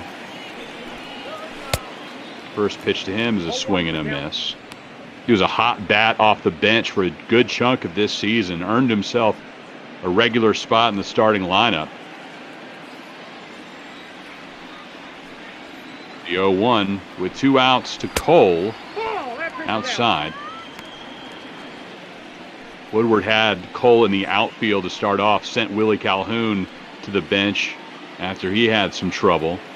But now Ronald Guzman is the one who's really had a rough go of it, so Cole moves over to first base and Calhoun is back in the outfield.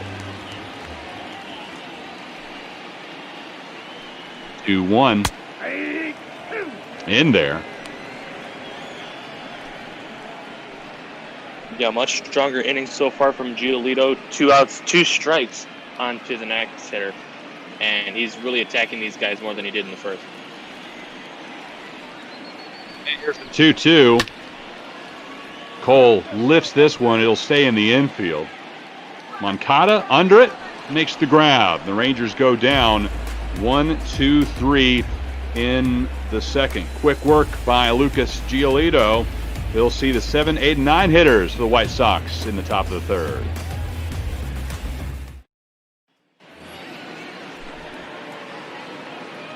Matt, Mark, and Dan actually got the night off. It's Chris Mykowski and Special Effects with you on the Major League Ball Network. White Sox and Rangers are scoreless as we begin the top of the third inning with Jose Abreu, Nomar Mazara, and Luis Robert due to the dish. First pitch swinging into right center. Gallo will park under this one and make the catch. Good pitch, get that one pitch out, skies it into center field, and just really quickly I want to point out that Jose Abreu is batting in the 7 hole. You're not losing your mind. That's just how stacked that this White Sox team is, and you've also got another great hitter, Nomar Mazara, batting behind him in the 8th spot. Mazara back in Arlington this weekend, certainly getting together with plenty of old friends, not just teammates, but all the folks that he got to know during his time here in Arlington. 5th year in the bigs, had spent his entire career with the Rangers before this season. One coming with 1 out, fouled off, and Special, it's one of those things where everybody on the team gets a certain number of comp tickets. When you go back to your old hometown, you have to beg, borrow, and steal to get as many as you can, all the friends who want to come see you play. Yeah, I mean, you got to do what you can. Maybe offer to do some chores around the bullpen or around the dugout clubhouse. That's the word that I'm looking for. You know, you'd love to see when a when a guy comes back to his former team, just how he responds and how they respond to him coming back. He's a beloved figure in Arlington. He got plenty of cheers when he stepped to the dish here tonight, and the Ranger fans enjoying that even more, though, now that he's wearing the White Sox colors. He sits down as Lynn registers his third strikeout.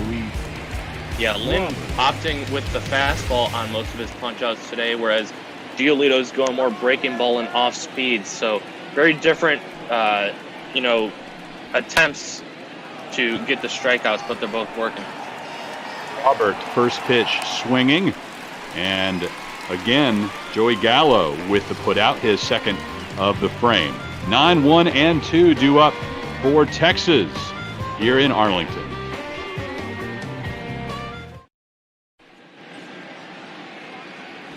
Heidi Watney trying to check in, and again, her microphone not working, but it gives us the opportunity to remind you that every game here on the Major League Ball Network, we are raising money, and our cause of the week is RAIN. It's the nation's largest anti-sexual violence organization. If you're in the Twitch chat, you can hit !donate for that link, or if you're watching on your web browser, the PayPal icon is located right beneath the video window. Appreciate you giving whatever you can. Again, our cause of the week is RAIN. Scoreless between the White Sox and the Texas Rangers, and Isaiah Kiner-Falefa due up for the Rangers here to start the bottom of the third. Really quickly, I did want to mention, too, that this is our last day doing RAIN, at least for a little while. We're trying to mix in the charities that we try and donate to, try and spread the love all over the place. So if you really wanted to donate to RAIN through us, today might be your last opportunity for a while. I threw that donate link in the Twitch chat if you guys are curious. Yeah, thanks special for doing that. That's probably the easiest way to give, again, to make it on behalf of the Major League Ball Network. But, of course, you can give to RAIN anytime, 365 through their website. And we will be voting as a Major League Ball community on the new charity of choice before tomorrow's ball games.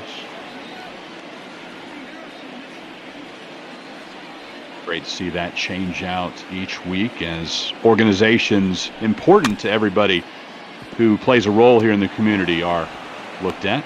And that one stays in front of the catcher as Grandal able to get it over to Abreu and retire Kiner-Falefa. And again, you take a look at the AL Central standings. The Twins falling earlier today, so the White Sox now just a half game back.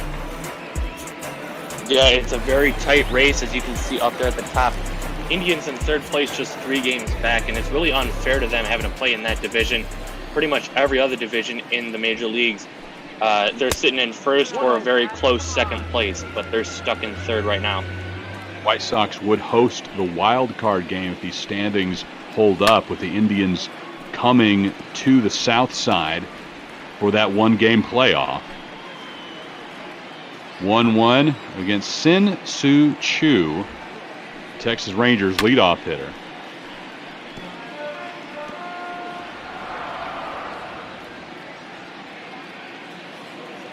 He was 2 for 5 yesterday with a double, one of very few bright spots for Texas offensively on Saturday.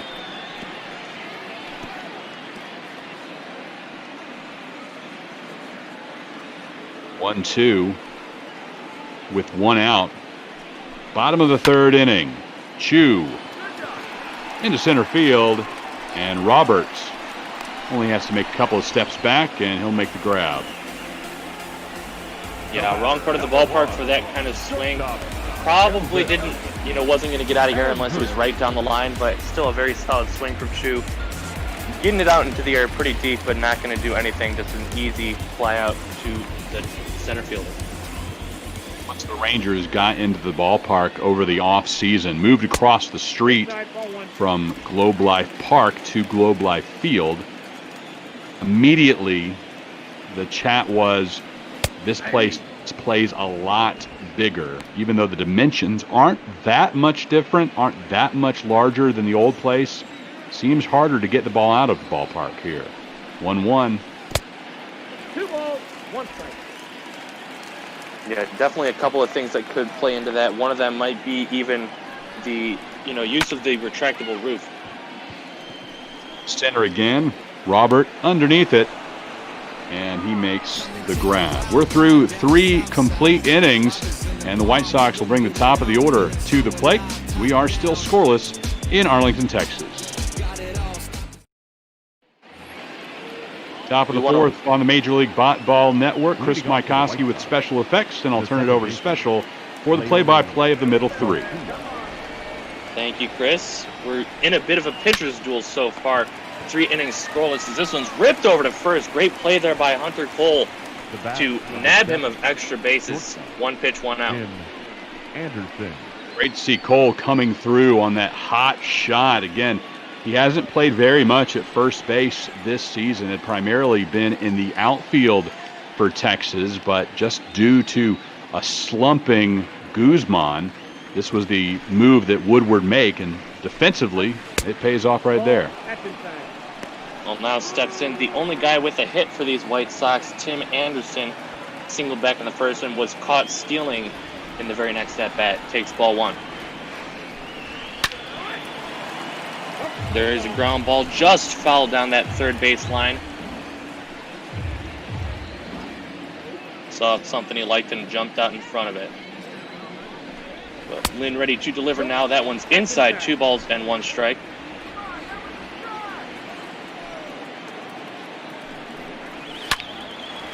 And this one's ripped up the middle and into center field again. So 2 at-bats, 2 singles for Tim Anderson. Anderson continues to hot bat. Of course, he was the best hitter in the bigs last year, and this season has not cooled off one bit. Entered the day with a .346 average. That's 3rd best in the American League, behind only Alex Bregman and Jordan Alvarez. Yep, both guys we just saw in our last game, where Alex Bregman's heroics sent the game to extra innings, and then, of course, his Astros ended up winning it over the Nationals in that World Series repeat. Slide step delivers in strike 1 to Yohan Moncada, struck out in the first inning. That White Sox player coming off a career best season. .315 average, 25 home runs, and nearly found his way into the top 20 in the MVP conversation. Finished 21st in the vote, but that certainly wasn't an MVP caliber swing right there on making it 0-2. Yeah, chase that one inside just like Lynn had hoped. Not going to go for that one high, though. 1 ball, 2 strikes. And yeah, Moncada really broke out for the first time last season. White Sox were a bit disappointed with his production up until that point. But they always knew he was going to be a star, just taking a little bit longer than they would have hoped.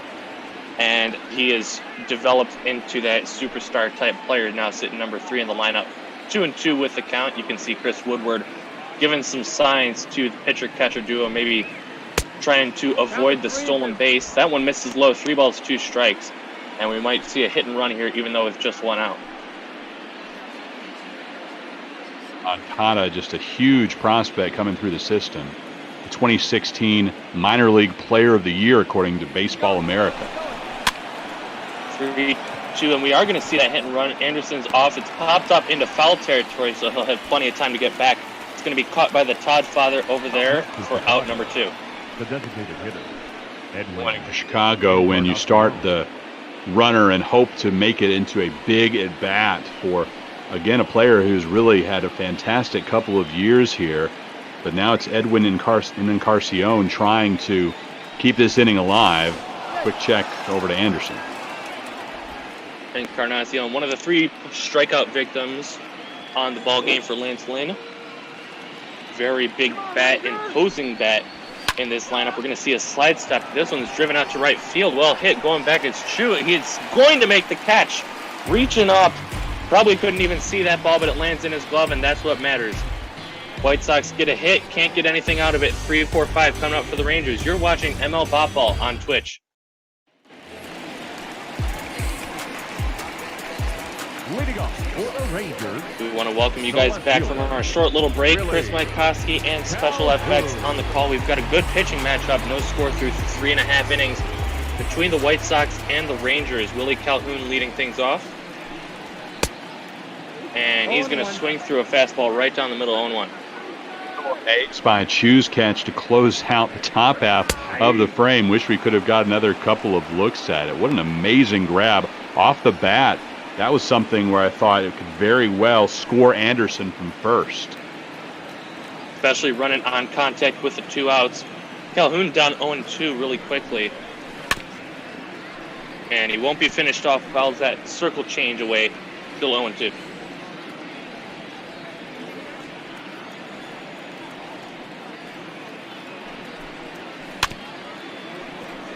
Calhoun has the C-flat back on his helmet. Wasn't wearing that during spring training, really for the first time in his major league career, and it cost him dearly. A fastball to the jaw, and ended up having to get a metal plate inserted. And now you won't see him without that C-flap extension anymore.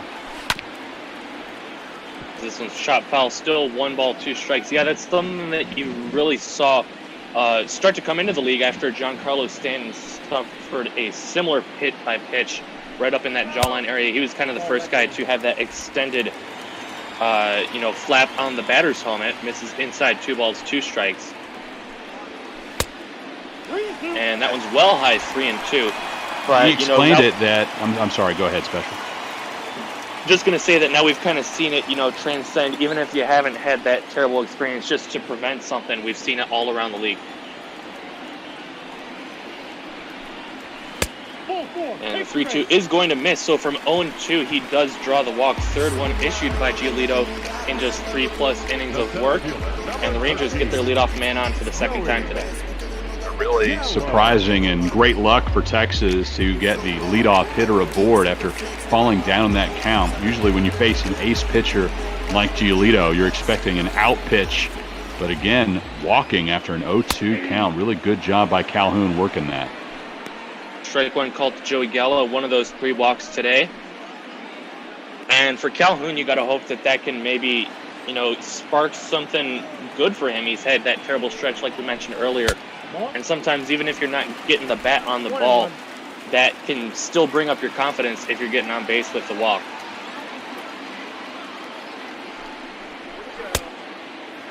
Swing and a miss. Big, juicy fastball up in the zone at 96. 1-2.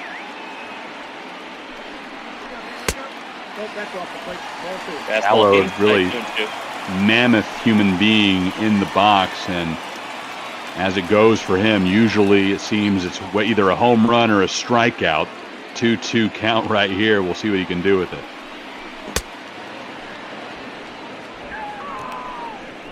There we go. Far too often swings and misses going after that pitch, and really just put a big swing into that baseball. He makes contact, and that one's going into the second deck here in Arlington, but instead he's sitting down. Yeah, we've already seen 2 of the 3 true outcomes from Joey Gallo today. Walk, strikeout. Maybe we'll see a home run his next time up. But in steps Todd Frazier. He's still got some work to do.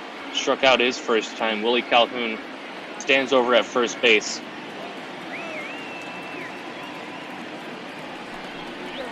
That's ball 2. Inside, 2 balls, no strikes.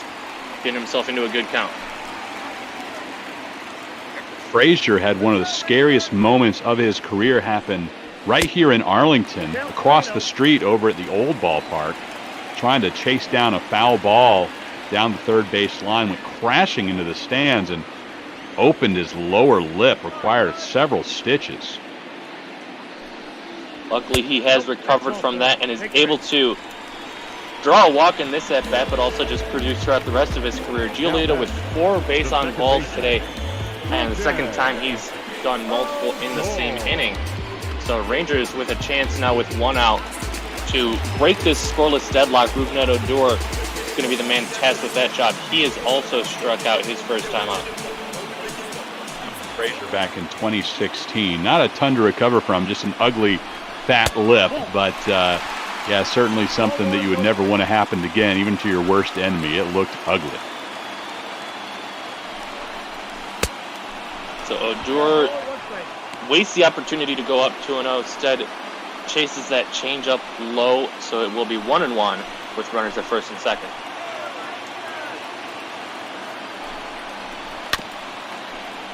This one's fouled away. 1 ball, 2 strikes. Odor being very aggressive in this at bat, trying to, drive in that run, but that's might not be the best, approach with a guy who's been struggling on the mound.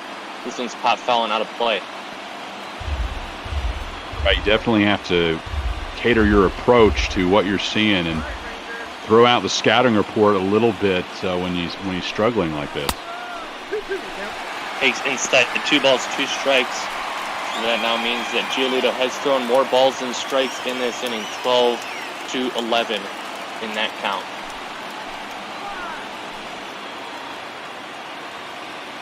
Checking Calhoun over at second base and delivers. Swing and a miss, strike 3. I don't know what he saw in that pitch, but it is the 4th strikeout for Giolito, 2 down. After the circle change that went outside, and again, just maybe a little overly aggressive trying to make something happen for Texas here in the 4th inning in a scoreless ball game, and Rugi regretting that one immediately. Yeah, I mean, if you want to give Odor some, unjust credit, circle change does tend to break away from that left-handed hitter, so, maybe the break kind of fooled him, but still looked like it was missing off the plate all the way. Nevertheless, Danny Santana now with 2 outs has a chance to do something, and that something will be grounded out to shortstop to end the inning. We played 4 here in Texas. The Rangers get a couple of walks and threaten, but they do not score. Scoreless ball game. You're watching ML Bopball on Twitch.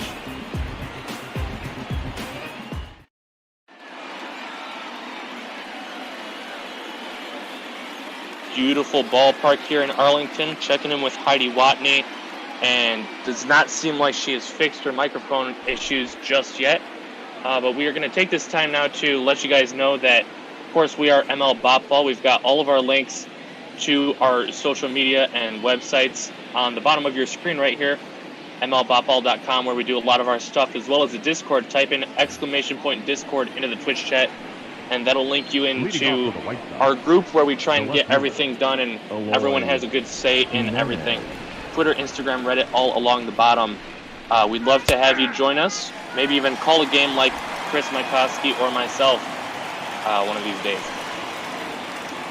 Great to be part of the community. I discovered a little bit later than most.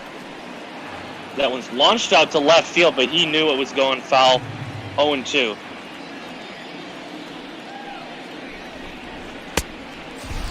And the 0-2 swing and a miss, strike 3. 3-pitch punch out. Didn't really have much time for analysis on that one. 4 strikeouts on the game for Lance Lynn. Again, going a day earlier than he had expected earlier in the week, but not showing any signs of trouble when he was bumped up by a day just about 48 hours ago, and Chris Woodward made that decision. Well, at least for the moment, it is paying off for the Rangers in tonight's ball game. Scoreless effort through 4 innings plus. Yasmani Grandal, big free agent pickup, probably the biggest one the White Sox made. Going to ground this one. That's a fair ball. Picked up and flips it to the pitcher covering. Making the most out of a broken play. Gets the out for out number 2. Cole has been really, really good defensively. I think there were some question marks with having him at that position. You know what he brought with his bats so far this year in his first season at the big league level. But defensively proving to be just as good as first as we saw him in the outfield in the past couple of weeks. That will bring up Jose Abreu, already seeing more pitches in this at bat than he did last time. 1-pitch flyout turns into a 2-pitch flyout next time around. Left fielder will make the grab, and that is the inning. Hopefully we're halfway home, though we don't know with extra innings what could happen. We are still sitting scoreless here in Arlington. We'll catch you right after this break.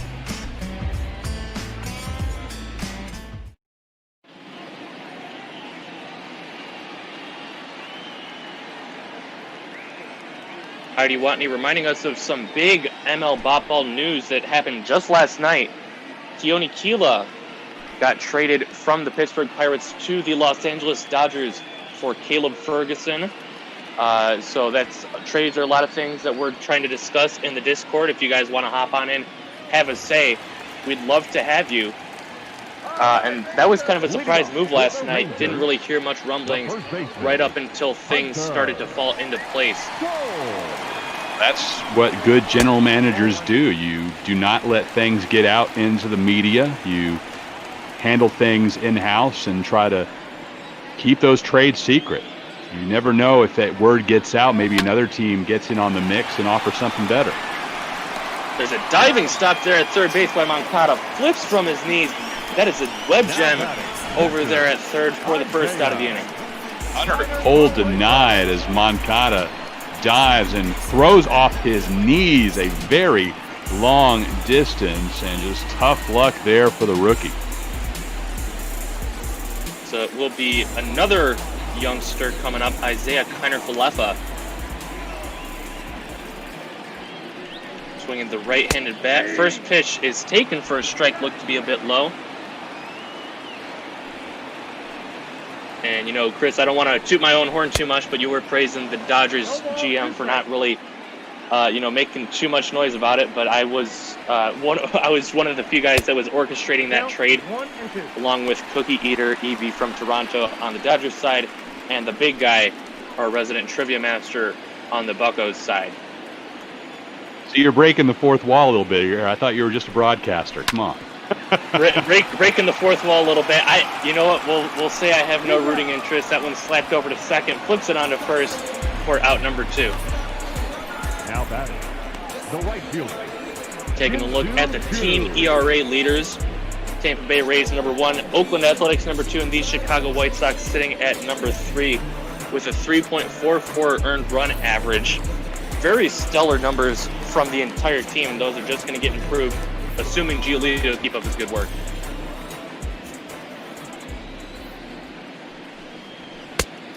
So the leadoff man, Shin-Soo Choo, is going to take ball 1. Somebody who really has to prove himself over the course of this season to make sure he gets a decent payday next year. He's in the final year of his deal with Texas, set to make $21 million this season, but not anticipating him getting that much dough for 2021. Second pitch of the at-bat grounds it to where the shortstop would be 5-3, put out in your scorebooks. 5 innings of shutout ball here tonight. We'll catch you right after this break.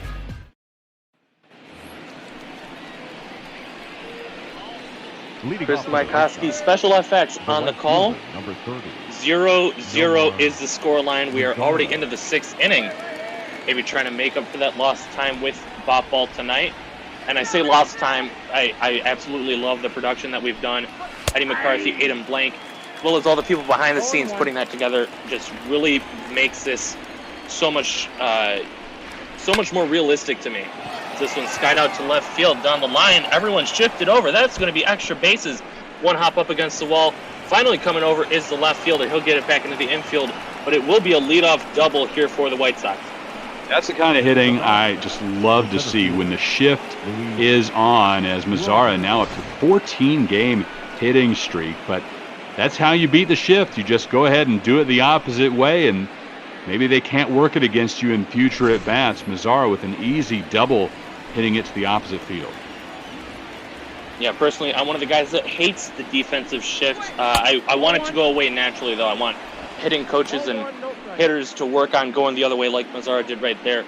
Because it's just a bit embarrassing when you see guys out of place and they're able to make a play 9 times out of 10.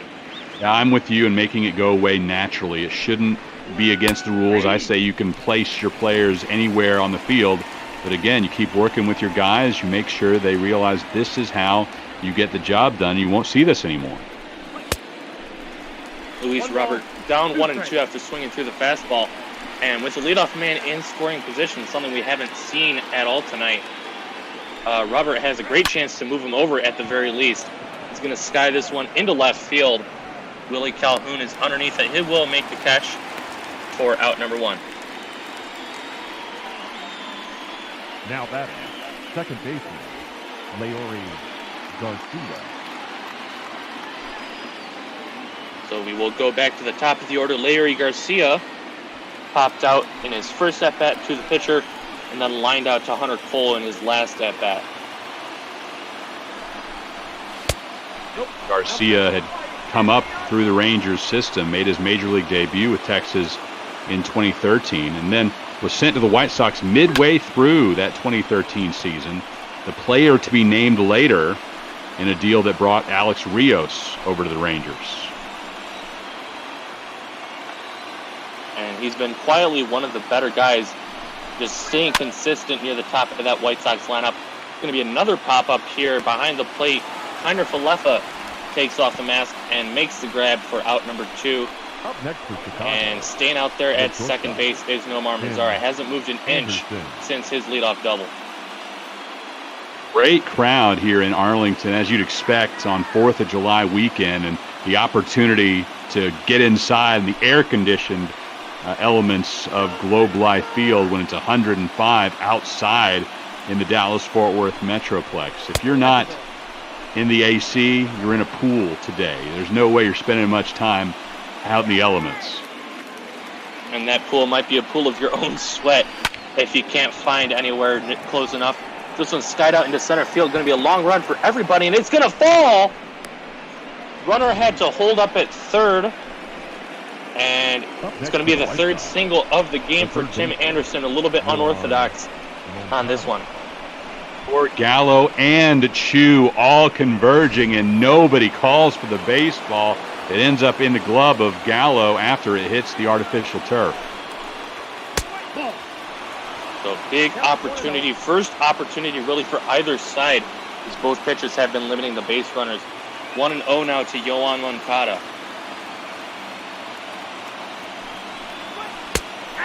Next to runner Anderson at first. That one's a called strike, 1-1. Anderson's already been sent twice today, although neither of those times were with 2 outs. Once he was caught stealing, the other time he retreated back on a hit and run gone wrong. Look at the construction of this White Sox team. A great mix of homegrown talent and smart trades, some great free agents. Moncada, one who came over in a trade with the Red Sox back in the December of 2016.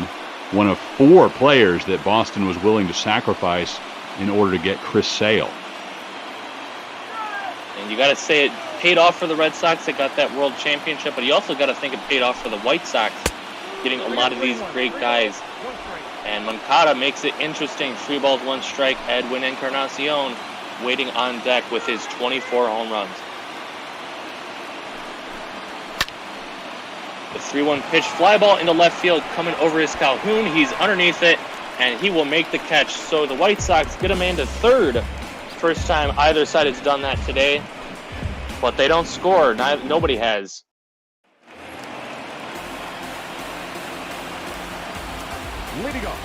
We check in here, bottom of the 6th inning. Elvis Andrus leading things off for the Rangers. He will be followed by a couple of lefties, Willie Calhoun and Joey Gallo. Somebody who's become an important voice for Latin American players in the league. He's part of the Players Association Executive Subcommittee, only the 2nd Latin American player to serve with that group. And with CBA expiring after next season, it's really a critical time. Andrus has been really vocal that he wants to help players, especially Spanish speakers, better understand the issues that are facing the union. This one's tapped foul. 2 balls, 2 strikes, and yeah, it's very impressive to see him doing that while also being a great baseball player. Just putting in the work. Whatever he does it well. Except in this at bat, swing and a miss, chases that fastball high. 5th K of the ball game for Giolito. After the high heat, and Andrus really frustrated with himself that he decided to swing at that pitch. Hard to lay off the high ones sometimes. Always looks like you're going to get to it, and then when to swing, your bat's 2 inches underneath. Willie Calhoun steps in, takes for strike 1.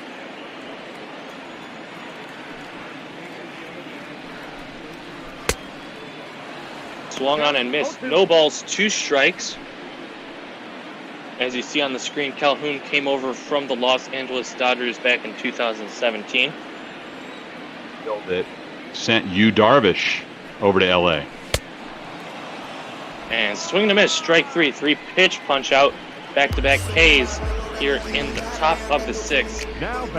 Up go just continues for Calhoun. 0 for 4 yesterday, now 0 for 2 so far today, and he is just having a really hard time getting the bat on the baseball.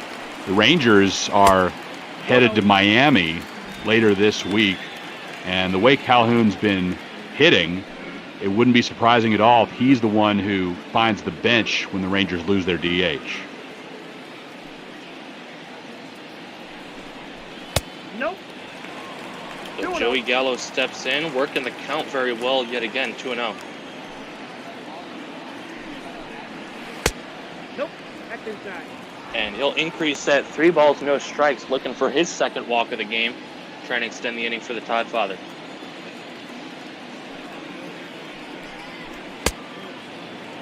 Rio thought about swinging, but it's strike 1 called anyway. Home run hitter like Joey Gallo, 3-0, you're licking your lips and hoping you can get a big pitch to hit. Nearly took a rip at that one. This one's flied out to right field. Deep going back is the right fielder, Mazzara. He's on the track. He's at the wall. That ball is gone. Solo home run for Joey Gallo. And right as I mentioned in the Discord that there might be something worth watching. I mean, you did get to see a home run, but that will break up the no-hitter that Lucas Giolito had going through 5 2/3 innings. Predicted this special back in the 4th inning after Joey struck out. The only responses we seem to see from Gallo at the plate: a walk, a strikeout, or a home run. And now he's had all 3 on this Sunday afternoon in Arlington. Launched that one out to right field. Texas had been baffled for quite some time until that swing. They're up 1-0 now. Todd Frazier will get a chance to bat this inning, although I'm sure he's happy that he doesn't have anyone on base.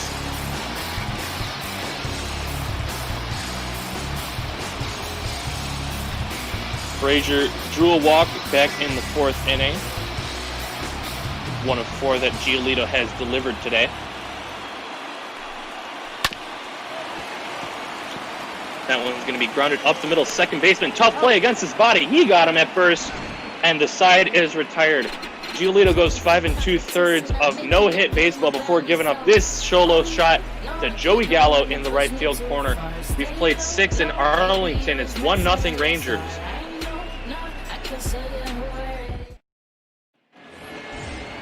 And I'm going to pass it off to Mr. Chris Mikoski to call hopefully these last 3 innings.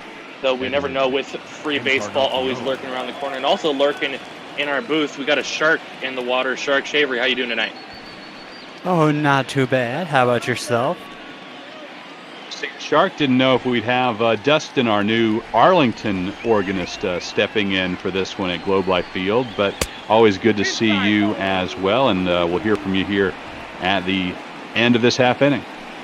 If he is out there and he wants to step in, by all means, I will cede it to him. But I figure now that I am free, I might as well step in and get another stretch in. Absolutely. Thanks, sir. Edwin Encarnacion up for Chicago to lead things off here in the top of the 7th. He'll be followed by Jimenez and Grandal, all facing Lance Lynn.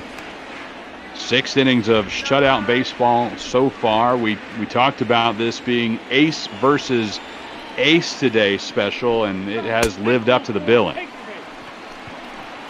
Definitely has lived up to that. There's going to be a walk right there on 4 pitches, so not something you like to see after just getting the lead for the first time in the ball game. So he's going to have to work out of a little bit of trouble here to start the 7th. Again, the first time today that the leadoff hitter has reached base. And now Jimenez, 0 for 2 on the day thus far. First pitch from Lynn, high.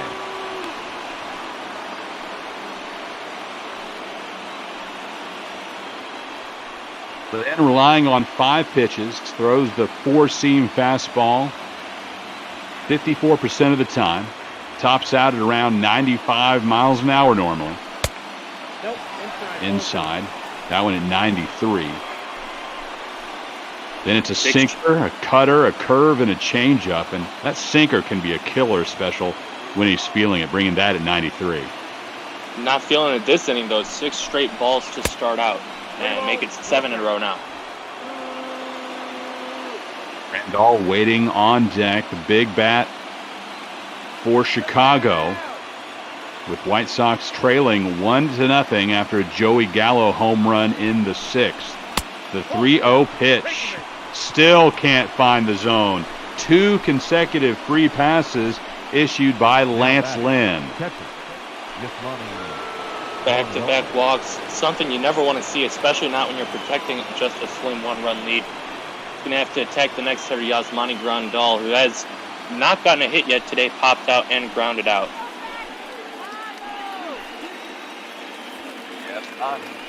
First year with the White Sox. Made the All-Star team twice, back in 2015 with the Dodgers, 2019 with the Brewers. And speaking of that, we will soon learn the rosters for the 2020 Midsummer Classic coming up next Tuesday at Chavez Ravine.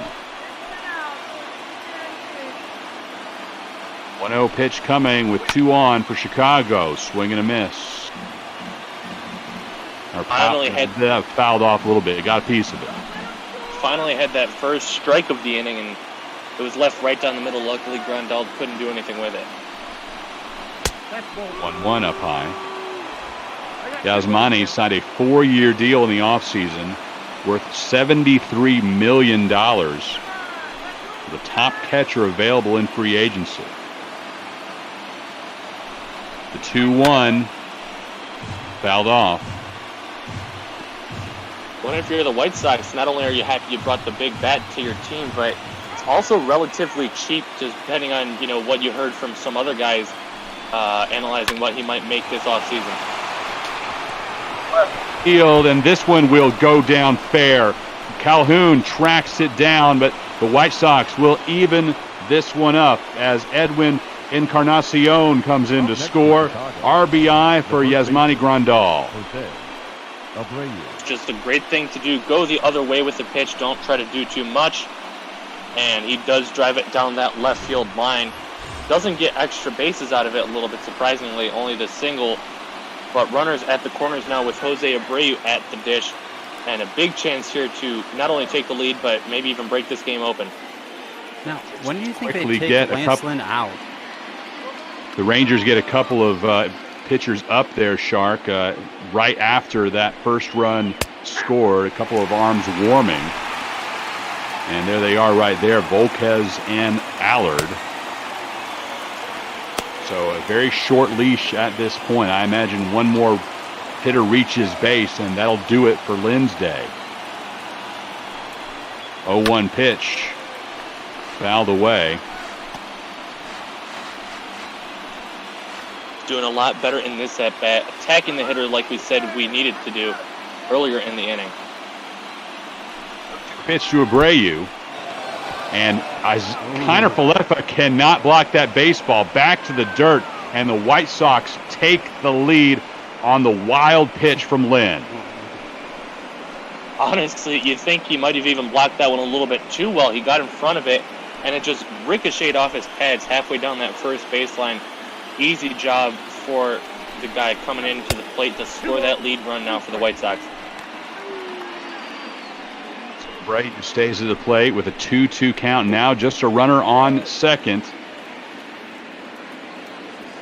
Top of the 7th inning in Arlington. The White Sox with a 2-1 advantage and still no out for Lynn.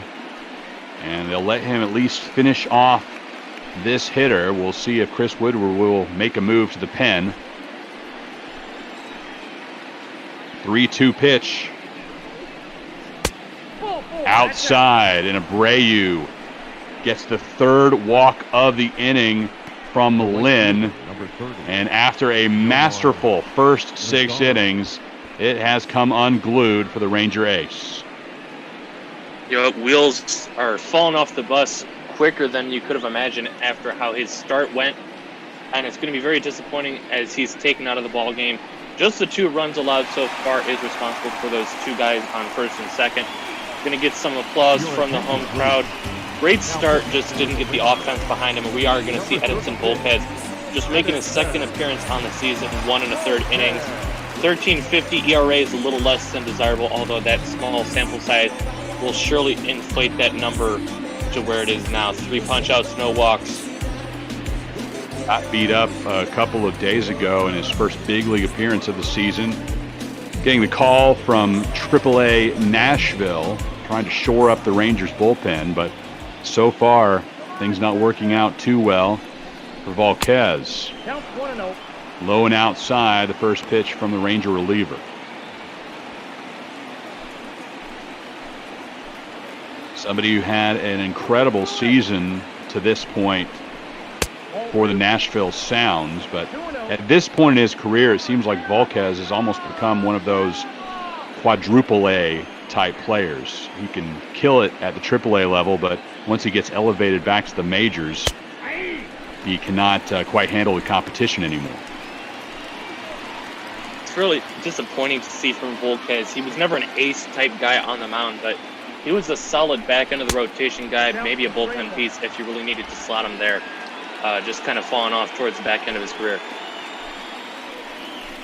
Would not be surprised to see a retirement announcement in his near future, but in the meantime, trying to squeeze as much out of this life in the game of baseball as he can. 3-2, the count to Nomar Mazara.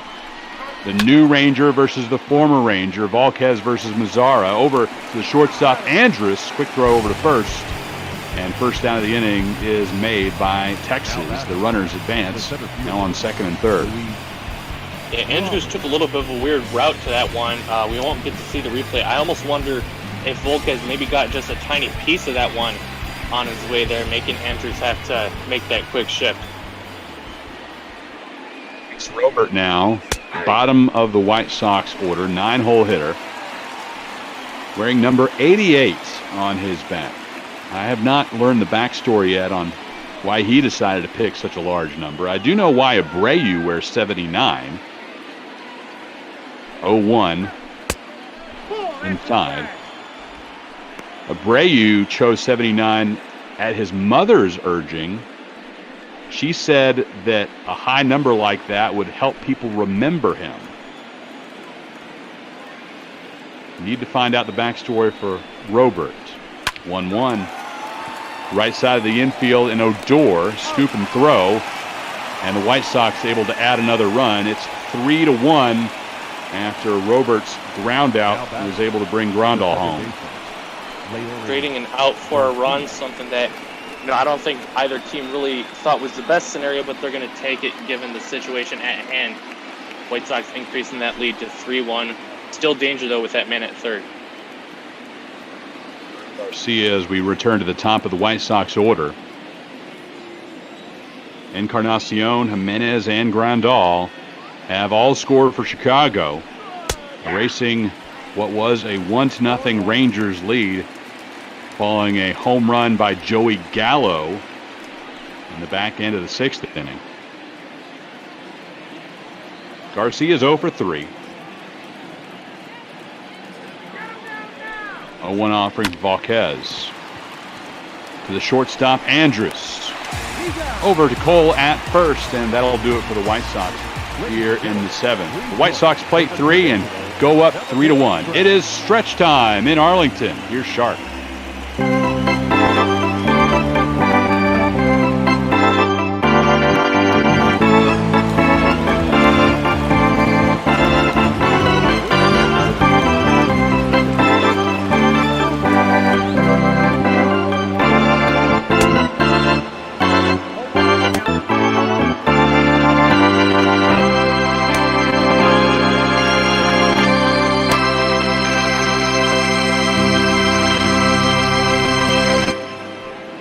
Find plenty of simulations on Twitch on MLB The Show 20, but you will not find another one with live organists. Shark bringing it today in Arlington. Thank you, sir. Well, you're very welcome. Thanks for having me, and I hope you guys have a great rest of your call. We got an interesting game here. Yes, sir. 3-1. White Sox lead the Rangers. Bottom of the 7th inning in Arlington. And Tex organ guy also checking in on the Twitch chat. So we had 2 organists in the building at once here on the broadcast special. Feel pretty good about that. The musical talent is incredible in our ML Bot Ball community. Yeah, we love what Shark does for us. Just another one of those things that we do here at ML Bot Ball. Trying to add that little more touch of realism and excitement here.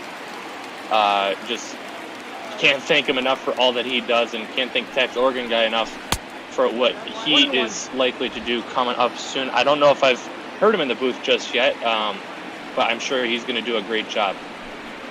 I've been able to catch him at least once over to the left side of the infield. Santana is retired, 2 up, 2 down for Texas. But of course, Tex Organ Guy will be the organist in real life at Globe Life Field when the Rangers begin their 60-game season over in that other world. But we're enjoying it here in Major League Bot Ball universe as we play out the full 162-game schedule in the 2020 season.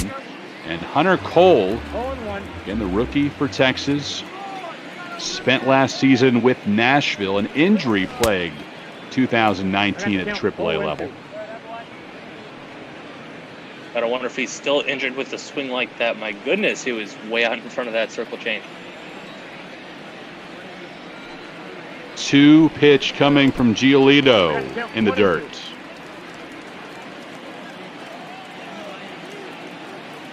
1-2 offering coming to the former Georgia Bulldog.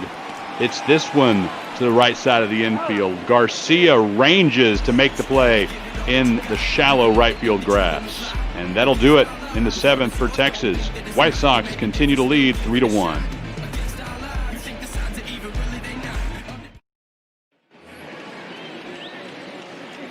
Top of the 8th inning in Arlington, Texas, the American Dream City. And the White Sox trying to close out a 3-game sweep of the Rangers and get themselves into a first-place tie in the AL Central. Edinson Volquez facing Tim Anderson to begin the 8th. And really quickly, we do want to apologize if you are here waiting for that Cincinnati Reds versus Arizona Diamondbacks game. We are running a bit behind schedule. Was slated for 9 o'clock, but we will get you there right after this one ends, as that's going to be a great play there by Rougned Odor just behind the pitcher's mound. Or making the leaping throw to retire Anderson. We get another look at the backhanded grab, plants the feet, and leaps to retire Anderson at first base. And now Moncada steps in for Chicago.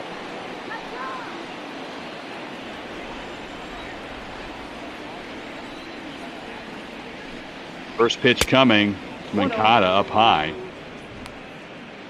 It'll be Duggo and Hot Take Jake on the call for Cincinnati versus Arizona as soon as we finish this one. They are a lot of fun to listen to, one of the best booths in ML Bot Ball. Been catching several of their games, and especially you mentioned that sometimes you don't have a dog in the hunt and just want to enjoy some great baseball, and they make it enjoyable regardless of what teams you follow. Yep, maybe a little bit of bias on the Diamondbacks side for them. Of course, they are both Snakes fans and usually find themselves on most of the Arizona games, but still we love hearing them call some of the best that we have here. And one of my favorite pairings, that we've got here, they're always together on the call, and we love it. We wouldn't have it any other way, if I can get the words out of my mouth. Sometimes the homerism really shines through, and it transcends the matter of who's actually in the game. You just love hearing them because of their enthusiasm, the fun they have on the broadcast, and I hope I've let them know. I know I've messaged Duggo to let him know how much I enjoy the call. Do the same for Hot Take Jake. 3-2 is the count as Volquez, again, coming in as a relief pitcher for Lance Lynn back in the 7th after Lynn ran into trouble.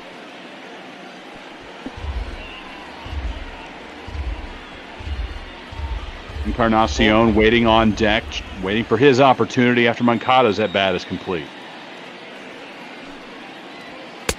That's down. Ball 4. And Moncada will head to first. Now batting, the designated hitter. Volquez Edwin. trying to hold down the fort, and he's done a good job of that, only allowing the one inherited runner to come across and score for the White Sox last inning. Got the first out relatively quickly and then battled with Moncada, ended up giving in and giving the walk. But we've got another dangerous hitter at the plate, Edwin Encarnacion. On the count.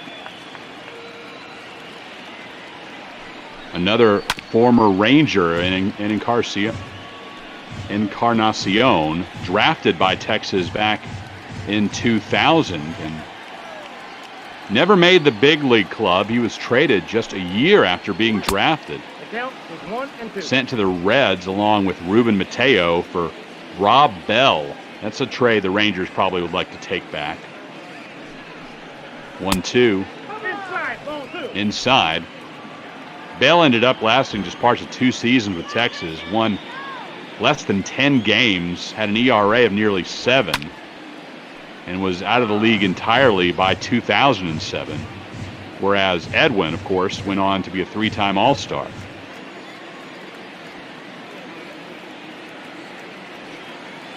Two-two pitch.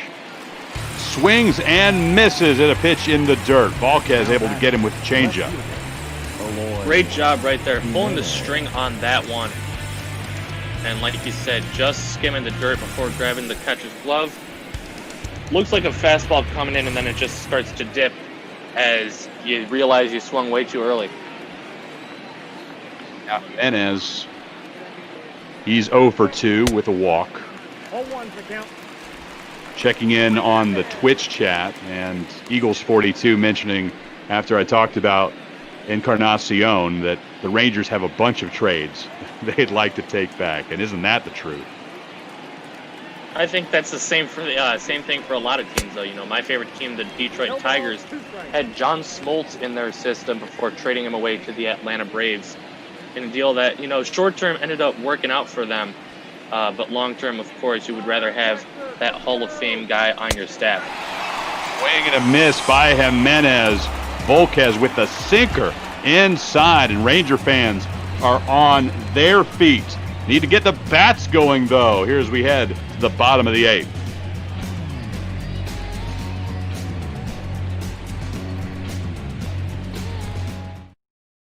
Ladies and gentlemen, your attention please. Now, Lucas Giolito allows just 1 hit through 7 innings, and he gets the gate. A very solid start for him. Like you just mentioned, just 1 hit allowed, although it was a solo shot, so not going to get that shutout status. But Steve Cishek, great guy with an awkward delivery coming in relief. Cishek, certainly somebody who can fool batters, not something that these Texas hitters are used to seeing. And IKF leading things off for Texas as 9-1-2 are due for the Rangers. Outside, and that'll get back to the fence.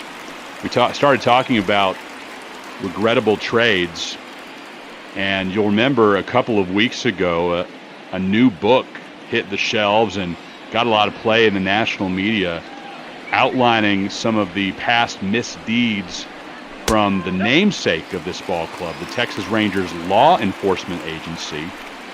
And one columnist called for the Rangers' name to be changed due to this.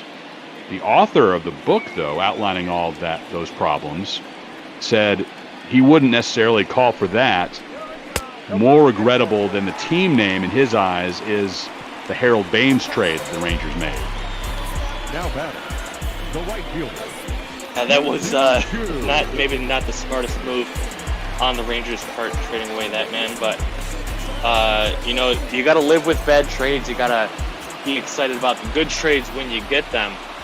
White Sox certainly benefited on the other side of the coin.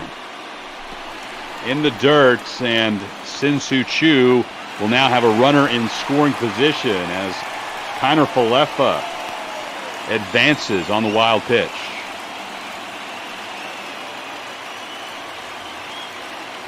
Now Chu representing the potential game-tying run as Grandal and Cishek need to get together on signs. A little crossed up there.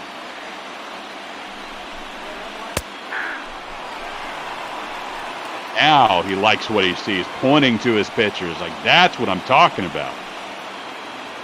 And that's exactly what you want to see right after a visit to the mound. Get that perfect pitch just like you talked about. 1-1 the count to Chu. The right side of the infield, Garcia makes the play over to first, and Connor Falefa advances to third, 90 feet away from pulling the Rangers within one. Number 1, shortstop, Andrew. Yeah, at the very least, he did his job. Got a ground ball to the right side, advances that runner. Now a ground ball up the middle or a fly ball to the outfield should be enough to, like you said, cut the deficit in half. But they will still need another man to come across if they want to tie this game or maybe even take the lead and send it home. Has yet to register a hit today, 0 for 3. Flyouts in the first and third inning and a strikeout in the sixth. All of that against Giolito. Seeing Cishek for the first time now. To the left side of the infield, and it'll be Anderson making the play. Rangers able to get the run across, though. It's now 3-2 in favor of Chicago. Once again, just do your job. Got that ground ball up the middle to Tim Anderson over at shortstop. Drives in the run, 3-2. And now they're going to have to start all over with 2 outs. But this is the right part of the lineup if you just need one swing. Calhoun. Somebody who has struggled mightily of late. Now would be the time to get out of that slump and tie this ball game with one swing. And that's why he remains in this Rangers lineup. Isn't hitting for average, but can unleash some power from time to time. The 0-1. Trying to make sure that he remains in the lineup when the Rangers lose the DH as they head to Miami for a midweek series starting on Tuesday. 1-1 pitch coming. High and outside.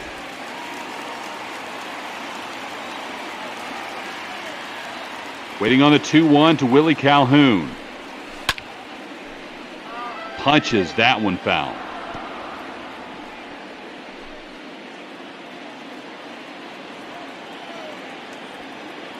Two count, 2 out for Texas. Bottom of the 8th inning. In the dirt, count now run full, and Joey Gallo waiting for his opportunity. He had a home run earlier today. Payoff pitch. Swung on and missed at the sinker outside. That sidearm sinker, as Eagles 42 mentioned, that is just flat out nasty. White Sox keep the lead. It's 3-2. Your attention, please. Now Jose Leclerc, one of the best stoppers in Major League Ball, comes on for Texas.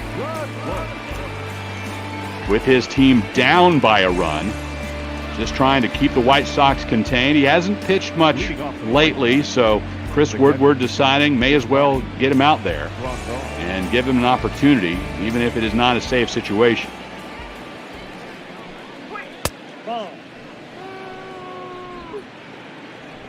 Leclerc having a stellar season this year with the ERA below 2. He's looking to continue that in this outing and try and get his team a chance in the bottom of the 9th. 1-1 the count to Grandal. Low and outside. Leclerc's 24 saves. That's 6th best in the American League. Nick Anderson from Tampa Bay leads the AL with 30. 2-1 pitch. The shift was on, and it's Andrus making the play on the opposite side of second base that he's used to. Ends up working out for Texas. 1 up, 1 down. Yeah, nice job. That is one of the cases where the shift works. We already saw someone beating the shift earlier today. Nomar Mazzaro, of course, going the other way, but ground ball to the right side of the infield and an easy play there for Andrews, even if it's not in the usual spot for a shortstop. Spit swinging for Abreu over the Todd father and on to Cole for the second out. The right fielder. 2 quick ground outs from Leclerc. Pitching really well so far, getting that soft contact, keeping it on the infield. And, you know, I don't know who's all doing what, but with the Rangers maybe starting to fall out of contention now, 7 games back in that American League West, got to wonder if this guy is a guy that might be on the move come July 31st. Tough thing in Major League Ball trade situations when you're not expecting perhaps a 2021 Major League Ball season with these same rosters. Will teams who are not contenders really be willing to give up pieces for prospects with the uncertainty of the next season? Well, and I think you can flip it around the other way too. If you know that there's not really next season, you can either, you know, pack your bags if you're a team like the Tigers or the Royals or the San Francisco Giants. And if you're a team that, you know, obviously we don't have a next season, you can afford to give away some of your big pieces, as it won't really carry over next year if we do have ball. Fly out to Calhoun to end the top of the 9th inning. The Rangers will send Joey Gallo up first in the bottom of the 9th. Your attention, please. Now pitching for the White Sox. The White Sox will send out their closer to try to wrap up a 3-game sweep of the Texas Rangers as Alex Colomé steps on the bump. Here we see what Joey Gallo did back in the 6th inning. A solo shot, first run of the ball game, made it 1-0 Texas. First run of the game and first hit of the game for the Rangers. In fact, if I'm not mistaken, it is the only hit of the game for them. It is to this point. And Gallo has yet to register a hit in 5 opportunities against Colomé. Swings and misses at that one. Colomé with 26 saves on the year, trailing the league leader, Nick Anderson, by 4. An all-star back in 2016 with Tampa.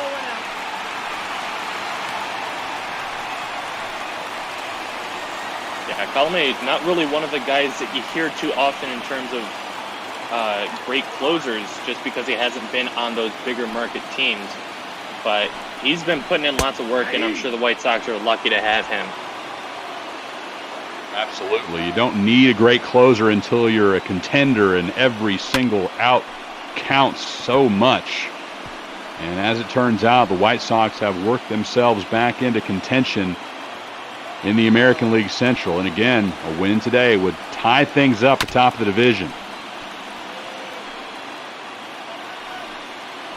3 outs away from knotting things up with the Minnesota Twins in the AL Central. 2-2 count to Joey Gallo, fouled off.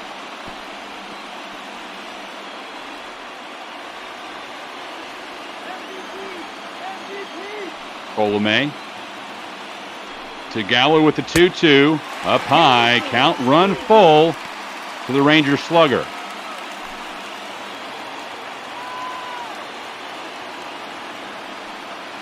And here comes the payoff pitch. To his knees. Fouled that one off.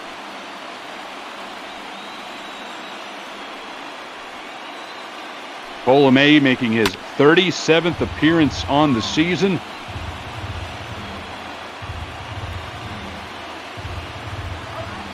And another 3-2 pitch coming. Gallo keeps working him. His 11th pitch of the AB. Swings and misses. And Colomé pumps his fist. Gallo's sticking with those 3 true outcomes. We're going to take a peek over at Lucas Giolito in that White Sox dugout. 7 innings, 1 run on just the 1 hit, but the 4 walks certainly didn't help his day out. 6 Ks and 102 pitches needed. He had a very great performance. Louding. as the Texas Rangers have yet to register a second hit in this ball game. Gallo's homer, the only one today. Todd Frazier swings and hits this one to the right side. It'll have to be a quick play over to the pitcher covering, but it gets past Colomé, and Frazier is aboard, and that'll go down as an error on Abreu. Those are the plays that you work on all the time in spring training because it's a lot tougher than it seems. We're going to see a pinch runner, Nick Solak, taken over at first base. We'll be replacing Todd Frazier.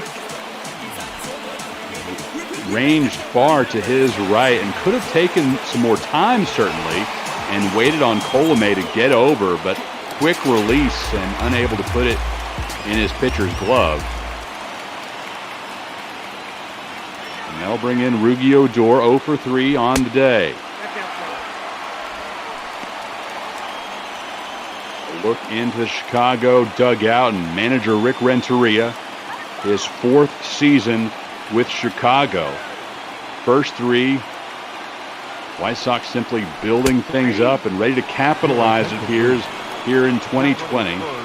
Looking every bit the playoff team.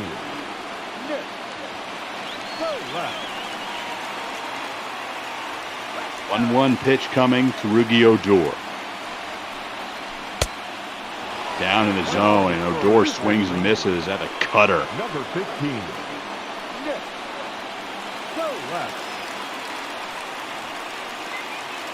1-2 pitch. Colomé can bring some nasty stuff ahead in the count now. Odor able to lay off of that one. Very tough pitch with that 2-strike changeup, but a little bit too far low. 2-2 with 1 out. Bottom of the 9th, and Odor swings and misses. Second strikeout for Colomé. Got that cutter working inside of the left-handed hitter. Something that Mariano Rivera really specialized out of that closer role. And now we're seeing a lot of other guys in those back into the bullpen spots develop that cut fastball. And it's working to perfection here for Colomé. Saw Odor, really all he could do was smile and look back at Grandal and was like, yeah, there's no way I'm hitting that ball. He got me with that one. Colomé is really good. Santana 0 for 3. Colomé trying to finish this one off for Chicago. Nick Solak standing at first base, pinch running for Todd Frazier. The 1-1 misses inside. Yeah, Colomé just 1 out away, but he does have to get through the favorite child of Chris Woodward. Woodward loves the work ethic that Santana brings to the ballpark every single day. Not often you'll hear a manager really pick that favorite son. 2-2. Up through the middle. Base hit for Danny Santana. The Rangers stay alive. Second hit of the ball game for the Rangers, coming in one of the most clutch spots here with 2 outs in the 9th inning. So runners at first and second. Tying run is 180 feet away, and now the winning run is over there at first base with the number 8 hitter who wears number 8, Hunter Cole, trying to get something done or at least keep the inning alive. Chris Woodward will let Hunter Cole come to the plate. The rookie with an 0 for 3 day thought perhaps that they would lift him in favor of a veteran off the bench, but the rookie getting his chance to be a hero here in Arlington. His team down 3-2, 2 runners on, 2 outs, bottom of the 9th inning. Cole only made 1 plate appearance with the big league club in spring training, but impressed enough during the first month at AAA Nashville this year to get the call up to the majors for the first time. Takes that one in the zone, 1-1. And that's good. You don't have to be swinging right away in the count. You want to just make sure you get a good pitch to hit early on. former Georgia Bulldog, waiting on the pitch from Colomé. That's ball two. Patient. Something you always appreciate from any hitter, much less a rookie who's usually very anxious at the plate.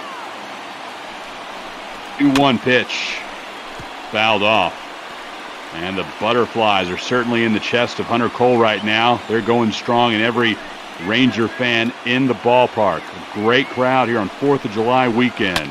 Cole, the 2-2 pitch. Pops that one up behind the plate. Grandal able to make the catch, and that will do it.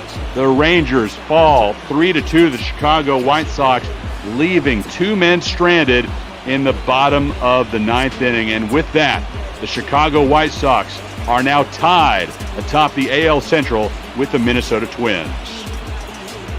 Yep, the Chi Sox complete the sweep in this one, scoring all of their runs in the 7th inning. Low-scoring affair like we were expecting with these two guys on the mound, but it didn't disappoint. Lots of great pitching, lots of clutch offense, and a very tight one-run ball game at the end of the day. Incredible pitching performance from the Chicago White Sox, allowing just 2 hits. There you see the final line. 3 runs, 5 hits, 1 error for Chicago. 2 runs on only 2 hits for the Texas Rangers. And as expected, Lucas Giolito, our player of the game, a 1-hitter through 7 complete. 1 error. They left 5 men. Yep, that 1 hit was a solo shot delivered to Joey Gallo, and those 4 walks probably the biggest hurt to him so far this game, as he was only able to make it through 7. As we're going to take you through the highlights all the way to the 5th inning. Diving stop by Yohan Moncada to keep the Rangers off the hit column and keep the game scoreless. One of the best defensive plays on the day, along with the grab we saw from Sin Soo Choo out in right field. But here's how the scoring began. Again, Joey Gallo, the solo home run into right. Broke up the no-hitter that I jinxed in the Discord. Top of the 7th, though, White Sox were threatening 2 on, nobody out via a couple of base on balls, and Yasmani Grandal singles into the left field corner for an RBI base hit. Tied the game at 1. And that was not all the White Sox had in the 7th inning. A wild pitch allowed Jimenez to score, and that gave the White Sox their first lead of the day. Yeah, very unlucky there. Great block, just kind of bounced off of his gear and halfway down that first baseline. So an easy job for Jimenez to come across and score. And the final blow in that 7th inning, and the run that really mattered the most, 3-1 White Sox after a ground ball to second base by Luis Robert. Encarnacion, Jimenez, and Grandal all plated in that top of the 7th. All of the White Sox runs coming in that frame. The Rangers able to get 1 across in the bottom of the 8th inning, an RBI ground out off the bat of Elvis Andrus. Yep, that emptied the bases, and that was, the last run that was scored in this ball game. White Sox not able to do anything against Jose Leclerc in the top half of the 9th inning, but in the bottom half, the Sox were on the ropes. Later on in the inning, Joey Gallo started it off with a strikeout here, pulled the string on him. The chance to be the hero here in his rookie season for Texas. After we take a look at Rugi Odor swinging late at a fastball, Cole was the last chance for the Rangers, and instead of coming through in the clutch and getting a hero's welcome at the plate, instead he pops out in foul territory to Grandal, and that did it for Texas. Yeah, unfortunately he left the tying run at second and the winning run over at first base. 3-2 is our final score. Lucas Giolito with the win. Lance Lynn, the unfortunate loss, and Alex Colomé with a little bit of a rocky save, but a scoreless save nonetheless. And that brings Chicago to the top of the AL Central. The Twins and the White Sox all knotted up atop the division after the Twins fell earlier today here on the Major League Ball Network. We still have 2 games remaining on this Sunday evening. First up, it'll be the Cincinnati Reds and the Arizona Diamondbacks in one of the most entertaining booths in the Major League Ball universe, Duggo and Hot Take Jake. I'm blushing a little bit, you know. I appreciate all the compliments. I heard them on the air, and you guys were fantastic as well. So it was, you know, even though we're starting a bit late here, maybe about a half hour late, I enjoyed it because I got to catch up and watch, in the end, most of this great game between Chicago and Texas. And, you know, Special, you are right. We do have a little bit of that D-backs bias in the booth, but hey, can you blame us? These D-backs are playing great and leading the NL West right now. It's an exciting time. You don't have to keep throwing punches at me. You know I'm a Dodgers fan, but getting a little bit salty here at the end of our call. But yeah, no, I just want to keep repeating myself, but you guys really do a great job. And even I like Chris Mykowski said, I think bias actually can be even really good in the booth sometimes, just to get that excitement from the call instead of just, you know, having to try and pretend to be neutral for most of the game. You know, I mean, one of the best broadcasters that the game has ever seen in real life, Hawk Harrelson, was extremely biased towards his White Sox. But at the end of the day, I don't think you can have really too many complaints about him. And, you know, that's how I see you and Duggo. Maybe not as annoying as Hawk out there in Chicago, but just, you know, really great guys that we've got here, along with everyone else in the ball community. Hey man, I'll take like Bobby Uecker. How about that? Though I mean, I willingly will call myself Hawk, but you know, how about Bobby Uecker? There we go. That's a level of acceptable homerism and excitement, I think. Yeah, you know what? I will say Bob Uecker. I haven't heard too much of him. I never watched Brewers games, so. But you know, I can definitely compare you to him. He was a great guy. Major League, though, right, Special? Huh? Have you ever seen Major League? I've seen bits and pieces. Oh my gosh! What? Shame! One of my favorite movies, period. Not just a sports movie, but get on that right now. Before I talk to you again, I want you to watch Major League. All right, homework tonight. If it's on Netflix or Hulu, we just got those, so I'm sure I'll be able to check that out. All right, Special, that was fun. Hope to do it with you again. But now we'll give way to Duggo and Jake, Cincinnati at Arizona. Well, thank you, Reverend Sir, and thank you, Special. That was a fantastic call, and we have a fantastic game coming up for you from Chase Field in Phoenix, Arizona. It'll be the former Diamondback Wade Miley heading back to his former home here in the desert, facing off against Merrill Kelly. Should be a good pitching matchup in this one. It is the rubber match between the 54 and 36 Cincinnati Reds and the 53 and 36 Arizona Diamondbacks. The D-backs come into play here today. 2.5 games up. Actually, I should say 3 games up, as the Dodgers took the L today. And the Cincinnati Reds come in 5 games back in the National League Central, but holding on to one of those wild card spots. And the man who's trying to stop their progress, Merrill Kelly, just 3 starts on the 2020 Ball campaign, has spent most of his time there in the dugout, but has been impressive no matter where he's pitched from, Duggo, and I'm excited to see what he does here today. Excited to watch both guys, actually, because this game does feature 2 guys who started out the 2020 season working out of the pen as long relief guys. Wade Miley started off in that role up in Cincinnati before coming into his own, as the first pitch of the game is ruled a strike here to Nick Senzel. Yeah, the D-backs didn't have it going yesterday in Game 2 of the series. The offensive output just wasn't there, as we get dog barks early in this one. So hopefully the D-backs can bounce back. You know, always fun. Always fun having a third here in the booth with us. Yeah, no, yesterday a little bit of a rough loss. We saw Zach Gallen uncharacteristically get knocked around, but mostly by his own doing. 6 walks given up, including walking in a run on 4 straight. Or 4 in an inning, excuse me. It was, there was definitely something left to be desired last night's game. And we saw a strong Game 1 a shutout win, as that one's going to be on the ground. Easy toss from Vargas to Tomas for the first out. Forgot that Yasmani is gracing us with his presence here today. No, that was the thing. I just had to remember this lineup against left-handed pitching is just off the rails at the moment with the injury to David Peralta. Things have had to get interesting here in Arizona.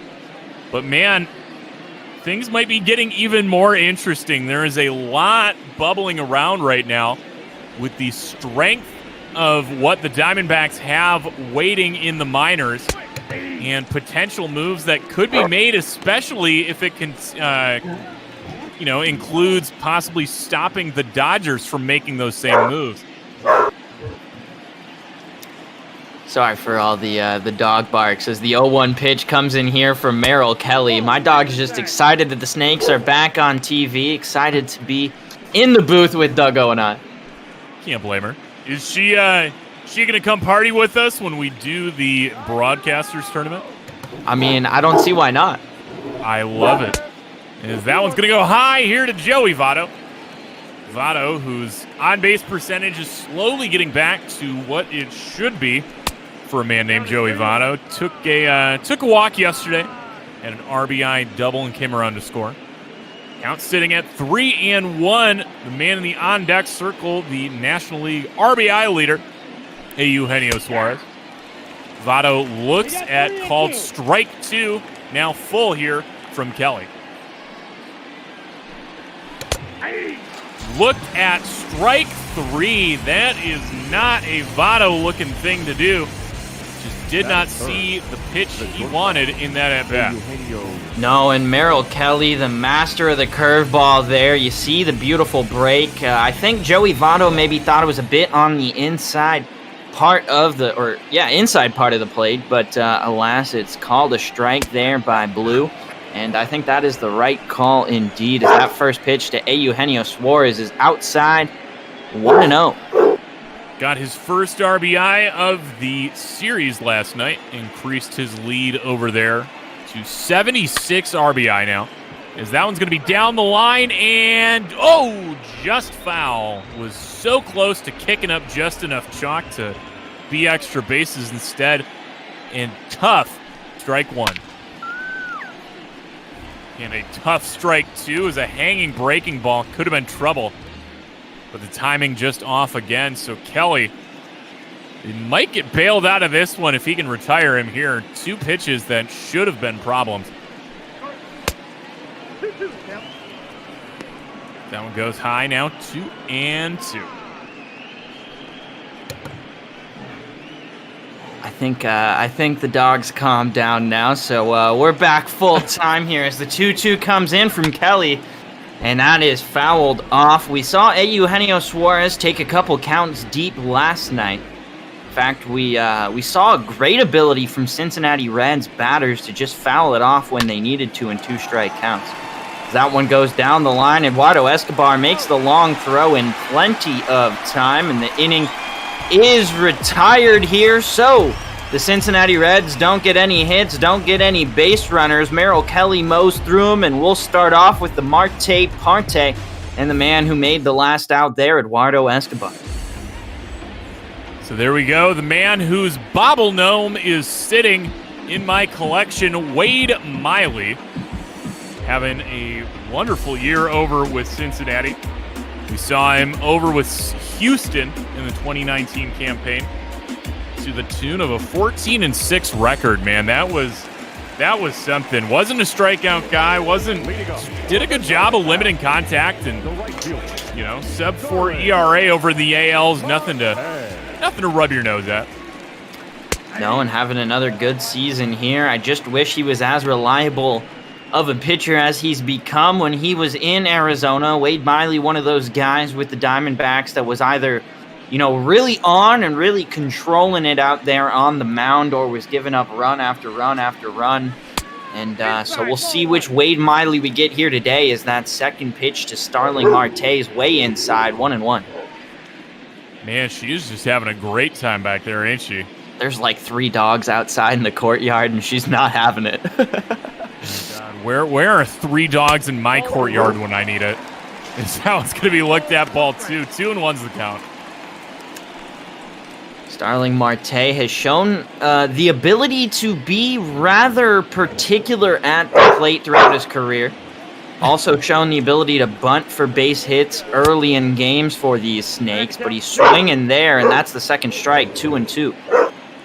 You know, it's been good to get him back in the everyday role. Seems to have turned his season around just a little bit, as that one's going to be popped up. Joey Votto there to record the first out of the ball game.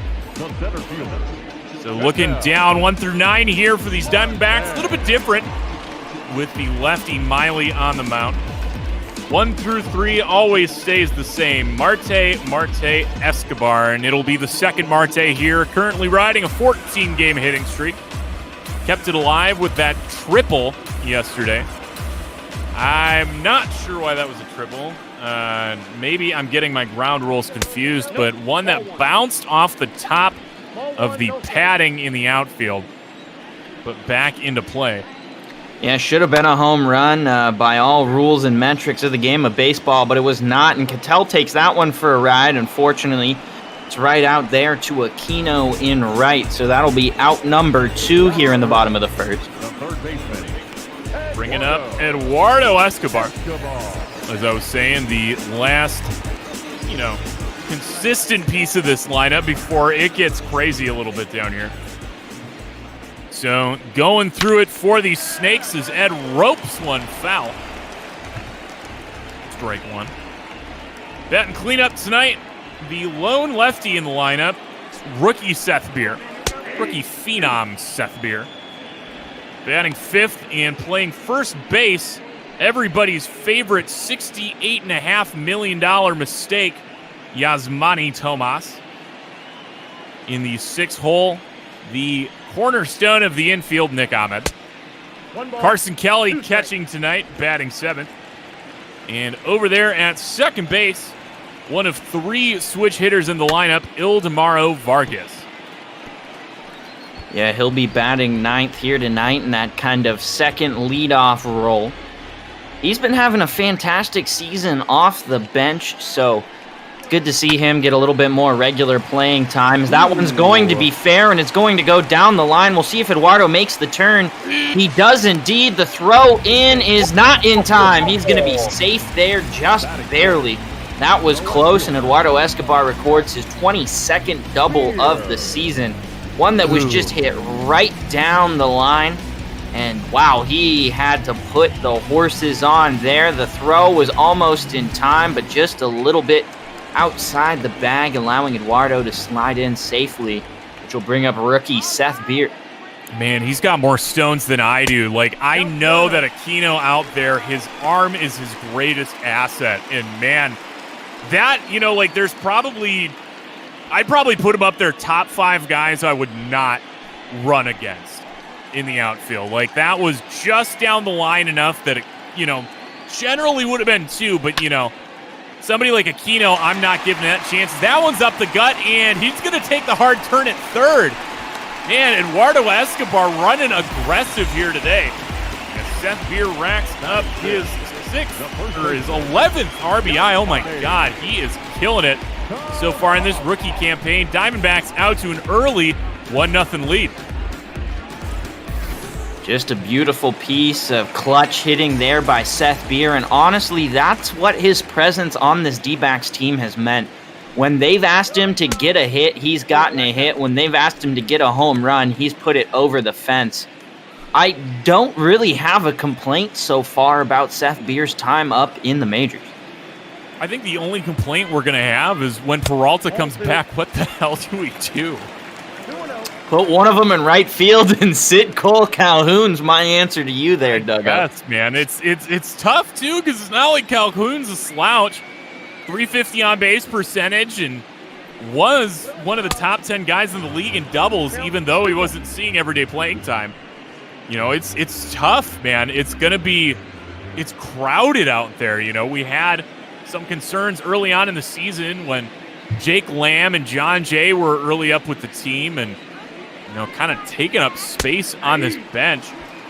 But nobody's really taking up any more space. Like, I guess the most you could say anybody's taking up space is this guy right here. He has Manny Tomas staring down a 2-2 count here. Man on first, 2 outs as the hit parade continues. A hit up the gut for Tomas now as he continues to showcase himself for a potential move to an AL team here before the month is over. Indeed, Yasmani Tomas is getting back a little bit to the form the Diamondbacks expected from him, but still not producing in anywhere near the levels that were promised when he came to the States. Did hit a home run in the first game of this series, but generally has struck out far too much to be an effective major league at-bat. That's the thing, man. He had the ability to go to Reno and do work. We saw him before his call-up here, walking, I think, at a 3-2 rate to striking out. It was nuts. The on-base percentage was sky high. Slugging dingers left and right, as one would expect in Reno.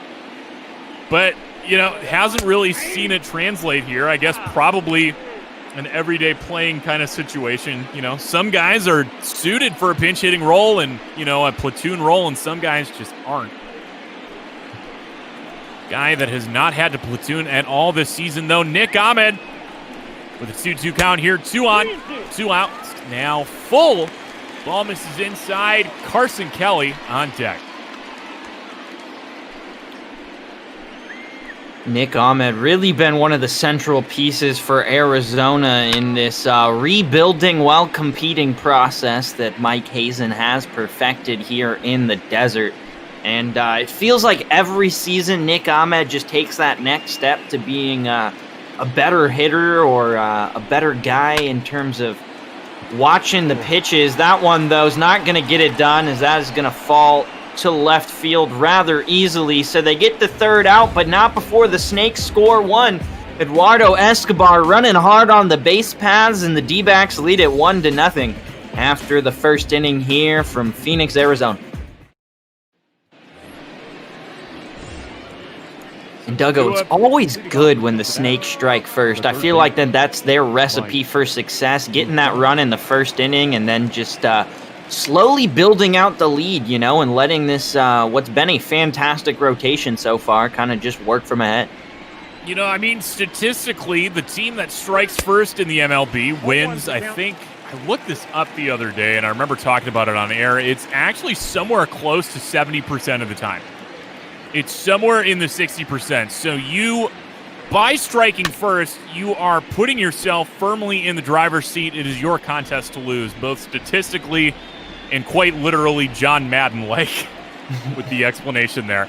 But, Diamondbacks have been one of the top teams with run differential as Moose strikes out here to start the inning. 3 pitches, 3 strikes, goes Moose. But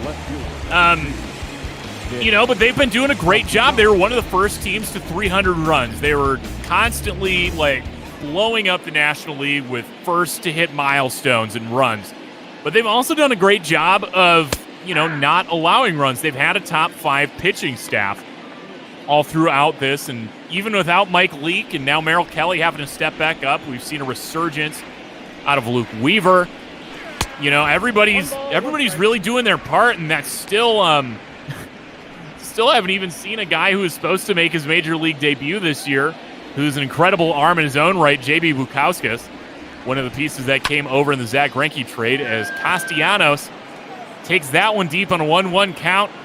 On the track is Marte making the catch for the second out.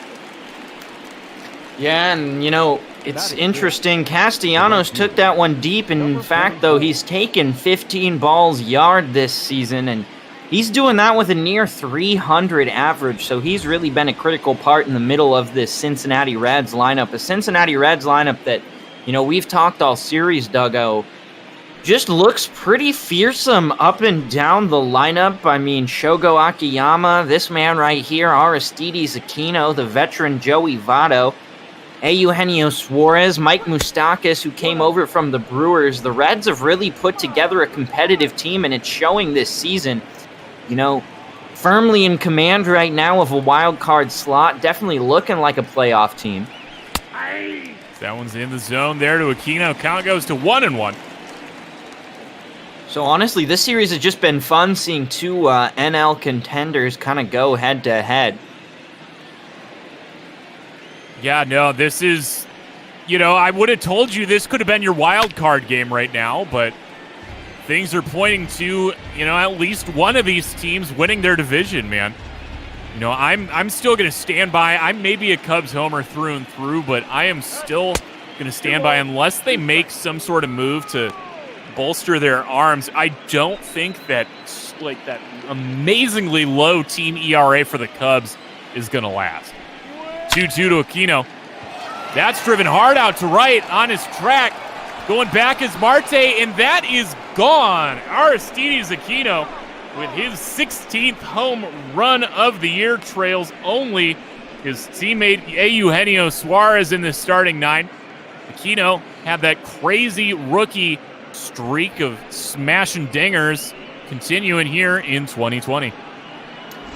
Yeah, and he's a power bat. You can't leave breaking balls right over the middle of the plate, and that's exactly what Merrill Kelly does. He's been pretty good at preventing the home run so far this season, but not good enough there. So the Cincinnati Reds quickly even this contest back up 1-1, and it'll be Shogo Akiyama, the acquisition from the Nippon Professional Baseball League. 32-year-old.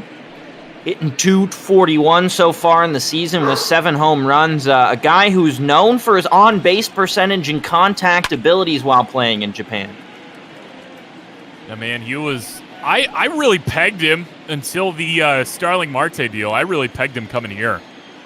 He was one of my two teams, man. The Cubs needed a leadoff guy and a center fielder.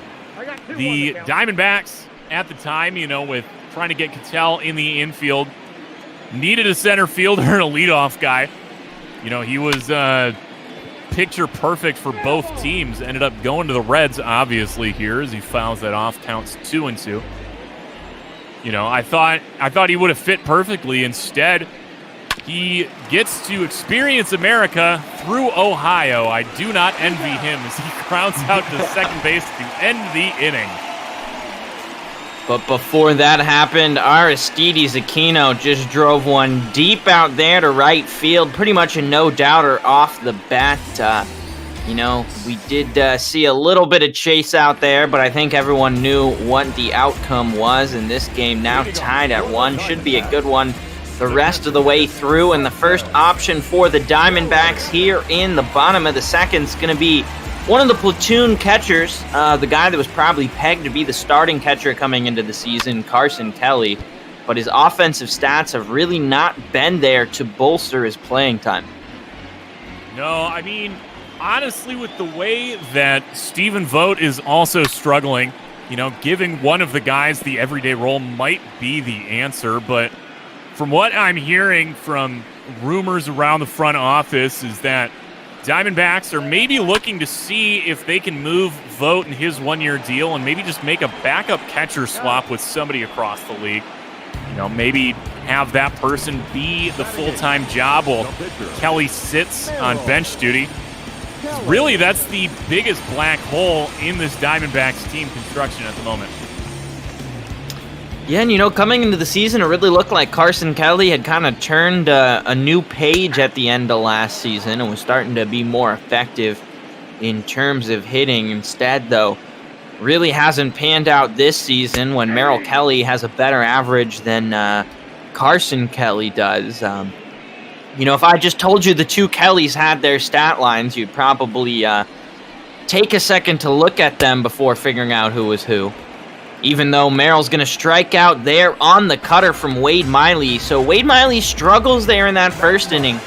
But against the two easy outs in this Diamondbacks lineup, showing his stuff. It's just those two, man. The Diamondbacks have been able to find answers at every other position, especially this guy right here, Ildemaro Vargas. Spent his time as a utility player on the bench last year and found himself on the opening day roster. Was probably the best pinch hitter the team had. And with injuries and this, that, and the other, found himself into starting time, and he's done the best of it, man. He's also sitting there with a 318, 352, 470 slash. As that one's going to go low, 2-1.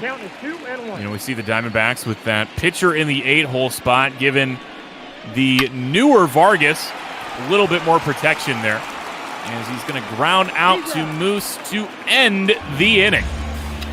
Well, the Diamondbacks go in order there in the weak spot of their lineup. 7-8-9 doesn't get it done, so it'll be 1-1 through 2 here in the desert. Barnhart, Miley up to bat for the Reds, and Tucker Barnhart, another one of those catchers who really hasn't seen the offensive output that you might expect, but at least one thing you can say for Tucker that you can't say about a single Diamondbacks catcher is he's hitting solidly over the Mendoza line. No, like, it's just been bad, man. Just really hasn't been an answer. You know, there are a couple teams out there that are either out of contention or just don't. You know, they've got a little bit too much depth behind the plate. You know, there's some rumors, there's some feelers being thrown out there as Barnhart puts that one into the gap. Going to be trouble as that one rolls all the way to the pool. Yeah, and despite Barnhart's lack of speed, he's going to be standing up there for the double. Just an excellently placed baseball as we enter the 10th hour of streaming here on ML Bop Ball today. There we go, just that perfect little gapper. And even with the lack of speed Tucker Barnhart has, the stand-up double here to start off the inning. See what they do with Wade Miley. They're going to show bunt, send him to third. And the bunt going down the third base line is going to stop that. So may as well have been a single and a sac bunt, moving him to second. Number 50, second baseman.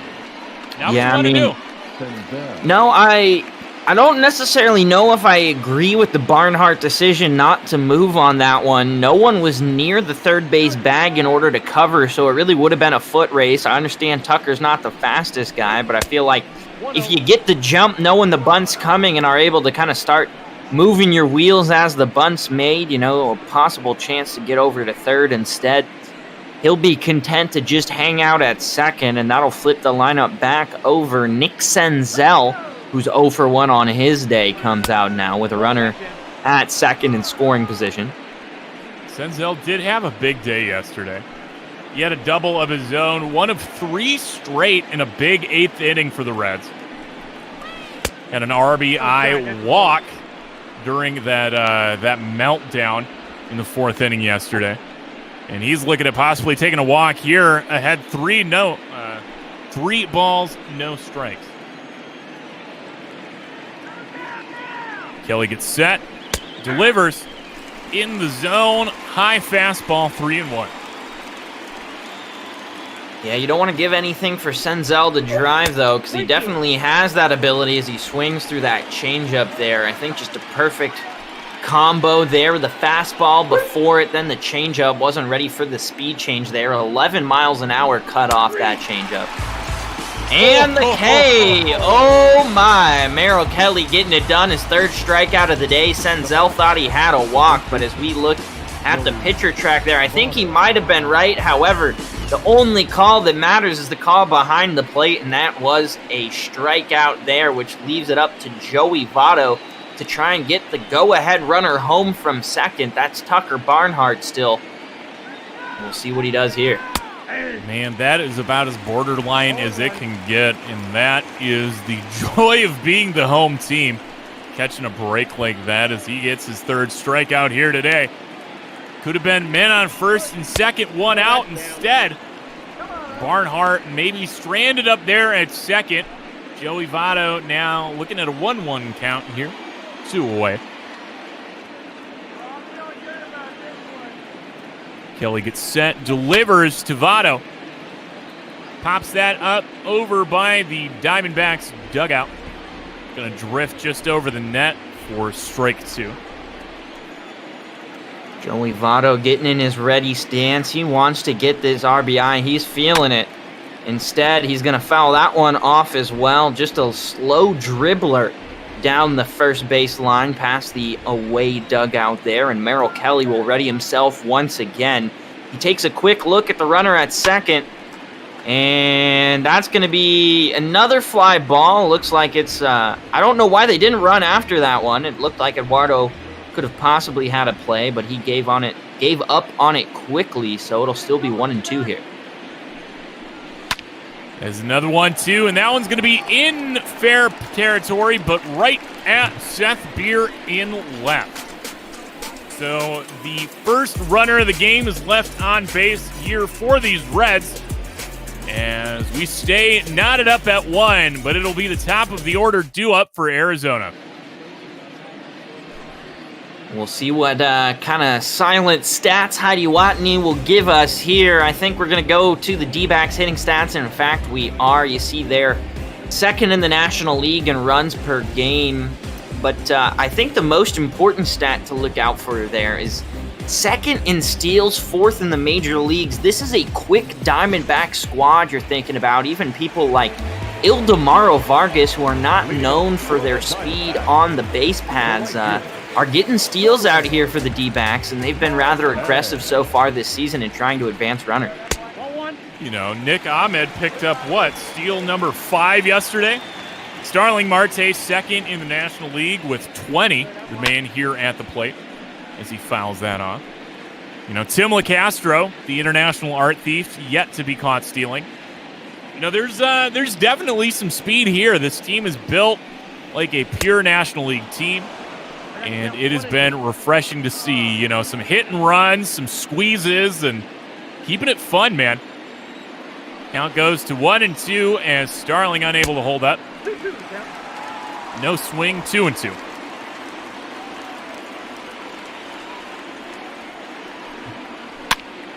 Miley looking to retire the first batter of the inning, as this one will continue.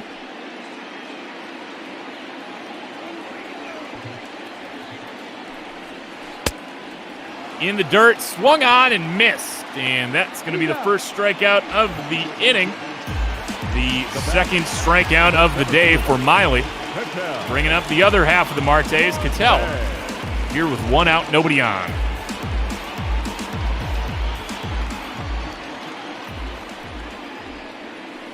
First pitch to Cattell is going to be ruled a strike. Big changeup across the zone. You see there on the Chiron. Cattell Marte, currently first in the National League in doubles, is currently also tied for first in the National League in hits. Been doing it all over the place. Maybe not the home runs, but they're there as well. 18 home runs on his season. Been a very, very valuable player. On somebody who was probably at the time one of the weakest pieces of that trade with the Mariners back in 2017. That sounds about right. 2017. I can Google and confirm for us, but I remember he was on the Mariners in 2016, and I think 2017 was Haniger's big breakout season. Yes, he was traded to the Diamondbacks during the 2016-17 offseason, so we are exactly correct. Cattell came over and started playing for us in 2017, and the ride since then's been fantastic if you're a Snakes fan. Finished 4th in the National League MVP voting last season and has been a key piece here in the center infield for the Snakes, as he's going to take that pitch inside for ball 4 there, and Wade Miley walks another one. He's up at 50 pitches already, and while he's only given up a run, it really hasn't been what you'd say is a comfortable start for Miley so far. No, especially not for a guy that is used to giving you multiple innings out of the bullpen this year. You know, you don't want to be sitting at just 2 1/3 and 50 pitches. Not exactly sustainable. So we see some fake Baxter here, scaring me as usual. A little bit more than normal Baxter scares me, and that's saying something. As Eduardo Escobar takes a first pitch strike here with Marte at first.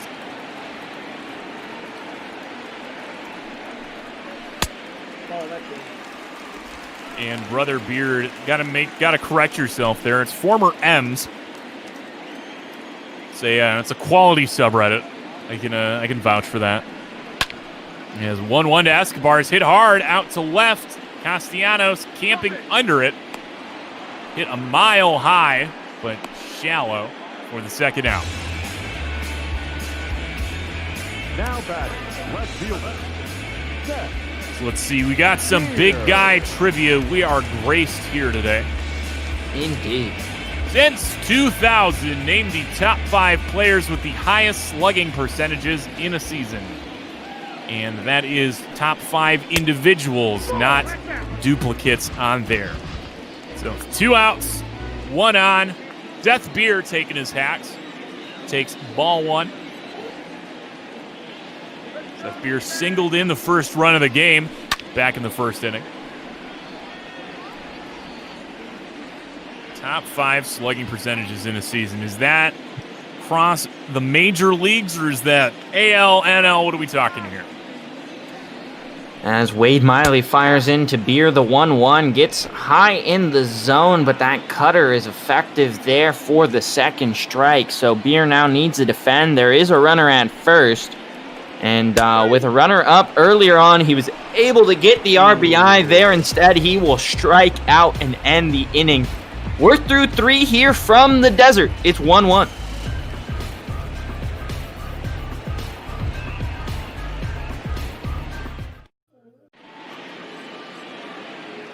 All right, so we are looking across the majors on that trivia question. Obviously, Barry Bonds has to be on there because we're talking since 2000. So we've got some lovely steroid era times going on here. Copy that. And let's see here. Barry Bonds, obviously. If you're bringing it up here in the desert, Gonzo, I'm guessing, is going to be somewhere near there. So here for these Reds, it'll be 3-4-5. Eugenio Suarez due up first.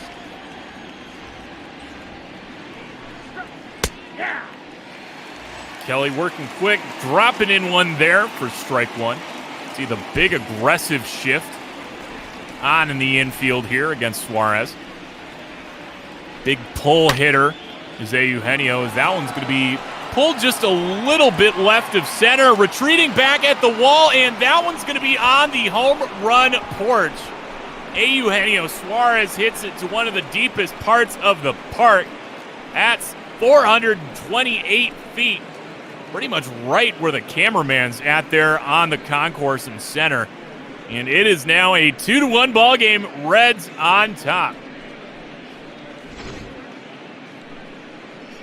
You know, we saw Suarez looking for one earlier. He was just trying to find it, man. There were a couple left hanging. He wasn't able to capitalize. And right there onto that home run porch. Now batting, the third baseman, Mike. So now with the Reds taking the lead, Mike Moustakas up to take his hacks. Struck out to start off the second inning. And now I'm really feeling that Madden vibe earlier when I was like, man, the team that comes out and strikes first, it's their lead to give up, and certainly they have here. Arizona has already left 3 on base in this one.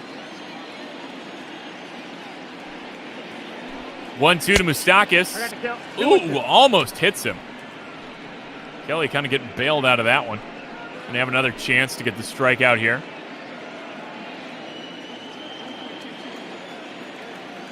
Kelly already with 3 strikeouts, but he's given up 2 long balls. That's fouled off. Only 3 hits given up, but a double and 2 home runs. Not ideal. That one's going to miss low. You see a little bit of cautious hesitation. Trying to attack the zone against big Mike Moustakas, but the bats don't get any lighter.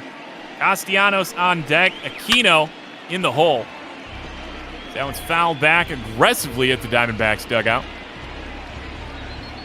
Kelly still looking for the first out of the inning.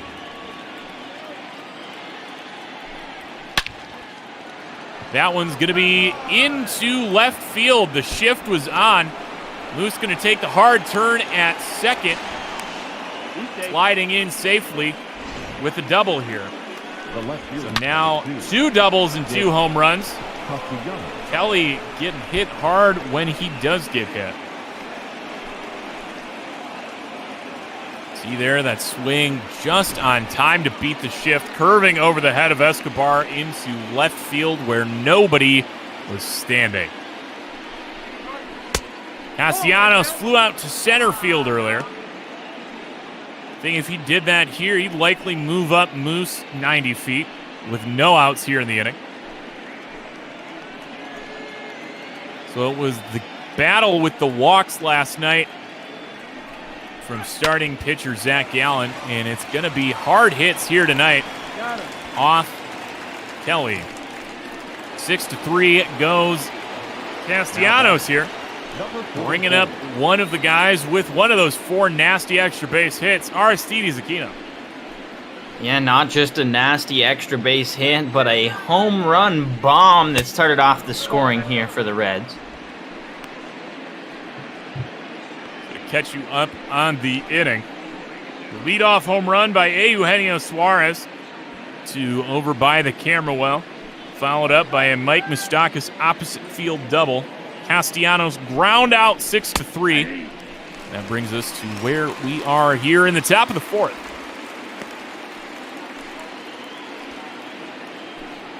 Kelly just trying to settle down a little bit. Definitely hasn't been his best start so far back in the rotation, as that one's going to be drilled down the line. It's called fair. That's going to score another run, and that's going to be a double for Aristides Aquino. So talk about having yourself a game. A home run, an RBI double, and the D-backs pitching on this game and last night just really hasn't been there against the Reds. So maybe Cincinnati got some form of scouting report here against the Snakes. Man, this is the kind of thing I was scared about coming into this series. You know, we were giving the Reds, you know, the big props for sweeping the Dodgers before coming to town.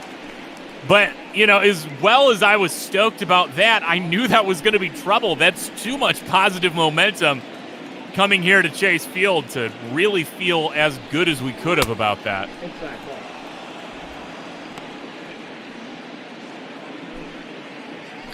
And Shogo Akiyama back up here. He's 0 for 1 on his day, but has a chance to record an RBI here with the runner still at second. The threat definitely hasn't passed here for the Reds. 1-2 here to Akiyama. Grounded out in his first plate appearance, as that one misses low on the fastball. 2-2. Kelly was cruising up until this inning, and it's been trouble, man. Just the 1 out and 8 total bases given up so far.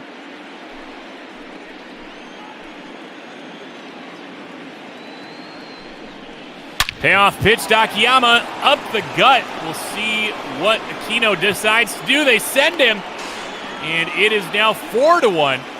Cincinnati now with 3 runs on the inning. Now batting, catcher. And just like last night, the wheels come off all in one inning for the Snakes pitching, and they're working themselves into a pretty big hole.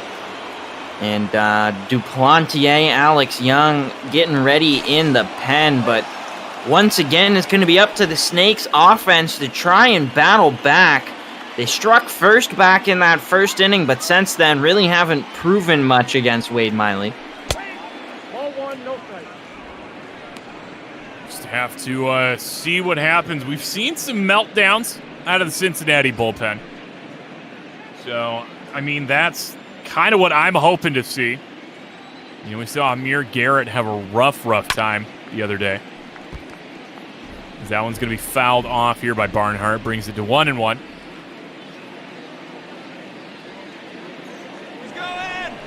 Kelly still trying to get out of this inning. The hit and run is on.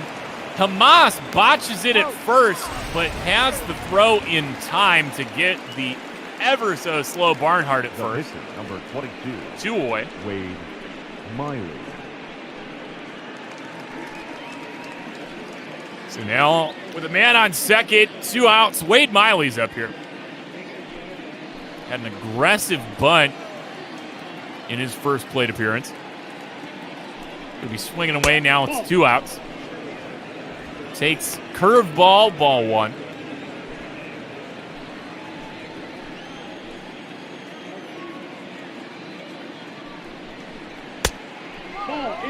Kelly just trying to get out of this, man. About 25 pitches now in the inning. Yeah, and that one just not even that close on the inside edge.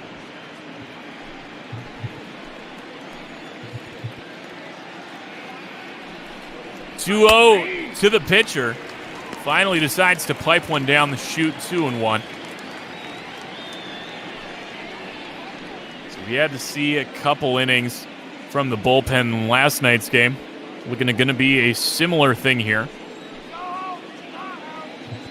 I agree with that. It's hard to think about Yasmani Tomas. It's just so hard to think about how much money that guy's making to do absolutely nothing. If I could get paid $17 million a year to go play AAA baseball, I think I'd be the happiest person on planet Earth. I mean, money isn't everything, man. There's still knowing that you've basically been locked down there because you suck. It's not a good feeling. Okay.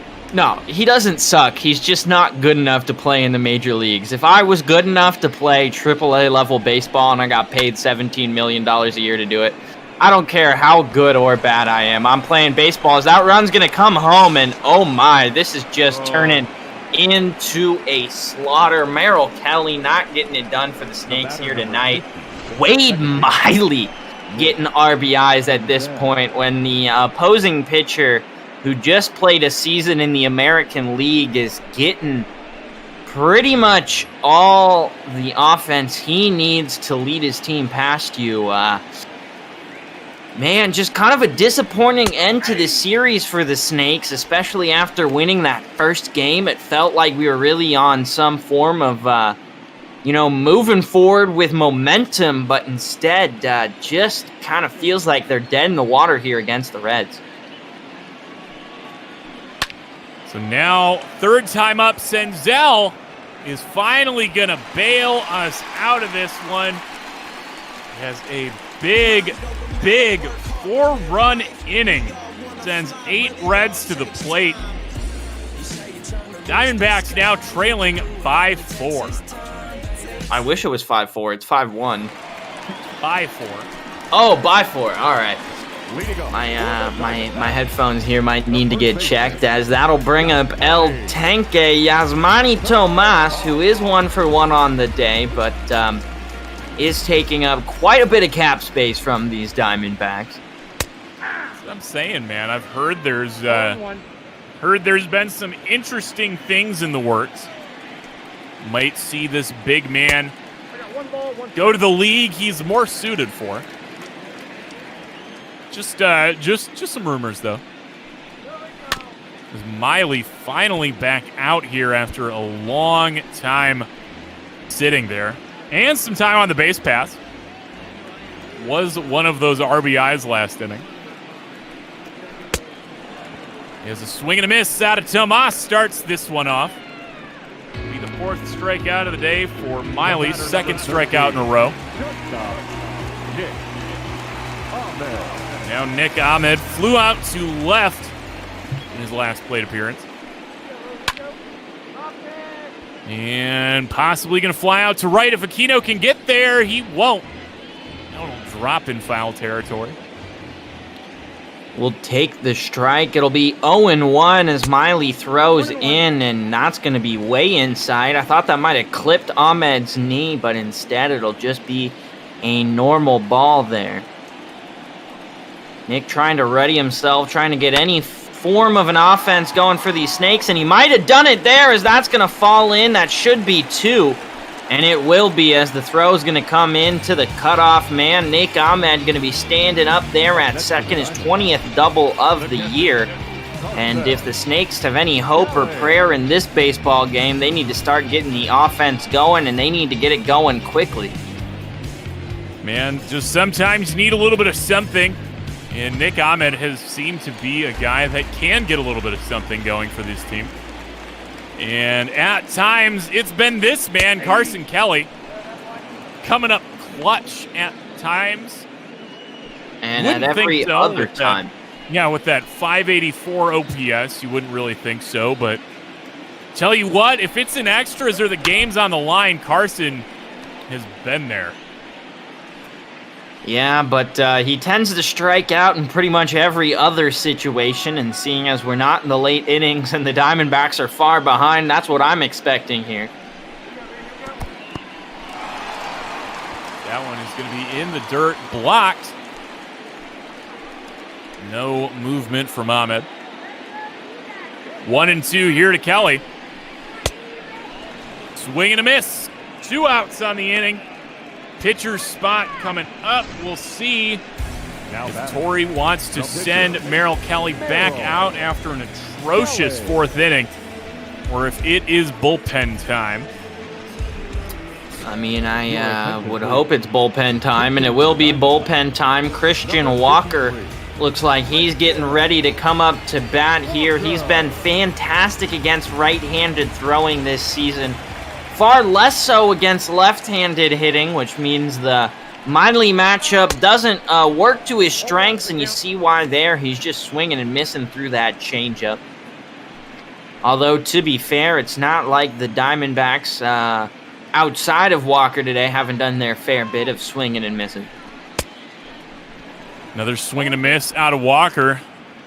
I mean, yeah, I'd probably be going to Andy Young in this spot. Somebody who actually does have the correct handedness matchup, excuse me. 0-2 in the dirt, and Ahmed, another time he's going to stay at second. I mean, honestly, I feel like you have so many better options off the bench than Christian Walker in this case. Cole Calhoun, Tim LaCastro, Andy Young, like you mentioned. I really think it would be better served to leave Christian Walker to come up late game against a right-handed pitcher instead. Yep. He's going to strike out against the left-handed pitcher, much like we expected. Wade Miley's throwing a gem here today in Chase Field. The D-backs not doing well so far. They have those 4 hits, but just 1 run to show for it. On the other end, the Cincinnati Reds have 7 hits and 5 runs for their effort, which will bring in Jean Duplantier, 1-4 record on the season, 4.68 ERA. And I don't know, I just, after yesterday, after the kind of dud that the D-backs put up there, I was really hoping that first inning would kind of turn things around, but, nothing can really make up for giving up a 4 spot in the 4th as the starting pitcher. And just not sure the Snakes really have it in themselves tonight to come back for this one. No, man, I think you're right, though, that saving Christian Walker for the late innings would have been the move, especially because you could have gotten Yasmani Tomas out of the lineup on a double switch. And as the first pitch out of Duplantier's hand, the second pitch is going to go 6-3 to start off this top of the 5th. Merrill Kelly there. No walks, but 7 hits, 5 earned runs. He just got hit around in 4 rough innings of work. And that'll bring up Eugenio Suarez, one of those 2 solo home runs on the day for the Cincinnati Reds. Not like they really needed them. They were able to get a number of offensive options going there in the 4th, and Eugenio will get another hit out there. That's going deep. That should at least be a double. I don't like the outfield shift on him, especially with how well he's been hitting. And the transfer from the cutoff man's not in time, so that'll be Eugenio Suarez's 20th double on the season, now taking the lead single-handedly for the Cincinnati Reds. Oh. And the onslaught does not stop. It's just been a rough series for Diamondbacks pitching. A pitching staff that honestly, until this series, as of late, has been really getting the job done. One down the line, left hanging to Moose, but late to it. Foul ball goes for strike 1. So it will be the Diamondbacks heading out of town after this one, regardless of how it ends, to take on another member of the National League West. Just, I think, the second time these two teams have matched up. They are going to head to Coors Field, take on the Colorado Rockies. Rockies struggling back there in the division. Many thought they were going to be contending for the division title, but alas, definitely not the case here in this season. All three teams not named Los Angeles and Arizona have just struggled. As that one's going to be lifted out to right as well. Making the catch at the wall is Starling Marte for out number 2. No tag. Stay at second. Yeah, I mean, I'm not sure how, but they're able to keep the runner there at second, so he won't advance 90 feet to third, which will leave it up to Nicholas Castellanos, 295 hitter on the season with those 15 home runs. We talked about how, just kind of productive he's been for a middle lineup guy. That just potent combo of power and contact hitting's really served him well, and if he keeps at it, he's going to have a fantastic major league career.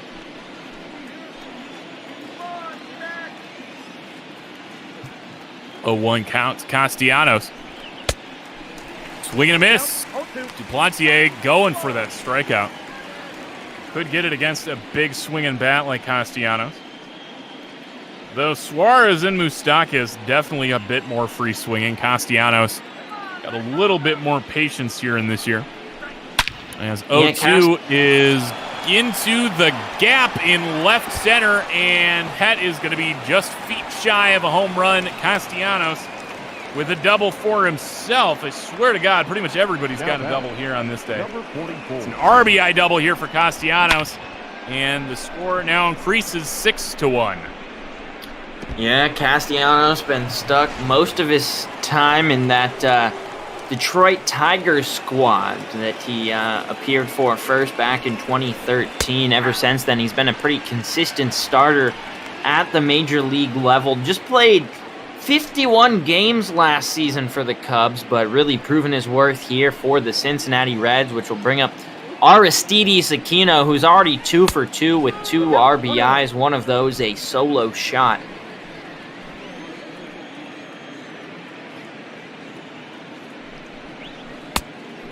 One ball, 2 strikes.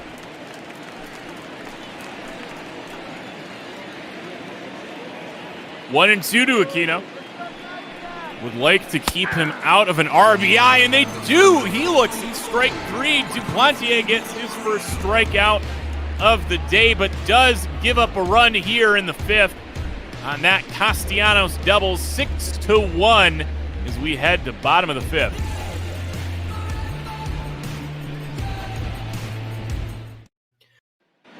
Bottom of the 5th, just halfway through this game, but I think the Cincinnati Reds might have scored enough to take the dub. This D-backs offense needed to get its act together. No, man. I mean, we've seen some big improbable comebacks. So I would love to see it here. It would be a great way to cap off this lovely Independence Day weekend. Oh, that kind of reminds me, Duggo. Yesterday I didn't really give you a good 4th of July meal, but I think today I made up for it a little bit. Yeah? What we got? Okay, so went home to see the mother, because you gotta say hi to the fam during this nice holiday weekend. She made me some good sausage bread, and then I made myself some nice bratwurst cooked in beer. They were delicious, so I feel like I've had more of a 5th of July celebration. Whatever works, is that one's going to bloop and drop into left. Nobody gets there. Senzel and Aquino avoiding a possible injury, man. That's the kind of play that gets you guys hurt. I guess almost a good job of Senzel to dive at the last minute to make sure there was no hard collision out there, but either way, that's going to be scored a single here for Vargas to start off the 5th. And Ildemaro showing his worth at the bottom of this order. That'll bring up Starling Marte, the leadoff guy, who you know, about a week ago was in the midst of just an absolute hot streak returning to this lineup, but so far in this Cincinnati series really hasn't impressed. We'll see if he can do anything here. Nobody out, runner on first. A great time to get something going. There we go. Swinging a foul ball out of Starling Marte. Still looking for his first hit of the day. As we said, has come back to it this season after getting told he is the everyday leadoff man. Saw him struggle just a little bit. Wanted to get a little bit of LaCastro in the lineup.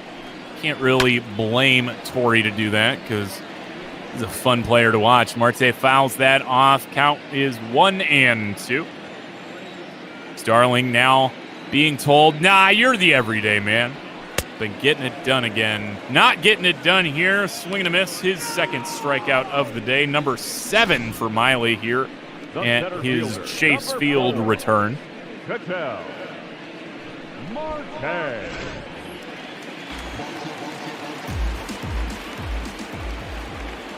So now Ketel Marte 0 for 1 with a walk in a fly out to right, as that one could be another fly out to right, but no one's going to get there.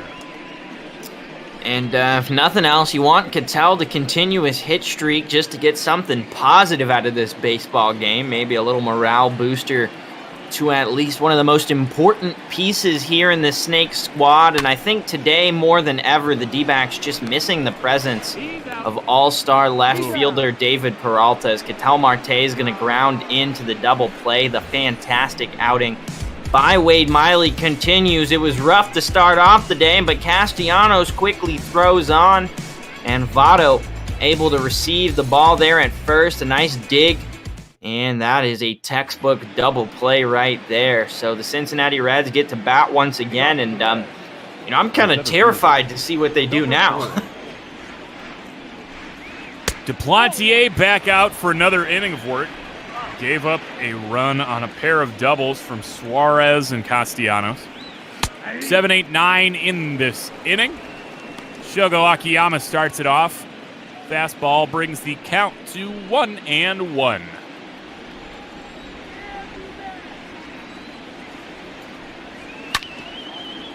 That one's going to be another foul ball, so we will bring it to 1-2 here. Akiyama did single in a run in that big fourth inning. He is definitely part of the parade along with the rest of his teammates as he went around. Strikeout number 2 here for Duplantier. Oh, you bet he went around. That's a K there, and that's what I like to see. A little bit of bounce back ability from the young gun for these Snakes. So now Tucker Barnhart looks at strike 1 here. He had the first double for his team today. 1 of 5 so far. It has been doubles all day for this Reds team, both today and yesterday. And that is what has killed this Diamondbacks team over the weekend. 1-2 now to Barnhart.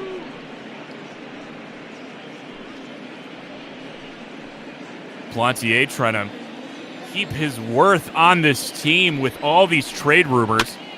You know, Diamondbacks looking to bolster the bullpen, but have just a bevy of these young Major League ready arms between Duplantier, Young, guys in the minors like Corbin Martin, as Barnhart strikes out there for the second out.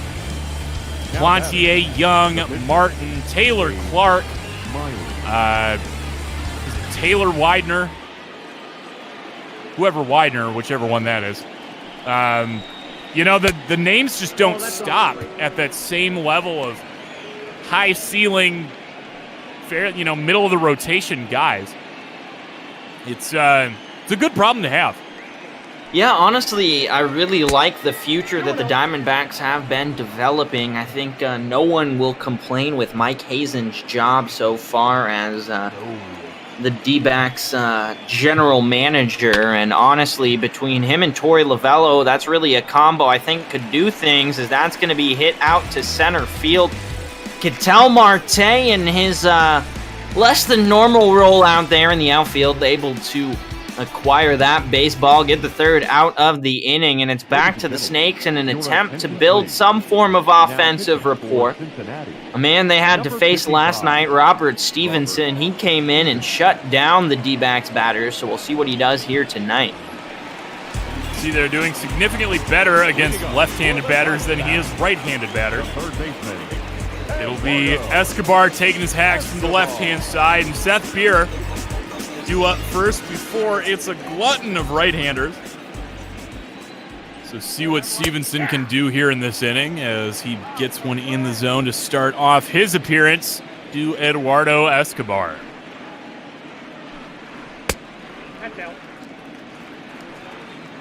Man, Escobar has not had it since the month of April. It's so crazy to say that this guy is struggling here with his 850 OPS and all that, but really seems like he has been. Maybe it's the contrast, but this is not the Ed we saw coming out of the gate. No, it is not, and really the Diamondbacks need him to get back to form, especially in these about 26 days until David Peralta will return to the Snakes lineup, but even as he comes back, they're going to need him to be solid in order to kind of give Peralta a few days to transition, but right now he really isn't filling out that role for the Snakes, and I'm not sure who the offensive provocateur is going to be for the next few weeks.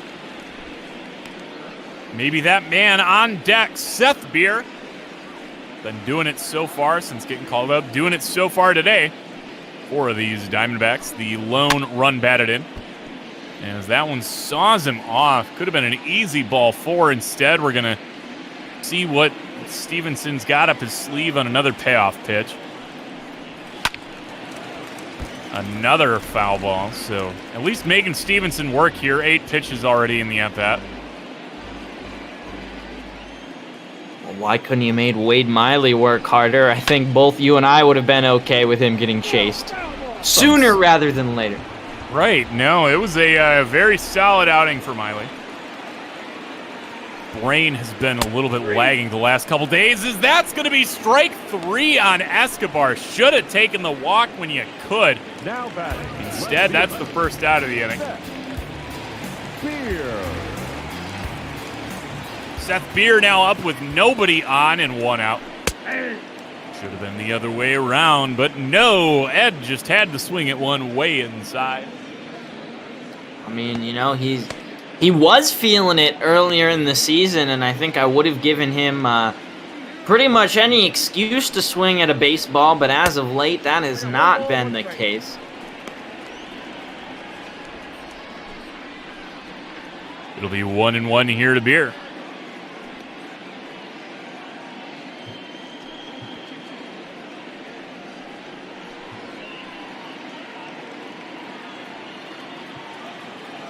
See what these Cincinnati Reds decide to throw out of this bullpen as this game continues on. Diamondbacks offense looking positively inept here. I would say negatively inept, but yeah. Negatively inept would probably be a good thing. If Seth Beer leaves that one just enough hang time in foul territory for Moose to get there for the second out. First baseman, Yasmani. Bringing up the big bopper, Yasmani Tomas. Well, I'd love to see another home run like he had back in Game 1 of this series. Just really any sort of output from these Snakes after that first inning. It's been a rough go of it in these last about 15 innings for the Diamondbacks. The pitching not working out, the batting not working out, the baseball in general not working out, as we saw some really sloppy defensive play last night as well, and some sloppy defensive play today from this man. The count is 1-2. Not been great for Tomas. Give me something to get it a little bit closer, make me feel a little bit better about having you up on the active roster, Tomas. Count goes to 1-2. Tomas needs to go yard here. He'll take ball 2.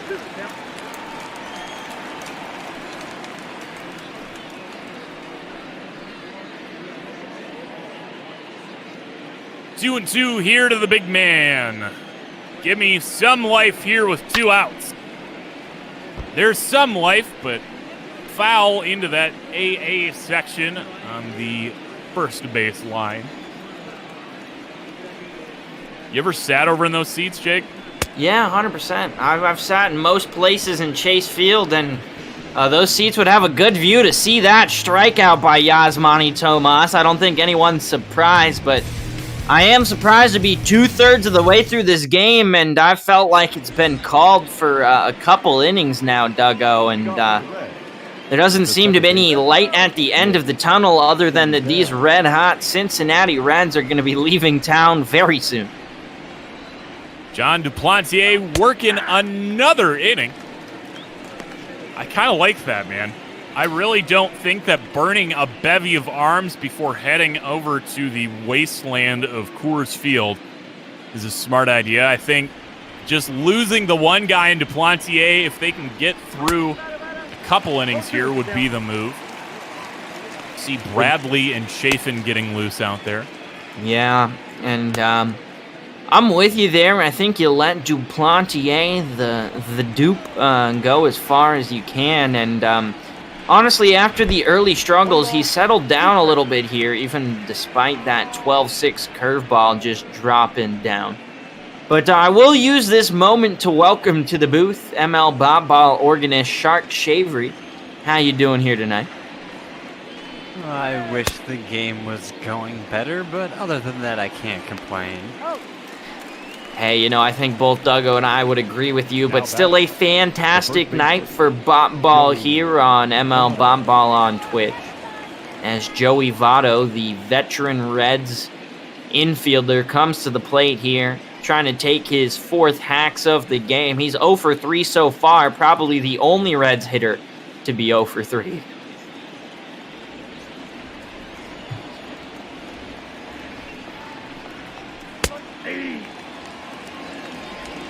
Oh, 0-1 here to Votto. It's a big curveball to get Senzel swinging at that one.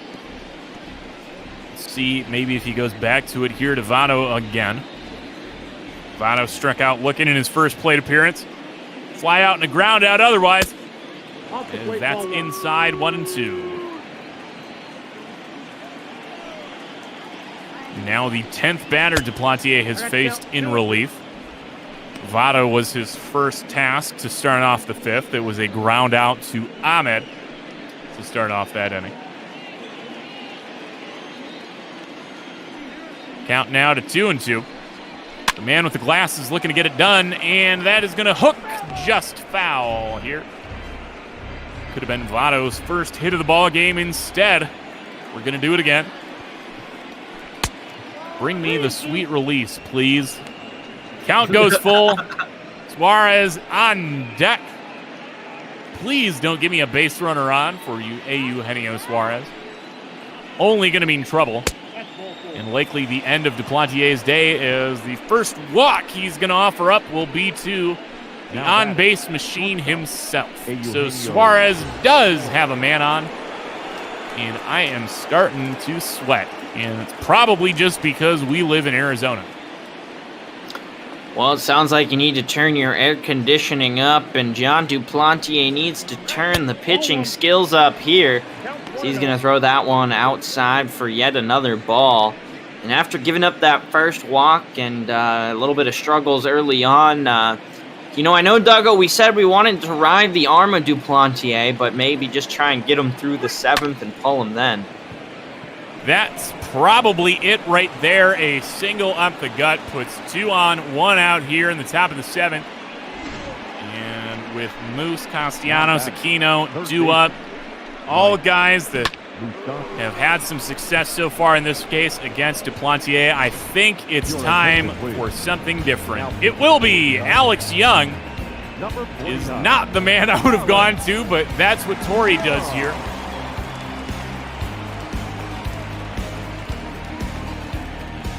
2 on, 1 out for the lefty, the young kid Alex Young. They're going to both their long men here early. Yeah, I mean, I don't hate it. I guess the only reason to kind of have some trepidation here is that you do have to go to Coors Field after this, like you mentioned. And we know as well as anybody that no matter how good of a pitcher you are, you can get run from a game pretty quickly out there in Colorado. Yep, that ball went out. As Moose is going to take that changeup way off the plate, 1-1. An excellent chance for a double play here, but also an excellent chance for Moose to drive one in if he can get a ball to the gaps in the outfield. In the zone. 1-2.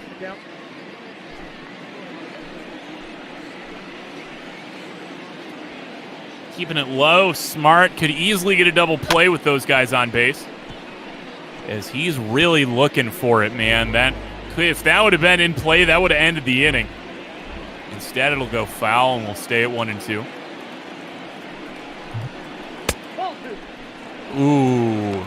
Cutter going to be ruled just outside. Getting squeezed on that lefty strike zone, man.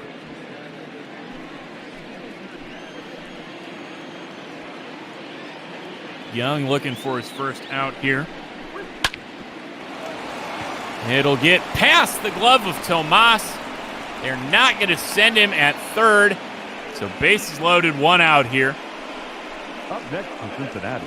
And you know, I think Torpedo is going to be at least vindicated in his supposition that these Diamondbacks need a new bullpen arm.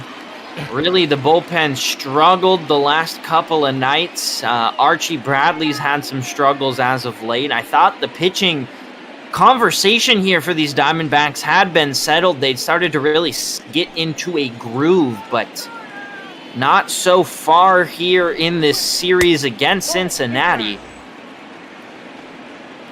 That's going to go for a ball. Still, the base is juiced. 1-0 count to Castellanos. And this is a dangerous bat to leave it up to. That one's going to be left in the zone. Looked at for strike one. You see there the trouble going on. Moose, Suarez, Votto on the bases right now. Castellanos at the plate. Aquino on deck. It could be even worse than it is in a hurry if Alex Young cannot figure this out. Count goes 2-1 here to Castellanos. It was an RBI double for him in his last plate appearance against Duplantier. As he fouls that one off, Alex Young a strike closer to getting a little bit out of this. At least 1 out closer to out of this. Kelly gets set in and inside. Full here to Castellanos. We saw some some runs get walked in yesterday. Hope we don't see a repeat of that, and we do. Well, of course we do, because, you know, what could make this game go worse for the Diamondbacks than having your young pitchers all pretty much universally struggle? I have a feeling maybe somebody like Alex Young might end up back in Reno after tonight. You know, doing what he does best, though starting, not working out of the bullpen. Yeah, might be time to bring up Bukauskas. I'm feeling his 2020 debut. I don't know about you, Duggo. We might want to break this news on air. One more time. Do you think it's time to bring up Bukauskas? Because I think it might be. I think Bukauskas profiles, I mean, all right, real life. Oh, my God. This did just get ugly. That's going to be at the wall. Oh, I thought that was gone in a hurry. Instead, that is a very long flyout. They will not get the run at the plate. As a sacrifice fly by Aquino makes this to 8-1. Number 4. Oh, give me a second. Let me get my composure. I got things. All right, well, he's got things, but I do have a little bit of solace for Snakes fans. Since the Dodgers lost today, no matter what happens here, they will still be 2.5 games ahead in the National League West. All right, so J.B. Bukauskas, part of the Zach Greinke trade, profiles as it stands mainly as a bullpen piece. That one's going to be past the glove of Tomas. We could have had Christian Walker in here, but instead he was used as a pinch hitter earlier. So Tomas is still out there at first, blowing this one over and over. Akiyama with a base hit. Continues to be a very bad inning for a man on the trade block at the moment. As Tucker Barnhart steps up here. All right, JB Bukowskis, please, let me get this out, Tucker. Come on. All right. So, Bukowskis profiles mainly as a reliever, has an okay fastball but a plus slider. You know, just really that two-pitch mix is what he's got. You know, and he can throw you gas right out the gut. Botball Bukowskis currently rocking a sub-3 ERA starting at every level. As that one's into right field. Marte is there. The bleeding is stopped. Thank God. It's stretch time. Let me calm down. Let's go.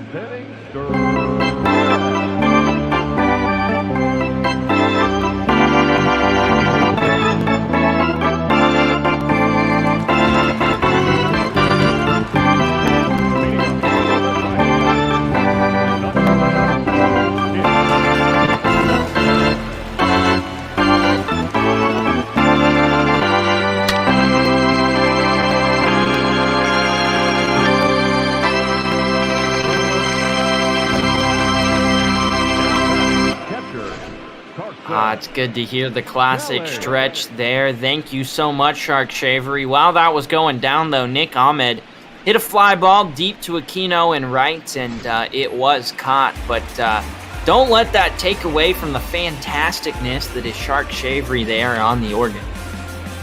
Well, thank you. Thanks for having me. I gotta go crawl into bed. I am going into a food coma after having pizza for the first time in several months, so have a great rest of call, you guys. I'm going to go pass out. Do it up. There you go, Shark. Don't tell Cookie that you ate pizza, because there might be a little bit of drama there. The only person I know in the world to dislike pizza, Shark Shaver. He's just never had... Oh, not Shark Shaver, Cookie Eater. He's just never had it, man. I don't understand that. As a quick line out from Ahmed, a ground out by Kelly brings up the pitcher's spot. Alex Young struggled in his outing. Hopefully, it's time for a pinch hitter here against Stevenson. Your attention, please. And it will be another guy that's been rumored to move around here. Stephen Vogt up here in a late game situation. Diamondbacks trailing by a bunch. Vogt swings and misses at a gimme down the chute.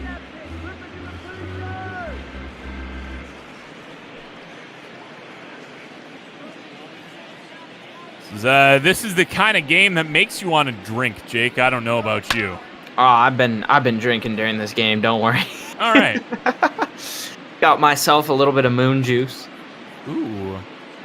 Good old Santan brewing. That one's going to be swung on and fouled. Going to be 0-2 here to Vogt. Very quick 2 outs here to start the inning. If Stevenson can get him to go down on 3 pitches, that would be the icing on the cake. And it will be. Diamondbacks continue to struggle. Can we just call it a game and move on to tomorrow? End of 7th, Cincinnati 8, Arizona 1. Yeah, I have no analysis other than the Diamondbacks will lose this baseball game. What do we got here? It's Archie Bradley, no longer the closer here for this team. Coming in here in a lost game. It'll be 9-1-2. It'll be Jesse Winker coming off the bench to pinch hit to start this inning off. And, he's just going to brush him back. I don't blame him, man. If I'm Archie, I'm pissed about a lot of stuff. So might as well come out throwing here. I don't know if you're Archie that you're pissed about a lot of things, but you're probably pooped about a lot of things. Fair enough. You know, losing your closing role, your team about to drop 2 straight, getting demolished here tonight. Second base. You know, all the rumors flying around about what's happening with the bullpen, meaning his job is even more up in the air. I'd be sweating if I'm Archie. I mean, not that we're ever going to drop Archie from the Major League roster, but definitely if we get, one of the bullpen arms that Duggo, Torpedo, and I may or may not be closing in on. He might drop a little bit. I don't know why Hector Rondon's up right now. I really wouldn't like to use his arm here tonight. I really hope they don't. No balls, 2 strikes. 0-2 here to Senzel. Bradley trying to work quick. Trying to show us why he deserves to stay at least in a setup role, bare minimum. Well, he's not setting up anything here tonight as the Diamondbacks trail by 7 here in the top of the 8th. It's just been a slow roll of destruction. The D-backs took a quick 1-0 lead if you haven't been joining us for the full game. Back in the bottom of the first, but ever since then, it's been all Reds all game long, even though Archie Bradley gets the strikeout there with the high fastball. So there's 2 down here in the top of the 8th. Maybe a little bit of life out of this Diamondbacks bullpen finally here tonight. See that good swing and a miss stuff. When it's working for Bradley, it's really working. The But when former it's not starter, working for Bradley, it's truly not working.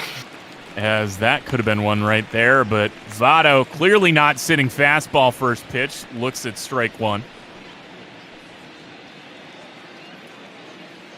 Oh, man, there's just so much swirling around. I wish I could just tell the world about it. I am so bad at, like my brain works so well when I'm, talking things through out loud. So, every part of me wants to be like, oh, we've got this in the works, and this, and that, and these guys, and, but that's kind of not what we should be doing right now. Yeah, I mean, not that the game really matters as Votto goes to even up the count 2-2. Archie Bradley fires in and is going to miss inside. Do want to let everyone know at home, though, about the festivities that we do have coming up for the All-Star break. It's going to be a fun time here at ML Bot Ball.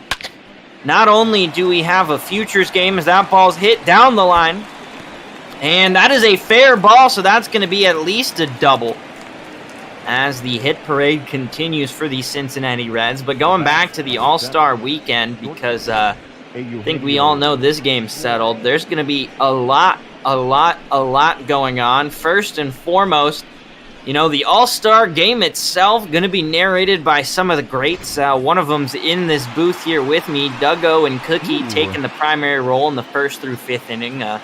Supposedly, I might make an appearance as a backup color commentary guy. We'll see. And we got a futures game with some of the great future announcers of Baseball Real and Bot Ball Current as well. But then, most interestingly, we're going to have our very own broadcaster tournament here at ML Bot Ball. So all the people that have been just talking to you all year long, we're going to be finally taking the reins of some MLB The Show contenders. And if you wanted to know what the score is going to be like, this is going to be the score against me when I'm playing. My lack of MLB The Show experience is going to show through quite vividly as that's going to hit off the center field wall. Eugenio Suarez with yet another RBI double because, hey, it's not an Archie Bradley appearance without giving up a run. I mean, oh my God, that was off the home run porch, too. That is, oh my God. That is something that opposing teams have complained about forever, is how brutal that batter's eye out in center is here at Chase. But that's probably the longest double you'll see. I think that probably was about 420 feet out to center, and that's just a double because it caught enough railing. That's rough. 0-2 here to Moustakas after that RBI double. Back-to-back from Votto to Suarez, making now a 9-1 lead. Cincinnati on top. It was taco time on Friday. 5-0. Diamondbacks shutting out the Reds. Last night was not the greatest. A 6-3 loss for the Diamondbacks. That is a strikeout for Moustakas to end the inning, as the Diamondbacks got 6 more outs to get 8 runs. Improbable? Yes. Impossible? Technically, no. I mean, it's not impossible, but Your attention, please. highly improbable. For Cincinnati. I'm Number saying, man. 67, Matt. Here we go. Matt Bowman. 4.87 ERA in 21 appearances. Could be interesting here, as it'll be 9-1-2 here for the Diamondbacks. Vargas, Marte. As Vargas is swinging at the first pitch. He sees 0-1.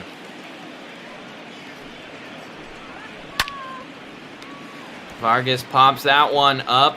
The pitcher's calling in for his third baseman, and that's easily taken in by Mike Moustakas. 1 down here in the bottom of the 8th. Number 2, Starling Marte.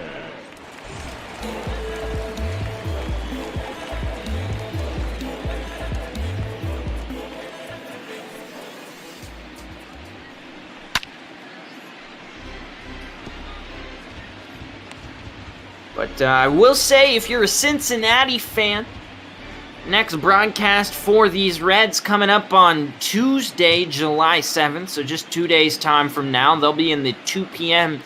Eastern time slot as Clevenger goes against Luis Castillo, Justin Rock, and J-Man 93 on the call. That should be a great booth right there. And if you're a D-backs fan trying to catch, hopefully, a D-backs win tomorrow, don't you fret. All-star announcer Duggo going to be on the call with special FX, as that's going to be flying out to right. No problem for the second out of the inning. It'll be another primetime slot for these D-backs tomorrow.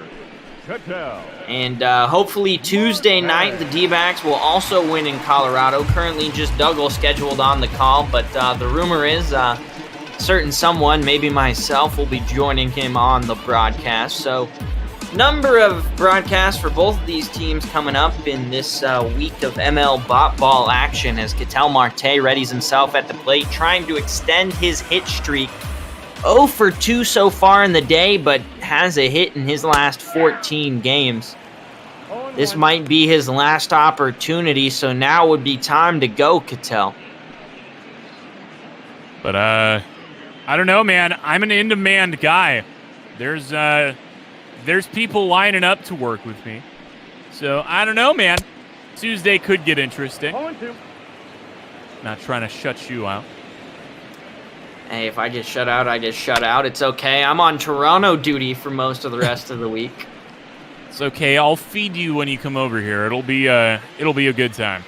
Indeed. Wednesday, I'll take the Toronto-Boston call with M. France. It's his first time back in quite some time, isn't it? As Marte goes 6-3 to end the inning, heading out of the ninth. Still that brutal 9-1 score. I think he called the game earlier this week, but it'll be his second game back, so good to see him back in the Bob Ball lineup as Nicholas Castellanos, the left fielder, who's got 2 of those 9 RBIs here today.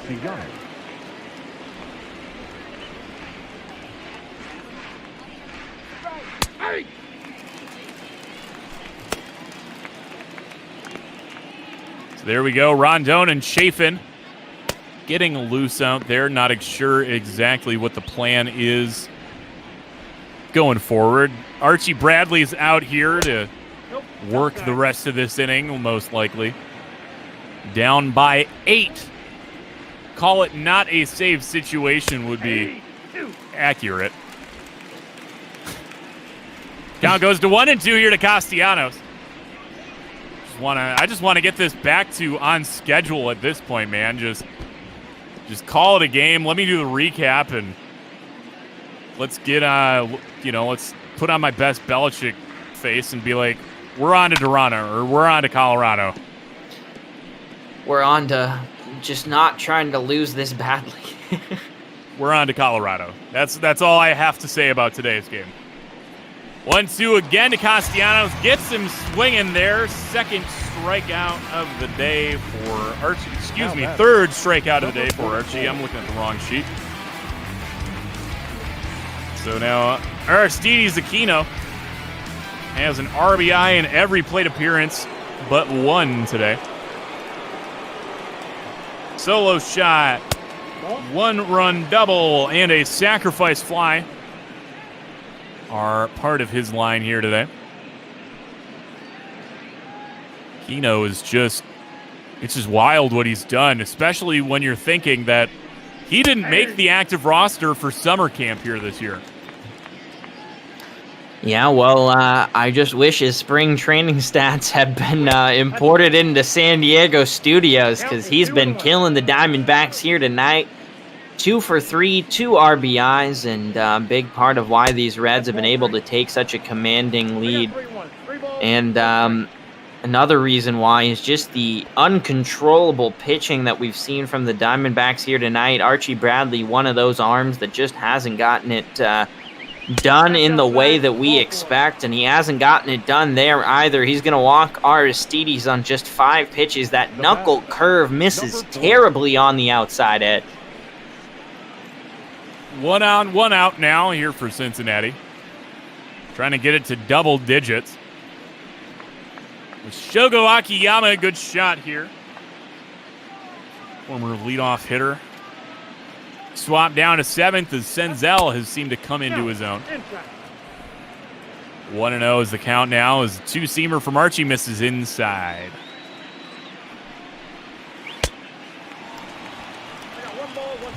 So yeah, looking forward to this series. I'm going to pull up a video and try to see if I can deduce what these matchups are going to look like going forward with Colorado. Count 1 and 2. I mean, the first matchup tomorrow is going to be Mad Bum, the current National League leading starting pitcher in terms of all-star votes, facing the young gun for Colorado, Peter Lambert. Then Tuesday night will be Luke Weaver versus Herman Marquez. As Shogo Akiyama swings through that one and mercifully strikes out. Archie Bradley's 4th K on the day, in amongst giving up some hits, giving up some runs. Then game 3 will cap off with Robbie Ray against John Gray. So that's not going to be confusing or anything. No. Well, thankfully that broadcast won't be broadcasted here on Bot Ball. That'll be one of the sim games that day. But wow. Should still be a good game, at least to think about in your head. Would be a good game to watch. But we only got 7 slots every day here at ML Bot Ball. So, we gotta give everyone the love. Sometimes you're just not available. Sometimes you're like, nah, man, I gotta take Wednesday. Sometimes your mother-in-law is coming out of surgery. That one's gonna be grounded out. The Reds' offense is finally done for the day. 9 runs on 14 hits. Arizona's got just a little bit of a hill to climb here with 3 outs remaining. Just a tiny, tiny hill. Leading off for the Diamondbacks. Let's see what Ed, Seth, and Tomas can do here.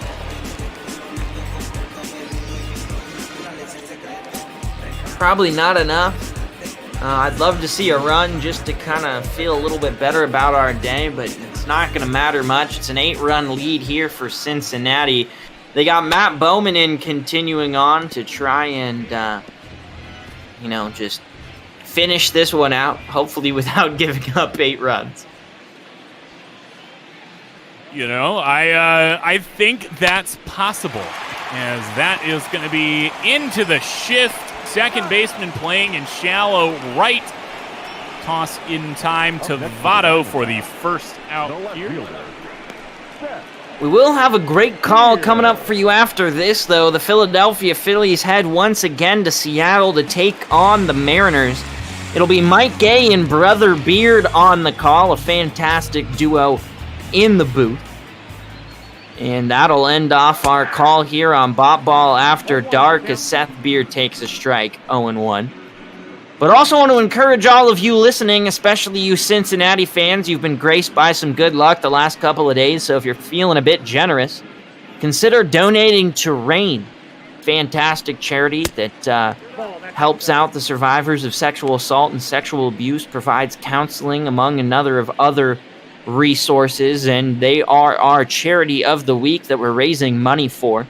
Because as always here on Bop Ball, Duggo and I do this for our love of the game, but we are raising money for charity, for great causes. We've raised money for Meals on Wheel in the past, legal funds, now RAIN this week, the Trevor Project last week, just some great causes that we're getting the privilege of watching some simulated baseball for, as it's a 1-2 count to Beer. Seth Beer just needs to get something going here. Just give me some hope going into Colorado. As that's not going to do much. That's going to be drifting foul. Aquino is there in foul territory for the second out. Diamondbacks 1 out away from hitting the showers, hitting the road. And hopefully just kind of forgetting the last 2 games. Like I said, man, I knew it was going to be tough when you saw Cincinnati take on the juggernaut of the Dodgers and come out victorious 4 out of 4 times. You know, there was a 10-2, 10-4 victory somewhere in there.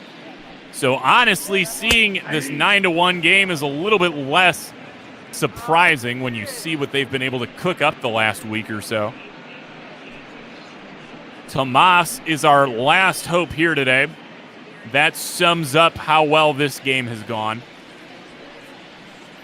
As the counts 1-1 here to Tomas, 1 for 3 on his day. Did get a hit in the first inning, so I know at least one person's watching that has their eye on Yasmani Tomas. Count goes to 2-2 here. 1 strike away. What do we got? We got him sawed off. Oh my God, if that was going to be a swing and a miss on one of the hands to end the game, I was going to be like, perfect, poetic, great. Yeah, Yasmani Tomas spent a lot of time in Reno, the richest man in Nevada, or at least Reno. That one is going to be inside there. It's going to go full here to Tomas.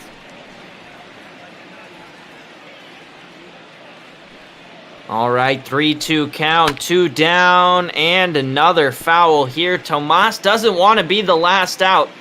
I hate to tell him, no matter what ideas of grandeur he's got in his head, I don't think he can inspire a 2-out rally crazy enough to win this baseball game.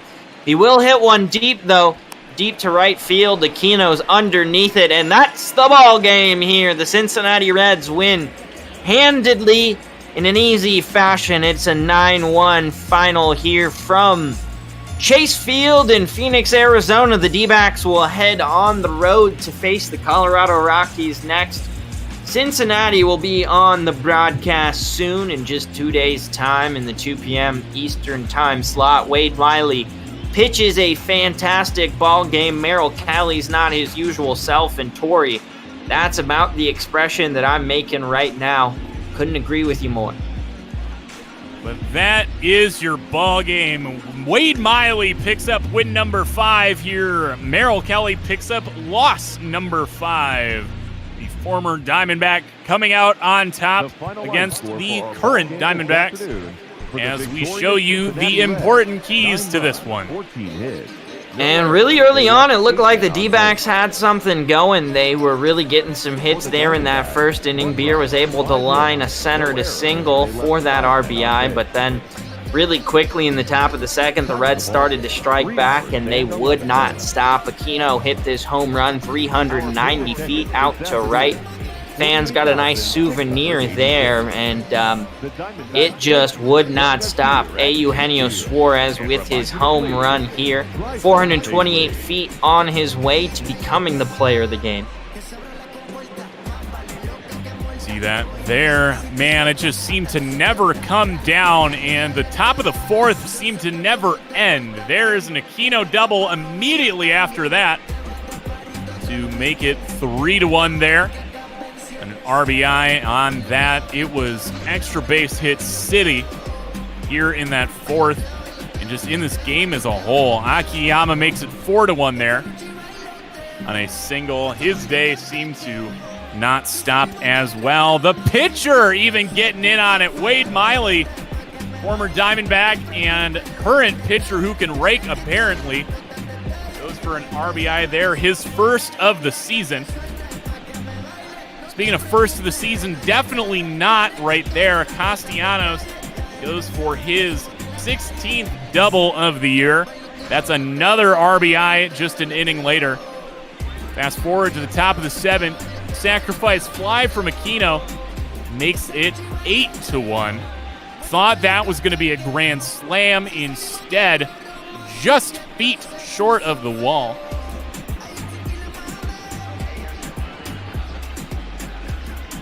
And by this point, you know, it was already over. But hey, Archie Bradley was on the mound, so he had to give up a run, right? And Eugenio Suarez was much obliged to provide it. He hits yet another one off the wall there in center. He was just hitting some bombs here tonight. And then it was 9-1, and Yasmani Tomas flies out to right field to end the game. You get yourselves the final score, 9-1 here from Chase Field. The visitors take this one, and they are now just 6-1 in this little NL West trip they've taken. A great performance by the Cincinnati Reds over the last few series as you look at the box score here. Without further ado, we'll bring in our next broadcasting team, the fantastic duo of Brother Beard and Mike A. It'll be the Philadelphia Phillies headed to the state of Washington to face the Seattle Mariners. How you doing tonight, boys? Doing absolutely fantastic. Looking at the third game of this series here, I'm happy to be joined in the booth by Mike. How you doing, my friend? Doing great, just burning the 1120 oil out here on the East Coast. It'll be some late night bop ball, but I am all in for it. Hey, that is why they call it bop ball after dark, right? It's starting to get dark here in Phoenix, so you know it's perfect time to get us going. Indeed it is. As we come into this third game, it's going to be Cole Irvin on the mound for the Phillies and Wei-Yin Chen taking the bump. It'll be an interesting pitching matchup. Both of these guys doing well in their start to this season. Wei-Yin, of course, only making his fourth start of the season. Cole Irvin going a bit further. Yeah, Chen, he's made the most of his starting duties so far, an ERA under 2. As for Irvin, he was the main long reliever out of the bullpen for the Phillies for the first 2.5, almost 3 months of the season. When Vince Velasquez went down with an injury, it was Irvin that stepped in, and he has done just fine. As you see, the record of 5-1 indicates he's done absolutely everything just good enough, is the best way I can put it. He does not dominate. He's not an overpowering guy, but he seems to give the Phillies 5 or 6 good innings every time up. Well, the Snakes could have used 5 to 6 innings from their starting pitcher here today, so I'm a little bit jealous of you there, Mike. Well, you know, that's kind of how the Phillies have been playing it here with their pitching staff in 2020. They have just been hanging on by a wing and a prayer. That's kind of how the offense has been, kind of how the defense has been, kind of how the pitching's been. That's why they are now 3 games below 500 and a team that has a big payroll and a lot of expectations quickly falling out of contention in the wild card race. All right, well, with that, Brother Beard, Mike A will let you take over here. Should be a fun one from T-Mobile Park. For Duggo and myself, it was a joy to bring you D-backs baseball, no matter how poorly they played, and hopefully this game will be a little bit more interesting after dark. All right, take care, you guys. Thanks again.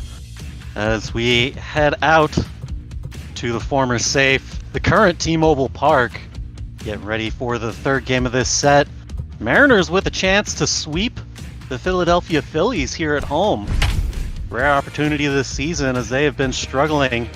See there, take a look at the AL West standings. 11 and a half games back from the Athletics, sitting in first place, 39 and 51. I gotta say, it would be really nice to see win number 40 here tonight. Yeah, the Phillies trying to avoid the sweep here.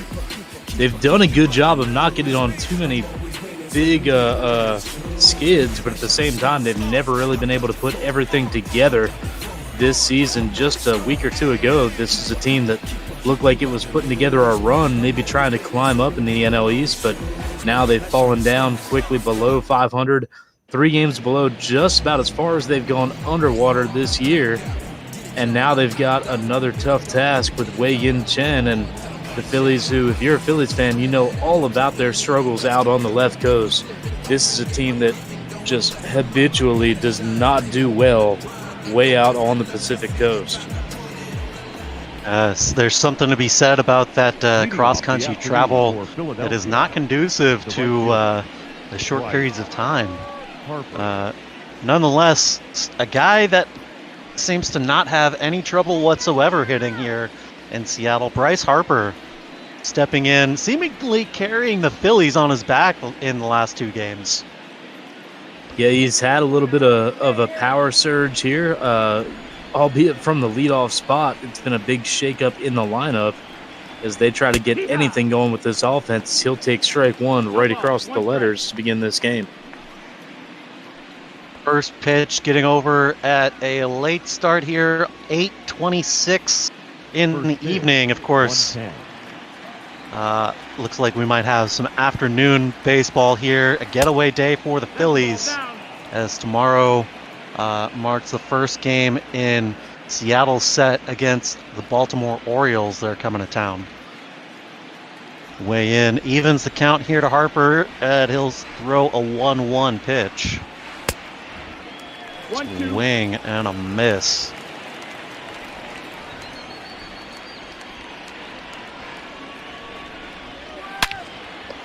A 1-2, that's going to be lined right back up the middle, and it's going to get through all the way to the wall out in center field. Harper is going to round second, thinks about going for 3.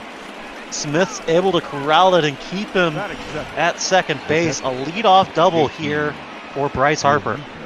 Just an absolute frozen rope. A fastball left over the middle by Chen, and Harper takes it. I guess that's right through the hole no matter where the shift's at. The shortstop playing to the right of the second base bag never had a chance. Even if you're in the traditional setup, that's probably going to get by him with the outfield shift.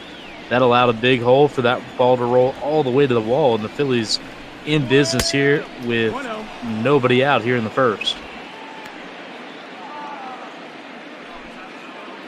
Well, that has been the name of the game here facing Bryce Harper in this series.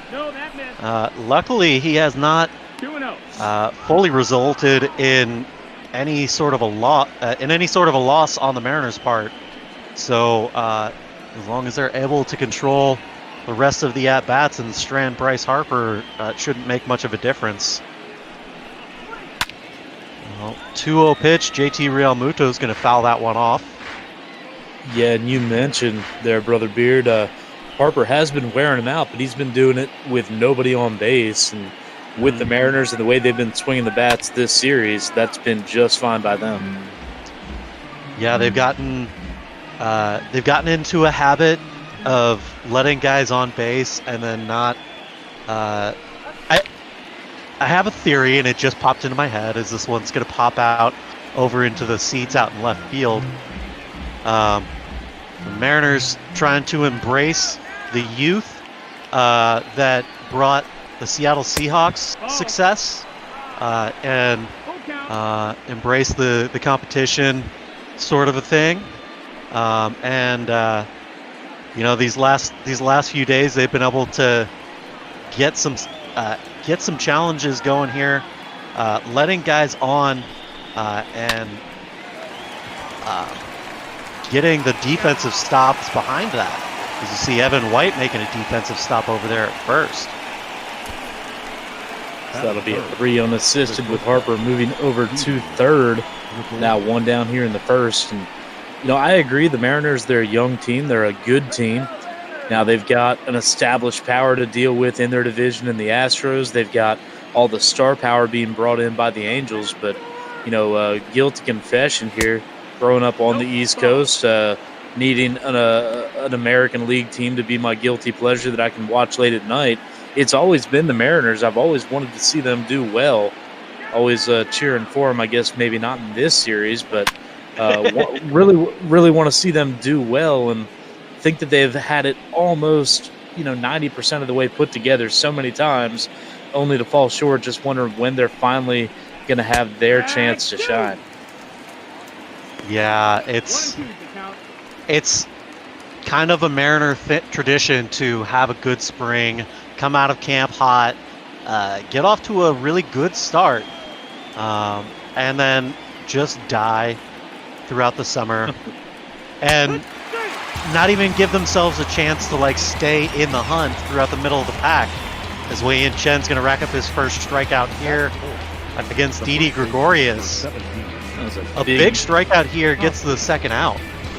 Yeah, big pitch there, not allowing the ball to be put in play with Harper on third, less than 2 outs. Now it is 2 outs, and Chen can just set his sights on Rhys Hoskins. Well, and just like that, Wei-Yin Chen has gotten out of a jam here. Bryce Harper getting on base to start the inning. It's deja vu once again for the 3rd day in a row. We'll go to the bottom of the first, and we'll see Cole Irvin making his 4th start.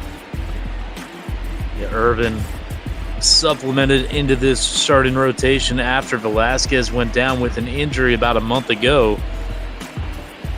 Irvin living up to the challenge so far, 5-1, a good ERA. He's been pitching well in a long stint roll out of the bullpen, and has done just fine transitioning into his starting role. Made 3 starts in 2019, now making his 4th start of 2020. And he'll have Malik Smith to deal with as his first customer of the day, as he deals low and away 1-0.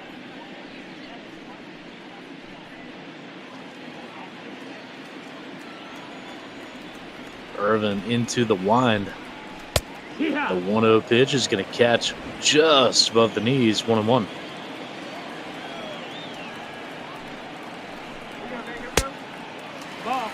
Irvin deals, this time missing just low, 2-1. Malik Smith has had a good series here against the Phillies.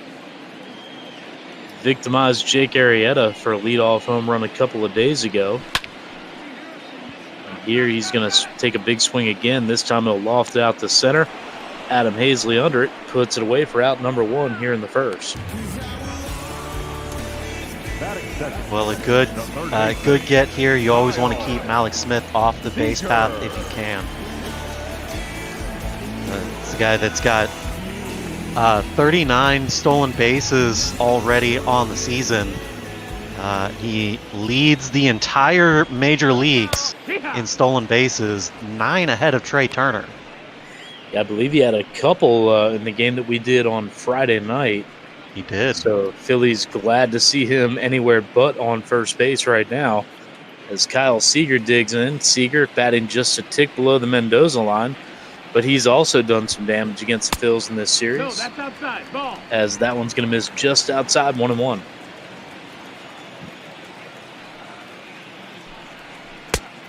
That's the ball. That one to miss low, 2-1. Seager, of course, the veteran of this ball club. That's low. That's the ball. Sticking around from the Jack Zarenzik era of draftees. Trying to help build up these kids of the future. Ball 4. 3-1 pitch is going to go inside. Seager draws the walk. So the Mariners have a man on with 1 down here in the first. Trying to stir up a little bit of trouble here early on as Mitch Haniger digs in. Haniger a home run yesterday in a big Mariners win.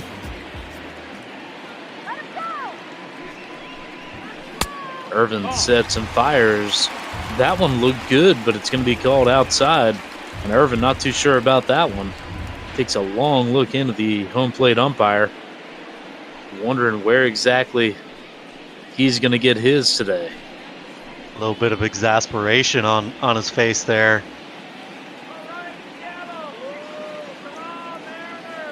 So Irvin sets again at the belt. 1-0 pitch is going to be swung on and missed. 1-1. You know, you can't have every corner, but you expect to have a little give and take there when you're a pitcher.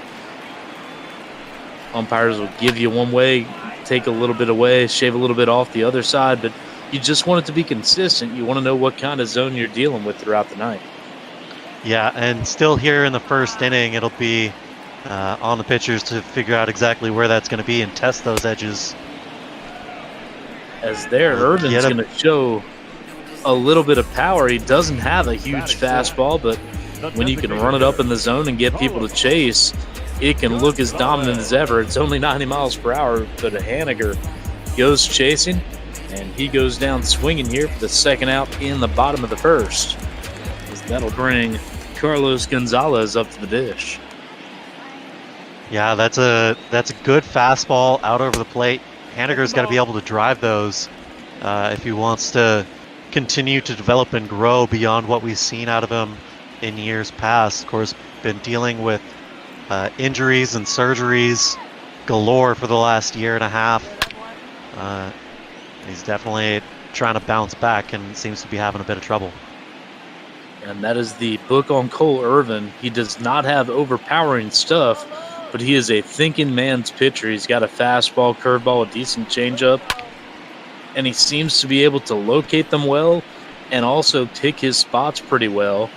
And when you can do that, when you can get into a hitter's head, all of a sudden that curveball breaks a little sharper if you're not expecting it. That fastball looks a little faster if you're not expecting it, as Gonzalez is going to loft that one into the seats down the left field line. 1-2. Gonzalez getting the lefty starts here in the DH spot. Spoils a good one there from Irvin. Count remains 1-2. 2 outs here in the first. Mariners have a man on first. A 1-2 to Gonzalez is swung on and fouled again. Good little battle brewing here. A little battle indeed. 19 pitches already in the inning here.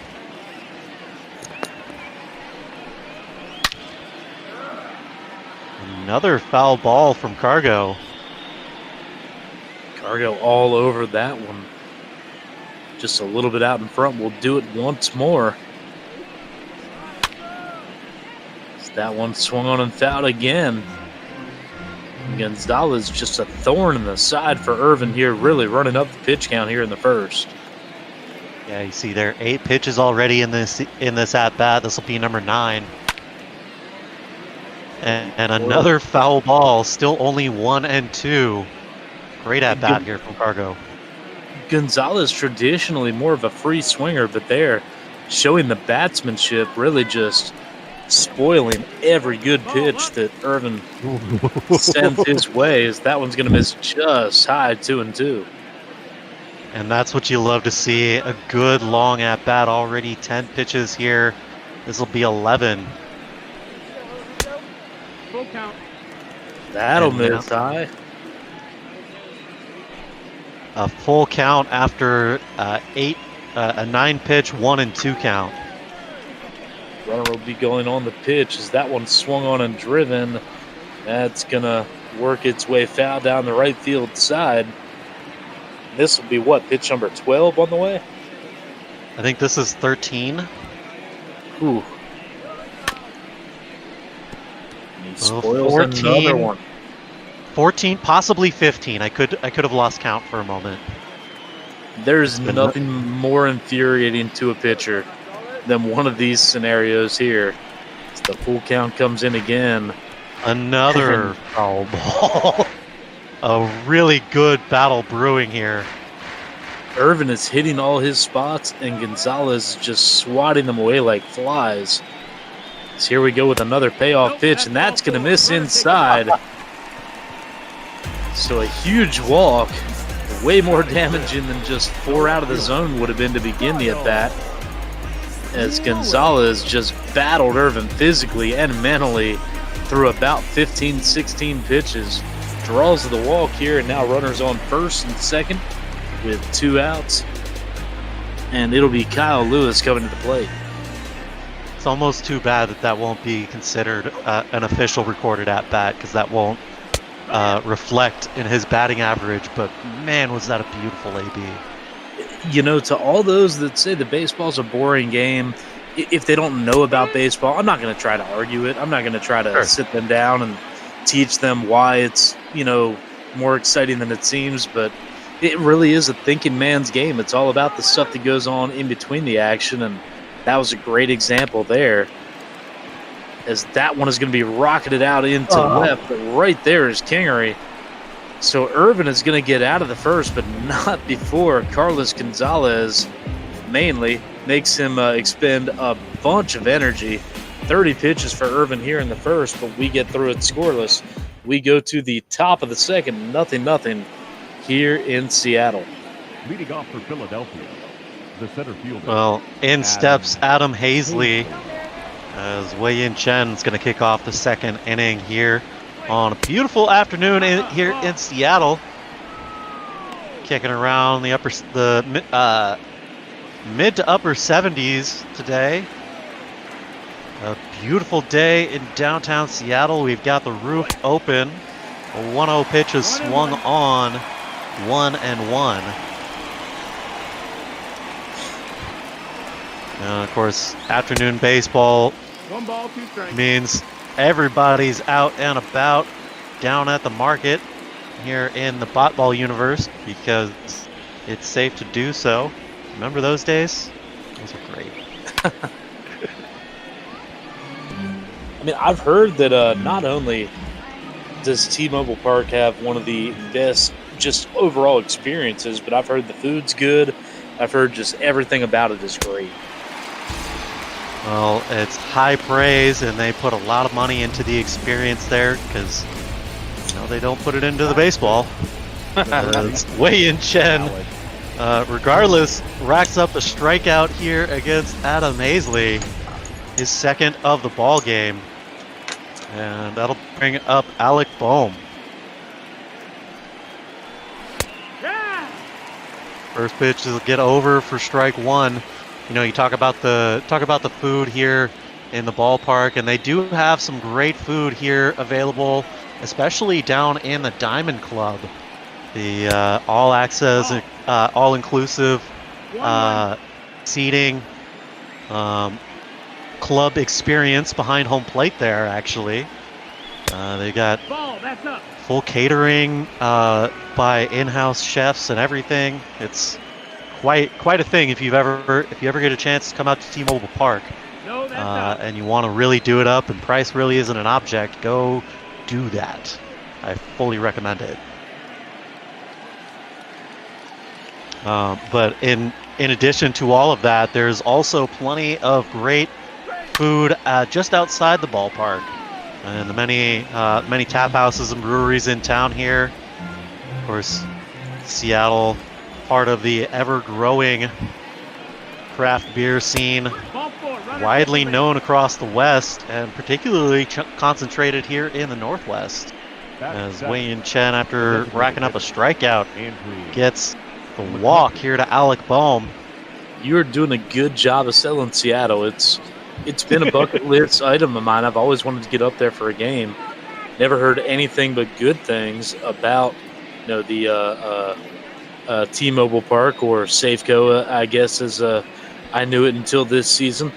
But yeah, I have a couple friends who have made it up that way. They loved it, and someday, hopefully, I can make it up there. Man, it's definitely worth the time if you're going to be in the Northwest during baseball season. Try and get out here, man. It's totally worth it. And the much harder game to actually get into would be to go to a Seahawks game, which is a whole other experience that is very much not like the one you get here at T-Mobile Park. McCutcheon rockets that one, but well foul. 1-2. Yeah, as a Steelers fan, it's weird. I've been to about 5-6 Steelers games in my life, but always in a visiting park. That one moves McCutcheon off the plate inside 2-2. It's just that much easier to get tickets to an away game for them, and man, they kind of show up and make it a home game anyways. Sometimes even here in the Northwest, this one's going to get popped out to Kyle Lewis out in left. He chases it down in shallow left field by the line there for the second out. Runner's going to have to retreat back to first. As that's going to bring in Lewis's counterpart out in left field, Scott Kingery. Yeah, it's definitely hard to get tickets to the Seahawks because, well, most of those seats are going to be season ticket holders. That's how crazy it gets out here for the Seahawks. Well, that's how you make some money if you're a professional franchise. Have 50,000 season ticket holders. 72. Guarantee that money. 72,000. 72. Wow. There is nothing. If you're an executive, that is music to your ears. You just know you have that money coming in every year. Well, I mean, obviously Paul Allen died recently, but he's never had a lack of money. That is true. We'll just put it that way. 3-1 here to Kingery. Weigh in, getting up, encroaching the 40 pitch mark here. Looking to get out of the inning.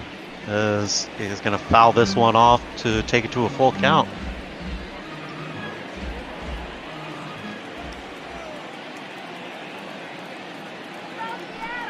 Payoff pitch now.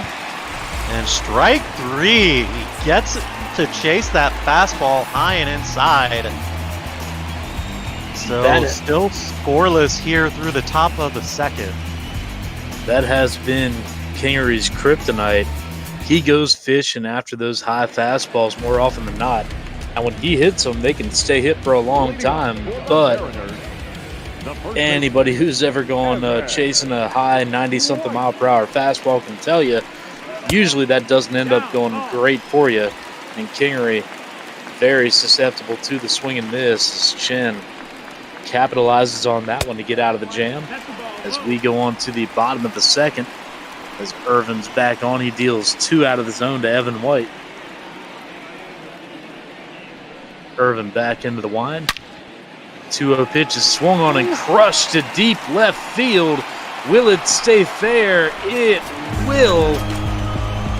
White with a monstrous home run deep down the left field line. And the Mariners jump out in front here. 1-0 early on a moonshot by White. Well, a beautiful hit here by Evan White, and this guy has really turned into something special here this season. He's finally getting his bat under control and making solid contact. You can see why the front office decided to sign him to a 6-year contract before he even stepped foot on the Major League squad. That one an absolute laser beam. Kingery could barely get his head around before it was bouncing off the concourse out there and left. So White with the solo shot. The Mariners up 1-0 here in the bottom of the second. So Austin Nola now at bat for the Mariners. Younger brother of Phillies ace Aaron Nola.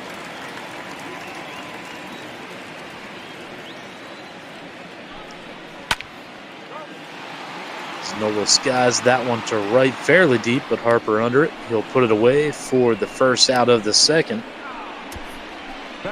Wonder how much Nola had to hear about it. Austin Nola, I'm speaking of.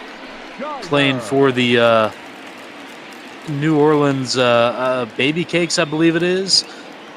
And having the last name Nola playing in New Orleans, Louisiana. where they I mean- love to go by NOLA. That just had to be grading, I would think. They're from Louisiana. They are. You know, Aaron Nola, of course, went to LSU. I don't know where Austin Nola went. No, I mean they grew up in Louisiana. Yeah, but I just think that you'd have to get tired of hearing it when you just play there and your entire name is the abbreviation for the city you play in. Totally. Yeah. That you either let it bother you or you let it you embrace it, I suppose. True.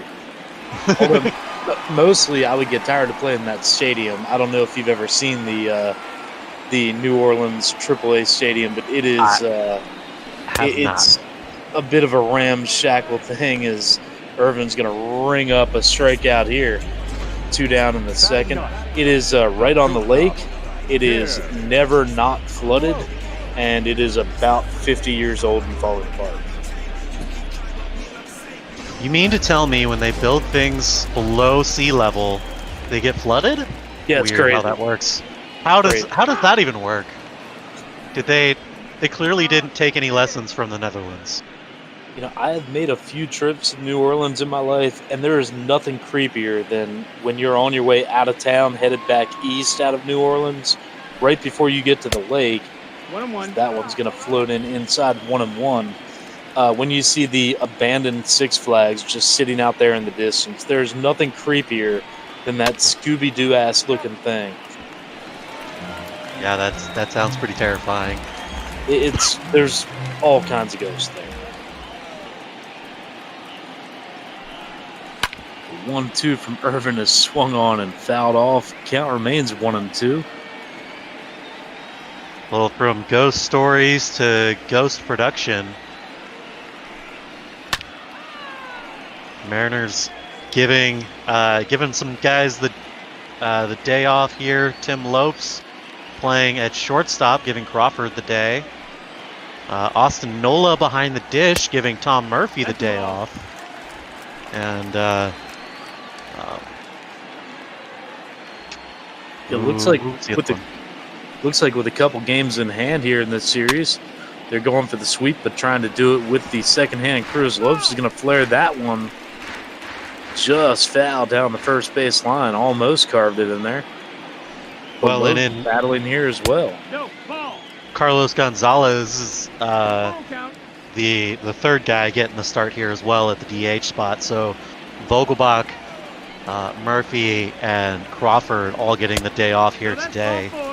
And 2 walks and a strikeout, or a ground out, excuse me, are the result of those 3 substitutions in their first at bat here. As that one again looked like it might have caught a corner, but no dice here for Cole Irvin, as he'll give up the 2-out walk and continue to run that pitch count up. He's now over 50 here in the second inning. He'll be back to the top of the order as Malik Smith steps in.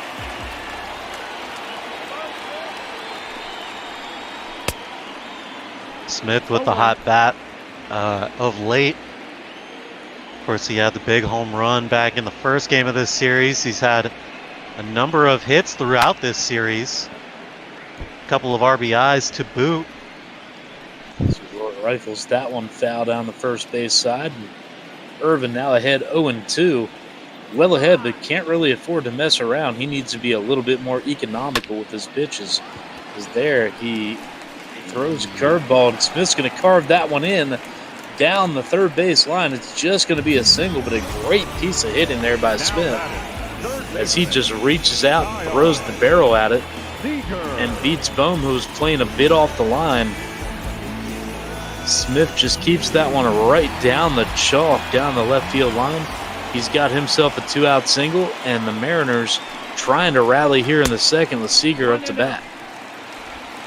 That's one of those hits that if he was playing with an aluminum bat, I feel like the cap of the bat would have come flying off of it. That's how far down the barrel of the bat he caught that ball. Yeah, but those old aluminum bats, it also would have flown the entire way to the fence. Yeah, but you get what I'm saying. That's a ball cap tip of the bat kind of a hit there. It unfortunately amounts to not much as he rounds into the fielder's choice here. But Evan White putting the Mariners on the board here in the second, 1-0. Big line drive home run there for White. Mariners lead it 1-0. As now we head to the top of the third, and the Phillies, they just have not been able to get the offense rolling all year.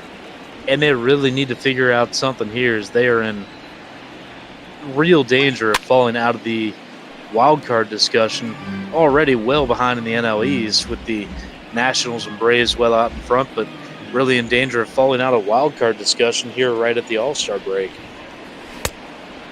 Well, and as we move into the All-Star break and to the trade deadline, do you think the Phillies are going to be making any sort of moves here? Are they going to be looking to stock up on some pieces to make a run? Or you think what do you think's in the cards for these Phillies?